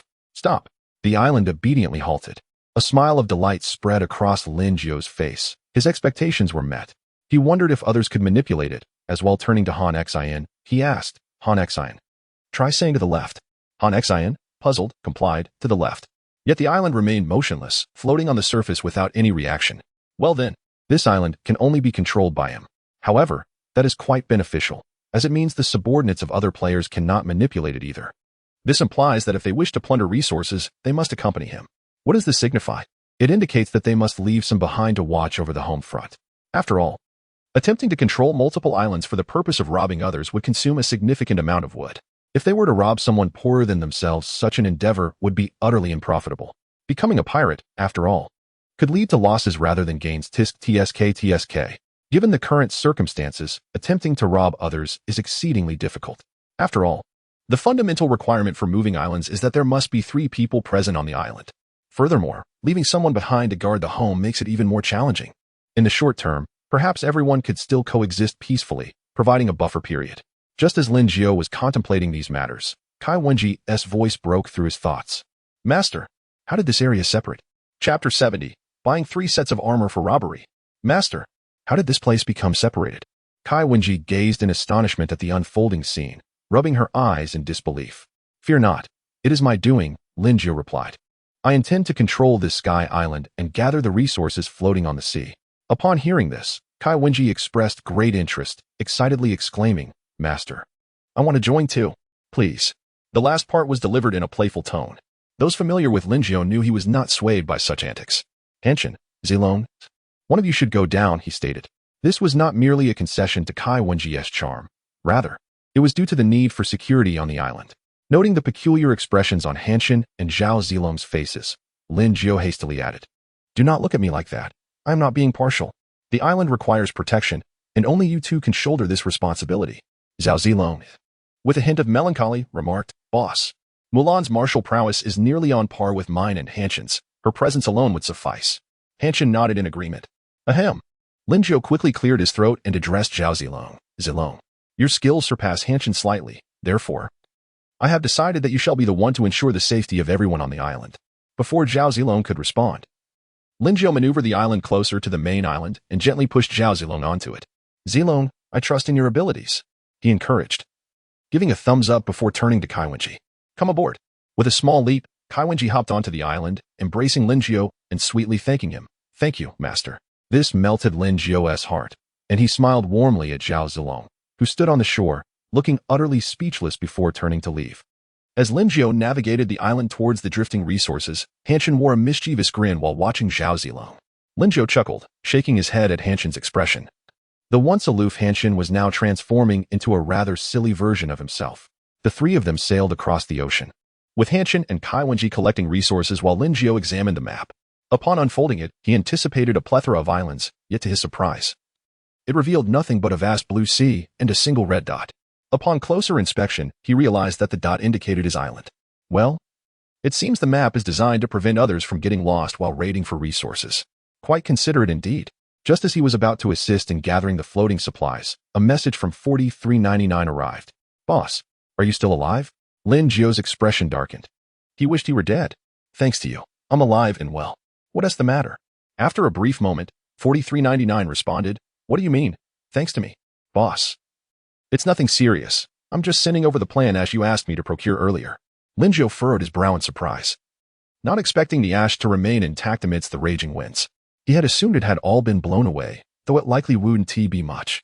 Upon receiving the 10 boxes of plant ash sent by 4399, Lin Jiao's eyes widened in disbelief. He rubbed his eyes, thinking he was seeing things. Upon a second glance, he was indeed astonished to find 10 full boxes.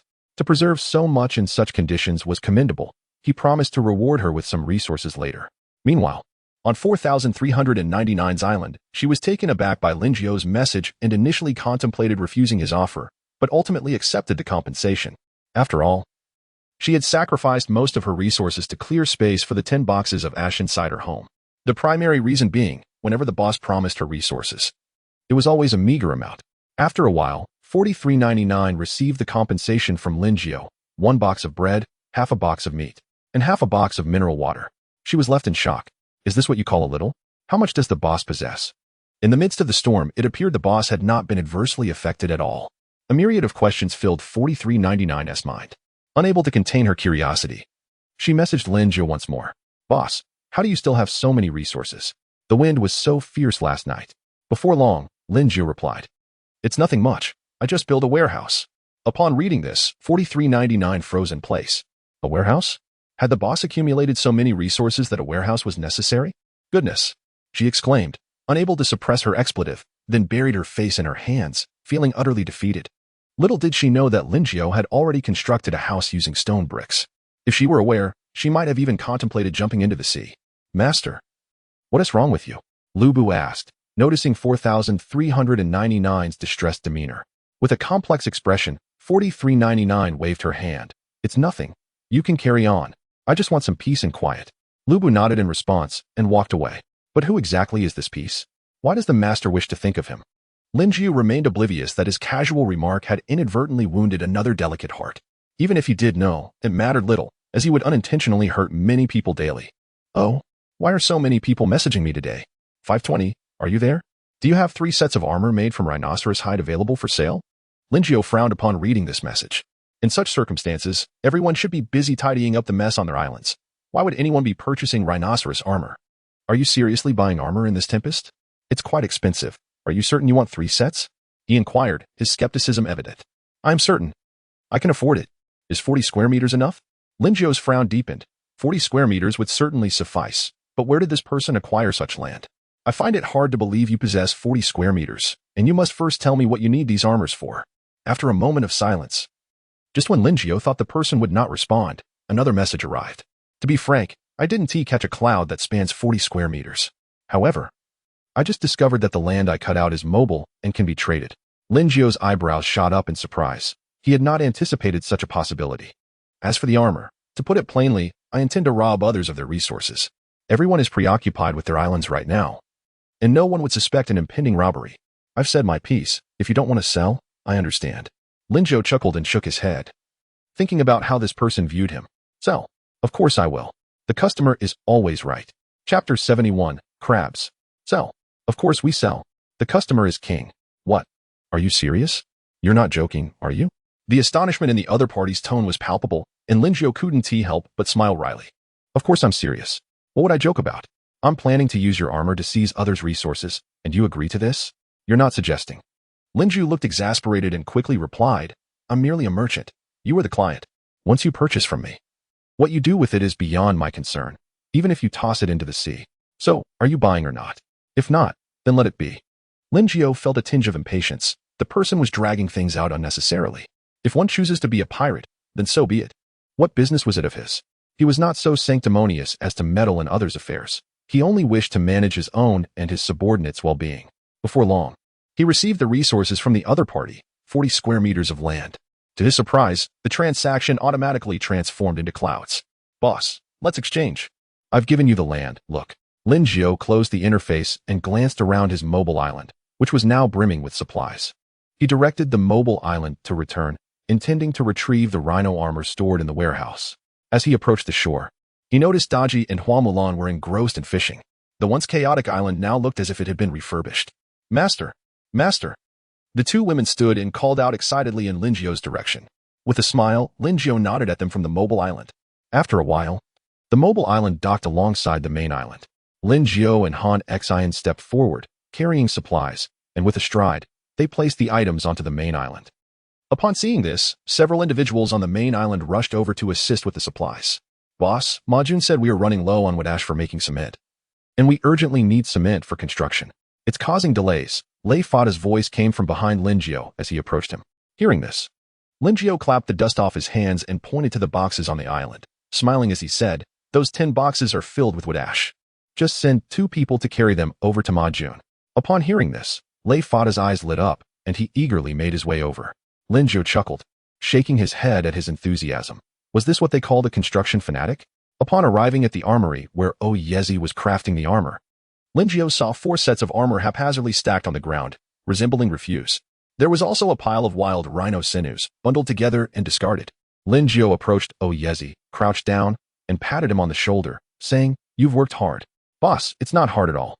This is much easier than blacksmithing," Yezi replied. Lin Jiao nodded and chatted with him for a moment before taking 3 sets of armor and transferring them to the player who had purchased the rhino armor. Returning to the shore, the supplies on the mobile island had been completely unloaded. Looking back at the island, various resources continued to drift by. To enhance efficiency, he left Kai Wenji on the main island and took along a middle-aged man whose name he couldn't recall, only remembering that he had purchased him. After giving instructions, Lin Jiao and Han Xian set off once more. "Boss, look at this," Han Xian exclaimed in amazement. Lin Jiao turned to see what had caught his attention, and then gasped, "Holy cow! Crabs! So many!" A foam board larger than a person floated on the sea, teeming with crabs, the smallest of which was the size of a palm. Lin Jiao's eyes fixated on the foam board, tears of excitement welling at the corners of his mouth. "Han Xian, quickly, gather them all. We can't let a single one escape. These are delicious." Upon hearing this, Han Xian's eyes sparkled with greed. He discarded his stick and leapt directly into the water. Lin Jiao was momentarily stunned. Was this really necessary? The crabs on the foam board seemed to sense a foodie approaching and began to scramble frantically, attempting to leap into the sea.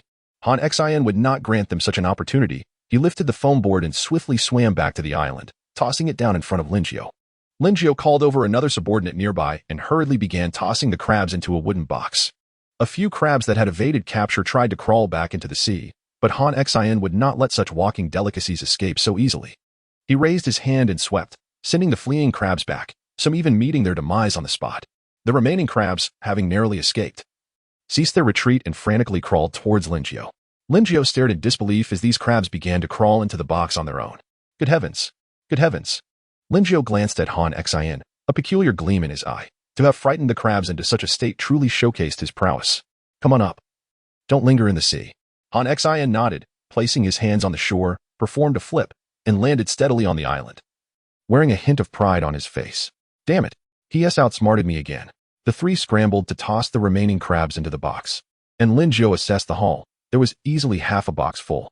This was far too much for their group to consume in one sitting. And given the island's sweltering heat, he surmised these crabs wouldn't last long. He had no desire to tend to them. After some contemplation, Lin Jiao decided to sell a portion of the crabs. In the regional chat channel, "Wow, there are so many resources at sea. I've gathered more in one morning than my total before. What? I was foolishly fishing while resources drifted past me. Upstairs must be a fool. I've already struck it rich, ha ha ha. Woe is me. Why are there only a few pieces of wooden planks near my island? I'm slightly better off. But it's still far less than before. My fried chicken. I don't dare venture far to collect. I'm afraid of running into robbers. Quickly gather. I'm already on my way. I hope there's a lot of resources when I arrive. Hee. Please, don't come to me. I'm XXS. I have nothing to rob." In the regional channel, emotions ran high. Some rejoiced while others lamented. Most, like Lin Jiao, had secured 20 square meters of island and were collecting resources nearby. Some were fortunate, reaping significant rewards from the recent storm. Others faced dismal luck, unable to gather even half of their previous haul. As Lin Jiao prepared to exit the chat, a message caught his eye. 520. Please remove me from your blacklist. I want to make a trade. 71,444. A playful smile crept across Lin Jiu's lips. He hadn't expected this person to still be alive. Having survived the storm, he wondered what the other party wished to trade. He recalled that 71444 had always been at odds with him. Switching to his friend list, he removed 71444 from the blacklist, a curious anticipation building within him. Chapter 72. 71444 is deceived again. Li Si, do you truly believe I should seek provisions from that 520? 71444 lamented, his heart heavy with frustration. He never imagined he would be compelled to bow to 520. His pride thoroughly shattered. Li Si sat beside 71444, gesturing towards the desolate island. He spoke. My master, I understand your discomfort. However, you have previously sought trades with others, and their offers were less than half of what 520 might provide. In these extraordinary times, you have also acknowledged that 520 possesses ample resources. Even if he negotiates, he is unlikely to offer less than half. 71444 cast a glance at the empty island, bitterness welling within him. The fierce winds had stripped it bare, leaving only a wooden plank and a crate containing 3 chickens. He lowered his gaze to the chickens, a sense of unwillingness flooding his heart. He had hoped to leverage these 3 chickens to surpass 520, yet today, he found himself on the verge of selling them to him. Truly, how the world had changed. Master, do not be disheartened. Has 520 agreed to trade provisions with you? Li Si comforted, patting 71444 on the shoulder. With that, 71444 snapped back to reality and opened his friend channel. I have summoned you. What business do you wish to conduct? I recall you have often opposed me. Has your disposition changed today? Upon reading this message, 71444 took a deep breath, striving to quell his inner turmoil. He nodded at Li Si and hastily replied. Let us set aside past grievances. I wish to exchange 3 chickens for 50 pieces of wood and enough food for 3 people to last 3 days. Upon receiving this message, Lin Jiu's lips curved upward. Such a modest exchange for 3 chickens was a significant gain for him. On this island, fish held little value, while the fisherman himself was truly valuable. If a commoner were to propose such a trade, he would accept without hesitation, but this was 71444. The price seemed rather steep. Had it been before the midnight storm, he would have readily agreed, yet now. After sending his response, Lin Jiu waited a moment, and as anticipated, 71444 began to negotiate. The wood cannot be lessened, but I can't concede on the food, enough for 3 to sustain themselves for 2 days. That seems reasonable. A smile crept onto Lin Jiu's face. This was a substantial profit, and he saw no need to haggle further. He could have pushed for a lower price. But as a conscientious merchant, how could he stoop to such tactics? Han Xian, wait a moment. First, salvage the food and wood. We shall discuss the rest later. Han Xian paused at Lin Jiu's command, momentarily confused. He recalled Lin Jiu's previous admonition against salvaging items soaked in seawater. Why the sudden change of heart? Though puzzled, Han Xian nodded and proceeded to gather the food and wood. After a while, he returned with 50 pieces of wood and enough food for 3 to last 2 days. Stop. That will suffice. Now, gather according to my previous standards. Lin Jiu halted Han Xian's efforts, issuing a directive. He surveyed the gathered supplies. They were nearly adequate. As he opened the chat with 71444, a sudden thought crossed his mind. Could the wood soaked in seawater be used as fuel? He attempted to access the fuel section and noticed an additional option. 20 pieces of wet wood could propel 1 nautical mile. Upon realizing this, Lin Jiu smacked his forehead, feeling rather foolish for not considering it sooner. Had he thought of this earlier, he could have saved so much wood. Sighing, he messaged 71444 to request the chickens be sent over. However, 71444 vehemently refused to send the chickens first, fearing Lin Jiu might deceive him, insisting he would only dispatch the chickens once he received the provisions. Lin Jiu chuckled. Did he seem like the type to engage in such deceit? He then sent a parting message to 71444. Trade if you wish, I am unperturbed. Lin Jiu had no fear of 71,444 backing out. Given the deep-seated animosity between them, he was certain 71,444 would seek provisions from him. It was evident that others would offer him a price considerably lower, perhaps even half. Indeed, at this moment, 71444 recalled the offers from others, which were half of Lin Jiu's, and under Li Si's persuasion. He consented to send the 3 chickens along with the crate to Lin Jiu. Lin Jiu opened the crate to inspect its contents, 1 rooster and 2 hens. Alongside his own, he now possessed 5 chickens. It seemed the construction of a chicken coop would need to be expedited. Once satisfied, Lin Jiu transmitted all the gathered materials to 71444, and, as a considerate gesture, included a block gift package. Successfully blocked friend, ZG71444. Seeing this notification, Lin Jiao nodded with satisfaction, envisioning how furious 71444 must now be. Master, what is the outcome? Have the provisions arrived? Li Si stood beside 71444, his face filled with anticipation, as they had gone nearly 18 hours without food since the previous night. 71444 nodded, a rare smile breaking through his usual demeanor. Yet, when the provisions appeared before him, he was utterly dumbfounded. A slow trickle of water surrounded a soggy heap of supplies. Was the wood soaked? Why did the sausage appear as if it had been bitten? This bread, thoroughly soggy from the water, was it even edible? 71444 shoved Li Si aside, momentarily forgetting his own wounds, rushing to inspect the provisions, desperately searching for any items that had not been soaked. After a brief search, he exclaimed, "Damn it, that 520 has played me for a fool." Unable to contain his fury, 71444 unleashed a torrent of curses towards Lin Jiao. Then, "You have been blocked by the other party." Upon seeing the block notification, 71,444 cried out in rage, "Damn it, this scoundrel 520 has blocked me. I curse his ancestors. My master this." Li Si hesitated to offer any comfort, unsure of what to say. "What is this? If it weren't for your foolish suggestion, I wouldn't have been played by 520. Ugh." 71444 vented all his frustration on Li Si, but feeling the pain in his body, he quickly sat down. Li Si lowered his head, remaining silent, while Dong Zhuo, fishing nearby, also bowed his head, fearing to draw attention. "Tell me, how can we use wood as fuel now to move the island?" After a moment of silence, Li Si cautiously replied, "Master, this is my fault. Please calm down. You should test whether the waterlogged wood is still usable." Upon hearing this, 71444 cursed Li Si a few more times, but after testing, he discovered the soaked wood was indeed usable, which alleviated his frustration somewhat. "It is fine if it is still usable. Once I gather drifting resources, I shall rise again. I will find 520's island. He shall pay 100-fold. I will throw 520 into the sea to feed the fish. I will seize Daji. I will leave him with nothing." Chapter 73, Crossbow Arrows. "Master, this crab is absolutely delicious." Kaiwanji squinted her eyes in delight as she savored the crab that Lin Jiao had peeled for her, her face radiating sheer enjoyment. "Go on, indulge yourself. And you all, feel free to eat to your heart's content."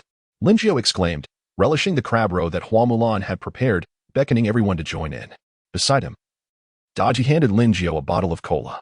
The group feasted, their mouths glistening with oil as they continuously praised Chu Biluo's culinary skills.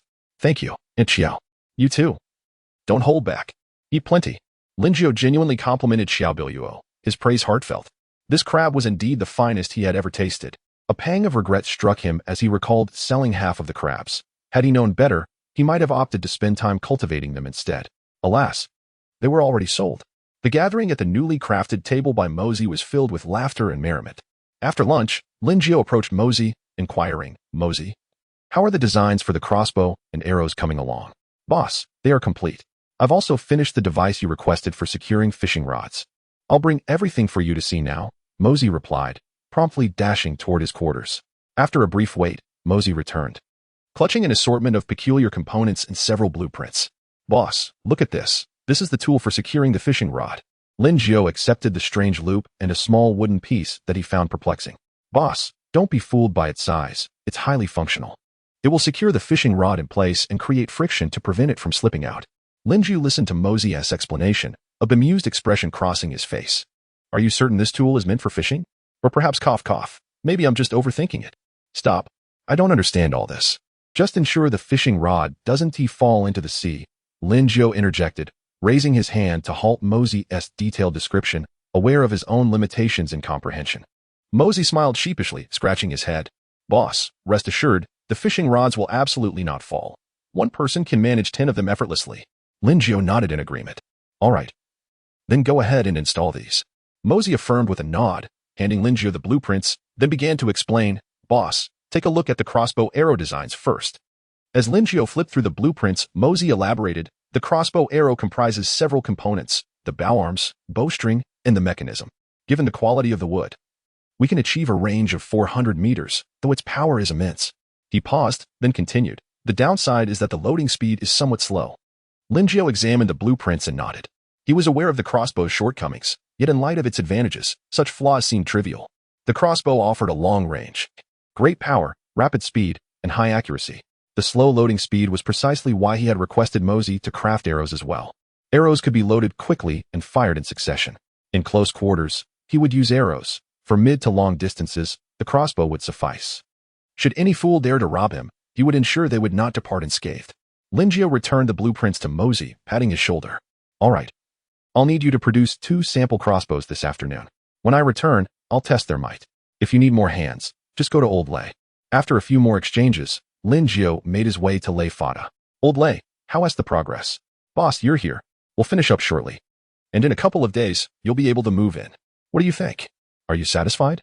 Lei Fada paused his work, wiping the sweat from his brow, then turned to the others, saying, no more dawdling. Get back to work. Old Lei, impressive. You're really starting to exude leadership. Lingio teased. Lei Fada, slightly embarrassed, scratched his head and replied with a smile, Boss, come on. Don't tease me like that. Haha. I just came to take a look. You keep at it. Lingio waved his hand, strolling around the vicinity of the house for a moment. The area spanned at least 60 square meters, 3 times larger than before, occupying 1/7 of the entire island. His dwelling was nearly as expansive as others' entire islands. After surveying the area, Lingio led Zhao Zilong and one of his subordinates to commence the task of cleaning up debris from the sea. On the boundless ocean, Lingio gazed into the distance, probing a box with a wooden stick, only to find it empty. A wave of melancholy washed over him. What good was wealth if he was merely scavenging in the sea? Boss, look at this, one of the subordinates exclaimed, thinking it might be something valuable. Lingio quickly turned to see a lacy pair of underwear. He playfully smacked the subordinate's head, chiding, don't ever call me for such things again. I'm a respectable person. Zhao Zilong, hearing this, wore a somewhat peculiar expression and asked, Boss, are you sure you're a respectable person? Just the other night. I clearly saw you with Daji. Before he could finish, Lingio swiftly interrupted, Stop. You know nothing. Get back to work. Hearing that there would be no dinner if he didn't comply, Zhao Zilong promptly closed his mouth. After all, everyone knew that a true foodie could be quite contagious. Under Han Xian's influence, Zhao Zilong had transformed into a dedicated eater. Time passed swiftly. What a pity, no seafood. Let us head back. Lingio noted as the evening approached, preparing to return when a massive black shadow glided beneath their island. Lingio's pupils dilated. The shadow appeared to be at least 8 meters long. Zhao Zilong wore a serious expression, readying himself for combat. Could it be an adult shark? He had intended to catch some seafood, not this. The shadow drifted past their island without any intention of attacking. Lingio remained cautious. Recalling the warnings from the chat channels, the sharks in this otherworldly sea were ferocious, attacking any living creature regardless of provocation or blood scent. As the shadow swam farther away, disappearing from sight, Lingio exhaled in relief. Could it be that this mobile island, like the main island, was protected from biological threats within a certain range? After pondering without reaching a conclusion, he decided to dismiss the thought. He glanced at his companions. Zhao Zilong remained tense, while the other individual trembled, yet gripped the trident tightly. Lingio clapped the trembling man on the shoulder, chuckling, Relax, there's no need to be so tense. It's already far away and likely won't return. Lingio understood. After all, he was just an ordinary person. Who would he be frightened upon encountering such a large shark? With that, Lingio steered the mobile island back towards home. Chapter 74, Emptiness. Daji. Who are these two? Upon Lingio's return to the island, he discovered 2 unfamiliar faces. Daji turned around, smiling as she addressed Lingio, Master. I caught these 2 this afternoon. I thought you might return late, so I opened the box to prevent them from suffocating. Well done. Lingio praised her, gently patting Daji's head. She squinted her eyes in delight. Lingio then turned to the 2 men. Pointing to the one on the right, he inquired, What is your name? The man on the right replied respectfully, Master, my name is Li Shi. Li Shi? No recollection. Perhaps just an ordinary person. Do you remember your profession? Lingio asked. Li Shi pondered for a moment and said, Master, I can do wood carving and handicrafts. Upon hearing this, Lingio's eyes brightened. This was a perfect opportunity for him to work alongside Mosey. Having Mosey engage in mundane furniture tasks seemed to diminish his stature. A distinguished figure like Mosey shouldn't be relegated to menial labor. And what is your name and previous profession? Lingio shifted his attention to the other individual. The man on the left replied dutifully, Master, my name is Li Si, and my profession. I believe it involves coding at a computer. Lingio sighed, a hint of exasperation crossing his face. A programmer. Very well.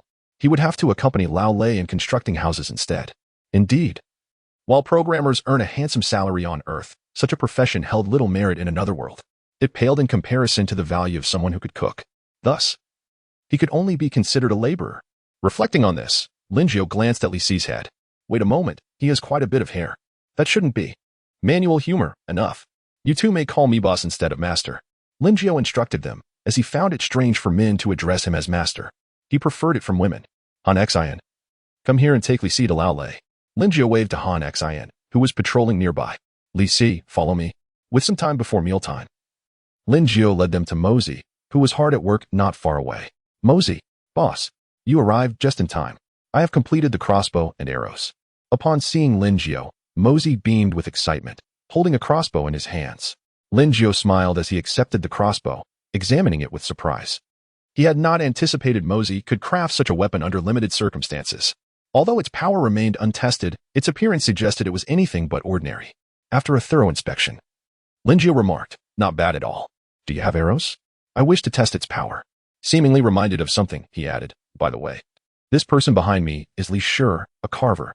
He will assist you with furniture and lend a hand occasionally. Mosey nodded in approval, a flicker of excitement crossing his face. He was finally free from crafting trivial items.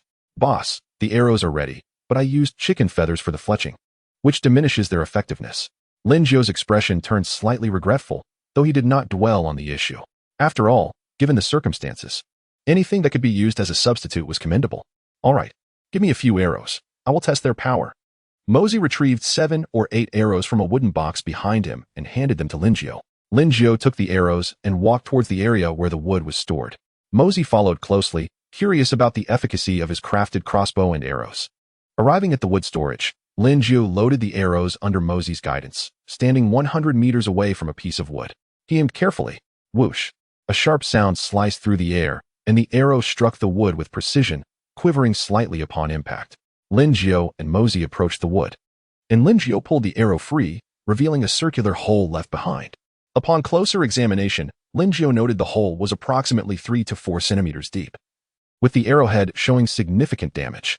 Mosey seemed somewhat dissatisfied with the outcome, his brow furrowed as he shook his head. Lin Jiao patted his shoulder reassuringly, saying, "This is already quite impressive. After all, the arrowhead is made of wood, and the fletching is chicken feathers. If we were to use iron and eagle feathers, the power would increase severalfold." Mosey remained frowning, studying the arrow in his hand without responding. Seeing this, Lin Jiao shook his head. After all, geniuses tend to be quite stubborn. He continued to test the power at distances of 200 and 300 meters, but by 500 meters, the power significantly waned, and accuracy began to decline. Nevertheless, he was satisfied, given the limited conditions. After testing the crossbow and arrows, he also evaluated the traditional bow and arrows, which were noticeably less powerful than the crossbow. Once Lin Jiao finished testing, Mosey, still disgruntled, departed with Li Shi to figure out ways to improve the weapon's effectiveness. Lin Jiao watched Mosey's retreating figure, shaking his head in resignation before heading towards Lao Fei De. There, he found Lao Fei De and a few others sitting on the ground, looking fatigued as they passed the time with idle chatter. Lao Fei, is the house completed? Boss. It is finished. Lao Fei De's voice sounded somewhat weary. Lin Jiao couldn't help but inquire, what happened? Lao Fei De waved his hand, managing a slight smile. Boss. It's nothing. Lin Jiao thought nothing of it, assuming it was merely the heat and exhaustion from work. After chatting with the group for a while, Chu Biluo called everyone to dinner. What is wrong with you all? Did I not prepare the food properly tonight? Noticing the lackluster demeanor of the group, Xiao Biluo couldn't help but ask. After tasting a bite, she murmured to herself in confusion, it seems fine, still the same flavor. Lin Jiao was equally perplexed, wondering what had happened. Could it be that the crabs from lunch had caused an upset stomach? What's wrong with you all? You look so lackluster. As the group remained silent, Lin Jiao grew more puzzled. Kai Wenji pouted and tugged at Lin Jiao's sleeve, signaling him to lean down. Lowering his head, Lin Jiao listened as Kai Wenji whispered a few words in his ear. Upon hearing her, Lin Jiao's expression shifted. He suddenly slapped his forehead in realization. Turning to the group, he said apologetically, I'm so sorry. I completely forgot that you all didn't sleep well last night. After dinner, everyone should go rest. I'll keep watch tonight. But Zhao Zilong's face showed hesitation, but before he could finish, Lin Jiao interrupted, no buts. It's settled. Now, let us eat. As the group finally began to eat, Lin Jiao sighed deeply. How could he have forgotten something so important? No wonder they all looked so drained. It seemed he had truly become a heartless capitalist. Chapter 75, The Distant Campfire. As twilight descended, the sea breeze caressed Lin Jiao's cheeks. Bathed in the flickering glow of the campfire, he sat by the shore, gazing at the vast expanse of the ocean. Alas, he bore the weight of solitude alone. Lin Jiao muttered softly, lifting his trembling fishing rod, a sudden pang of loneliness piercing his heart. He felt a wave of melancholy wash over him. as if he had succumbed to the emotional turmoil of Earth. So many regrets, so many hopes. Do you even know? I love.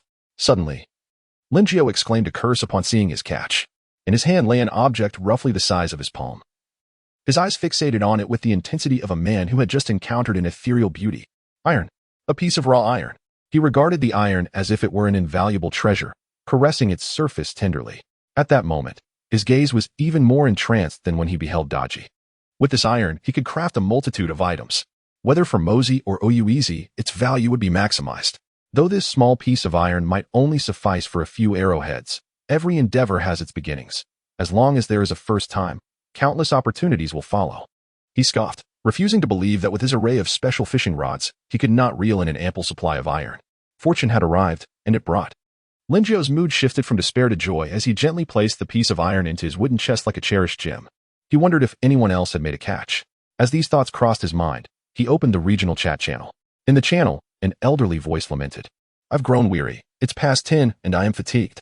There are still plenty of resources to salvage from the sea, yet I hesitate to sleep. Ah, old man, you must have indulged too much in your nighttime activities, for you appear quite exhausted. Today, I salvaged more resources than I ever had before. I have barely collected half of what I used to. Does anyone have any fever reducers? I think I'm coming down with something. Saving a life is worth more than building a pagoda. A small kindness should be repaid with a great favor. To this day, no one had reported catching any medicinal supplies. My good brother, I pray to see you in the channel tomorrow. Indeed. Being a pirate is far more exhilarating than fishing or scavenging. I've already dispatched one, and the rest of you should wait for your turn. How outrageous. Someone has truly taken to piracy. Have they no humanity? Disgusting. Come here, and I shall show you. My heavens, someone has succeeded. Meanwhile, I'm adrift at sea and have yet to see a single bird. I must hasten my pace. The once harmonious channel erupted into chaos as voices rose in condemnation of the pirate. Lingio's gaze hardened, a heavy expression settling upon his face. He did not expect victims to emerge so swiftly. One player, numbered HG4167, was already in search of others on an island. HG. Perhaps this player had been a resident or tourist in Huaxia before arriving in this strange realm. He hoped they would not provoke him, otherwise he would be forced to take action. Just as Lingio prepared to close the interface, an old acquaintance sent him a message. 84995, Big Boss. Do you still have any rim pillows? The one you sold me was blown away by the wind. Boo-hoo. Lingio, upon reading this message, couldn't help but spit out the water he had just sipped. He found it amusing yet puzzling and quickly responded. Shouldn't you consider the rim pillow more precious than life itself? Why not hold it while you sleep? How could it be swept away by the wind? Lingio shot back with a series of pointed questions. After a brief silence, 84995 replied, Last night, as usual, I gave my wife a bath and massage, then let her enjoy the sea breeze. I accidentally dozed off, and when I woke up, it was gone. Boo-hoo. A bath? A massage? With seawater? Bah. How could I use seawater? I used mineral water. Boo-hoo. Big Boss, do you still have one? I'll pay a premium. Lingio grasped the situation. 84995 had washed the rim pillow and left it out to dry, only for it to be whisked away by the wind during the night. Lingio marveled at the extravagance of using mineral water for a mere pillow. It seemed 84995 was quite wealthy. He must devise a way to exploit this opportunity. Though he lacked a rim pillow, as long as he sought profit, solutions would outnumber difficulties. After a moment of contemplation, Lingio sent 84995 a message. I don't have a rim pillow, but I do have a rim figurine. As for where I acquired it, he chuckled, recalling that he had previously caught a rim swimsuit, adorned with the very same design. He had intended for Kaiwenji to wear it but found it serendipitous. Meanwhile, on another island, a disheartened man sat by the shore. Suddenly his eyes brightened, and his despondence vanished. Indeed, this man was 84995. Upon receiving Lingio's message, his heart sank at the first line but soared at the next. Big Boss, is it true? A rim figurine? Name your price. I want T haggle. Energized. 84,995 rubbed his hands together in excitement, fixated on the chat interface, fearful of missing a response. After a moment of waiting, seeing no reply from Lingio, he muttered to himself, Where's the Big Boss? What could he be doing? My rim figurine. Meanwhile, Lingio sat by the shore, a playful smile on his face as he savored freshly roasted meat. He intentionally delayed responding to 84995, seeking to heighten his anticipation and distress. He had no peculiar tendencies. Rather, he understood that in such a state, one's desires intensified, driving them to pursue their goals relentlessly. A conscientious merchant must secure sufficient profit. Otherwise, what kind of merchant would he be? What? Accused of being a greedy trader? No, that is a misjudgment. This is for the other's benefit. Only through the experience of loss will one truly learn to cherish. To prevent 84995 from enduring such feelings again, he had no choice. Is there a problem with this? There is no problem. This roasted meat is delicious. As Lin Jiao enjoyed the savory meat, he relished every bite, occasionally sipping on a bottle of 1982 soda. Once he finished his meal and deemed the time ripe, he prepared to open the regional channel to respond to 84995 when a small glimmer appeared on the distant horizon. Lin Jiao paused, his hand hovering over the interface, fixated on the distant light, already guessing its significance. As the glimmer drew closer and expanded, a grave expression flickered in his eyes. A campfire. An island. Chapter 76. 3 against 3. I will fight you. The bonfire glowed on the island. After a few minutes, the island drew increasingly closer, and he could be 100% certain that it was indeed an island, a man-made one at that. The purpose was obvious. It certainly pertained to the island itself. Lin Jiao hurried into the dormitory building to awaken Han Xian and Zhao Zilong. As the opposing island approached within 5 or 6 minutes, he stood at the edge, with Han Xian poised behind him, ready for action. At that moment, dozens of fishing rods had already been concealed by Lin Jiao along the shore, leaving only one visible. With Lin Jiao and Han Xian watching, the island drew nearer, revealing 3 figures upon it. Soon, the island anchored approximately 100 meters away from Lin Jiao. Lin Jiao finally discerned the individuals on the island. The one in the center bore a rather lewd expression, his demeanor somewhat sinister. It appeared they were players. The tension escalated as Lin Jiao and Han Xian locked eyes with the trio on the island. Just as the central figure was about to speak, his subordinate to the left whispered something in his ear. After listening, the central figure gazed toward Lin Jiao's dormitory and storage building. A look of shock washing over his face, quickly followed by a smile. He tentatively inquired, "Apologies, it's quite dark, and we were salvaging materials from the island. We accidentally got lost and intruded. May I ask if you are the only 2 on this island?" Upon hearing this, Lin Jiao's face broke into a smile as he replied, "Oh, is that so?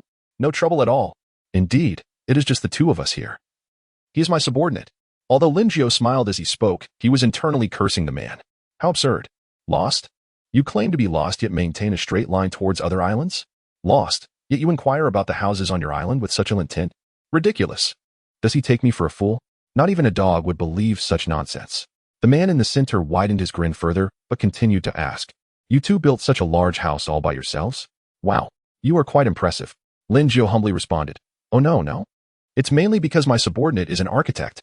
The central figure's face shifted to one of realization, and his smile grew more brazen. He commanded his 2 companions and began maneuvering the island closer to Lin Jiao. Seeing this, Lin Jiao feigned alarm, exclaiming, "Stop! Don't come any closer. What do you intend to do?" "Nothing at all. We merely wish to rest here for a moment. We'll be leaving shortly." "Rest? You can rest on your own island. Why come here? You aren't tea pirates, are you?" Lin Jiao's tone brimmed with feigned panic as he stepped back. The central figure laughed heartily. "Ha ha ha. Since you've guessed it, I won't hide it any longer. Indeed, I am a pirate." Upon hearing this, Lin Jiao retreated 2 more steps, feigning panic and pretending to fall, pointing at the trio. Han Xian, who had remained still, turned to Lin Jiao with a puzzled expression. Just as Lin Jiao tugged at his back, pulling him down as well, Han Xian, half reclined on the ground, wore a confused look. About to speak when Lin Jiao made a gesture in the trio's blind spot. Subsequently, Lin Jiao lay half reclined, pretending to scoot backward, and Han Xian finally understood, mimicking Lin Jiao's retreat. "Ha ha, Yang Chun, look at these 2 cowards." The man on the island laughed even more raucously upon witnessing this. Lin Jiao felt a flicker of confusion upon hearing the name Yang Chun. It seemed familiar. Moments later, the opposing island collided with Lin Jiao's, and the central figure led the way onto Lin Jiao's island, ready to say something. However, the man named Yang Chun pulled him back and exclaimed, "Master, look. These houses are built from stone." Upon hearing this, the leader turned to look at Lin Jiao's retreating figures, astonishment etched on his face. When he redirected his gaze to Lin Jiao, both he and Han Xian had shed their earlier panic, instead clapping their hands, grinning widely at the trio. You dare deceive me. So what if the houses are made of stone? They still belong to me." The leader initially appeared flustered, but upon realizing he had been tricked by Lin Jiao, his expression morphed into one of anger. Lin Jiao and Han Xian regarded him as one would a clown, their smiles tinged with amusement. Seeing Lin Jiao and Han Xian's expressions, Yang Chun quickly whispered something to the leader. The lewd man displayed a look of disbelief but nodded in agreement, addressing Lin Jiao. "Damn it, had I not been preoccupied, I would make you pay for this." We are leaving. He then turned and led his companions back to their island. Weren't you supposed to rest for a bit? No need to rush off. Come. Take a load off. Are you afraid? Lin Jiu's voice dripped with sarcasm. Who is afraid? I merely have matters to attend to today. Enjoy your little victory. The lewd man retorted, not bothering to look back as his pace quickened. Lin Jiu smirked. Did he think this was his island to come and go as he pleased? Attack. Capture them alive.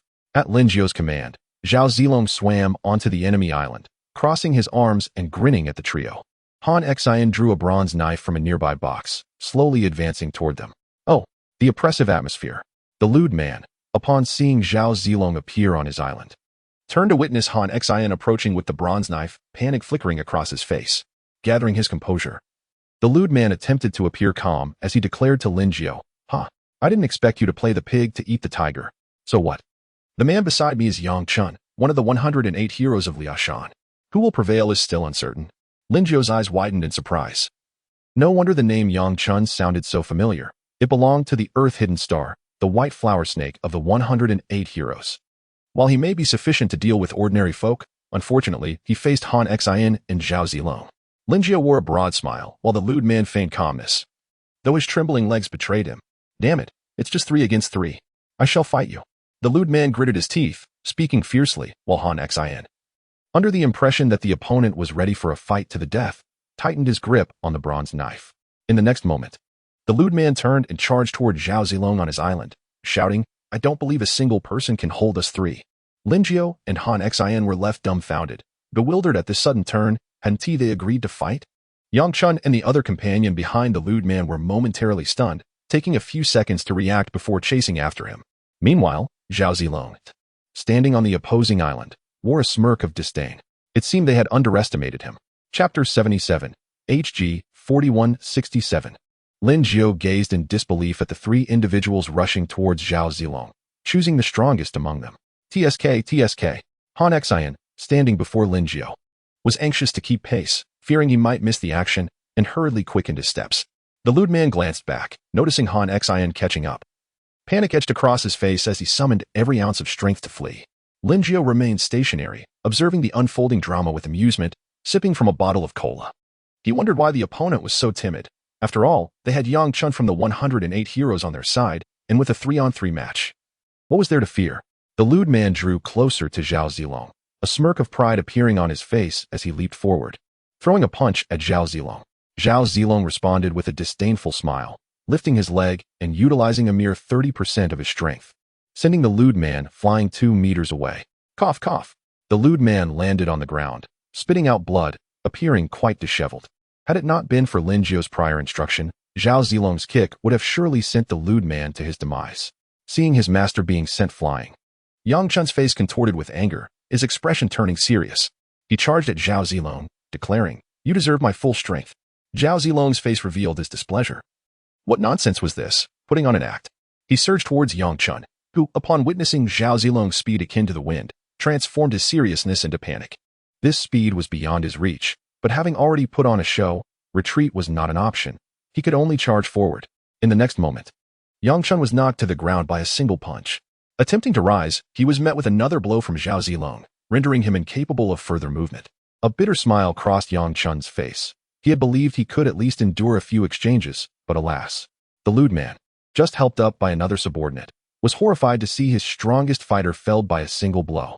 The other subordinate, still holding on to the lewd man, urged anxiously, Master, run. We must flee. The lewd man shook off his subordinate's grasp, wearing a defiant expression. Run? Where to? I will confront them. With that, the lewd man turned and charged at Lin Jiu, while the other subordinate rushed towards Han Xian. Lin Jiu's face flickered with surprise. He hadn't expected such courage from the opponent, which was fitting for the island's spirit. Han Xian, seeing the 2 charging towards him, smiled and quickened his pace. He then delivered a punch that knocked the lewd man's subordinate to the ground. Seizing the opportunity, the lewd man dashed desperately towards Lin Jiu. Han Xian, realizing this, hurriedly attempted to return and protect Lin Jiu. The subordinate, clinging to Han Xian's leg, shouted to the lewd man, Master, I'll hold him back. You take care of that person. Han Xian, growing impatient, kicked the subordinate away and turned to Lin Jiu, noticing the lewd man was now alarmingly close. Boss, be careful. Zhao Zilong and Han Xian shouted anxiously, aware they could not reach in time. On the ground, Yang Chun and the other subordinate exchanged glances, their faces reflecting a glimmer of joy. Lin Jiao waved dismissively at Han Xian and Zhao Zilong, adopting a serious demeanor as he braced for the lewd man's attack. In the next instant, Big brother, spare me. I realize my mistakes. I won't dare again. Everyone covered their eyes. Expressions of disbelief plastered across their faces. The lewd man had knelt before Lin Jiao, clinging to his leg. Lin Jiao was taken aback. He had been prepared to deliver a striking blow. But, big brother, I was wrong. I have an elderly mother and a disabled wife in her 40s. Please let me go. Lin Jiao, at a loss for words, found it absurd that in this strange world, he would hear such excuses. Couldn't he conjure a more plausible reason? Suddenly, Lin Jiao's expression shifted to one of curiosity as he noticed that the lewd man's mouth did not match his words. Could it be that he was not of Huaxia descent? Seeing Lin Jiao's lack of reaction, the kneeling lewd man cried even more earnestly. This began to irritate Lin Jiao, who snapped, "Shut up. Keep crying, and I'll toss you to the fish." Upon hearing this, the lewd man immediately ceased his tears, nodding vigorously. "I have a question for you. Answer honestly." The lewd man nodded repeatedly. Lin Jiao inquired, "You are not from Huaxia, are you? Which country do you belong to?" "Big brother, I am indeed not from Huaxia. I hail from the land of the morning calm, here for tourism," the lewd man replied, his face a mask of despair. Lin Jiao nodded thoughtfully, and the lewd man, with a forlorn expression, asked, "Big brother, why did you pretend to be so fearful at first if you were so powerful? If I hadn't put on an act, would you have felt at ease coming to my island?" Lin Jiao grinned mischievously at the kneeling lewd man, who stood frozen in place. The lewd man quickly spoke up, "Big brother, could you let me go, for the sake of friendship between our two nations?" "Stop right there. Do not mention friendship between nations to me. If you do, I will toss you into the sea right now." Lin Jiao interrupted, his tone firm. He despised hearing about such diplomatic pleasantries. If it were truly for the sake of international friendship, why would the lewd man resort to piracy? He respected those foreigners who genuinely upheld diplomatic relations, but as for this scum, bah. Lin Jiao's eyes darted around, and with a smile, he bent down to pat the kneeling lewd man on the shoulder, saying, "I have a proposition for you. How about selling your two subordinates to me?" The lewd man, hearing this, forced a smile. "Big brother, if you want them, take them directly. As long as you let me go, it's fine." Lin Jiao shook his head, patting the man's shoulder while smiling. "I'm a businessman. How could I take something for free? What is your ID? I'll add you as a friend." "Big brother, my ID is HG4167. "Thank you, big brother. You truly are a good person." The kneeling lewd man expressed, tears of gratitude streaming down his face. Upon hearing this ID, Lin Jiao's expression shifted to one of intrigue. Was this not the player from the land of the morning calm he had seen shouting in the regional channel? What a coincidence! After adding the lewd man's ID, the latter was astonished and exclaimed, "Big brother, are you the renowned 520 boss?" Lin Jiao nodded. The lewd man, upon receiving confirmation, was left dumbfounded. How had he gotten entangled with him? Had he known this was the 520 island, he would have fled far away. In regret, the lewd man transferred Yang Chun and the others to Lin Jiao. Upon receiving the transfer, Lin Jiao nodded in satisfaction. He then glanced around, picking up a palm-sized wooden board from the ground and handing it to the lewd man. "Big brother, what is this?" The lewd man questioned, confusion evident on his face. "This is our agreed price for the two individuals. This is our transaction. What, do you wish to renege?" Lin Jiao emphasized the last part, his tone firm, while Han Xian and Zhao Zilong stood nearby, intensely scrutinizing the lewd man. Initially, the lewd man had wanted to negotiate further, but upon witnessing their demeanor, he revealed a grateful expression, stating, "Big brother, no, I am satisfied. I will not go back on my word." Hearing this, Lin Jiao nodded in contentment. That's the spirit. After all, he was a businessman. How could he rob others? Just then, Han Xian and Zhao Zilong approached, carrying the incapacitated subordinates. And the lewd man realized that his subordinates had overheard everything, their faces filled with disbelief at being sold so easily. The lecherous man disregarded the expressions of his two subordinates and wore a flattering smile, ingratiating himself with, "Brother, now that the transaction is complete, may I take my leave?" Lin Jiao casually waved his hand, replying, Go on. The lecherous man, filled with excitement, had just risen when Lin Jiao directed a comment towards Han Xian. "Han Xian, toss him into the sea." As soon as the lecherous man stood, his legs turned to jelly once more, and he fell to his knees. Lin Jiao, perplexed, wondered why this foreign acquaintance was so amiable.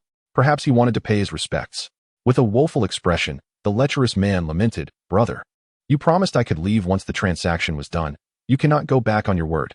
Firstly, I never said that, and secondly, I never specified how you would depart," Lin Jiao replied, lifting a finger and gesturing dismissively at the lecherous man. Before he could utter another word, Han Xian, resembling a man carrying a lifeless dog, hoisted the lecherous man and marched toward the shore. Terror filled the lecherous man's face as he shouted profanities. 520. I curse your ancestors. I will haunt you even in death. Han Xin, visibly displeased, delivered a swift chop to the lecherous man's neck, rendering him unconscious before unceremoniously discarding him into the sea like refuse. Revived by the salt water, the lecherous man felt as if he were on the brink of suffocation. In his final moments, he summoned all his strength to send a warning to a certain individual. Do not provoke. 520. Chapter 78. Other regions. After dealing with the lewd man, Lin Jiu chatted for a while longer with a few others before instructing Han Xian and Zhao Zilong to escort Yang Chun and the others to their dormitory for the night. Watching the four enter the building, Lin Jiu shook his head with a smile and turned to head back to the seaside. Suddenly, he exclaimed, "Oh no! How could I have forgotten about this?" He gazed at the ocean, realizing he had neglected to have the lewd man transfer the island to himself. Damn it! He wondered if the previous owner of the island had passed away, rendering it unclaimed, and if it would be akin to the nature of land clouds. With a resigned expression, Lin Jiu approached the lewd man's island and opened the interface, which revealed a pop-up message. It detected an unclaimed island and asked if he wished to incorporate it into his territory. Lin Jiu clicked confirm, then patted his chest, exhaling a sigh of relief. Thank goodness. If that hadn't worked, I would have suffered another loss. After incorporating the lewd man's island, his territory successfully expanded to over 400 square meters. With just a few more square meters, he would possess a 500 square meter island. Returning to the seashore, he continued to fish while being caressed by the sea breeze. Yet, he felt an unsettling sense of having forgotten something, though he couldn't quite place it. He stared contemplatively at the water, muttering to himself. It felt as though he had unfinished business, as if he had abandoned someone. After pondering for a long while without resolution, two of his fishing rods began to quiver. He lifted them and said aloud, "Forget it. If I can't recall it, then it's best not to dwell on it." With little effort, he raised both fishing rods simultaneously, glancing at the debris and a stack of A4 paper he had caught, dismissing them as mere refuse. His interest in anything beyond cast iron had waned. Even if he were to catch a beautiful woman, he might perhaps not be interested. This certainly wasn't his usual lecherous self. As the ancients said, a graceful lady is a gentleman's ideal match. With such wisdom from the past, how could he be labeled as a lecher? Feeling somewhat bored, Lin Jiu opened the regional chat channel to see if anything noteworthy was happening. In the regional channel, "It's that time of night again, my nocturnal friends. Let us get the party started." Get the party started? You're quite the carefree one. Don't be surprised if a drowned corpse or a rampaging rhinoceros appears behind you, sending you straight to heaven. I just caught a person who said his name is Wu Ji. The name sounds familiar, but I can't quite place it. Does anyone recognize it? Wu Ji? That name rings a bell for me too. With that surname, he must be an extraordinary character. Ha! Indeed extraordinary. Wu Ji is none other than Wu Dalong. A good brother. You're going to have plenty of pancakes to eat from now on. Love is a light that makes you dizzy. La la la. This is too hilarious. Such talent. Lin Jiu couldn't help but chuckle upon seeing the mention of Wu Dalong. How amusing. Would this person perhaps open a pancake shop named after him? He shook his head while dismissing the thought, only to notice a player's message that made his expression turn serious. Brothers. I just crossed to the other side of the blue barrier and found that when I opened the regional channel there, it was filled with players whose IDs started with RB. Are you kidding? You think I'm 3 years old? I'm starting to believe that behind that blue barrier lies an island nation. An island nation? If that is true, I'm heading there right now. I want to be a pirate. Take me with you. I want to show them why flowers are so red. Count me in. I want them to face history. I'd like to go too, but does anyone know the direction? As this question was posed, the regional channel fell silent. Indeed. No one knew the way to the island nation, nor how far it was. The map only indicated one's own island's location, offering no further assistance. Lin Jiu fell into thought. Based on the discussions in the channel, he surmised that the blue barrier marked the national boundary, delineating each region. As for why only one person mentioned it, it could be that only his island was near the blue barrier. Or perhaps others were in proximity but had not ventured close enough to discover it. He was confident that it wouldn't be long before many others would realize the existence of the blue barrier, seeing that nothing new was unfolding in the regional channel. He opened the world channel out of curiosity, wondering if anyone else had discovered the blue barrier. In the world channel, "Yo, I'm on my way to the area of the Korean nation. Just wait for me. Don't come over. For the sake of friendship between our nations." You mustn't do that. Baka. Once I find it, I'm going too. Oh, ha ha ha. We Americans absolutely cannot stand idly by in the face of such transgressions. I hope that the invader stops their actions and submits their location. Ugh, how disgusting. acting all righteous while plotting something dirty behind the scenes. Ugh. As expected. A dog can't change its nature. You don't understand. We Americans are considering the safety of the Korean nation and will send people to protect it. Huh. I bet you're just sending people to rob instead. Bro, take me with you. I want to go to the Korean area too. Let us form an alliance. I've even thought of a name. Pirate King. Linjio was taken aback by the commotion in the World Channel. He was surprised to see a Japanese player had quickly ventured into another region to plunder. Japanese versus Korean. The thought of such a scene was exhilarating, but regrettably, there was no live broadcast. Otherwise, he would have surely kept a 24-hour watch. Perhaps even set off some firecrackers. What surprised him further was the hypocrisy and shamelessness of the American players, who always loved to wave bright banners while secretly engaging in sordid deeds. Shameful. Reflecting on this, Linjio nodded firmly. He prided himself on being a conscientious merchant, honest to all. Nation, haha. Same to you. Linjio dismissed these thoughts from his mind. After all, they had little bearing on him. Whoever got robbed was of no concern to him, as long as it didn't happen to him. If it did, well, that lewd man would be their fate, having gleaned the information he sought. Linjio was about to close the interface when he suddenly noticed a small red dot flashing in his friend channel. Curiously, he clicked to check. 84,559. Holy crap. Holy crap. Holy crap. Linjio slapped his forehead and exclaimed, I can't believe I forgot about this. Note, this chapter is not filler. It plays a significant role in initiating the next phase and can be regarded as a turning point. Chapter 79. A piece of wood for 10 square meters of island. Linjio opened his friend 84,995's chat, and a flurry of messages surged in like a tidal wave. Big boss. Are you still there? Big boss. Big boss. Big boss. What are you busy with? Have you forgotten me? Big boss. I'll pay more. The price is negotiable. Big boss. Woe is me. Just name your price. I promise to comply. Big boss. How about a 10 square meter island? Upon seeing the latest message, Linjio's eyes sparkled with excitement, and he rubbed his hands together. A 10 square meter island. This was an absolute fortune. The only material needed was a single piece of wood. Truly, patience is a torment. Yet the outcome rewards those who endure. Linjio mused, forgetting that it was not he who was waiting or suffering, but rather 84995. In the chat box, Linjio swiftly typed a line. Apologies, a troublesome pirate came by earlier and delayed me a bit. Hardly had he sent the message when 84995 quickly responded. Big boss. You finally replied. What? An island? Are you alright? I'm fine. If something were amiss, would I still be chatting with you? Alright. So what happened with the pirate? Linjio pondered for a moment, recalling the image of the lewd man kneeling, clutching his thigh and weeping. He replied, nothing much. After my heartfelt guidance. He deeply regretted his actions and swore never to rob others' resources again. 84995 remained silent for a moment, seemingly unable to believe the revelation. Big boss, really? Aren't you worried he'll turn against you? Not at all. The waters are too deep for him to betray me. Linjio glanced at the ocean, reassured that such deep waters would prevent any escape. Has he returned now? Certainly. Linjio calculated the time. It had been over an hour, and any additional lewd men should have reached their fate by now. Meanwhile, at another part of the island, 84995, upon hearing Linjio's confident tone, couldn't help but feel perplexed. How could the big boss know that the other party had already arrived at his island? Despite his doubts, he soon received another message from Linjio. All right, enough chit-chat. Do you still want the rim handcraft? Upon reading this message, the confusion on 84,995's face was replaced with sheer excitement as he hurriedly replied. Yes, yes, yes. Fine, let us not prolong this. It's a 10 square meter island. But the items can only be delivered tomorrow. Just to clarify, it's intricately crafted by Mosey himself, not some inferior replica. Upon receiving this information, 84,995's surprise quickly morphed into even greater enthusiasm. Mosey, crafted by Mosey himself. Isn't this worth more than those mere figurines? Absolutely. Big boss. Then it's settled for the 10 square meter island. After sending this message, 84995 closed the interface, his face brimming with barely contained excitement. The big boss is simply marvelous. A rem handcraft sculpted by Mosey for just a 10 square meter island. Woe is me. Reflecting on Linjio's compassionate attitude toward the pirate, he thought to himself that there was truly no one better than the big boss in this world. Not far from 84995 stood a man, observing him with a strange expression. Lin Chong, come here quickly. I'm too excited.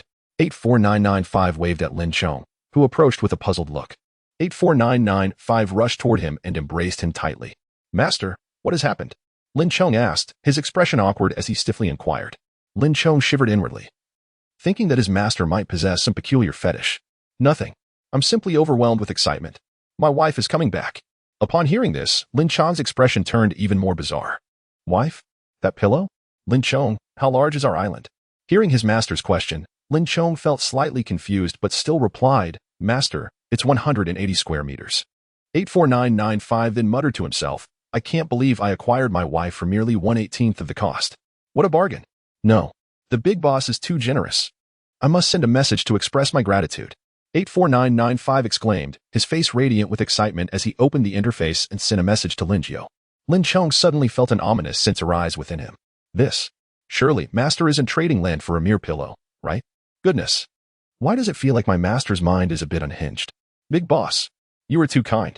You are truly a conscientious merchant, unlike those unscrupulous ones. 84,995? Lin Jiu, upon reading 84,995's message, wore a complex expression. A piece of wood in exchange for 10 square meters of island.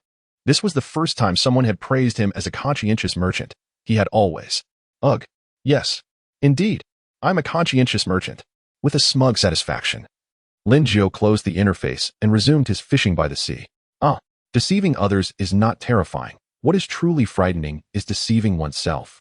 As Lin Jiu continued to fish by the shore, he pulled up several catches that were far from what he desired, leaving him somewhat disheartened. Just then, one of the fishing rods began to tremble violently, more so than before. This caught Lin Jiu's attention. It must be the iron he had been eagerly anticipating. He yanked the rod sharply, his face filled with anticipation as he watched the catch emerge. A box, and it was green. Damn it. Lin Jiu approached the green wooden box, and before the drowned corpse could crawl out, he stood directly in front of it. With a resounding thud, Lin Jiu kicked the green box forcefully, and with a crack, the box began to split open. His face filled with astonishment. He knew he had grown stronger, but he never anticipated it would manifest to such an extent. Before he could ponder further, a drowned corpse emerged from the box, brandishing a trident. Lin Jiu glared at the corpse, which upon noticing him, raised its trident to stab. Irritated, Lin Jiu seized the trident and yanked it forcefully. The drowned corpse was sent sprawling to the ground, landing in an undignified heap. With a guttural roar, the corpse flipped over, attempting to rise and charge at Lin Jiu. As Lin Jiu was in a foul mood, he wasn't about to let the corpse easily get up. He thrust the trident into the corpse repeatedly. 3 prongs, 18 holes. Lin Jiu, considerate as ever, delivered the final thrust to the corpse's head. Ugh, what a waste of my expectations. If you are useless, you are worth less than a raging rhinoceros. Ugh. Lin Jiu spat on the corpse and, cursing, kicked it into the sea. Just as he turned back to continue fishing for his iron, he was taken aback as 3 drowned corpses suddenly appeared on the island. Ugh. More of you? Do you dare defy me? Worthless trash. No, trash can be recycled. What use are you? With that, Lin Jiu picked up a nearby crossbow and aimed at one of the drowned corpses. Whoosh. The arrow whizzed through the air, striking one of the drowned corpses in the head, causing it to collapse. Lin Jiu quickly reloaded the crossbow, aiming at another corpse, and loosed another shot. 2 drowned corpses fell, lifeless. As Lin Jiu prepared to load another arrow, the 3rd drowned corpse was already upon him. He kicked it away, and then delivered a swift kick to its head. A satisfying explosion of its skull. Ugh. You 3 are not even as commendable as that previous one. At least it contributed a trident to me. Chapter 80. Milk for the chickens. Good morning, master, Daji exclaimed, rubbing her eyes sleepily as she stepped out of the house.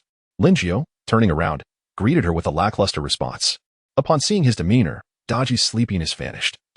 She dashed over to Lin Jiu, bursting into laughter. Ha ha ha. Master, you look just like Meng Meng.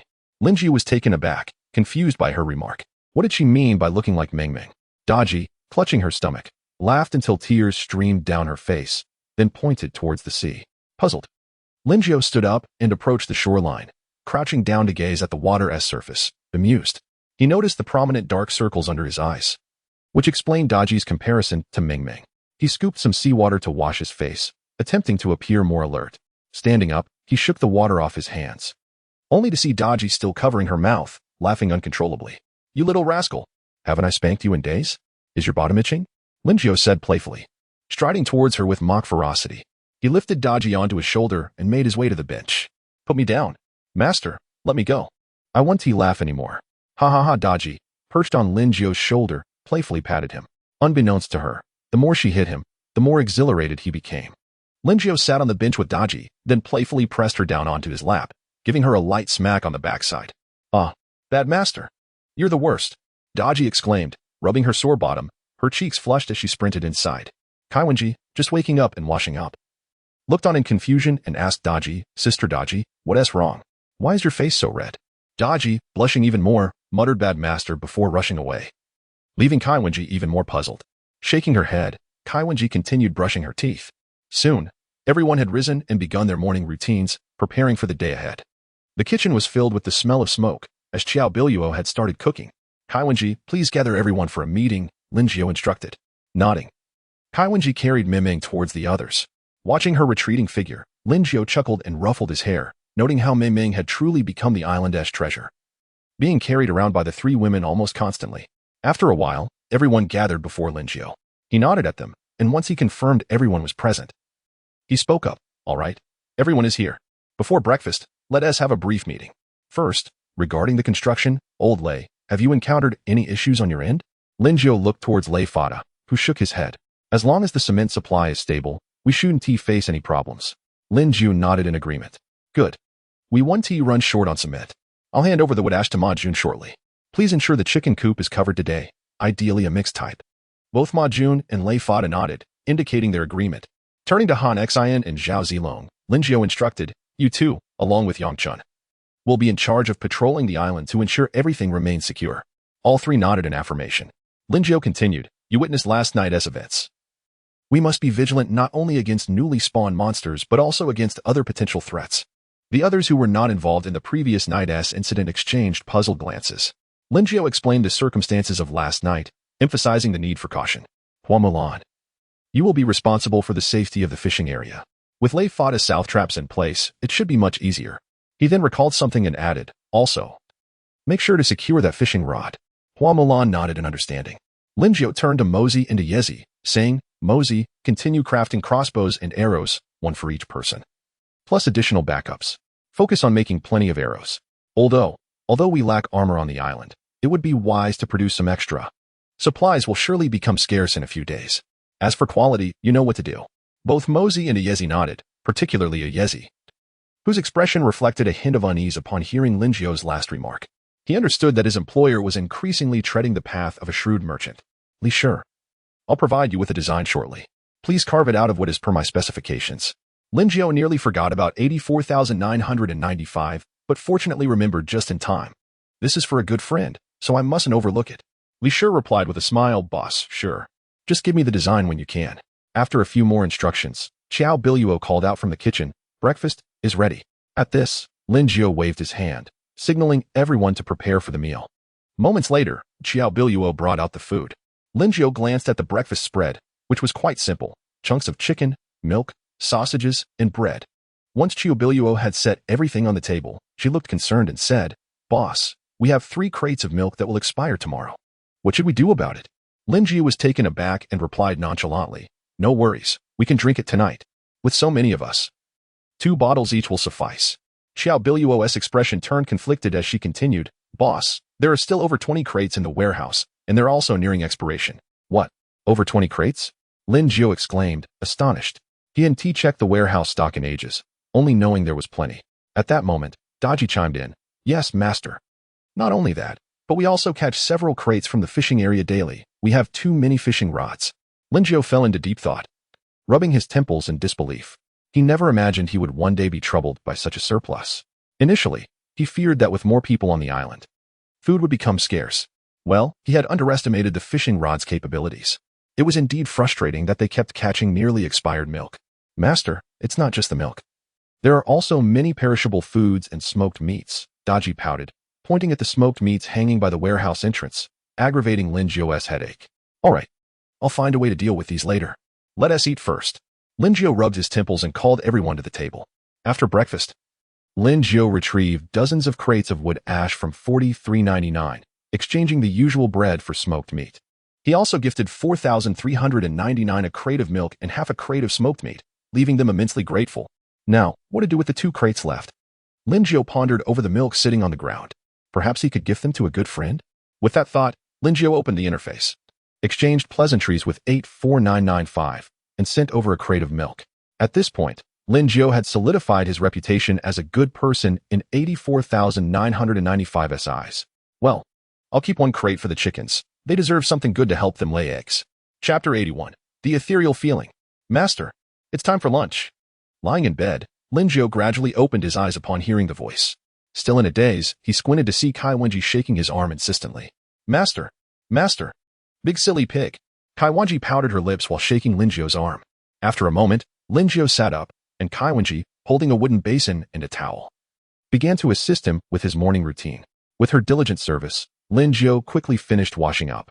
He ruffled Kaiwenji's hair affectionately before heading towards the newly erected shelter. The food was already laid out on the table, steaming enticingly, and everyone turned their gaze towards Linjiao, bowls and chopsticks arranged neatly before them. You needn't wait for me next time. Please, feel free to eat first, Linjiao said with a smile, nodding at them. Only then did everyone begin to partake in their meal. After lunch, Linjiao initially considered taking a nap. But feeling a tad embarrassed at the sight of everyone busying themselves, he changed his course and headed towards the chicken coop. In just a morning, Lei Fada and a few others had constructed the chicken coop. Linjiao surveyed the surroundings and had to admit that Lei Fada's efficiency was commendable. The cement between the stone bricks had yet to set, and the structure resembled his expectations closely. A half-meter-high wall made of stone bricks encircled the coop, with only a door left at the front. The roof and sides were connected with stone bricks, leaving gaps near the front. From the roof to the front stone wall, a net woven from vines covered the space, held in place by bricks at the corners. Along the edges of the coop, there were rows of drainage outlets, with several openings in the outer stone wall for both drainage and feeding. Boss, Lei Fada's voice called from behind Linjiao, prompting him to turn around with interest and nod at him. Boss, is it all right? A joyful smile mingled with pride spread across Lei Fada's face. Linjiao nodded, grinning broadly as he praised, not just all right, it's absolutely splendid. Hearing this, Lei Fada beamed with delight, rubbing his hands together as he asked, Boss, now that the chicken coop is finished, what should we do next? Linjiao was taken aback by Lei Fada's eagerness to continue working instead of asking for a break. He felt a sense of appreciation and fondness for such dedicated employees. Young man, you have a bright future ahead. If Lei Fada knew Linjiao's thoughts, he would undoubtedly slap himself in disbelief. Linjiao pondered for a moment, a conflicted expression on his face. Noticing this, Lei Fada chuckled and said, Boss, just give me your orders. Nodding in response, Linjiao expressed his thoughts. I would like you to construct a house for raising pigs and cows. But it seems we are running short on employee accommodations. Thinking Linjiao was troubled about something, Lei Fada smiled and reassured him. Boss, there are still 2 vacant rooms in the dormitory, enough for 4 more people. We can temporarily set the dormitory aside, if it comes to it. We can have 3 people share a room. After considering Lei Fada's words, Linjiao nodded in agreement, finding the solution feasible. All right, I'll leave this to you. You can arrange it as you see fit. After this is done, we will build another dormitory. Linjiao then discussed plans for the coming days with Lei Fada before turning to leave. Holding a bottle of soda, he ambled over to Ma Jun. He found Ma Jun at the brick kiln, extracting molds with a trident, then placing clay into another mold and packing it back for firing. After arranging the molds containing the finished bricks on the ground and dousing them with seawater, Ma Jun donned gloves to remove the bricks, placing them aside to cool. After completing these tasks, Ma Jun wiped the sweat from his brow and headed towards the area for making cement, continuing his work. Linjiao stood nearby, observing everything and feeling a need to provide some benefits for his diligent workers. Otherwise, he felt he would be remiss. No salary was one thing, but lacking benefits seemed rather unreasonable. He contemplated for a moment, but nothing came to mind. A vehicle for everyone? Where would he procure that? Even if he managed to get them, they would be of no use. A house for each? He felt the island was already a bit cramped. A wife for everyone? He was still single, without a girlfriend. After pondering for quite some time, Linjiao couldn't think of any feasible benefits. He shook his head, deciding to put it aside, and approached Ma Jun. Ma Jun, come, have a drink of water and take a break. Linjiao extended the unopened bottle of soda towards Ma Jun. Surprised by the offering, Ma Jun quickly wiped his hands on his clothes and accepted the soda. Thank you for your hard work, Ma Jun. After taking a sip of the soda, Ma Jun replied, it's no trouble at all. Is there anything you need? Any requests? Linjiao smiled and inquired. Do you have any needs? After a moment of thought, Ma Jun responded, Boss, I don't need anything. We have enough food and drink and a place to stay, which is quite good, but I feel like there is something missing. Something oh? Yes, there is a lack of that ethereal feeling. Upon hearing this, Linjiao slapped his thigh in realization. That ethereal feeling. Of course. How did I forget about that? Wait, I will ensure you experience that feeling right away. With that, Linjiao turned and dashed towards the old warehouse, leaving Ma Jun standing there, bewildered and uncertain. Where is it? Where is it? In the old warehouse. Lin Jiu busily rummaged through the contents. After some searching, he finally found it. Holding a pack of cigarettes, he wore a look of joy. Inside the wooden box, there were 7 or 8 packs. It had been so long that he had completely forgotten about them. Lazy as you are, a voice echoed in his mind. Lin Jiu opened the box, took out 3 or 4 packs, and tossed the remainder back inside. With a smile, he approached the ever-burning bonfire by the seaside, igniting a small stick in the flames. Afterward, he returned to Ma Jun, patting him on the back as he worked on the cement. Ma Jun turned, puzzled, but his eyes lit up when he saw Lin Jiu producing a red box from his pants. Though he couldn't recall what it was, an instinctive desire surged within him for that object. Lin Jiu opened the box and handed a cigarette to Ma Jun instinctively. Ma Jun took the cigarette and placed it in his mouth, leaning down towards the burning stick, inhaling deeply. As he exhaled a plume of smoke. A wave of relaxation washed over him, a look of sheer enjoyment spreading across his face. One word. Delightful. Chapter 82. Figurines. A single word. Delight. Lin Jiu observed Ma Jun's expression and chuckled, shaking his head. He too felt a tinge of temptation. Picking up a stick himself, he lit it with the campfire and took a hearty puff. Although he was not a smoker, the sensation was quite pleasant. Smoking is prohibited for minors and is detrimental to health. Lin Jiu handed Ma Jun a pack of cigarettes, saying with a smile, after all your hard work, consider this a reward. Go ahead and enjoy it. Boss, is this for real? Ma Jun asked, a hint of disbelief evident in his voice. Indeed. If you don't want it, I'll take it back. With that, Lin Jiu pretended to reclaim the cigarette, prompting Ma Jun to hastily snatch it from his grasp. With a goofy grin, Ma Jun chanted, I want it. Thank you, boss. I will work even harder. Lin Jiu chuckled, gesturing for Ma Jun to return to his tasks. With the cigarette dangling from his lips, Ma Jun approached his work with renewed vigor and dedication. A small gesture of kindness had filled him with such gratitude. Perhaps Lin Jiu had been too neglectful of his subordinates' feelings. Reflecting on this, Lin Jiu realized he should give more thought to their sentiments. Approaching Mosey, Lin Jiu inquired, Mosey, how are things progressing? Any issues? Mosey set down the component in his hands and replied with a smile, Boss, everything is fine. By tomorrow, everyone on the island will have a crossbow and arrows. Good, here is a cigarette for you. Lin Jiu offered Mosey a stick, who accepted it with a puzzled expression. Place the yellow end in your mouth, I'll light it for you, and then just take a deep breath, Lin Jiu instructed. After some hesitation, Mosey positioned the cigarette in his mouth. Lin Jiu lit it for him, and Mosey took a deep puff. Cough, cough, cough. Boss, what is this? It's so hard to smoke.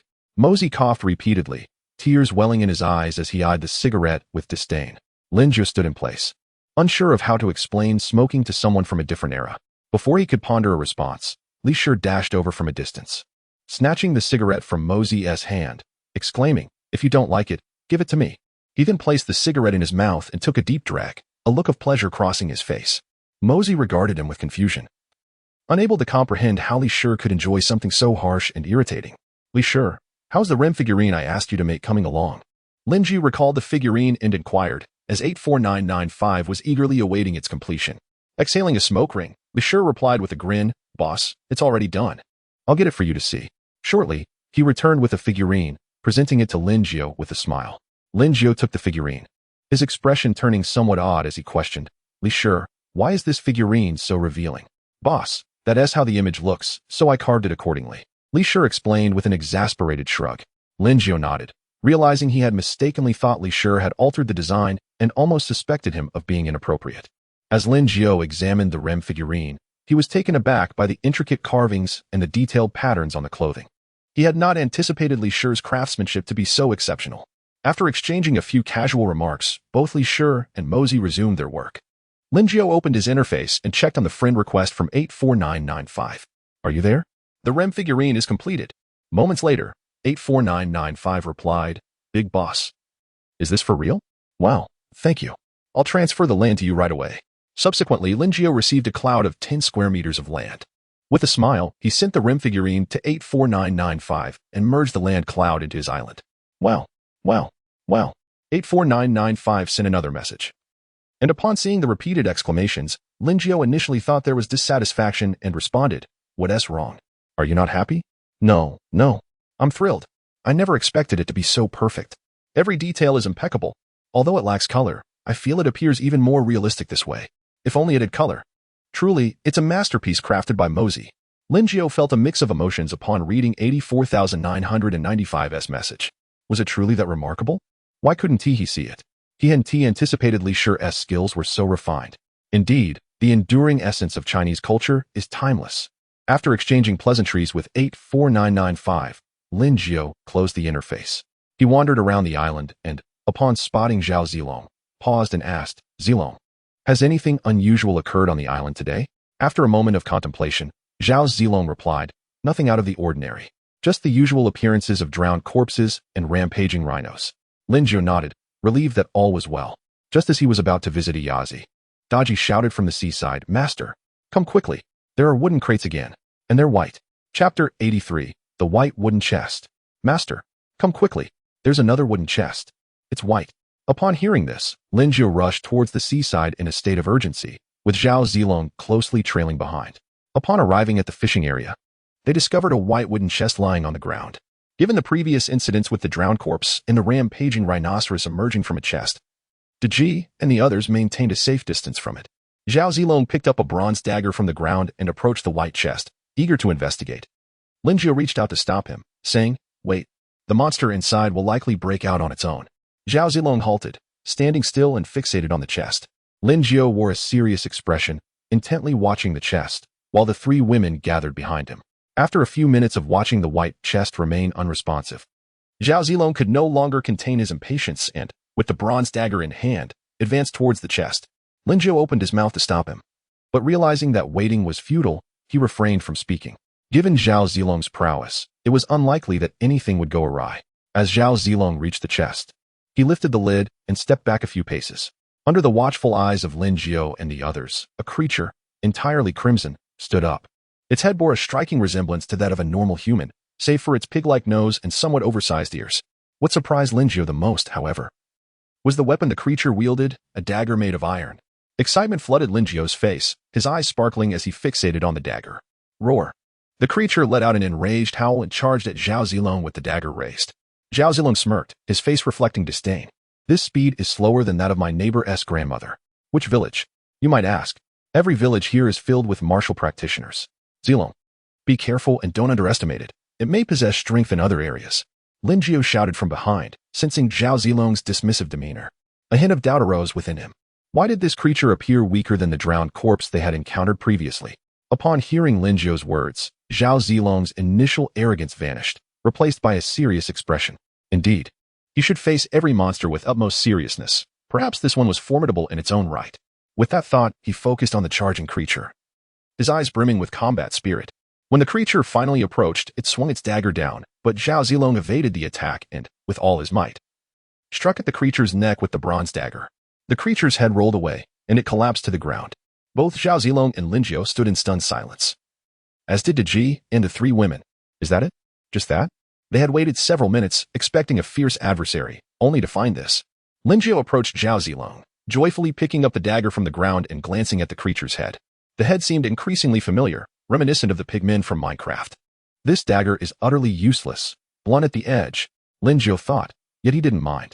After all, he sought iron, not a weapon.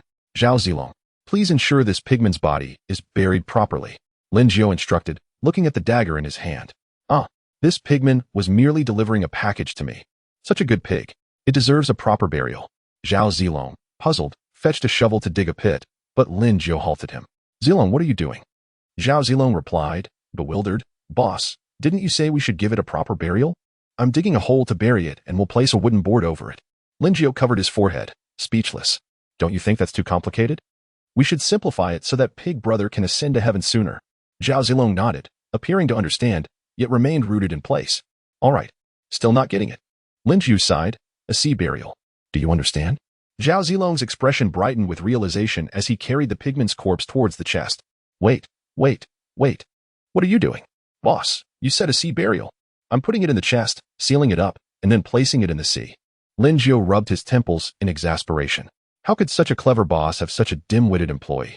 Come here. Let me show you how a proper sea burial is done. Watch closely and learn. As he spoke, Lin Jiao took the pigman's corpse from Zhao Zilong's hands and walked to the seaside under everyone's watchful gaze. He then forcefully tossed the pigman's body into the water. Clapping his hands, he turned back, only to find everyone staring at him in disbelief. What are you all looking at? Boss. Is this what you call a sea burial? Yes. Is there a problem? Linjiao shrugged as he walked back to the chest, closing its lid. His unwavering confidence left Zhao Zilong questioning his own existence. Is this really what you call a sea burial? What is the difference from before when we tossed bodies? At least show some respect for the term sea burial. Are you just trying to save a chest? Should we wait until you experience a sea burial yourself? Of course. These thoughts remained unspoken by Zhao Zilong, especially the last line, which he dared not voice. However, someone else did have the courage. Master, will you do sea burials in the future? Kai Wenji inquired. Zhao Zilong gave her a thumbs up from behind. Well said. Daji and Hua Mulan, standing nearby, couldn't help but stifle their laughter.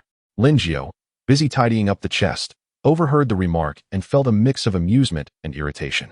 He turned around to see Kai Wenji's innocent face, her eyes sparkling adorably. Who could possibly be angry at that? Linjiao squatted down, ruffled Kai Wenji's hair, and couldn't resist planting a kiss on her cheek. A blush spread across her face as she hurriedly returned to the fishing spot, clearly distracted, watching her retreating figure. Linjiao smiled and waved to the others, signaling them to resume their tasks. Once everyone had departed, Linjiao opened the regional chat.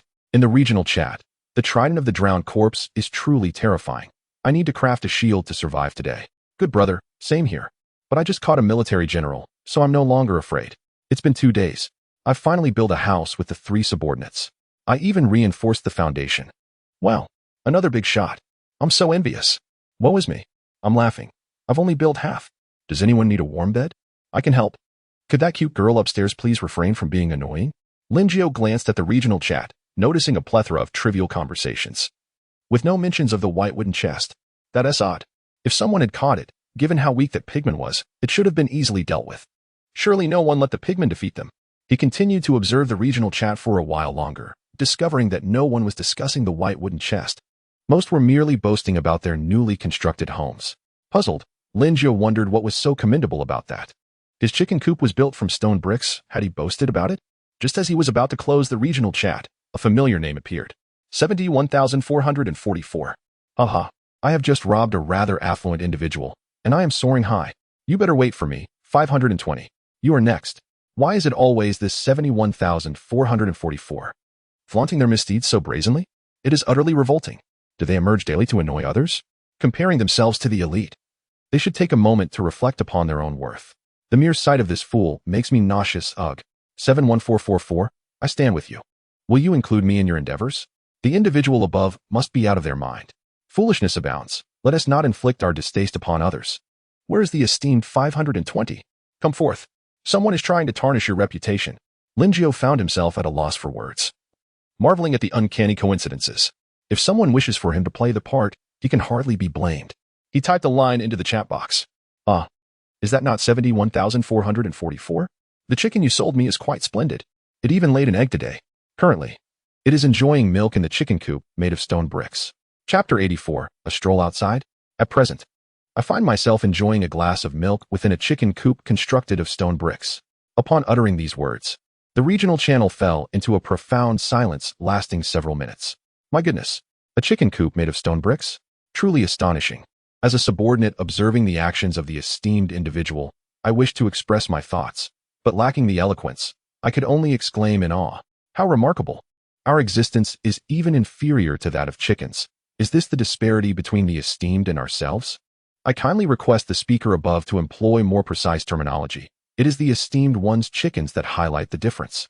I suspect the speaker above may be exaggerating, though I have no evidence to support this. Esteemed one, do you require more chickens? After all, I have been professionally engaged in this for 5 years, and I can assume any position. It appears the speaker above is indeed impressive. By the way, how did the esteemed one construct a house without cement? I am genuinely curious. Without lime, could it be that the esteemed one has utilized connections? Linjiao observed the lively discussion unfolding in the regional channel and nodded with satisfaction. At last, the topic had not veered off course. The conversation continued to revolve around the source of Linjiao's cement, prompting him to chuckle and shake his head. Few are aware that wood ash can be transformed into cement. However, it is not an insignificant number. Most are simply engaged in quiet accumulation of wealth. After all, the quantity of wood ash required to build a house is substantial. Should anyone divulge the method of creating cement from wood ash, the price of wood ash would undoubtedly soar, a scenario no one wishes to witness. Linjiao shook his head, dismissing such thoughts from his mind, and approached Iyazi. Old Iyazi. Oyazi turned, setting aside his work, and inquired with surprise, Boss, What is it? I need to discuss something with you. Linjiao gestured and then seated himself on the ground to converse with Ayazi. I currently possess a piece of iron the size of my palm and a knife made of iron. I hope you can forge these into arrowheads. Arrowheads? Ayazi's face displayed confusion. Yes, approximately this size. How many do you think can be fashioned? Linjiao gestured to indicate the desired size of the arrowheads, looking towards Ayazi. After a moment of contemplation, Ayazi replied, it primarily depends on the knife, the thickness and length of the blade. However, crafting 2 or 3 dozen arrowheads should pose no problem. Linjiao nodded, preparing to rise and retrieve the knife and iron when Ayazi added, Boss, I will also need a forge. I can create a temporary one for now. But for larger projects in the future, a blacksmith shop will be necessary. After pondering for a moment, Linjiao agreed, Understood. I will instruct Lei Fada to construct the blacksmith shop in a couple of days. Having concluded their discussion, Linjiao proceeded to the fishing area. Retrieving the knife and iron from the box and reminding Daji and the others to deliver any iron they might catch to Ayazi. With the iron and knife in hand, Linjiao did not return directly to Ayazi, but rather approached Mozi.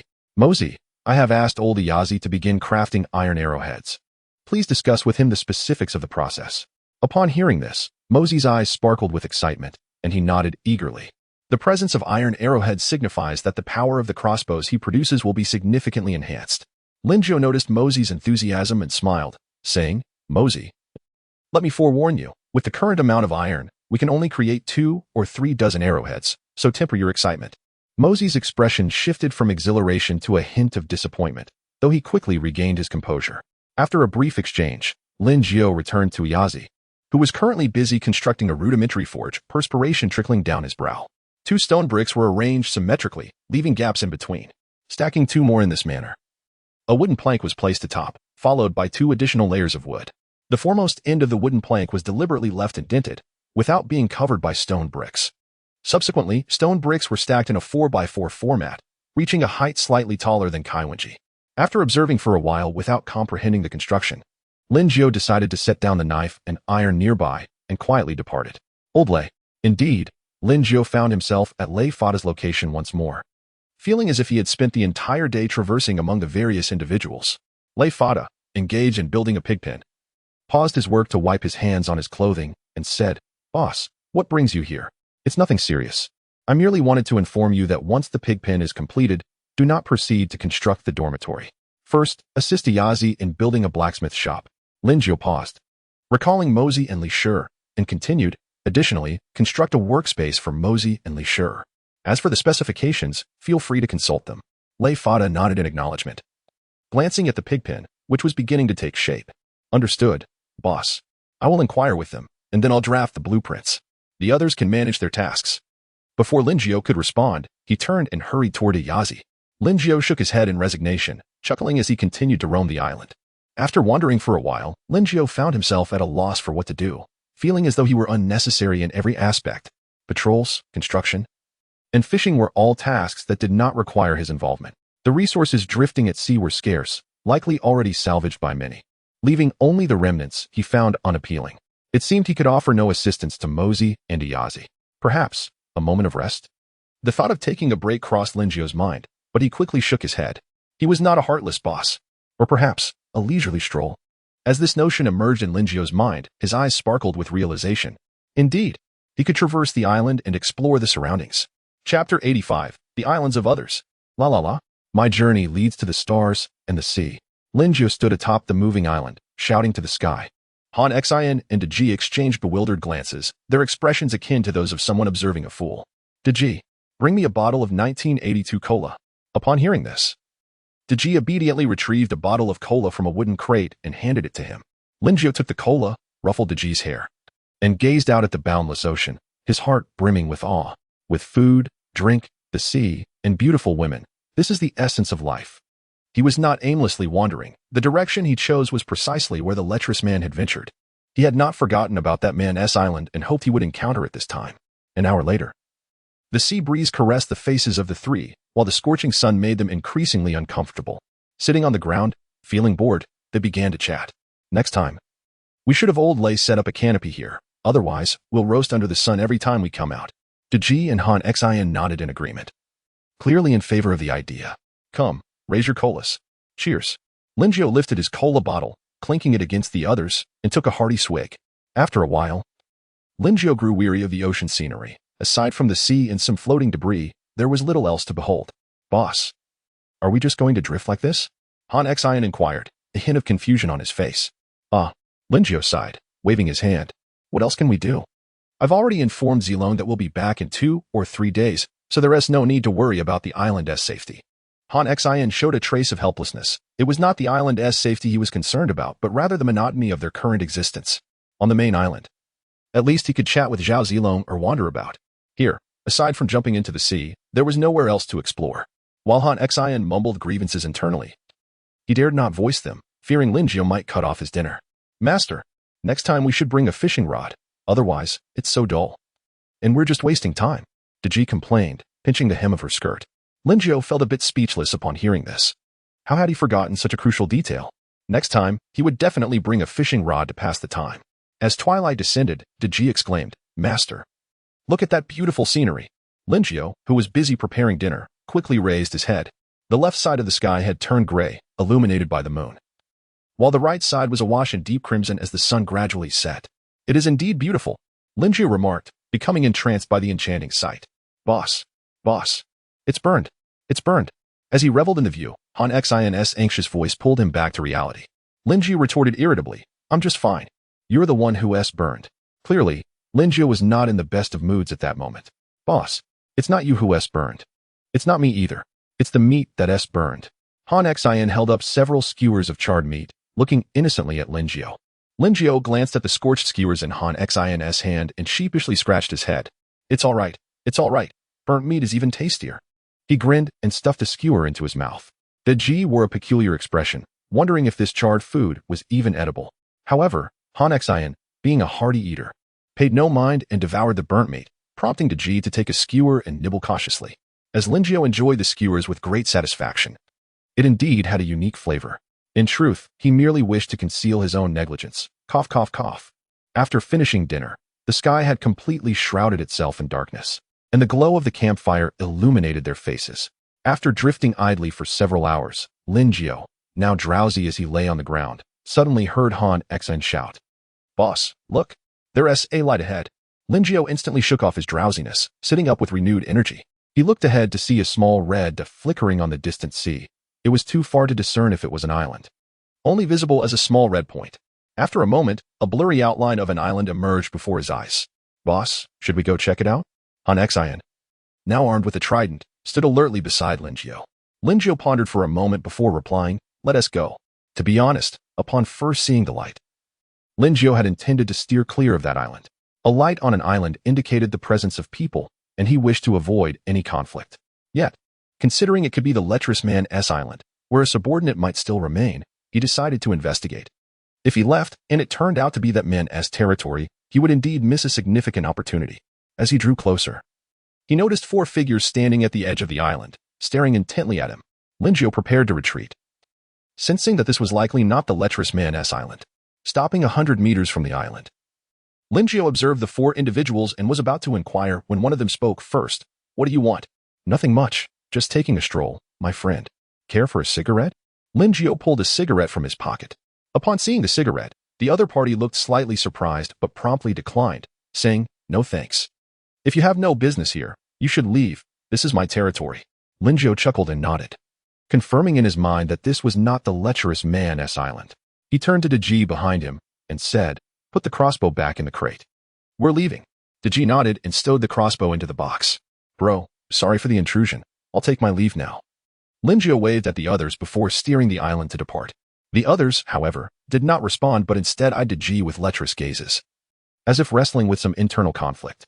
Just as Linjiao was about to turn the mobile island away, the central figure on the opposing island gritted his teeth, as if making a decision, and called out loudly, Hey, wait. Linjiao turned in confusion, looking back at them. Brother, it's quite late. Why not rest on my island for a while? The sea can be unsafe at night. Upon hearing this, a smile crept across Linjiao's face. It appeared they had ulterior motives. Han Xian and Daji turned to Linjiao, their eyes filled with questions.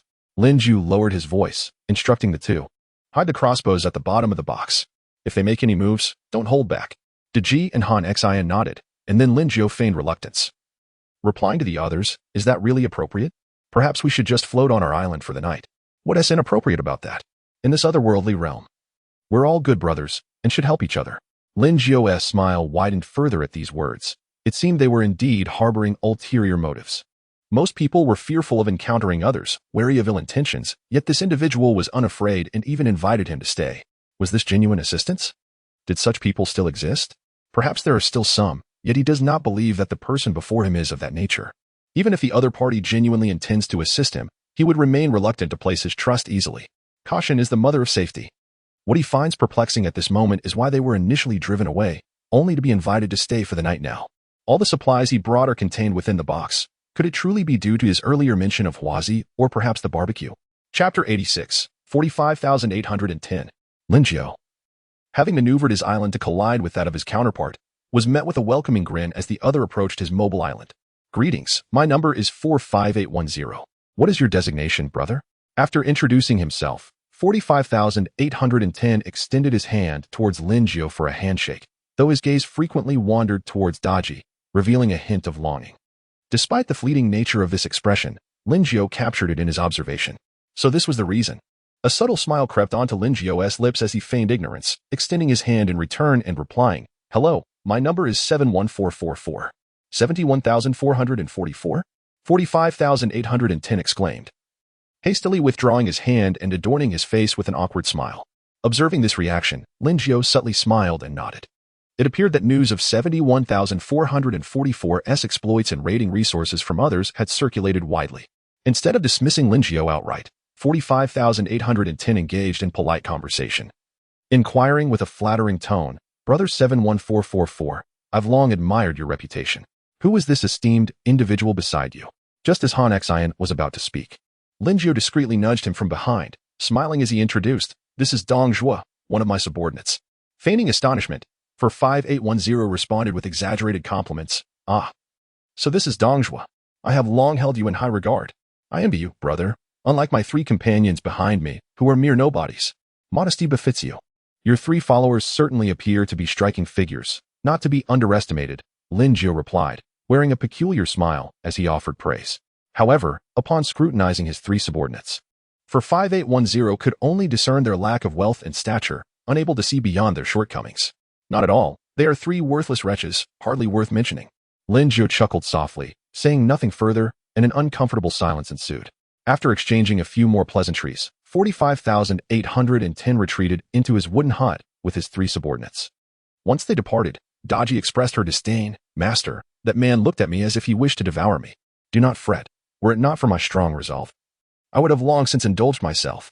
Fear not. If all goes as anticipated, he shall be feeding the fish tonight." Lin Jiao affectionately ruffled Daji's hair. A blush crept across her cheeks as she lowered her head, fidgeting with the hem of her clothing. What did Master just say about wanting to? How embarrassing. Feeding him to the fish? Is Master avenging me? At that moment, Lin Jiao remained oblivious to Daji's thoughts. His gaze fixed on the wooden hut, a mischievous smile gracing his lips. "Boss, they are exceedingly poor. Just a dilapidated shack," Han Xian remarked, unable to suppress his disdain. Daji nodded in agreement, harboring a degree of contempt for 45810. Lin Jiao shook his head with a smile. It was not that Han Xian and the others were overly fastidious, but rather that they had only ever accompanied him and had not encountered others. They assumed that everyone else lived similarly to Lin Jiao. This comparison naturally bred a sense of disdain. Day after day, Lin Jiao observed countless individuals lamenting in the regional channel. In contrast, for 5810's situation was relatively tolerable. Han Xian, do not keep watch tonight. Conceal the crossbow beneath you as you sleep, feigning slumber. They will undoubtedly engage in mischief under the cover of night. Han Xian nodded in agreement, offering no objections. In truth, he had contemplated simply eliminating them earlier. Just then, a rumble emanated from Han Xian's stomach. Embarrassed, he scratched his head and said, "Boss, I'm hungry." "Hungry again? We just had dinner not long ago." "Very well, I shall prepare some more meat for you." Lin Jiao replied with a resigned expression, initially reluctant to comply. But a wicked smile crossed his face as he thought of the individuals within the nearby wooden hut. "Daji, bring out the smoked meat." Meanwhile, within the wooden hut, "Master, why do we not dispose of them? Is this not inviting wolves into our den?" A diminutive figure squatted nearby, looking perplexed at 45810. With a lewd grin, 45,810 rubbed his hands together and said, "Did you not see that woman? Beautiful, is she not? She is stunning. As if she stepped straight out of an anime. The other subordinates nodded in agreement. Narrowing his eyes, for 5810 hefted a bronze knife, sneering, we shall seize her. And the two men can be tossed into the sea. Once I am finished, I will reward you. Upon hearing this, the other three subordinates displayed lascivious grins. One of them, rubbing his hands together, exclaimed, Master, let us go and capture them now. It has been many days since I savored the pleasures of a woman. Are you a fool? Did you not hear what 71444 just said? That is Dongjua. Dongjua. For 5810 smacked the head of the eager subordinate. His expression one of exasperation. Also, you wouldn't know who Dongjua is, so I do not blame you. Let me put it this way, the four of us combined would not stand a chance against him. Surely not. One subordinate gasped, disbelief etched on his face. Are you questioning me? For 5810 glared menacingly at the doubter. The subordinate hastily shook his head, fear evident in his demeanor. I would not dare.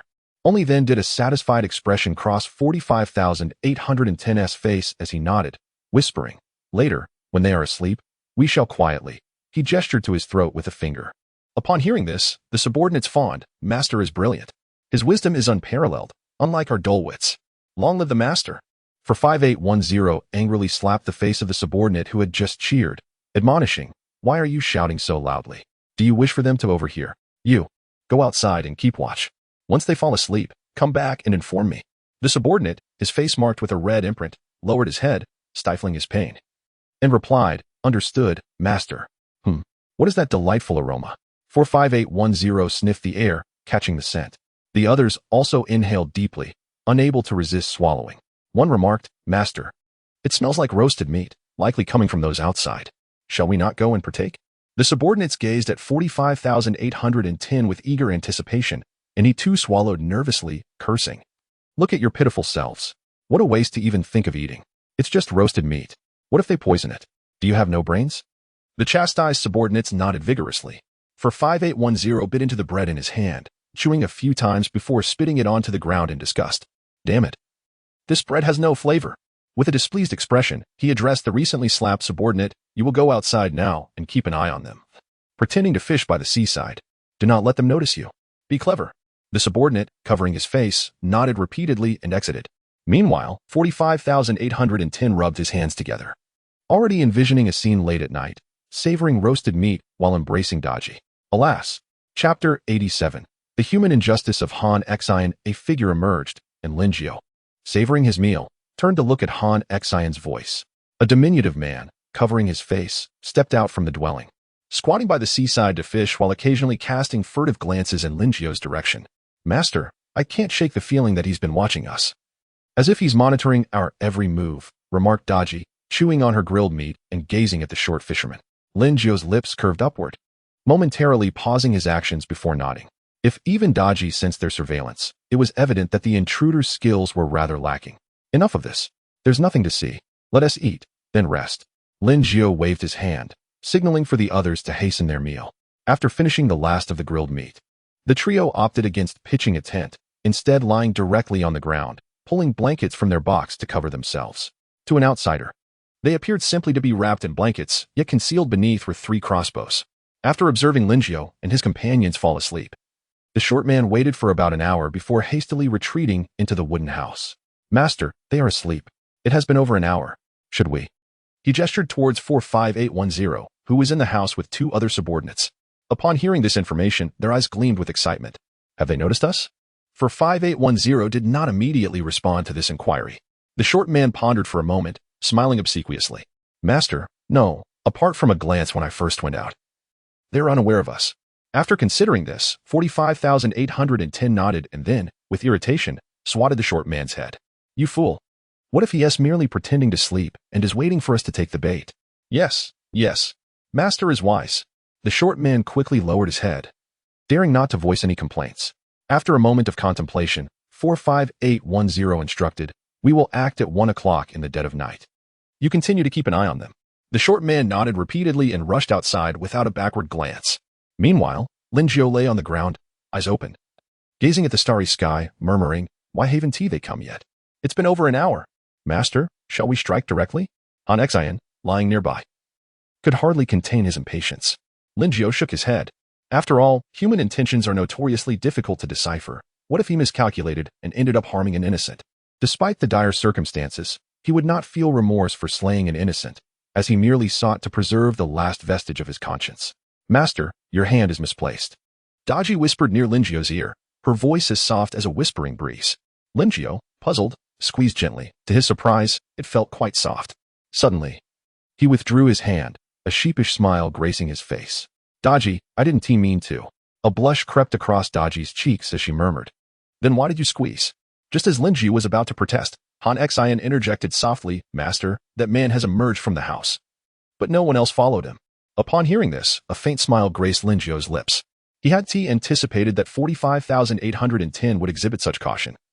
Wary of a trap and opting to wait a while longer. Growing somewhat bored, Lingio opened the regional chat channel to see if anything intriguing was transpiring. Within the regional channel, messages flew, Brothers, could someone lend me a subordinate?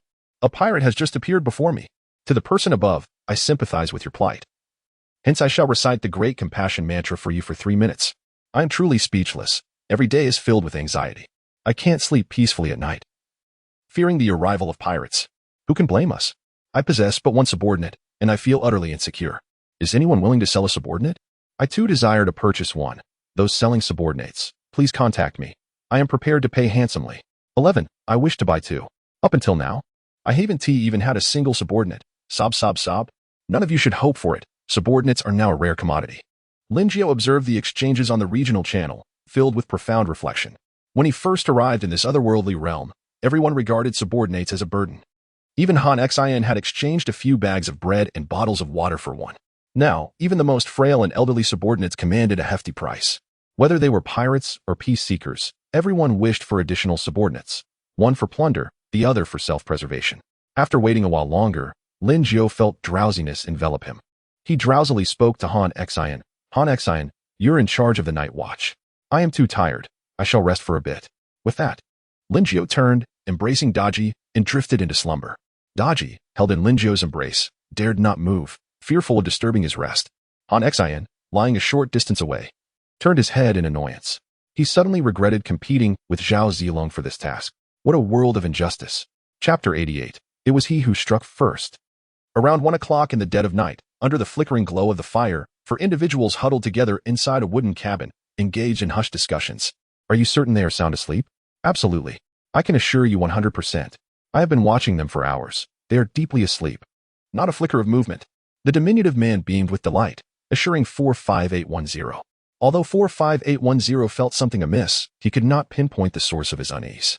Master. Shall we take action? Yes. Master. Let's proceed. I can hardly wait to deal with that little woman. Do not worry, Master. I have been watching for several hours.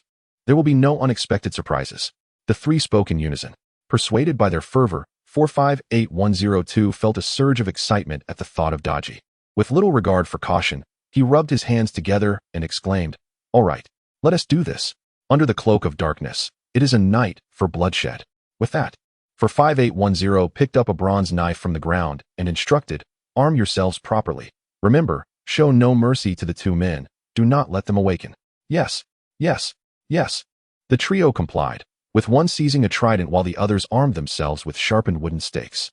If Han Xian were present, he would not be able to refrain from a scathing remark about their poverty. The 4 of them slowed their footsteps as they approached Lingio, stealthily making their way out of the door. Observing this through a tilted head, Han Xian smirked coldly and whispered towards Lingio, Boss, they are coming out. At that moment, Lingio was sleeping soundly like a pig, while Daji, nestled in his embrace, remained awake. Upon hearing Han Xian's voice, Daji gently shook Lingio. Still in a daze, Lingio was about to speak when Daji whispered, Master, they are making a move. The instant those words left her lips, Lingio's sleepiness evaporated. He opened his eyes and tilted his head just in time to see 45,810 and his companions advancing towards him. The trio silently grasped the hidden crossbows beneath the covers, ready to strike at a moment's notice. Due to the absence of torches on Lingio's side, 5810 and his group remained oblivious to their subtle movements. As 45810 drew within 5 meters of Lingio, Lingio tossed aside the covers, wearing a playful grin while gazing at 45810. What the hell? Startled, 45810 quickly regained his composure and smiled at Lingio. Brother, you're still awake? Following that, he cast a fierce glance at the diminutive man beside him. The small man lowered his head, not daring to utter a word. fully aware that his fate was sealed. How could I sleep? What if some fool attempted to take advantage of the situation? I would be left in eternal unrest, Linjiu remarked with a mischievous smile. His words laden with subtle implications that even a fool could decipher. For 5810 caught the drift of Linjiu's insinuation, maintaining a forced smile while signaling to his subordinates behind him. With a feigned grin still plastered on his face, for 5810 addressed Linjiu. Brother, what are you saying? I merely desire the woman beside you. As he uttered those last words, a menacing glint flashed across 45,810's face as he raised the bronze knife and lunged at Linjiu. The other three rushed forward with their weapons drawn as well. Linjiu merely shook his head with a grin, producing his crossbow and aiming it at 45810. Han Xian and Daji followed suit, drawing their own crossbows and training them on the remaining assailants.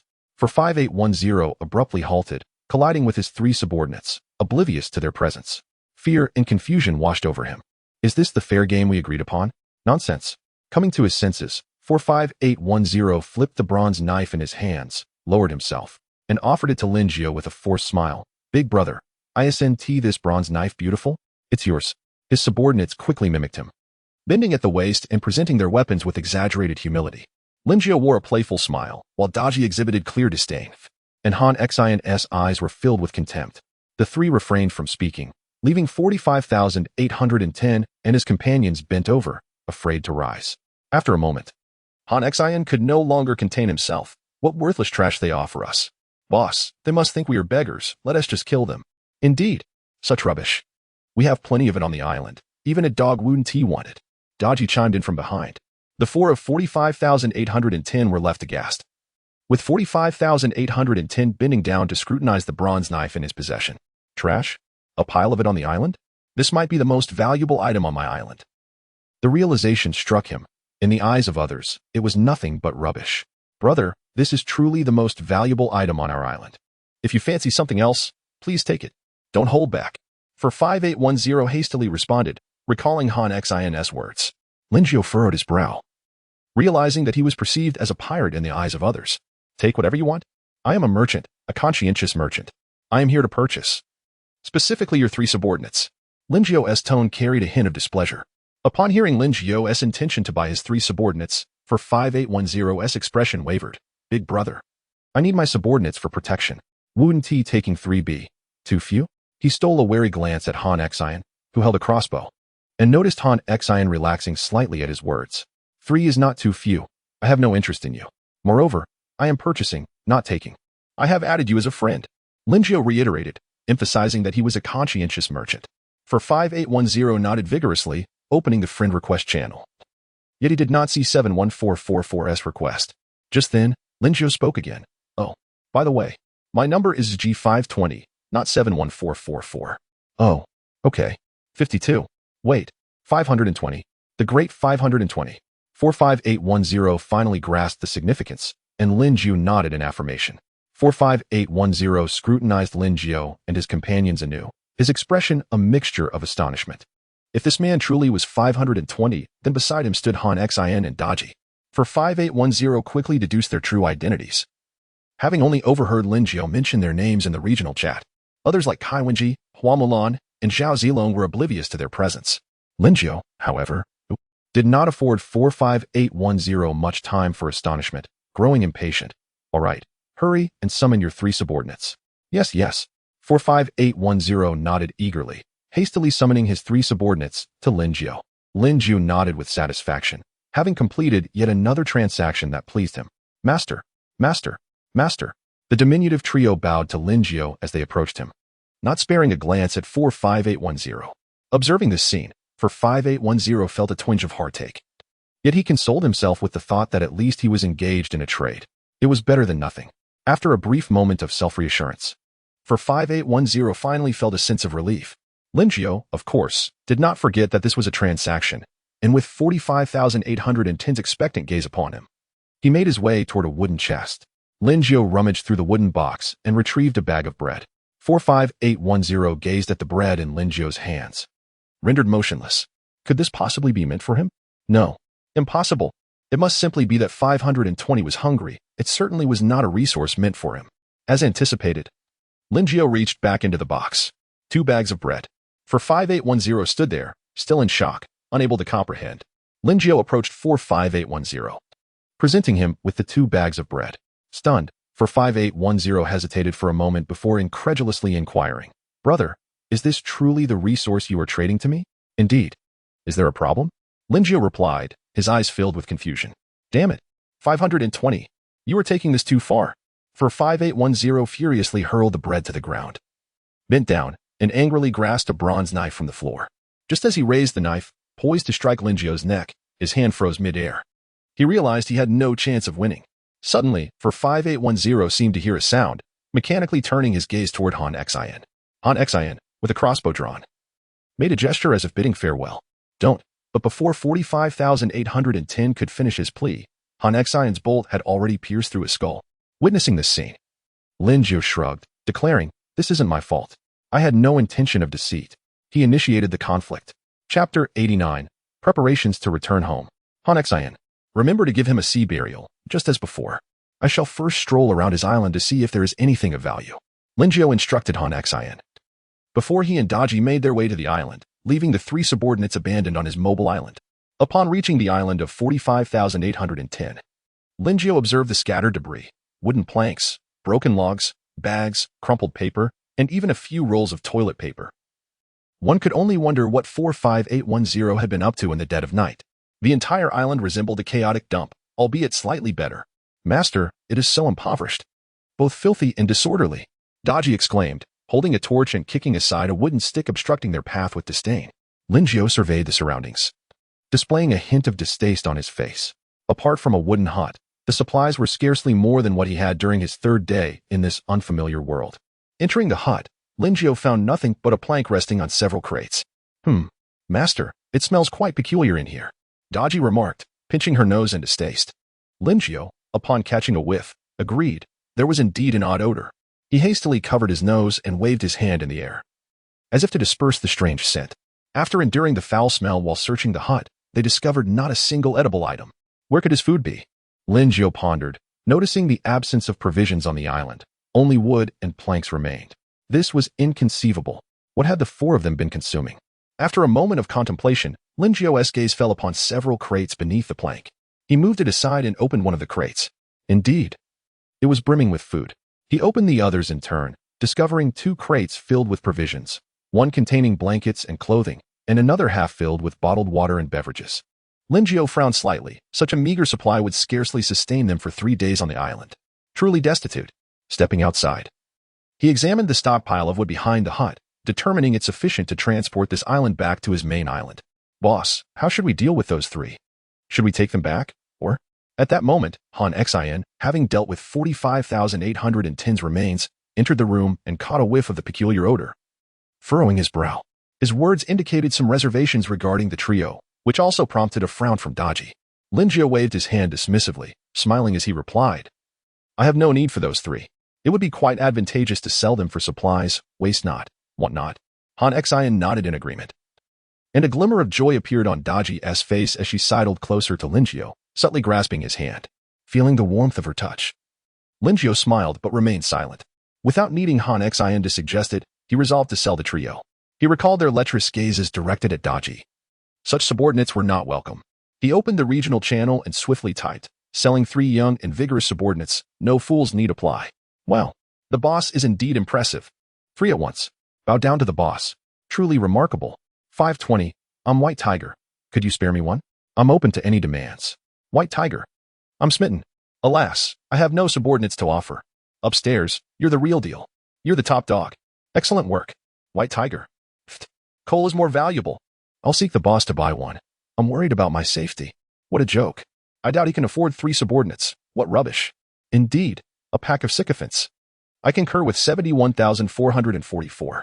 71444 began to stir again, causing Lin Jiao to wear an expression of exasperation as he observed the regional channel. Why did this place always go awry? And that 71444 seemed to linger incessantly. It appeared that future transactions would require leveraging 71,444's notoriety, while ensuring the other party could still save face, allowing them to reveal 71,444's transgressions. He certainly knows how to play the game. 80 pieces of wood and half a crate of clay? Unacceptable. Too steep. Then I shall sell elsewhere. Wait. I'll buy. Linjiao selected 3 and proposed a fair price, engaging in some bargaining, ultimately earning a handsome profit. To his surprise, the short man sold for the price of 5 square meters of land clouds. It seemed these subordinates were worth more than he had anticipated. Even scarce wood could be traded. Let us take out the tents from the crates and set them up outside for the night. We shall return in the morning. Linjiao instructed Han Xian. Surprised, Han Xian queried, Boss, did you not tell Brother Zilong that we would need 2 to 3 days to return? Linjiao waved his hand, offering no further explanation. Noting this, Han Xian ceased his inquiries and turned back toward the mobile island. Linjiao chuckled, shaking his head at Han Xian's retreat, then absorbed 45,810's island into his own, merging it with the mobile island. To his astonishment, for 5810's island was a substantial 103 square meters. He had initially mentioned a 2 to 3 day return to Zilong out of concern for locating the lecherous man's island in a short time. However, with the acquisition of 45,810's island, which spanned nearly 100 square meters, there was no need for further searching. It was time to head home. Even should he seek out the lecherous man's island again, the expenditure of wood and planks would be considerable. Unless he kept 45,810's island here while he traversed the seas in search of the lecherous man, the risks were too great. What if he missed this place upon his return? If another pirate stumbled upon this opportunity, who would he turn to for solace? Clearly, abandoning the search for the lecherous man's island was out of the question. On his next voyage, he would undoubtedly seek it out again, for it was a prize earned through considerable effort. How could he forsake it? How could he let it go? What? You claim he never mentioned it during their transaction? He did. He clearly stated it, albeit silently within his mind. I need some fresh air. I can't bear this any longer. Unable to withstand the strange odor any longer, Linjiao called out to Daji and stepped outside. Daji nodded in agreement, having long wished to escape. After a while, Han Xian approached Linjiao and announced, Boss, the tents are set up. Linjiao nodded and led the two towards the tents, as the odor inside had truly become unbearable. Han Xian, I apologize for the inconvenience. You shall keep watch tonight. With that, Linjiao and Daji entered the tent, leaving Han Xian outside, facing the sea breeze, his solitary figure silhouetted against the night. It's all right. I have grown accustomed to it. I have so many regrets, so many hopes. Chapter 90, Re-encountering the Isle. As the early morning sun began to rise, Han Xian, who had been keeping watch by the tent, bore the telltale signs of fatigue, his eyes swollen from lack of sleep. Boss, Linjiao emerged from the tent, and upon hearing Han Xian's call, nodded in acknowledgement. After freshening up, the trio hastily consumed a modest breakfast, and the weary Han Xian retreated into the tent for a rendezvous with Morpheus. Linjiao opened the map, observing a small green dot indicating his current position, while a small red dot represented his main island. Linjiao maneuvered the island towards his primary landmass. An hour passed. The weather was splendid, with the sun shining brightly, and apart from the occasional appearance of a few monsters, nothing else stirred on the island. How's the catch? Linjiao inquired, approaching Daji, who was fishing. Daji, with her head bowed and a frown on her face, replied, I don't know what's wrong today. I keep reeling in nothing but trash, and sometimes the line is empty. It was tea like this before. Linjiao chuckled softly, ruffling Daji's hair in a comforting gesture. This isn't your fault. It's the fishing rod that's inadequate. Daji looked at Linjiao, her eyes reflecting a hint of confusion. Linjiao merely smiled and continued to tousle her hair. It appeared that even Daji's fair visage could not compensate for the shortcomings of such a mundane fishing rod. Despite Linjiao's reassurances, Daji remained somewhat disheartened, feeling a significant disparity between expectations and reality. Seated beside Daji, Linjiao, feeling a bit restless, recalled the raucous banner from the World Channel regarding the pirates. He wondered how they were faring in the territory of the Koreans. Curiosity piqued, he opened the World Channel. Our islanders are the most visionary people. What are you Koreans? Our islanders possess an indomitable spirit of the samurai. What do you Koreans have? Laughable. They dare to claim they are visionary when they are blind. Bah, samurai spirit? Where was it when your high-ranking officers chose to commit seppuku in defeat? We Koreans are the strongest. Your samurai spirit originated from us. At that moment, the World Channel had transformed into a battlefield of words between the islanders and the Koreans. While players from other regions watched with popcorn in hand, thoroughly entertained, Linjiao couldn't help but chuckle at the spectacle. Here were two of the most shameless factions engaged in a contest of who could be more audacious. After a while, Linjiao finally spotted the information he had been seeking. Stop boasting, islanders. The last time your braggart attempted to rob us, he ran out of timber and is now adrift at sea, unable to move. Exactly. I wonder if he is still alive. He left without a fishing rod. Let him perish. Baka, our island is the most enlightened. I now call upon all island players to donate supplies to him.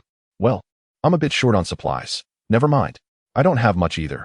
It's hard enough just to sustain myself. I'm worse off.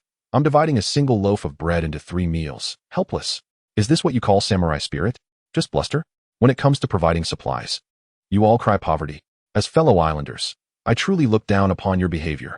I'm willing to donate 10 pieces of timber to assist our compatriot. I'll contribute 10 pieces too. Lin Jiao observed the banter on the World Channel, bursting into laughter. Was this what it meant to meet an untimely demise before a campaign even began? The absurdity was palpable when it came time to offer resources. They all acted as if they had just lost a family member. Only a handful were willing to part with anything. It seemed the anticipated spectacle would not materialize after all. Daji, observing Lin Jiao's changing expressions, looked on with puzzlement. She couldn't fathom why he would often stare into the air, alternating between laughter and exasperation, but she had grown accustomed to it. After closing the World Channel, Lin Jiao sat by the sea, letting the breeze wash over him while his thoughts drifted. Master, look, what is that? Daji exclaimed, pointing to the left. Lin Jiao, who had been tidying the cluttered island, hurried over. Following Daji's, Lin Jiao beheld 2 islands to their left, one large and one small, seemingly colliding. Taken aback, Lin Jiao pondered the implications. The smaller island likely belonged to pirates, while the larger was the victim. Wait a moment. When I passed this area earlier, there were no islands here. Could it be that the late hour had obscured his vision, or had he simply overlooked them? Master, should we go take a look? Daji broke into his reverie, gazing at Lin Jiao with wide eyes. Lin Jiao rested his chin on one hand, contemplating before shaking his head. Let us not. We would want to get caught in the crossfire. Let Han Xian have his rest.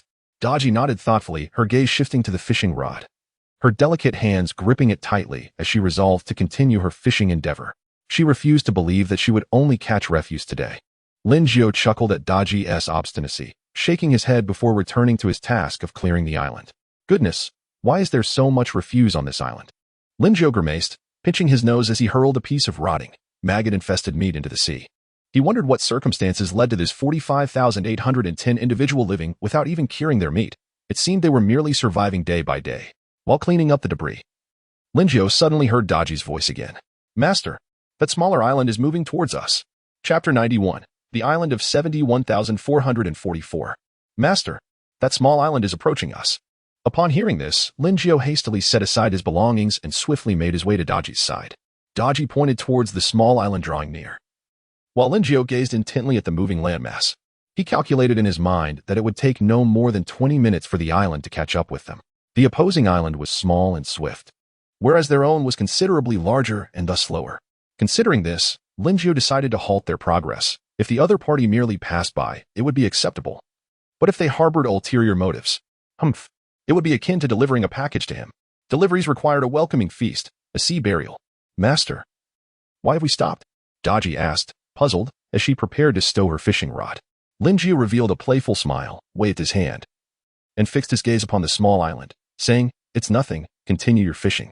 If they harbor any ill intentions, we shall give them a sea burial. Seeing the mischievous smile on Lin Jiao's face, Daji turned her head away in resignation. She knew that whenever her master wore such an expression, it signified that someone was about to encounter misfortune. Approximately 10 minutes later, Lin Jiao had a clear view of the small island. 4 men stood upon it, with the one in the center likely being the player.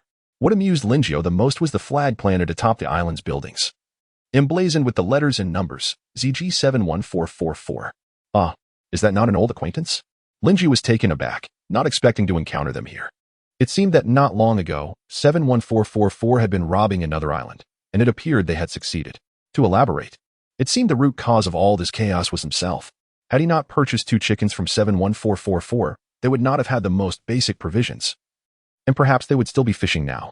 To atone for his past mistakes, he resolved to eliminate this threat. He was certainly not motivated by any desire for power or territory. As he observed the approaching island of 71,444, he turned to Daji, who was still fishing, and instructed. Daji, summon Han Xian. Remember to bring weapons. Daji, who had lost interest in fishing, immediately stood up and dashed into the tent. Lin Jiao turned towards a wooden box, retrieving a crossbow that he slung over his shoulder while gripping a trident in his right hand. Boss. Han Xian soon joined Lin Jiao, holding the crossbow. Though his expression revealed a lack of energy, Lin Jiao patted Han Xian's shoulder, saying, You've worked hard. Once this is over, I will have Aunt Xiao prepare something delicious for you. Han Xian perked up at the mention of food, instantly revitalized. He fixed his gaze on the approaching small island. A wicked smile forming on his lips, his eyes glinting with ferocity. Disturbing my slumber. Huh. By the way, be cautious, as someone of equal skill may approach. If it becomes necessary, strike to kill. Lin Jiu recalled the formidable Dong Zhuo, one of 71,444 subordinates, and quickly cautioned Han Xian. Han Xian's expression turned serious as he nodded, tightening his grip on the crossbow. Soon, the small island bearing the 71444 flag came to a halt approximately 50 meters away. The man in the center scrutinized Lin Jiu and his companions, his gaze greedily lingering on Daji. Daji, feeling repulsed, shot him a disdainful glance before stepping closer to Lin Jiu, intertwining her fingers with his. The man's expression darkened with resentment upon witnessing this. Lin Jiu noticed the flicker of animosity in his gaze and tightened his grip on Daji's delicate hand. Since they had already drawn ire, they might as well intensify it. Thus, the two parties locked eyes across the islands, the atmosphere charged with tension. Are you 71,444? Lin Jiu inquired, glancing at the flag. The man in the center nodded. A smirk curling his lips as he addressed Lin Jiu. You must be 520, am I correct? Lin Jiu was taken aback. How could he be recognized? However, as he observed 71,444's fixation on Daji, the answer became evident. Daji's identity was unmistakable. Anyone who had played the game for even a few days would recognize her. The fact that he had Daji by his side was common knowledge in the channel, making his identification entirely reasonable. While it was within the realm of possibility, it was still unexpected. Seeing that Lin Jiu remained silent, 71444 mocked. Is this it? Just a handful of subordinates? Your dwelling is quite shabby. Even more so than the one I just robbed. Lin Jiu raised an eyebrow, the corners of his mouth lifting slightly. Ah. It seemed 71444 had come to regard this island as his own. Oh, where did that bravado from before go? Why the silence now? Did I hit a nerve? Lin Jiu's silence only fueled 71,444's mockery further. Speak up. You were so boastful in the regional channel, selling this and that. What about that chicken coop made of stone bricks? And the pandas you were raising? Before Lin Jiu could respond, Han Xian could no longer contain himself. He raised his crossbow and fired at 71444. Whoosh. No one anticipated that Han Xian would launch an attack at this moment. Even Dong Zhuo, standing beside 71444, was caught off guard. Dong Zhuo shoved 71444 aside, but his reaction was too slow. The arrow, though it missed a vital spot, struck his shoulder. Ack. 71444 screamed in agony. The previous wound from the lightning strike had yet to heal, and this arrow felt like salt poured into an open wound. Kill them. Destroy them. 71444, clutching his injury, fought through the pain as he directed the island towards Lin Jiu. Dong Zhuo and his companions hastily armed themselves, their faces etched with fury, preparing to attack Lin Jiu. Lin Jiu smiled. In close combat, he might have had some reservations, but he had not forgotten about his crossbow. He drew it from his back, aiming at Dong Zhuo and his companions. They scrambled to find cover, but their speed was no match for that of the arrows. Whoosh, whoosh. Two piercing sounds echoed as two arrows flew toward them. Lin Jiu glanced at Daji beside him, surprised at her lack of mercy. Two screams pierced the air. One of Dong Zhuo's men collapsed to the ground, struck in a vital area, blood flowing profusely as it seemed he would soon perish. Another arrow lodged itself in 71,444's inner thigh, nearly rendering him incapable of reproduction. Lin Jiu felt a chill run down his spine upon witnessing this. The arrow that struck 71444 had been shot by Daji. 71444 fell to the ground, a grimace of pain on his face as he gritted his teeth, laboriously pulling out the arrow from his thigh, his complexion paling as cold sweat beaded upon his brow. Master! Dong Zhuo exclaimed in shock. Seizing the opportunity while Lin Jiu and his group were busy reloading their crossbows, attempting to drag 71444 behind a crate. However, he had forgotten that Han Xian had already prepared his arrow. Han Xian narrowed his eyes, aimed at Dong Zhuo, and gently squeezed the trigger. Chapter 92, Betrayal. Han Xian narrowed his eyes, drawing his crossbow and aiming it at Dong Zhuo, his finger delicately squeezing the trigger. Whoosh. The bolt shot forth with incredible speed. Sensing imminent danger, Dong Zhuo evaded at the last moment. However, at such a close range, the bolt struck his shoulder. Dong Zhuo's body shuddered slightly, but he disregarded the pain and dragged the wounded 71444 behind a wooden crate. Han Xian, wearing a hint of regret, shook his head, dissatisfied that the shot had not incapacitated Dong Zhuo. Observing that everyone had taken cover behind the crates, Lin Jiu raised his hand and gestured, then sheathed his crossbow, gripping a trident instead. Han Xian and Daji followed suit, exchanging their crossbows for bronze blades or tridents. Meanwhile, behind the two crates, the four members of 71,444 were in dire straits. 71444 had completely lost his combat ability, and another subordinate had been pierced through the chest by Lin Jiu's arrow. Only Dong Zhuo and Li Si remained capable of fighting, though Dong Zhuo bore a wound on his shoulder. "Master, what should we do?" Dong Zhuo grunted through the pain as he pulled the arrow from his shoulder and turned to 71444. The latter's face was pale, sweat beading on his brow. Whether from pain or fear of the arrow lodged in his thigh, it was unclear. Gritting his teeth, 71,444 pressed his hand to the ground and uttered a few words. "Deal with him." Dong Zhuo, though visibly troubled, nodded in agreement. He wanted to express doubts about their chances and suggest retreat, but considering 71,444's temperament, he withheld his thoughts. 71444, clutching his thigh, glared fiercely. He could not fathom how he could have successfully raided 2 islands yet now falter against 520. He had waited too long for this day. He refused to accept defeat. He was determined to eliminate 520. With a resentful gaze, he turned to Li Si, who was hiding behind a nearby crate. "Li Si, I trust your intellect above all else. I believe together with Dong Zhuo, you two can surely overcome them." Li Si, upon hearing this, displayed a peculiar glint in his eyes, nodding emphatically. "Master, I will not fail your expectations." A flicker of reassurance crossed 71,444's face as he nodded, then continued to direct the island toward Lin Jiu. Lin Jiu, surprised that 71,444 dared to approach him, thought to himself, how bold. Standing beside Lin Jiu, Daji, frustrated that she could not hit anyone, raised her crossbow and aimed at 71,444's flag. Whoosh! The wooden pole supporting the flag was not thick, and Daji's arrow struck it, causing it to splinter. Moments later, the pole collapsed from the small house, crashing onto the roof with a heavy thud. Ugh.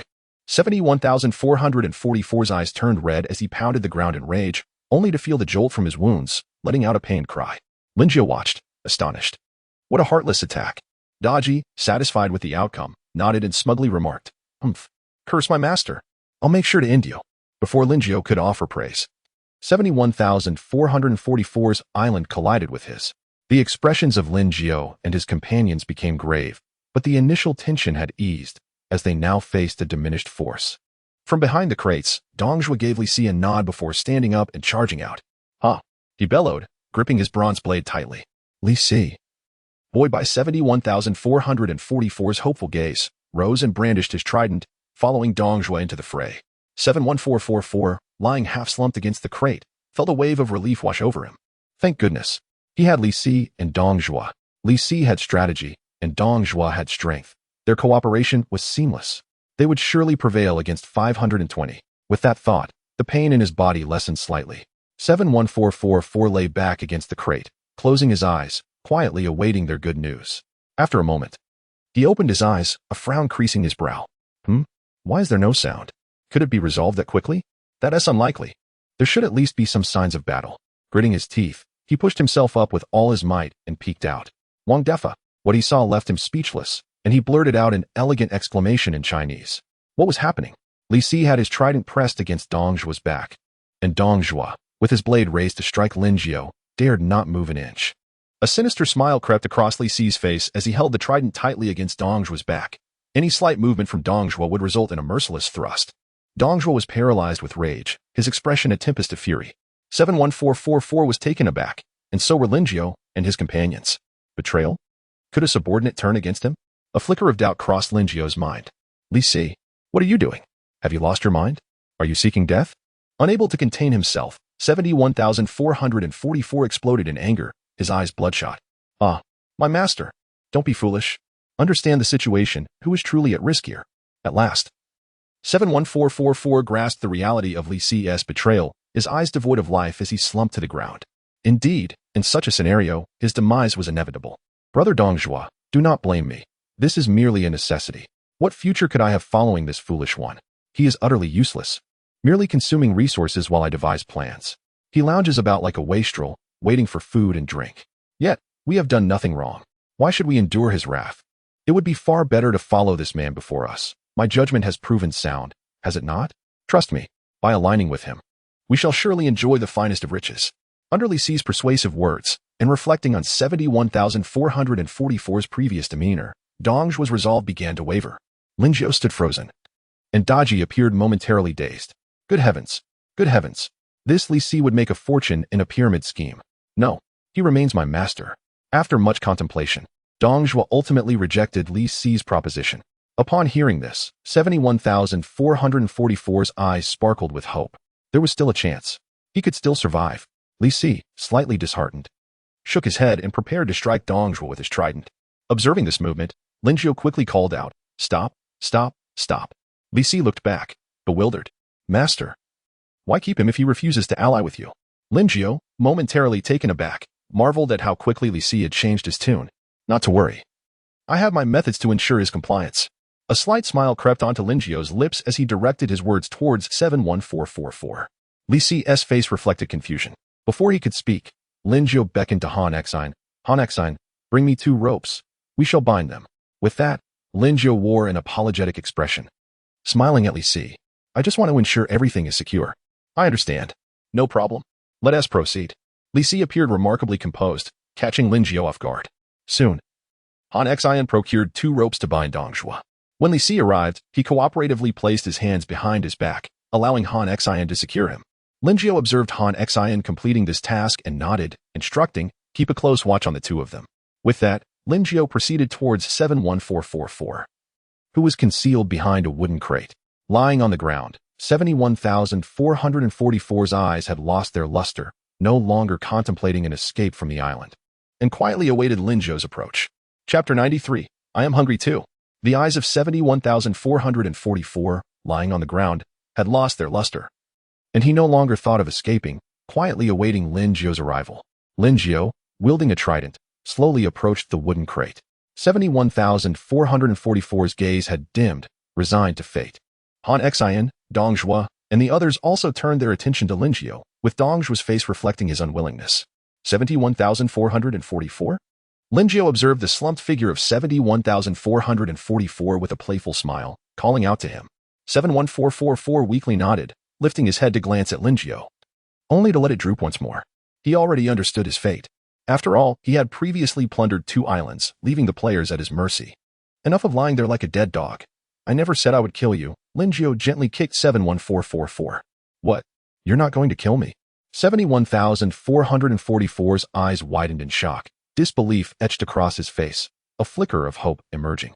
Linjiao crouched down, patting 71,444's shoulder with a smile, saying, "I truly want to kill you. Instead, I wish to propose a transaction." "A transaction? What kind of transaction?" A glimmer of interest sparked in 71,444's eyes as he eagerly inquired, for survival was his utmost priority. With a hint of a devilish grin, Linjiao fixed his gaze on 71444, who felt a sudden chill. Linjiao continued with his charming smile. "It's simple. You will navigate your mobile island to transport the island you just plundered to mine. Then you will accompany me back to my main island, as my resources are all there, and it is only then that I can reward you." Upon hearing this, 71,444 nodded vigorously, exclaiming, "Okay, boss. I'll bring the island over and then leave. Let us forget about the transaction. Consider it a gesture of respect from a subordinate." 71444 was no longer concerned about rewards. He merely wished to escape this place as soon as possible. Linjiao, however, displayed dissatisfaction, firmly placing his hand on 71,444's shoulder, stating, "Your words make me quite displeased. I am a principled merchant. A transaction is a transaction. Do you wish for me to compromise my principles?" The last sentence was emphasized intentionally. Upon hearing this, 71444 quickly shook his head, smiling ingratiatingly, "Boss, I'll follow your lead." Satisfied, Linjiao nodded and waved at Han Xine, instructing, "Bring those 2 over." Han Xine, standing not far away, nodded, then seized Li Si and approached, tossing him to the ground before urging Dongzhuo to follow. Once everyone was gathered, Linjiao instructed Han Xine, "Keep an eye on them here on this island. If they attempt any foolish actions, eliminate them." Before Han Xine could respond, 71,444 hastily shook his head, a flattering smile on his face. "Boss, that won't happen. If they dare to act recklessly, I'll jump into the sea myself." Pleased, Linjiao nodded and turned to return to his island. Upon his return, he affectionately ruffled Daji's hair, only to notice 71,444 still lingering without action. "What are you doing? Why aren't you moving?"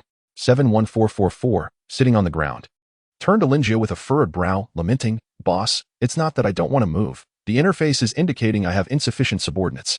Intrigued, Linjiao walked back to 71,444's island, asking, how is that possible? He soon spotted the bound Li Si and another deceased subordinate of 71,444s. Realizing that Li Si had indeed defected, Linjiao accessed the interface, removing 71444 from the blacklist, and attempted to transfer Li Si to him, pleasantly surprised when it worked. After a moment's contemplation, he confirmed the transfer. Upon receiving Li Si, 71444 understood the situation and cast a resentful glance at him. After completing these arrangements, Linjiao reiterated his instructions to Han Xin before heading back to his island. Under Linjiao's watchful gaze, 71444 piloted the island towards the one he had recently seized. Linjiao chuckled, shaking his head. He had considered having 71,444 deliver the island to him. But then he realized he would have to provide the fuel, questioning the purpose of their business arrangement. All right, no more watching.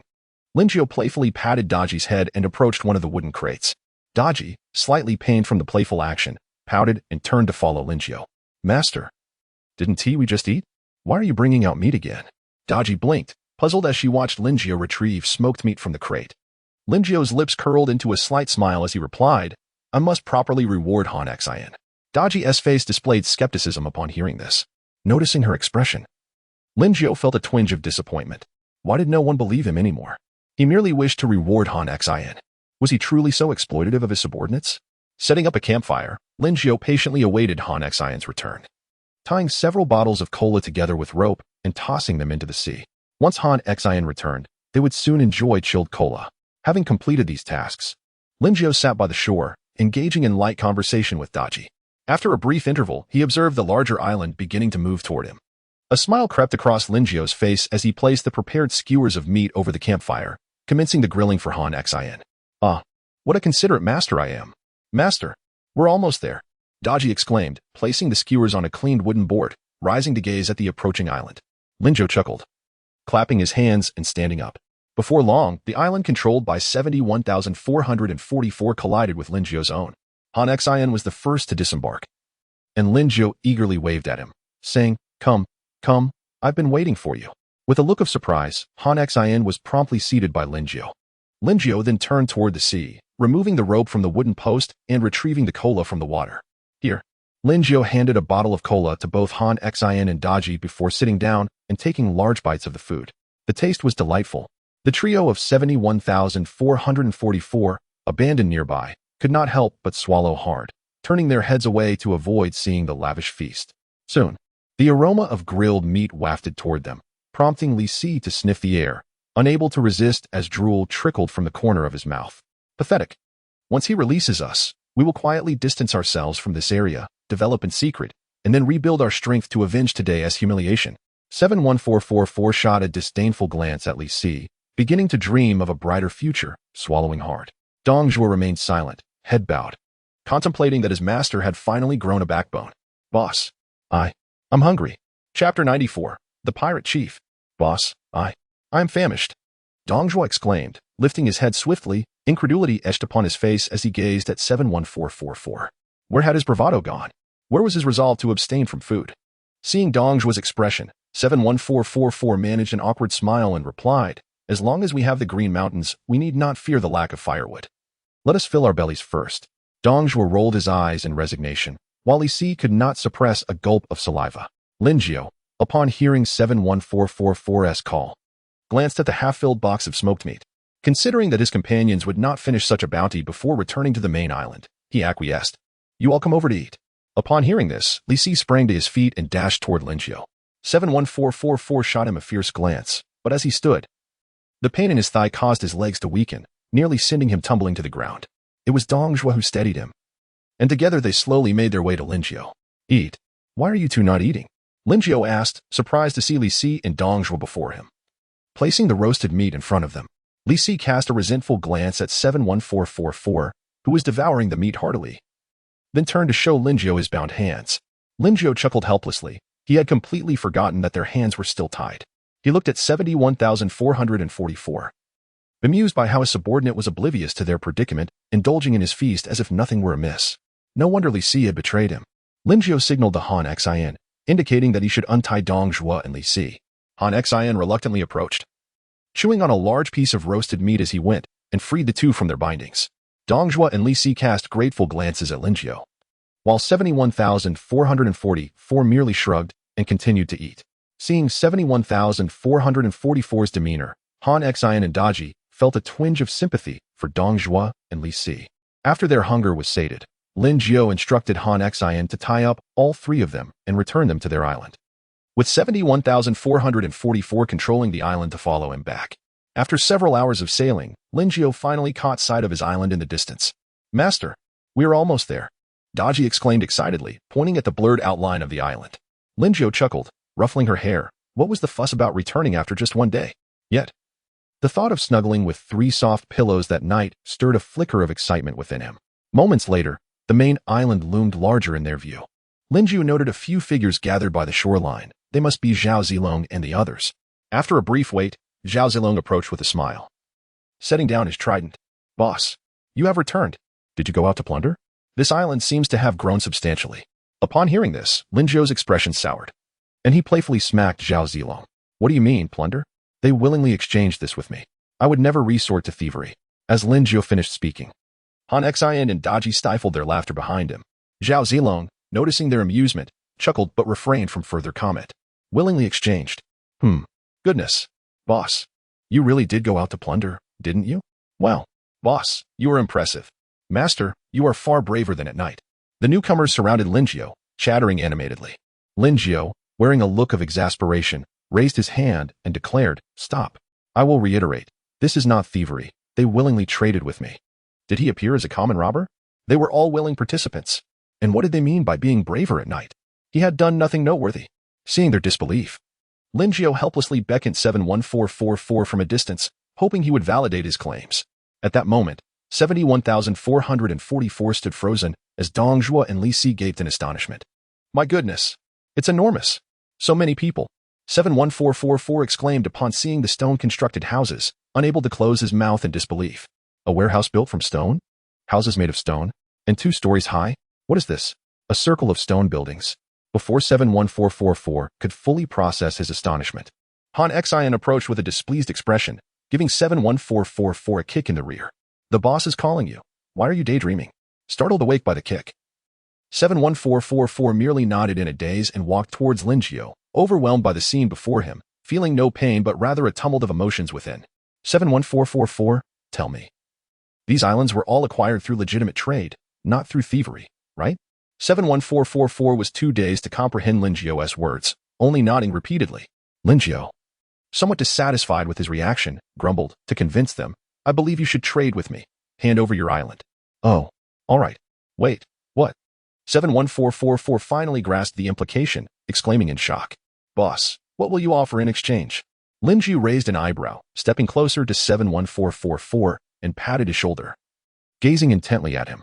"Haven't I already provided you with supplies?" "What, supplies? I don't believe so. Boss, you must be mistaken."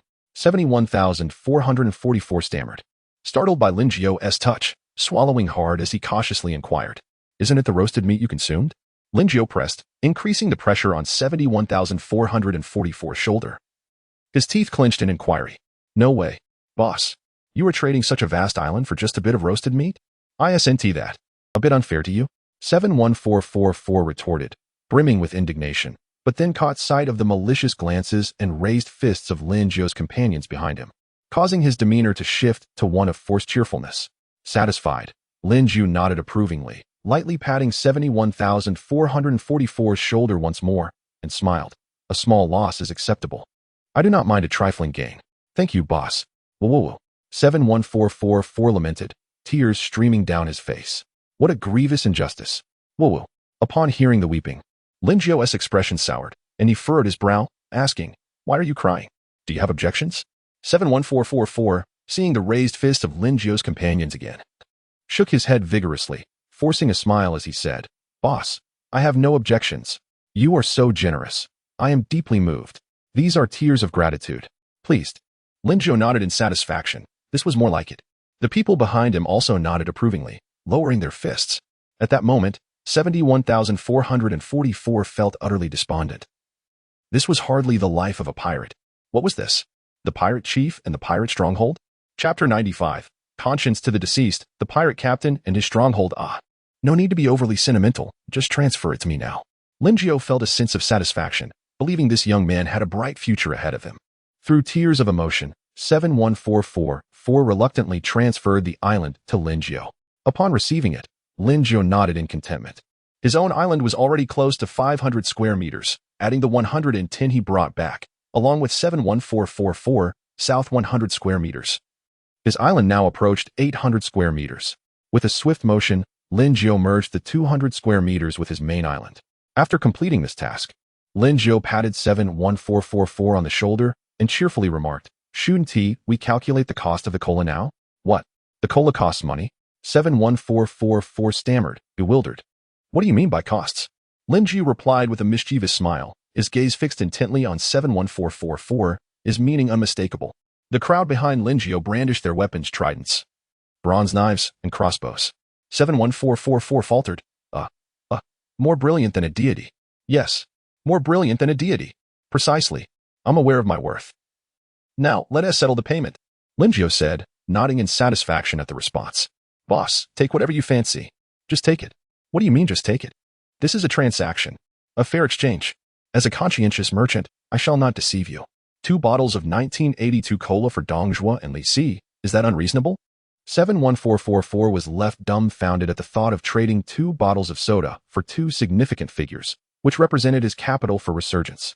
He contemplated bargaining with Lingio, but reconsidered upon noticing the imposing crowd behind him, finally conceding that it's not unreasonable.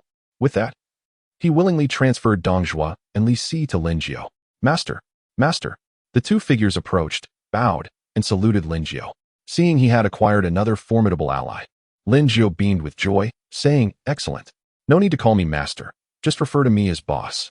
Dongjua and Li Si nodded and took their places behind Lingio. This spectacle left 71,444's heart racing with envy and regret. Lingio, observing 71,444's expression, shook his head, reflecting, one does not cherish what they possess until it is lost. How unfortunate. Just as Lingio prepared to depart, 71,444 suddenly raised his head and queried, "Boss, what about our prior agreement? I helped you transport the island. What about the resources you promised?" Hope glimmered in 71,444's eyes as he continued, "Boss, I don't ask for much, just 20 square meters of island space and a little distance to be transported. Anywhere will do." Believing Lingio would acquiesce, he bore the pain in his leg and turned to retrieve his fishing rod. Lingio displayed a hint of confusion, halting 71444, and inquired, "What? Resources? Haven Tea, I already provided them? You've wasted so much of my time. Allowing you to utilize such a meager amount of wood is already quite generous." Upon hearing this, 71,444 turned back, fist clenched, his face aflame with indignation, declaring, 520. "You've gone too far. Don't think I fear you just because you have numbers on your side. Let us settle this one-on-one." Lingio burst into laughter, glancing at 71,444's injuries, and exclaimed, "Ha ha ha. Did you hear that? He wants to challenge me." The crowd joined in uproarious laughter, clutching their stomachs, with his face flushed and trembling in rage. 71444 retorted, "Boss, that's rather unkind." At that moment, Li Si unexpectedly stepped forward to defend 71444, prompting Lingio to regard him with surprise. Grateful. 71444 shot a look of appreciation at Li Si, touched that he still remembered their previous master-servant bond. "Boss, saying he has been kicked by a donkey is an insult to the donkey," Li Si added, causing Lingio to pause and then pat Li Si's shoulder appreciatively. The already furious 71444 erupted with rage upon hearing Li Si's words. "Damn it, 520. If you're a man, face me in a one-on-one duel." With a furious shout, 71444 hobbled toward Lingio. Lingio shook his head, disdain evident on his face, and with a swift kick, sent 71,444 flying. "You see, this isn't my fault. This was his own demand. I've never heard such an unreasonable request in my life." Turning to the onlookers, he feigned innocence, as 71444 lay on the ground, agony coursing through him from the wound.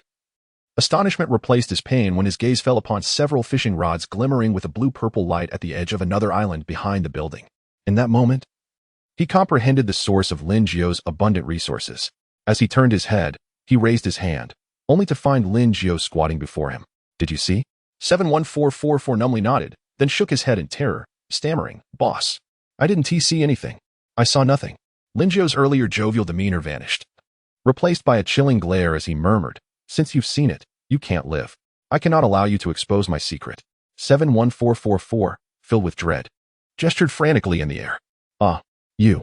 He coughed up blood, attempting to speak, but as he uttered a single word, his head slumped to the side, lifeless. Blood continued to seep from his abdomen, and Linjio expressionlessly withdrew his hand, washing it in the sea. In that fleeting moment, he felt like a villain from a novel. An arrow protruded from 71,444's abdomen, piercing through him, blood gushing forth. After cleaning his hands, Linjio turned back to Han Xin and the others, his cold demeanor replaced with a sunny smile. "Did you see? I am a conscientious merchant." He was the one who proposed the duel. As a conscientious merchant, I certainly strive to meet all my clients' requests. The crowd exchanged peculiar glances but nodded in agreement. Yes, indeed, a conscientious merchant. Alas, the conscientious client has perished. Chapter 96, The Freshwater Dilemma. After enjoying the splendid performance, the crowd departed, chuckling as they resumed their respective tasks. Zhao Zilong kicked the lifeless body of 71,444 into the sea, honoring the island's traditional burial customs. "Boss, I'm feeling a bit overwhelmed. I think I shall retire for the night." After resolving the matters at hand, Han Xion's eyelids drooped, revealing his fatigue. Observing his weary demeanor, Linjio patted his shoulder, saying, "You've worked hard. It's time to rest." Han Xion nodded silently, his expression weary, and turned to walk towards his dormitory. Once Zhao Zilong had performed the sea burial for 71444, Linjio approached him with a smile and inquired, "Did anything unexpected occur while I was away?" "Boss, there were no surprises while you were gone, but upon your return, an unexpected delight awaited you." Noticing Linjio's furrowed brow, Zhao Zilong quickly amended, "You brought back an unexpected surprise." "Indeed." Linjio nodded in satisfaction, waving his hand to signal Zhao Zilong to depart. "Did you see that? He is a conscientious merchant, a principled boss. Who dares to disagree? If anyone disbelieves, let them confront 71,444. Rather than inspecting the island's structural issues, Linjio made his way to the fishing area. After all, the chilly stone bricks could not compare to the comforting and soft aroma of freshly steamed buns. The thought of 6 warm buns awaiting him quickened his pace, a smile gracing his face. "Master! Master! Master!" Daji and her companions turned in unison, their voices melodious. Linjio grinned and nodded repeatedly, hastening his steps as he exclaimed, "A day without seeing you is a day filled with longing. Come, let your master embrace you." With that, he opened his arms and approached Kaiwenji. Kaiwenji's face lit up with a joyful smile, and she stood to leap into Linjio's warm embrace. Just as Linjio was about to savor the warmth of the buns, Meng Meng, nestled in Kaiwenji's arms, wriggled free and leaped onto Linjio's face. "Meng Meng!" Linjio cried out, pushing the little creature away from his visage with a hint of annoyance. However, Meng Meng paid no heed, using her tiny hooves to scramble over Linjio's body, her head burrowing into his embrace, initially intending to scold her. Linjio found himself unable to resist her adorable antics and merely lifted Meng Meng playfully, indulging her. Kaiwenji observed, stifling her laughter behind her hand, and, noticing Linjio's flustered expression, tiptoed beside him to plant a quick kiss on his chin before shyly retreating back to the fishing area. Linjio paused, patting Meng Meng's head and chuckling softly. Although he had not indulged in the soft, tender buns, a kiss was a delightful consolation. After toying with Meng Meng for a while, he remembered his purpose for being there. His fishing rod had yet to be replicated, so he grasped it and summoned a duplicate, handing it to Daji. After engaging in light conversation with Daji and her companions, he set Meng Meng down and turned to leave. "Old Lei," Linjio called out as he approached Lei Fada, who was busy working, holding 2 bottles of cola in his hands. Hearing his name, Lei Fada turned promptly, setting aside his work. "Boss." Linjio smiled and nodded, tossing a bottle of cola to Lei Fada. "How is the progress?" "Boss, the pig pen has been completed, and we are currently constructing Old O's blacksmith shop. It should be finished by this afternoon." Linjio assessed the emerging shape of the blacksmith shop, reminiscent of what he had seen on television. "Good, then carry on. I will check elsewhere." He waved at the workers with a smile before heading towards the pig pen. Upon arriving at the pig pen, Linjio examined the structure, noting the stone brick walls encircled by several supporting pillars, with a roof being built about a meter above the walls. He pushed open the door and stepped inside, pleased to see proper drainage and sewage systems in place, alleviating concerns of flooding during rain. It seemed there had not been a drop in several days. Linjio quickly exited the pig pen and approached the water hole that had been excavated during the last rainfall.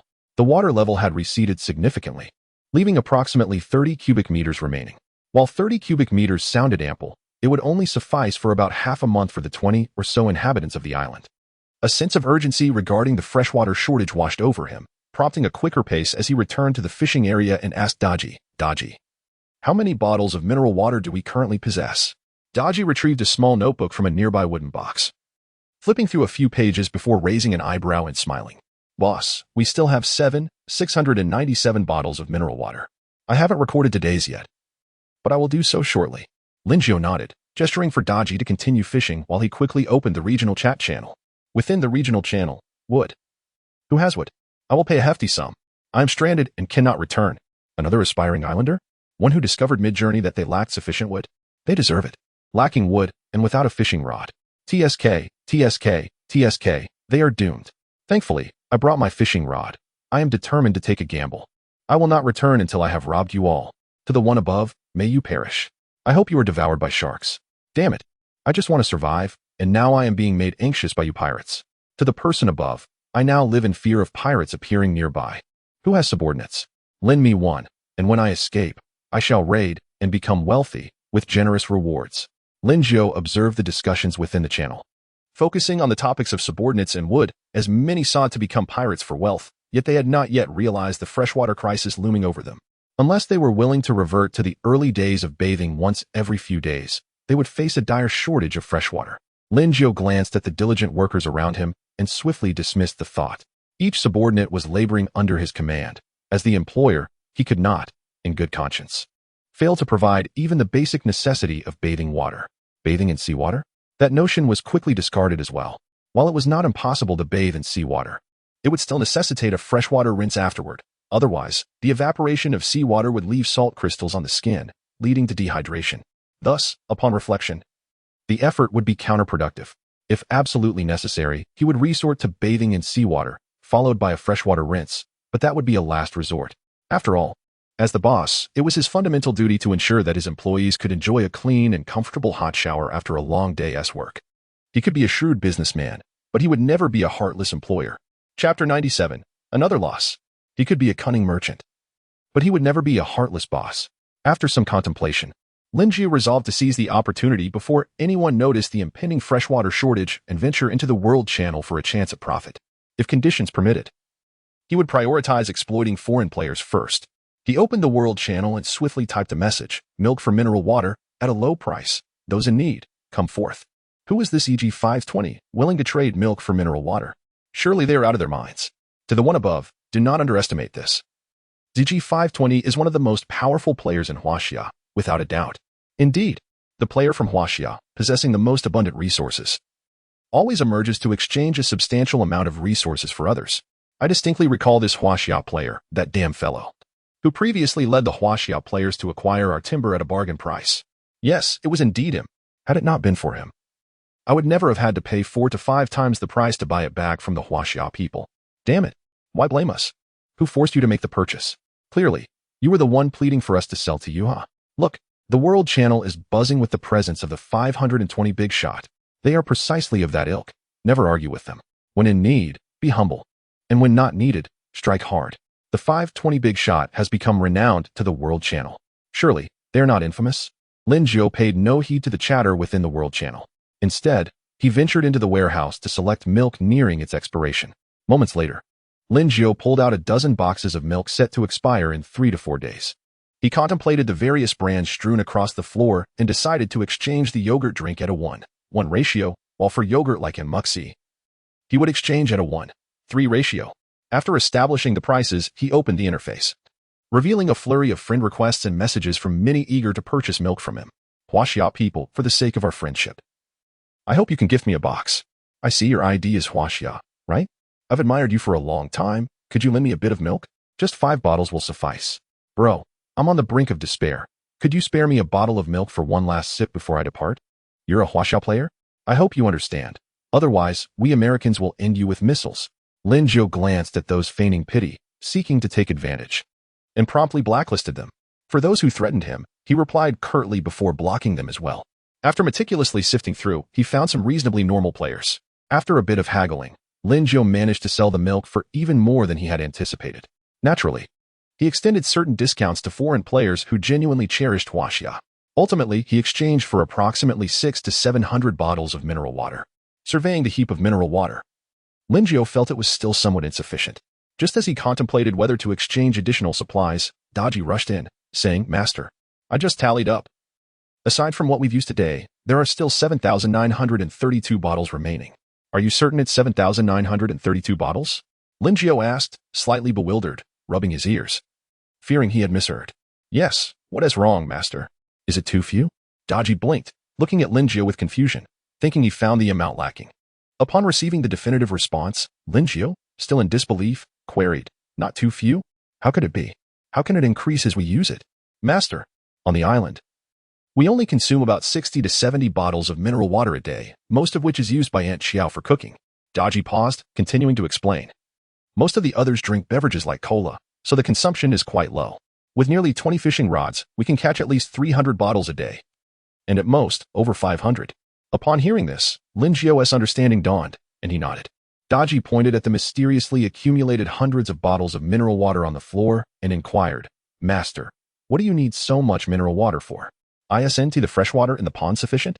I feared that when everyone bathes, there wouldn't be enough mineral water, so I bought a little." Linjiao scratched his head, offering a sheepish smile.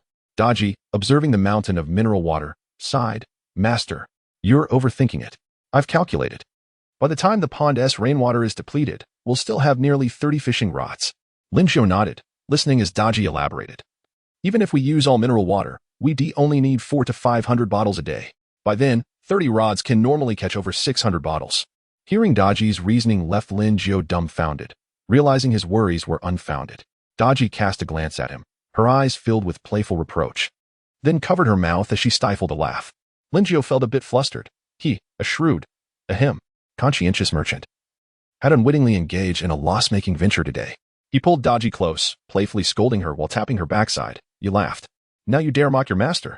"Master, I was wrong. I won't dare again." Daji's cheeks flushed, her body trembling slightly as if holding back something.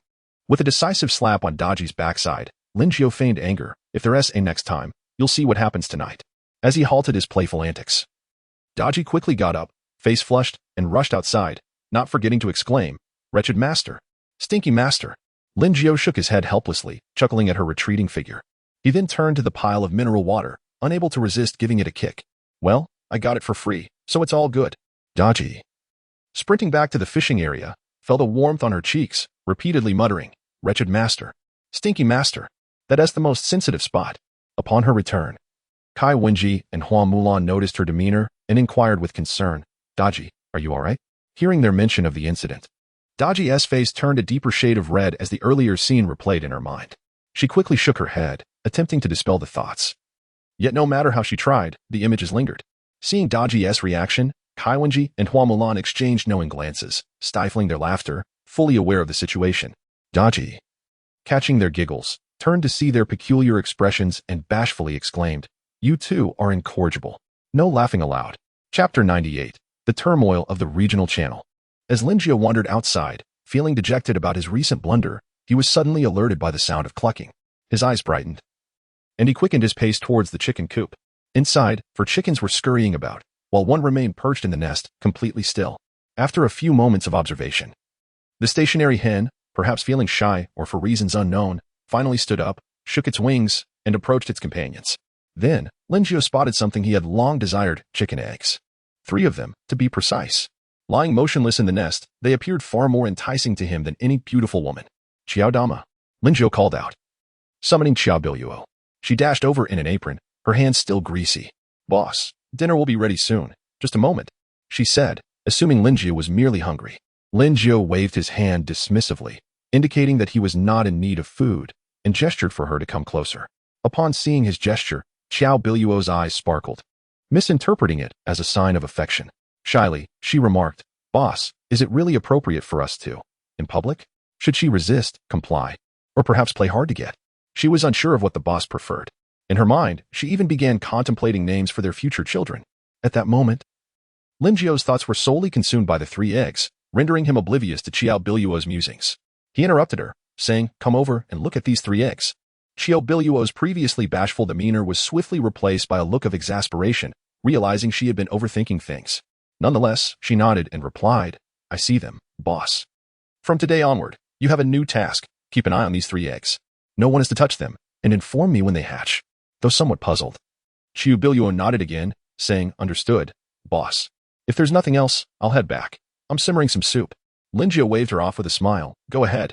Remember to tell me when they hatch. He gazed at the 3 eggs in the coop, a broad smile spreading across his face. The cycle of chicken and egg and chicken, would continue. Once he amassed a certain scale, he could live comfortably solely on the sale of chickens. Suddenly, his train of thought was interrupted by a message from 4399. Linjiao refocused, opened the friend channel, and read the message from 4399. Big boss, I brought you the wood ash I collected over the past few days. Great. Linjiao quickly replied with a single word, and soon received a delivery of wood ash. To his astonishment, dozens of boxes of wood ash materialized before him. Ma Jun, bring 2 people over here. Not far away, Ma Jun, who was mixing cement, glanced around and reluctantly pulled along the unwilling Li Si. As they approached, before Ma Jun could speak, Li Si, with a sycophantic grin, asked, Boss, what can I do for you? Ma Jun frowned at Li Si's demeanor, feeling uneasy about the disparity between his current attitude and the reluctance he had shown earlier. Linjiao scrutinized Li Si, almost having forgotten him. He instructed, help me move these boxes of wood ash to Ma Jun. Li Si nodded eagerly. Of course, boss. He swiftly lifted a box and headed towards Ma Jun. Watching Li Si's retreating figure, Ma Jun turned back to Linjiao, visibly conflicted. Boss. Linjiao raised a hand, observing Li Si with a smirk. Don't worry, I know what I'm doing.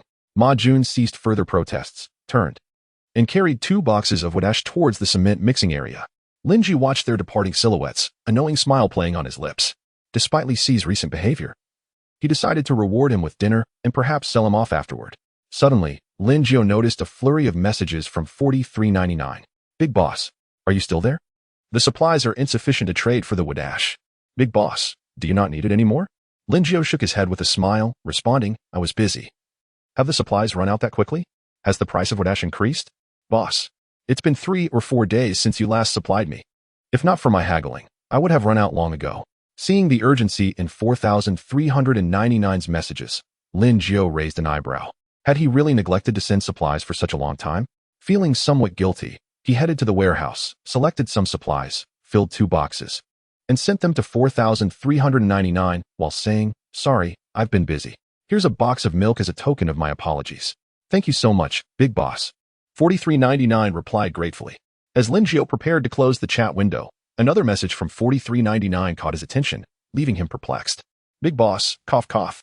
I must tell you. Someone is spreading rumors about you in the regional channel. Linjiao smirked disdainfully. Many had attempted to slander him. If he were to address each one, he would have no time for anything else. It's nothing. I'm quite accustomed to it. It's rather normal. No, big boss, this is different. I don't even know how to explain it. You should check it out for yourself. Intrigued by the tone of 4399's message, Linjiao switched to the regional channel. Inside the regional channel, the messages flowed. Those who once fawned over 520, have you seen his true colors? It's utterly disgusting. Who would have thought 520 is such a person? I regret ever praising him. I used to think 520 was at least a conscientious merchant, but alas, 520's actions make me feel nauseated. Not necessarily. I believe Big Boss 520 must have his reasons. Let's not be so quick to judge. I agree, surely. There must be a rationale behind Big Boss 520's actions. Can we refrain from baseless criticism? Look at these 2 remaining sycophants of 520. Come on, everyone. Let us confront them. Linjiao stared at the barrage of comments in the regional channel, utterly baffled. Why was everyone suddenly attacking him as if he were a traitor? The few who had defended him were also being berated. Perplexed, he scrolled back through the chat history. The more he read, the darker his expression became. Eventually, he halted his movements, fury etched across his face. Now he finally understood what was happening. Chapter 9964,973. Now he understands what is happening. He had just perused the chat logs, discovering that someone was using his previous sale of milk to foreign players on the World Channel to incite a frenzy. The nutritional value of milk is high. At this stage, most people no longer pursue quantity, but rather quality. A bottle of milk provides significantly more nutrition than 2 or 3 bottles of mineral water. Some took this opportunity to launch a tirade, branding him a traitor for selling milk to foreign players instead of his compatriots. The crowd, still oblivious to the scarcity of fresh water, followed suit in the channel. Linjiao chuckled, though his smile was laced with scorn. How could such behavior escalate to treachery? He is a merchant, free to sell to whomever he chooses. If such actions could indeed be classified as treason, he would have first opted to sell milk to players from Huaxia, stockpiling a significant amount of fresh water. And when they realized the shortage, he would sell it back at exorbitant prices. Currently, he had no shortage of fresh water, but others certainly did. Not everyone possesses as many fishing rods as he does. Statistically, other players could only catch enough fresh water for 2 people to drink in a day with 1 fishing rod. Once the rainwater they had stored ran out, it would become a challenge just to meet their daily hydration needs, let alone washing up. As the tide of insults against him intensified in the regional channel, showing no signs of abating, he initially considered ignoring it, knowing that such slander would not affect his life. However, upon noticing a few players supporting him, he couldn't help but smile. He opened the regional channel and typed the line, "How many days do you think your stored fresh water will last? How do you speak? A traitor. I can't believe you are this kind of person. Get lost. Go back to your foreign land." Fresh water? What does that even mean? I need to check. As he sent his message, the vitriol in the regional channel diminished by more than half, as most rushed to check their freshwater supplies. Shortly after, the channel erupted with exclamations. Holy cow, I just checked. The rainwater I've stored will only last 3 days. I can't believe it. I thought mineral water was sufficient for drinking, but what will I do once the stored rainwater is gone? I'm slightly better off. My rainwater can last about a week. I suddenly understand what the big boss meant. He was out to fool the foreigners, not us. We misunderstood him. Well, that makes sense. Boss, I'm sorry. I knew the boss wouldn't consider foreigners first. A bunch of mindless followers. Watching the apologies and acknowledgments flood the regional channel, Linjiao shook his head and closed the interface. This had little to do with him and everything to do with a few individuals. He had noticed that from the very first day the accusations against him began, multiple similar criticisms sprang up simultaneously, all following a particular narrative. He found it hard to believe that there was no manipulation behind it. Linjiao's expression grew serious as he committed the first accuser's player number to memory, ZG64973. He recalled having no grievances with this person. Why then? After pondering for a moment, he could not discern the reason and decided to let it go. There had been a 71,444 before, and now there was a 64,973. It seemed endless. He resolved to treat it as a mere seasoning in life, but he certainly hoped to avoid encountering 64,973. Otherwise, he might end up sending him to keep 71,444 company. With that thought, a wicked smile crept across Linjiao's lips. On another island, a man appearing to be in his early 20s sat on the ground, fiddling with a small object, a faint smile playing on his lips as he murmured to himself. I wonder why 71,444 has T replied to my message yet. If he doesn't T, then so be it. It doesn't T matter. His reputation must be in tatters now. After saying that, the man's smile morphed into one of triumph as he lifted his fishing rod and cast the hook into the tranquil sea. His mood buoyed by the calm waters, he couldn't help but share his joy with 71444. Wang Defa. When he sent another message to 71,444, he noticed that 71,444's friend status had dimmed, signifying death. Oh well, if he is dead, he is dead. That brain can't be of any use now. 64,973's face bore no trace of sorrow, only a hint of disdain. To him, 71444 was merely a lucky fool. Had it not been for 71,444 seeking him out to take down 520 together, he wouldn't have given him a second thought. Fortunately, he had retained the numbers of the players 71444 had rallied against 520, and now he was using that very group to stir the pot in the regional channel. With that, a smug grin appeared on 64973's face. With 71444 out of the picture, he could rightfully assume leadership over those players. In high spirits, 64973 opened a packet of fried chicken he had been saving, tearing off a drumstick and stuffing it into his mouth. Su Dingfang, stop what you're doing. Come eat with me. I'm in a good mood today. After a few hasty bites, 64973 raised the chicken leg, calling out to the man who was busy working. The busy Su Dingfang, upon hearing this, pointed incredulously at himself before walking over to 64,973. Master, are you saying I can eat this too? Su Dingfang sat on the ground, swallowing hard as he pointed at the fried chicken in 64,973's hand. 64973 beamed with a victorious smile, patting Su Dingfang on the shoulder with his greasy hand, laughing heartily. Ha ha ha. Of course. Go ahead. Trembling, Su Dingfang tore off a piece of meat from the fried chicken and placed it in his mouth, savoring it with closed eyes. Wah! After so many days on this island, this is only the second time I've had meat. The first was on my very first day here. Watching Su Dingfang's expression, 64973 felt a twinge of guilt. Ever since Su Dingfang arrived on the island, he had only allowed him to eat meat once. Not out of malice, but because he had become slightly disdainful the moment Su Dingfang revealed his name. He wanted a warrior, not an ordinary person. He had never heard of any famous generals in history named Su Dingfang, so he naturally classified him as a commoner. He felt no need to provide exceptional rations for an ordinary individual, merely being full was sufficient. However, after spending these few days together, he realized that Su Dingfang possessed considerable strength, easily handling drowned corpses and raging rhinos. He was certainly not an ordinary person, but rather someone of at least a minor leadership caliber. If Lin Jie were to learn of 64,973's current thoughts, he would surely berate him for wasting resources. Su Dingfang, a formidable general of the Tang dynasty. Su Dingfang conquered the Shuyue region, pacified the Zhongling Mountains, subdued Beach, and defeated Goguryeo, capturing their leaders and expanding the Tang Empire's territory westward to the Caspian Sea and eastward to the southern part of the Korean peninsula. This was unprecedented. If Lin Jie were beside him at that moment, he would be itching to deliver a resounding slap. Meanwhile, 64973 relished his fried chicken and suddenly felt compelled to check the regional channel to see how the public outcry against 520 had evolved. Upon opening the regional channel, he was momentarily taken aback, hastily setting aside the fried chicken in his grasp and dashed towards a specific direction. Chapter 100 C. You drink first. Wang Defa. 64973 arrived at the edge of a pit and gazed downward, where only a fistful of rainwater remained. What could this imply?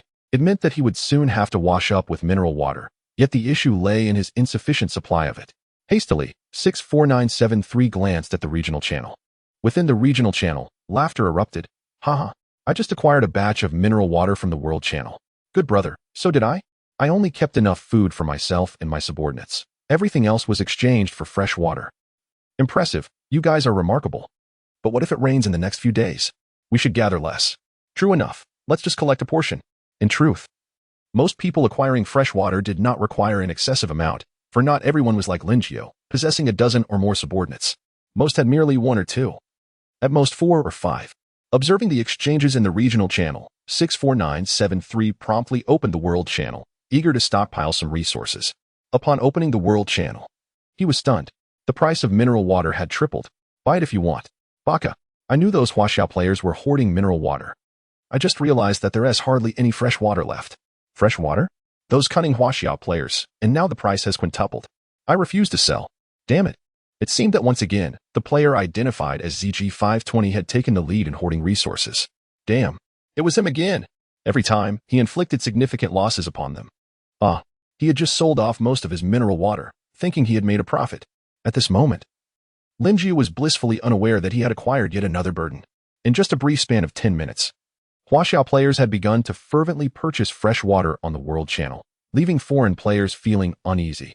Fresh water had become a commodity that was priced yet scarce. The cheapest had surged 5 or 6 times. Reluctantly, 64973 purchased some mineral water, his eyes reddening as he fixated on the mineral water before him. This time, not only did it not tarnish the reputation of 520, but it elevated it to new heights. His heart ached as he gazed at the mineral water, as if he were witnessing the triumphant smirk of 520. At that moment, he wished to kick the mineral water into the sea, yet he could not. Not far away, Su Dingfang, indulging in fried chicken, noticed 64,973's grim expression and silently set down his chicken wing. He understood that his meat had just gone to waste. Boss, we're not having barbecue again today, are we? I'm quite tired of it. Han Xian, still drowsy, emerged from the dormitory and inquired of Lin Jie at the door. Fear not. What else could we have but the meals prepared by Aunt Xiao? I even asked her to make you a pot of rib soup. Lin Jie smiled sheepishly. After several consecutive barbecues, he too felt a bit weary. Upon hearing about the rib soup, Han Xian instantly perked up, hurriedly washing up before making his way to the dining area. His eyes sparkled as he approached the table, eagerly asking, Boss, where's the rib soup? Zhao Zilong and the others chuckled at Han Xian's excitement. All right, let us eat first. There is plenty of food for you. The soup is still simmering. Lin Jie replied, a hint of exasperation in his tone. Han Xian, blushing with embarrassment, scratched his head and took a seat. Not long after Lin Jie began to eat, 4399 sent a message. Boss, you're truly remarkable and possess great foresight. I just acquired some fresh water from the world channel. Lin Jiu picked up a piece of sweet and sour rib, quickly typing a response with his fingers. As the others had long since become accustomed to it. Don't hoard too much, just enough will suffice. If it rains heavily recently, it could lead to significant losses. After a moment, 4399 replied, Boss, what are you doing? Lin Jiu furrowed his brow, feeling that 4399 was becoming a tad clingy. Did they perhaps harbor some interest in him? Tempting me. He would absolutely refuse, even if the person were a leggy beauty. It was simply impossible. Chuckling at the thought, Lin Jiu quickly replied. The essence of a lecher was laid bare. Eating. Moments later, 4,399 could no longer contain their curiosity. Boss, what are you eating? Lin Jiu glanced at the food before him and frowned, responding, not much. It's just dinner, something simple. Sweet and sour ribs, soy sauce beef, kung pao chicken, along with a vegetable dish and soup, cabbage, pork, vermicelli, and rib soup. After sending this message, Lin Jiu closed the interface. It was time to eat. Or he would end up without any soup to drink. A woman gazed at the message from Lin Jiu, her mouth agape, and then looked down at the bread and instant noodles in her bowl, feeling utterly unappetizing. Is this what you call simple? Casual? She had only allowed herself one of those dishes every 2 days. Yet Lin Jiu's dinner seemed so extravagant. It was her own fault for asking this question. Sobbing quietly, staring at the bread and instant noodles, she thought longingly of the sweet and sour ribs. Gritting her teeth, she turned to El Bu and another subordinate, declaring, Tonight, we're having rice. We're having barbecue. El Bu and the other subordinate's eyes lit up, incredulous. Really? Indeed. I'm going to get the rice right now. 4399 said earnestly, turning to head indoors. After being provoked by Lin Jiu, who could withstand such a temptation? Aha. Qin Xiong, you're in for a treat. Eating meat only once every 2 days. El Bu laughed heartily at Qin Xiong, who looked puzzled, not understanding what was so amusing. El Bu said no more, after all. Qin Xiong had only just joined their island today, and it was normal for her to be unaware of the situation. In a few days, she would comprehend. El Bu, come lend a hand. Inside, 4399 called out to El Bu outside, who promptly stood up to respond, coming. Burp. Having eaten until he was 7/10 full, Han Xian rubbed his round belly and inquired, Boss, where's the rib soup? I still have room for 3/10 of rib soup. Lin Jiu, speechless, watched as Qiao Biluo stifled a laugh before swiftly rising to head toward the kitchen. After a brief wait, Qiao Biluo emerged with 2 large bowls of rib soup. The steam wafted enticingly, and the satisfied crowd could not help but swallow hard. Boss, may I start?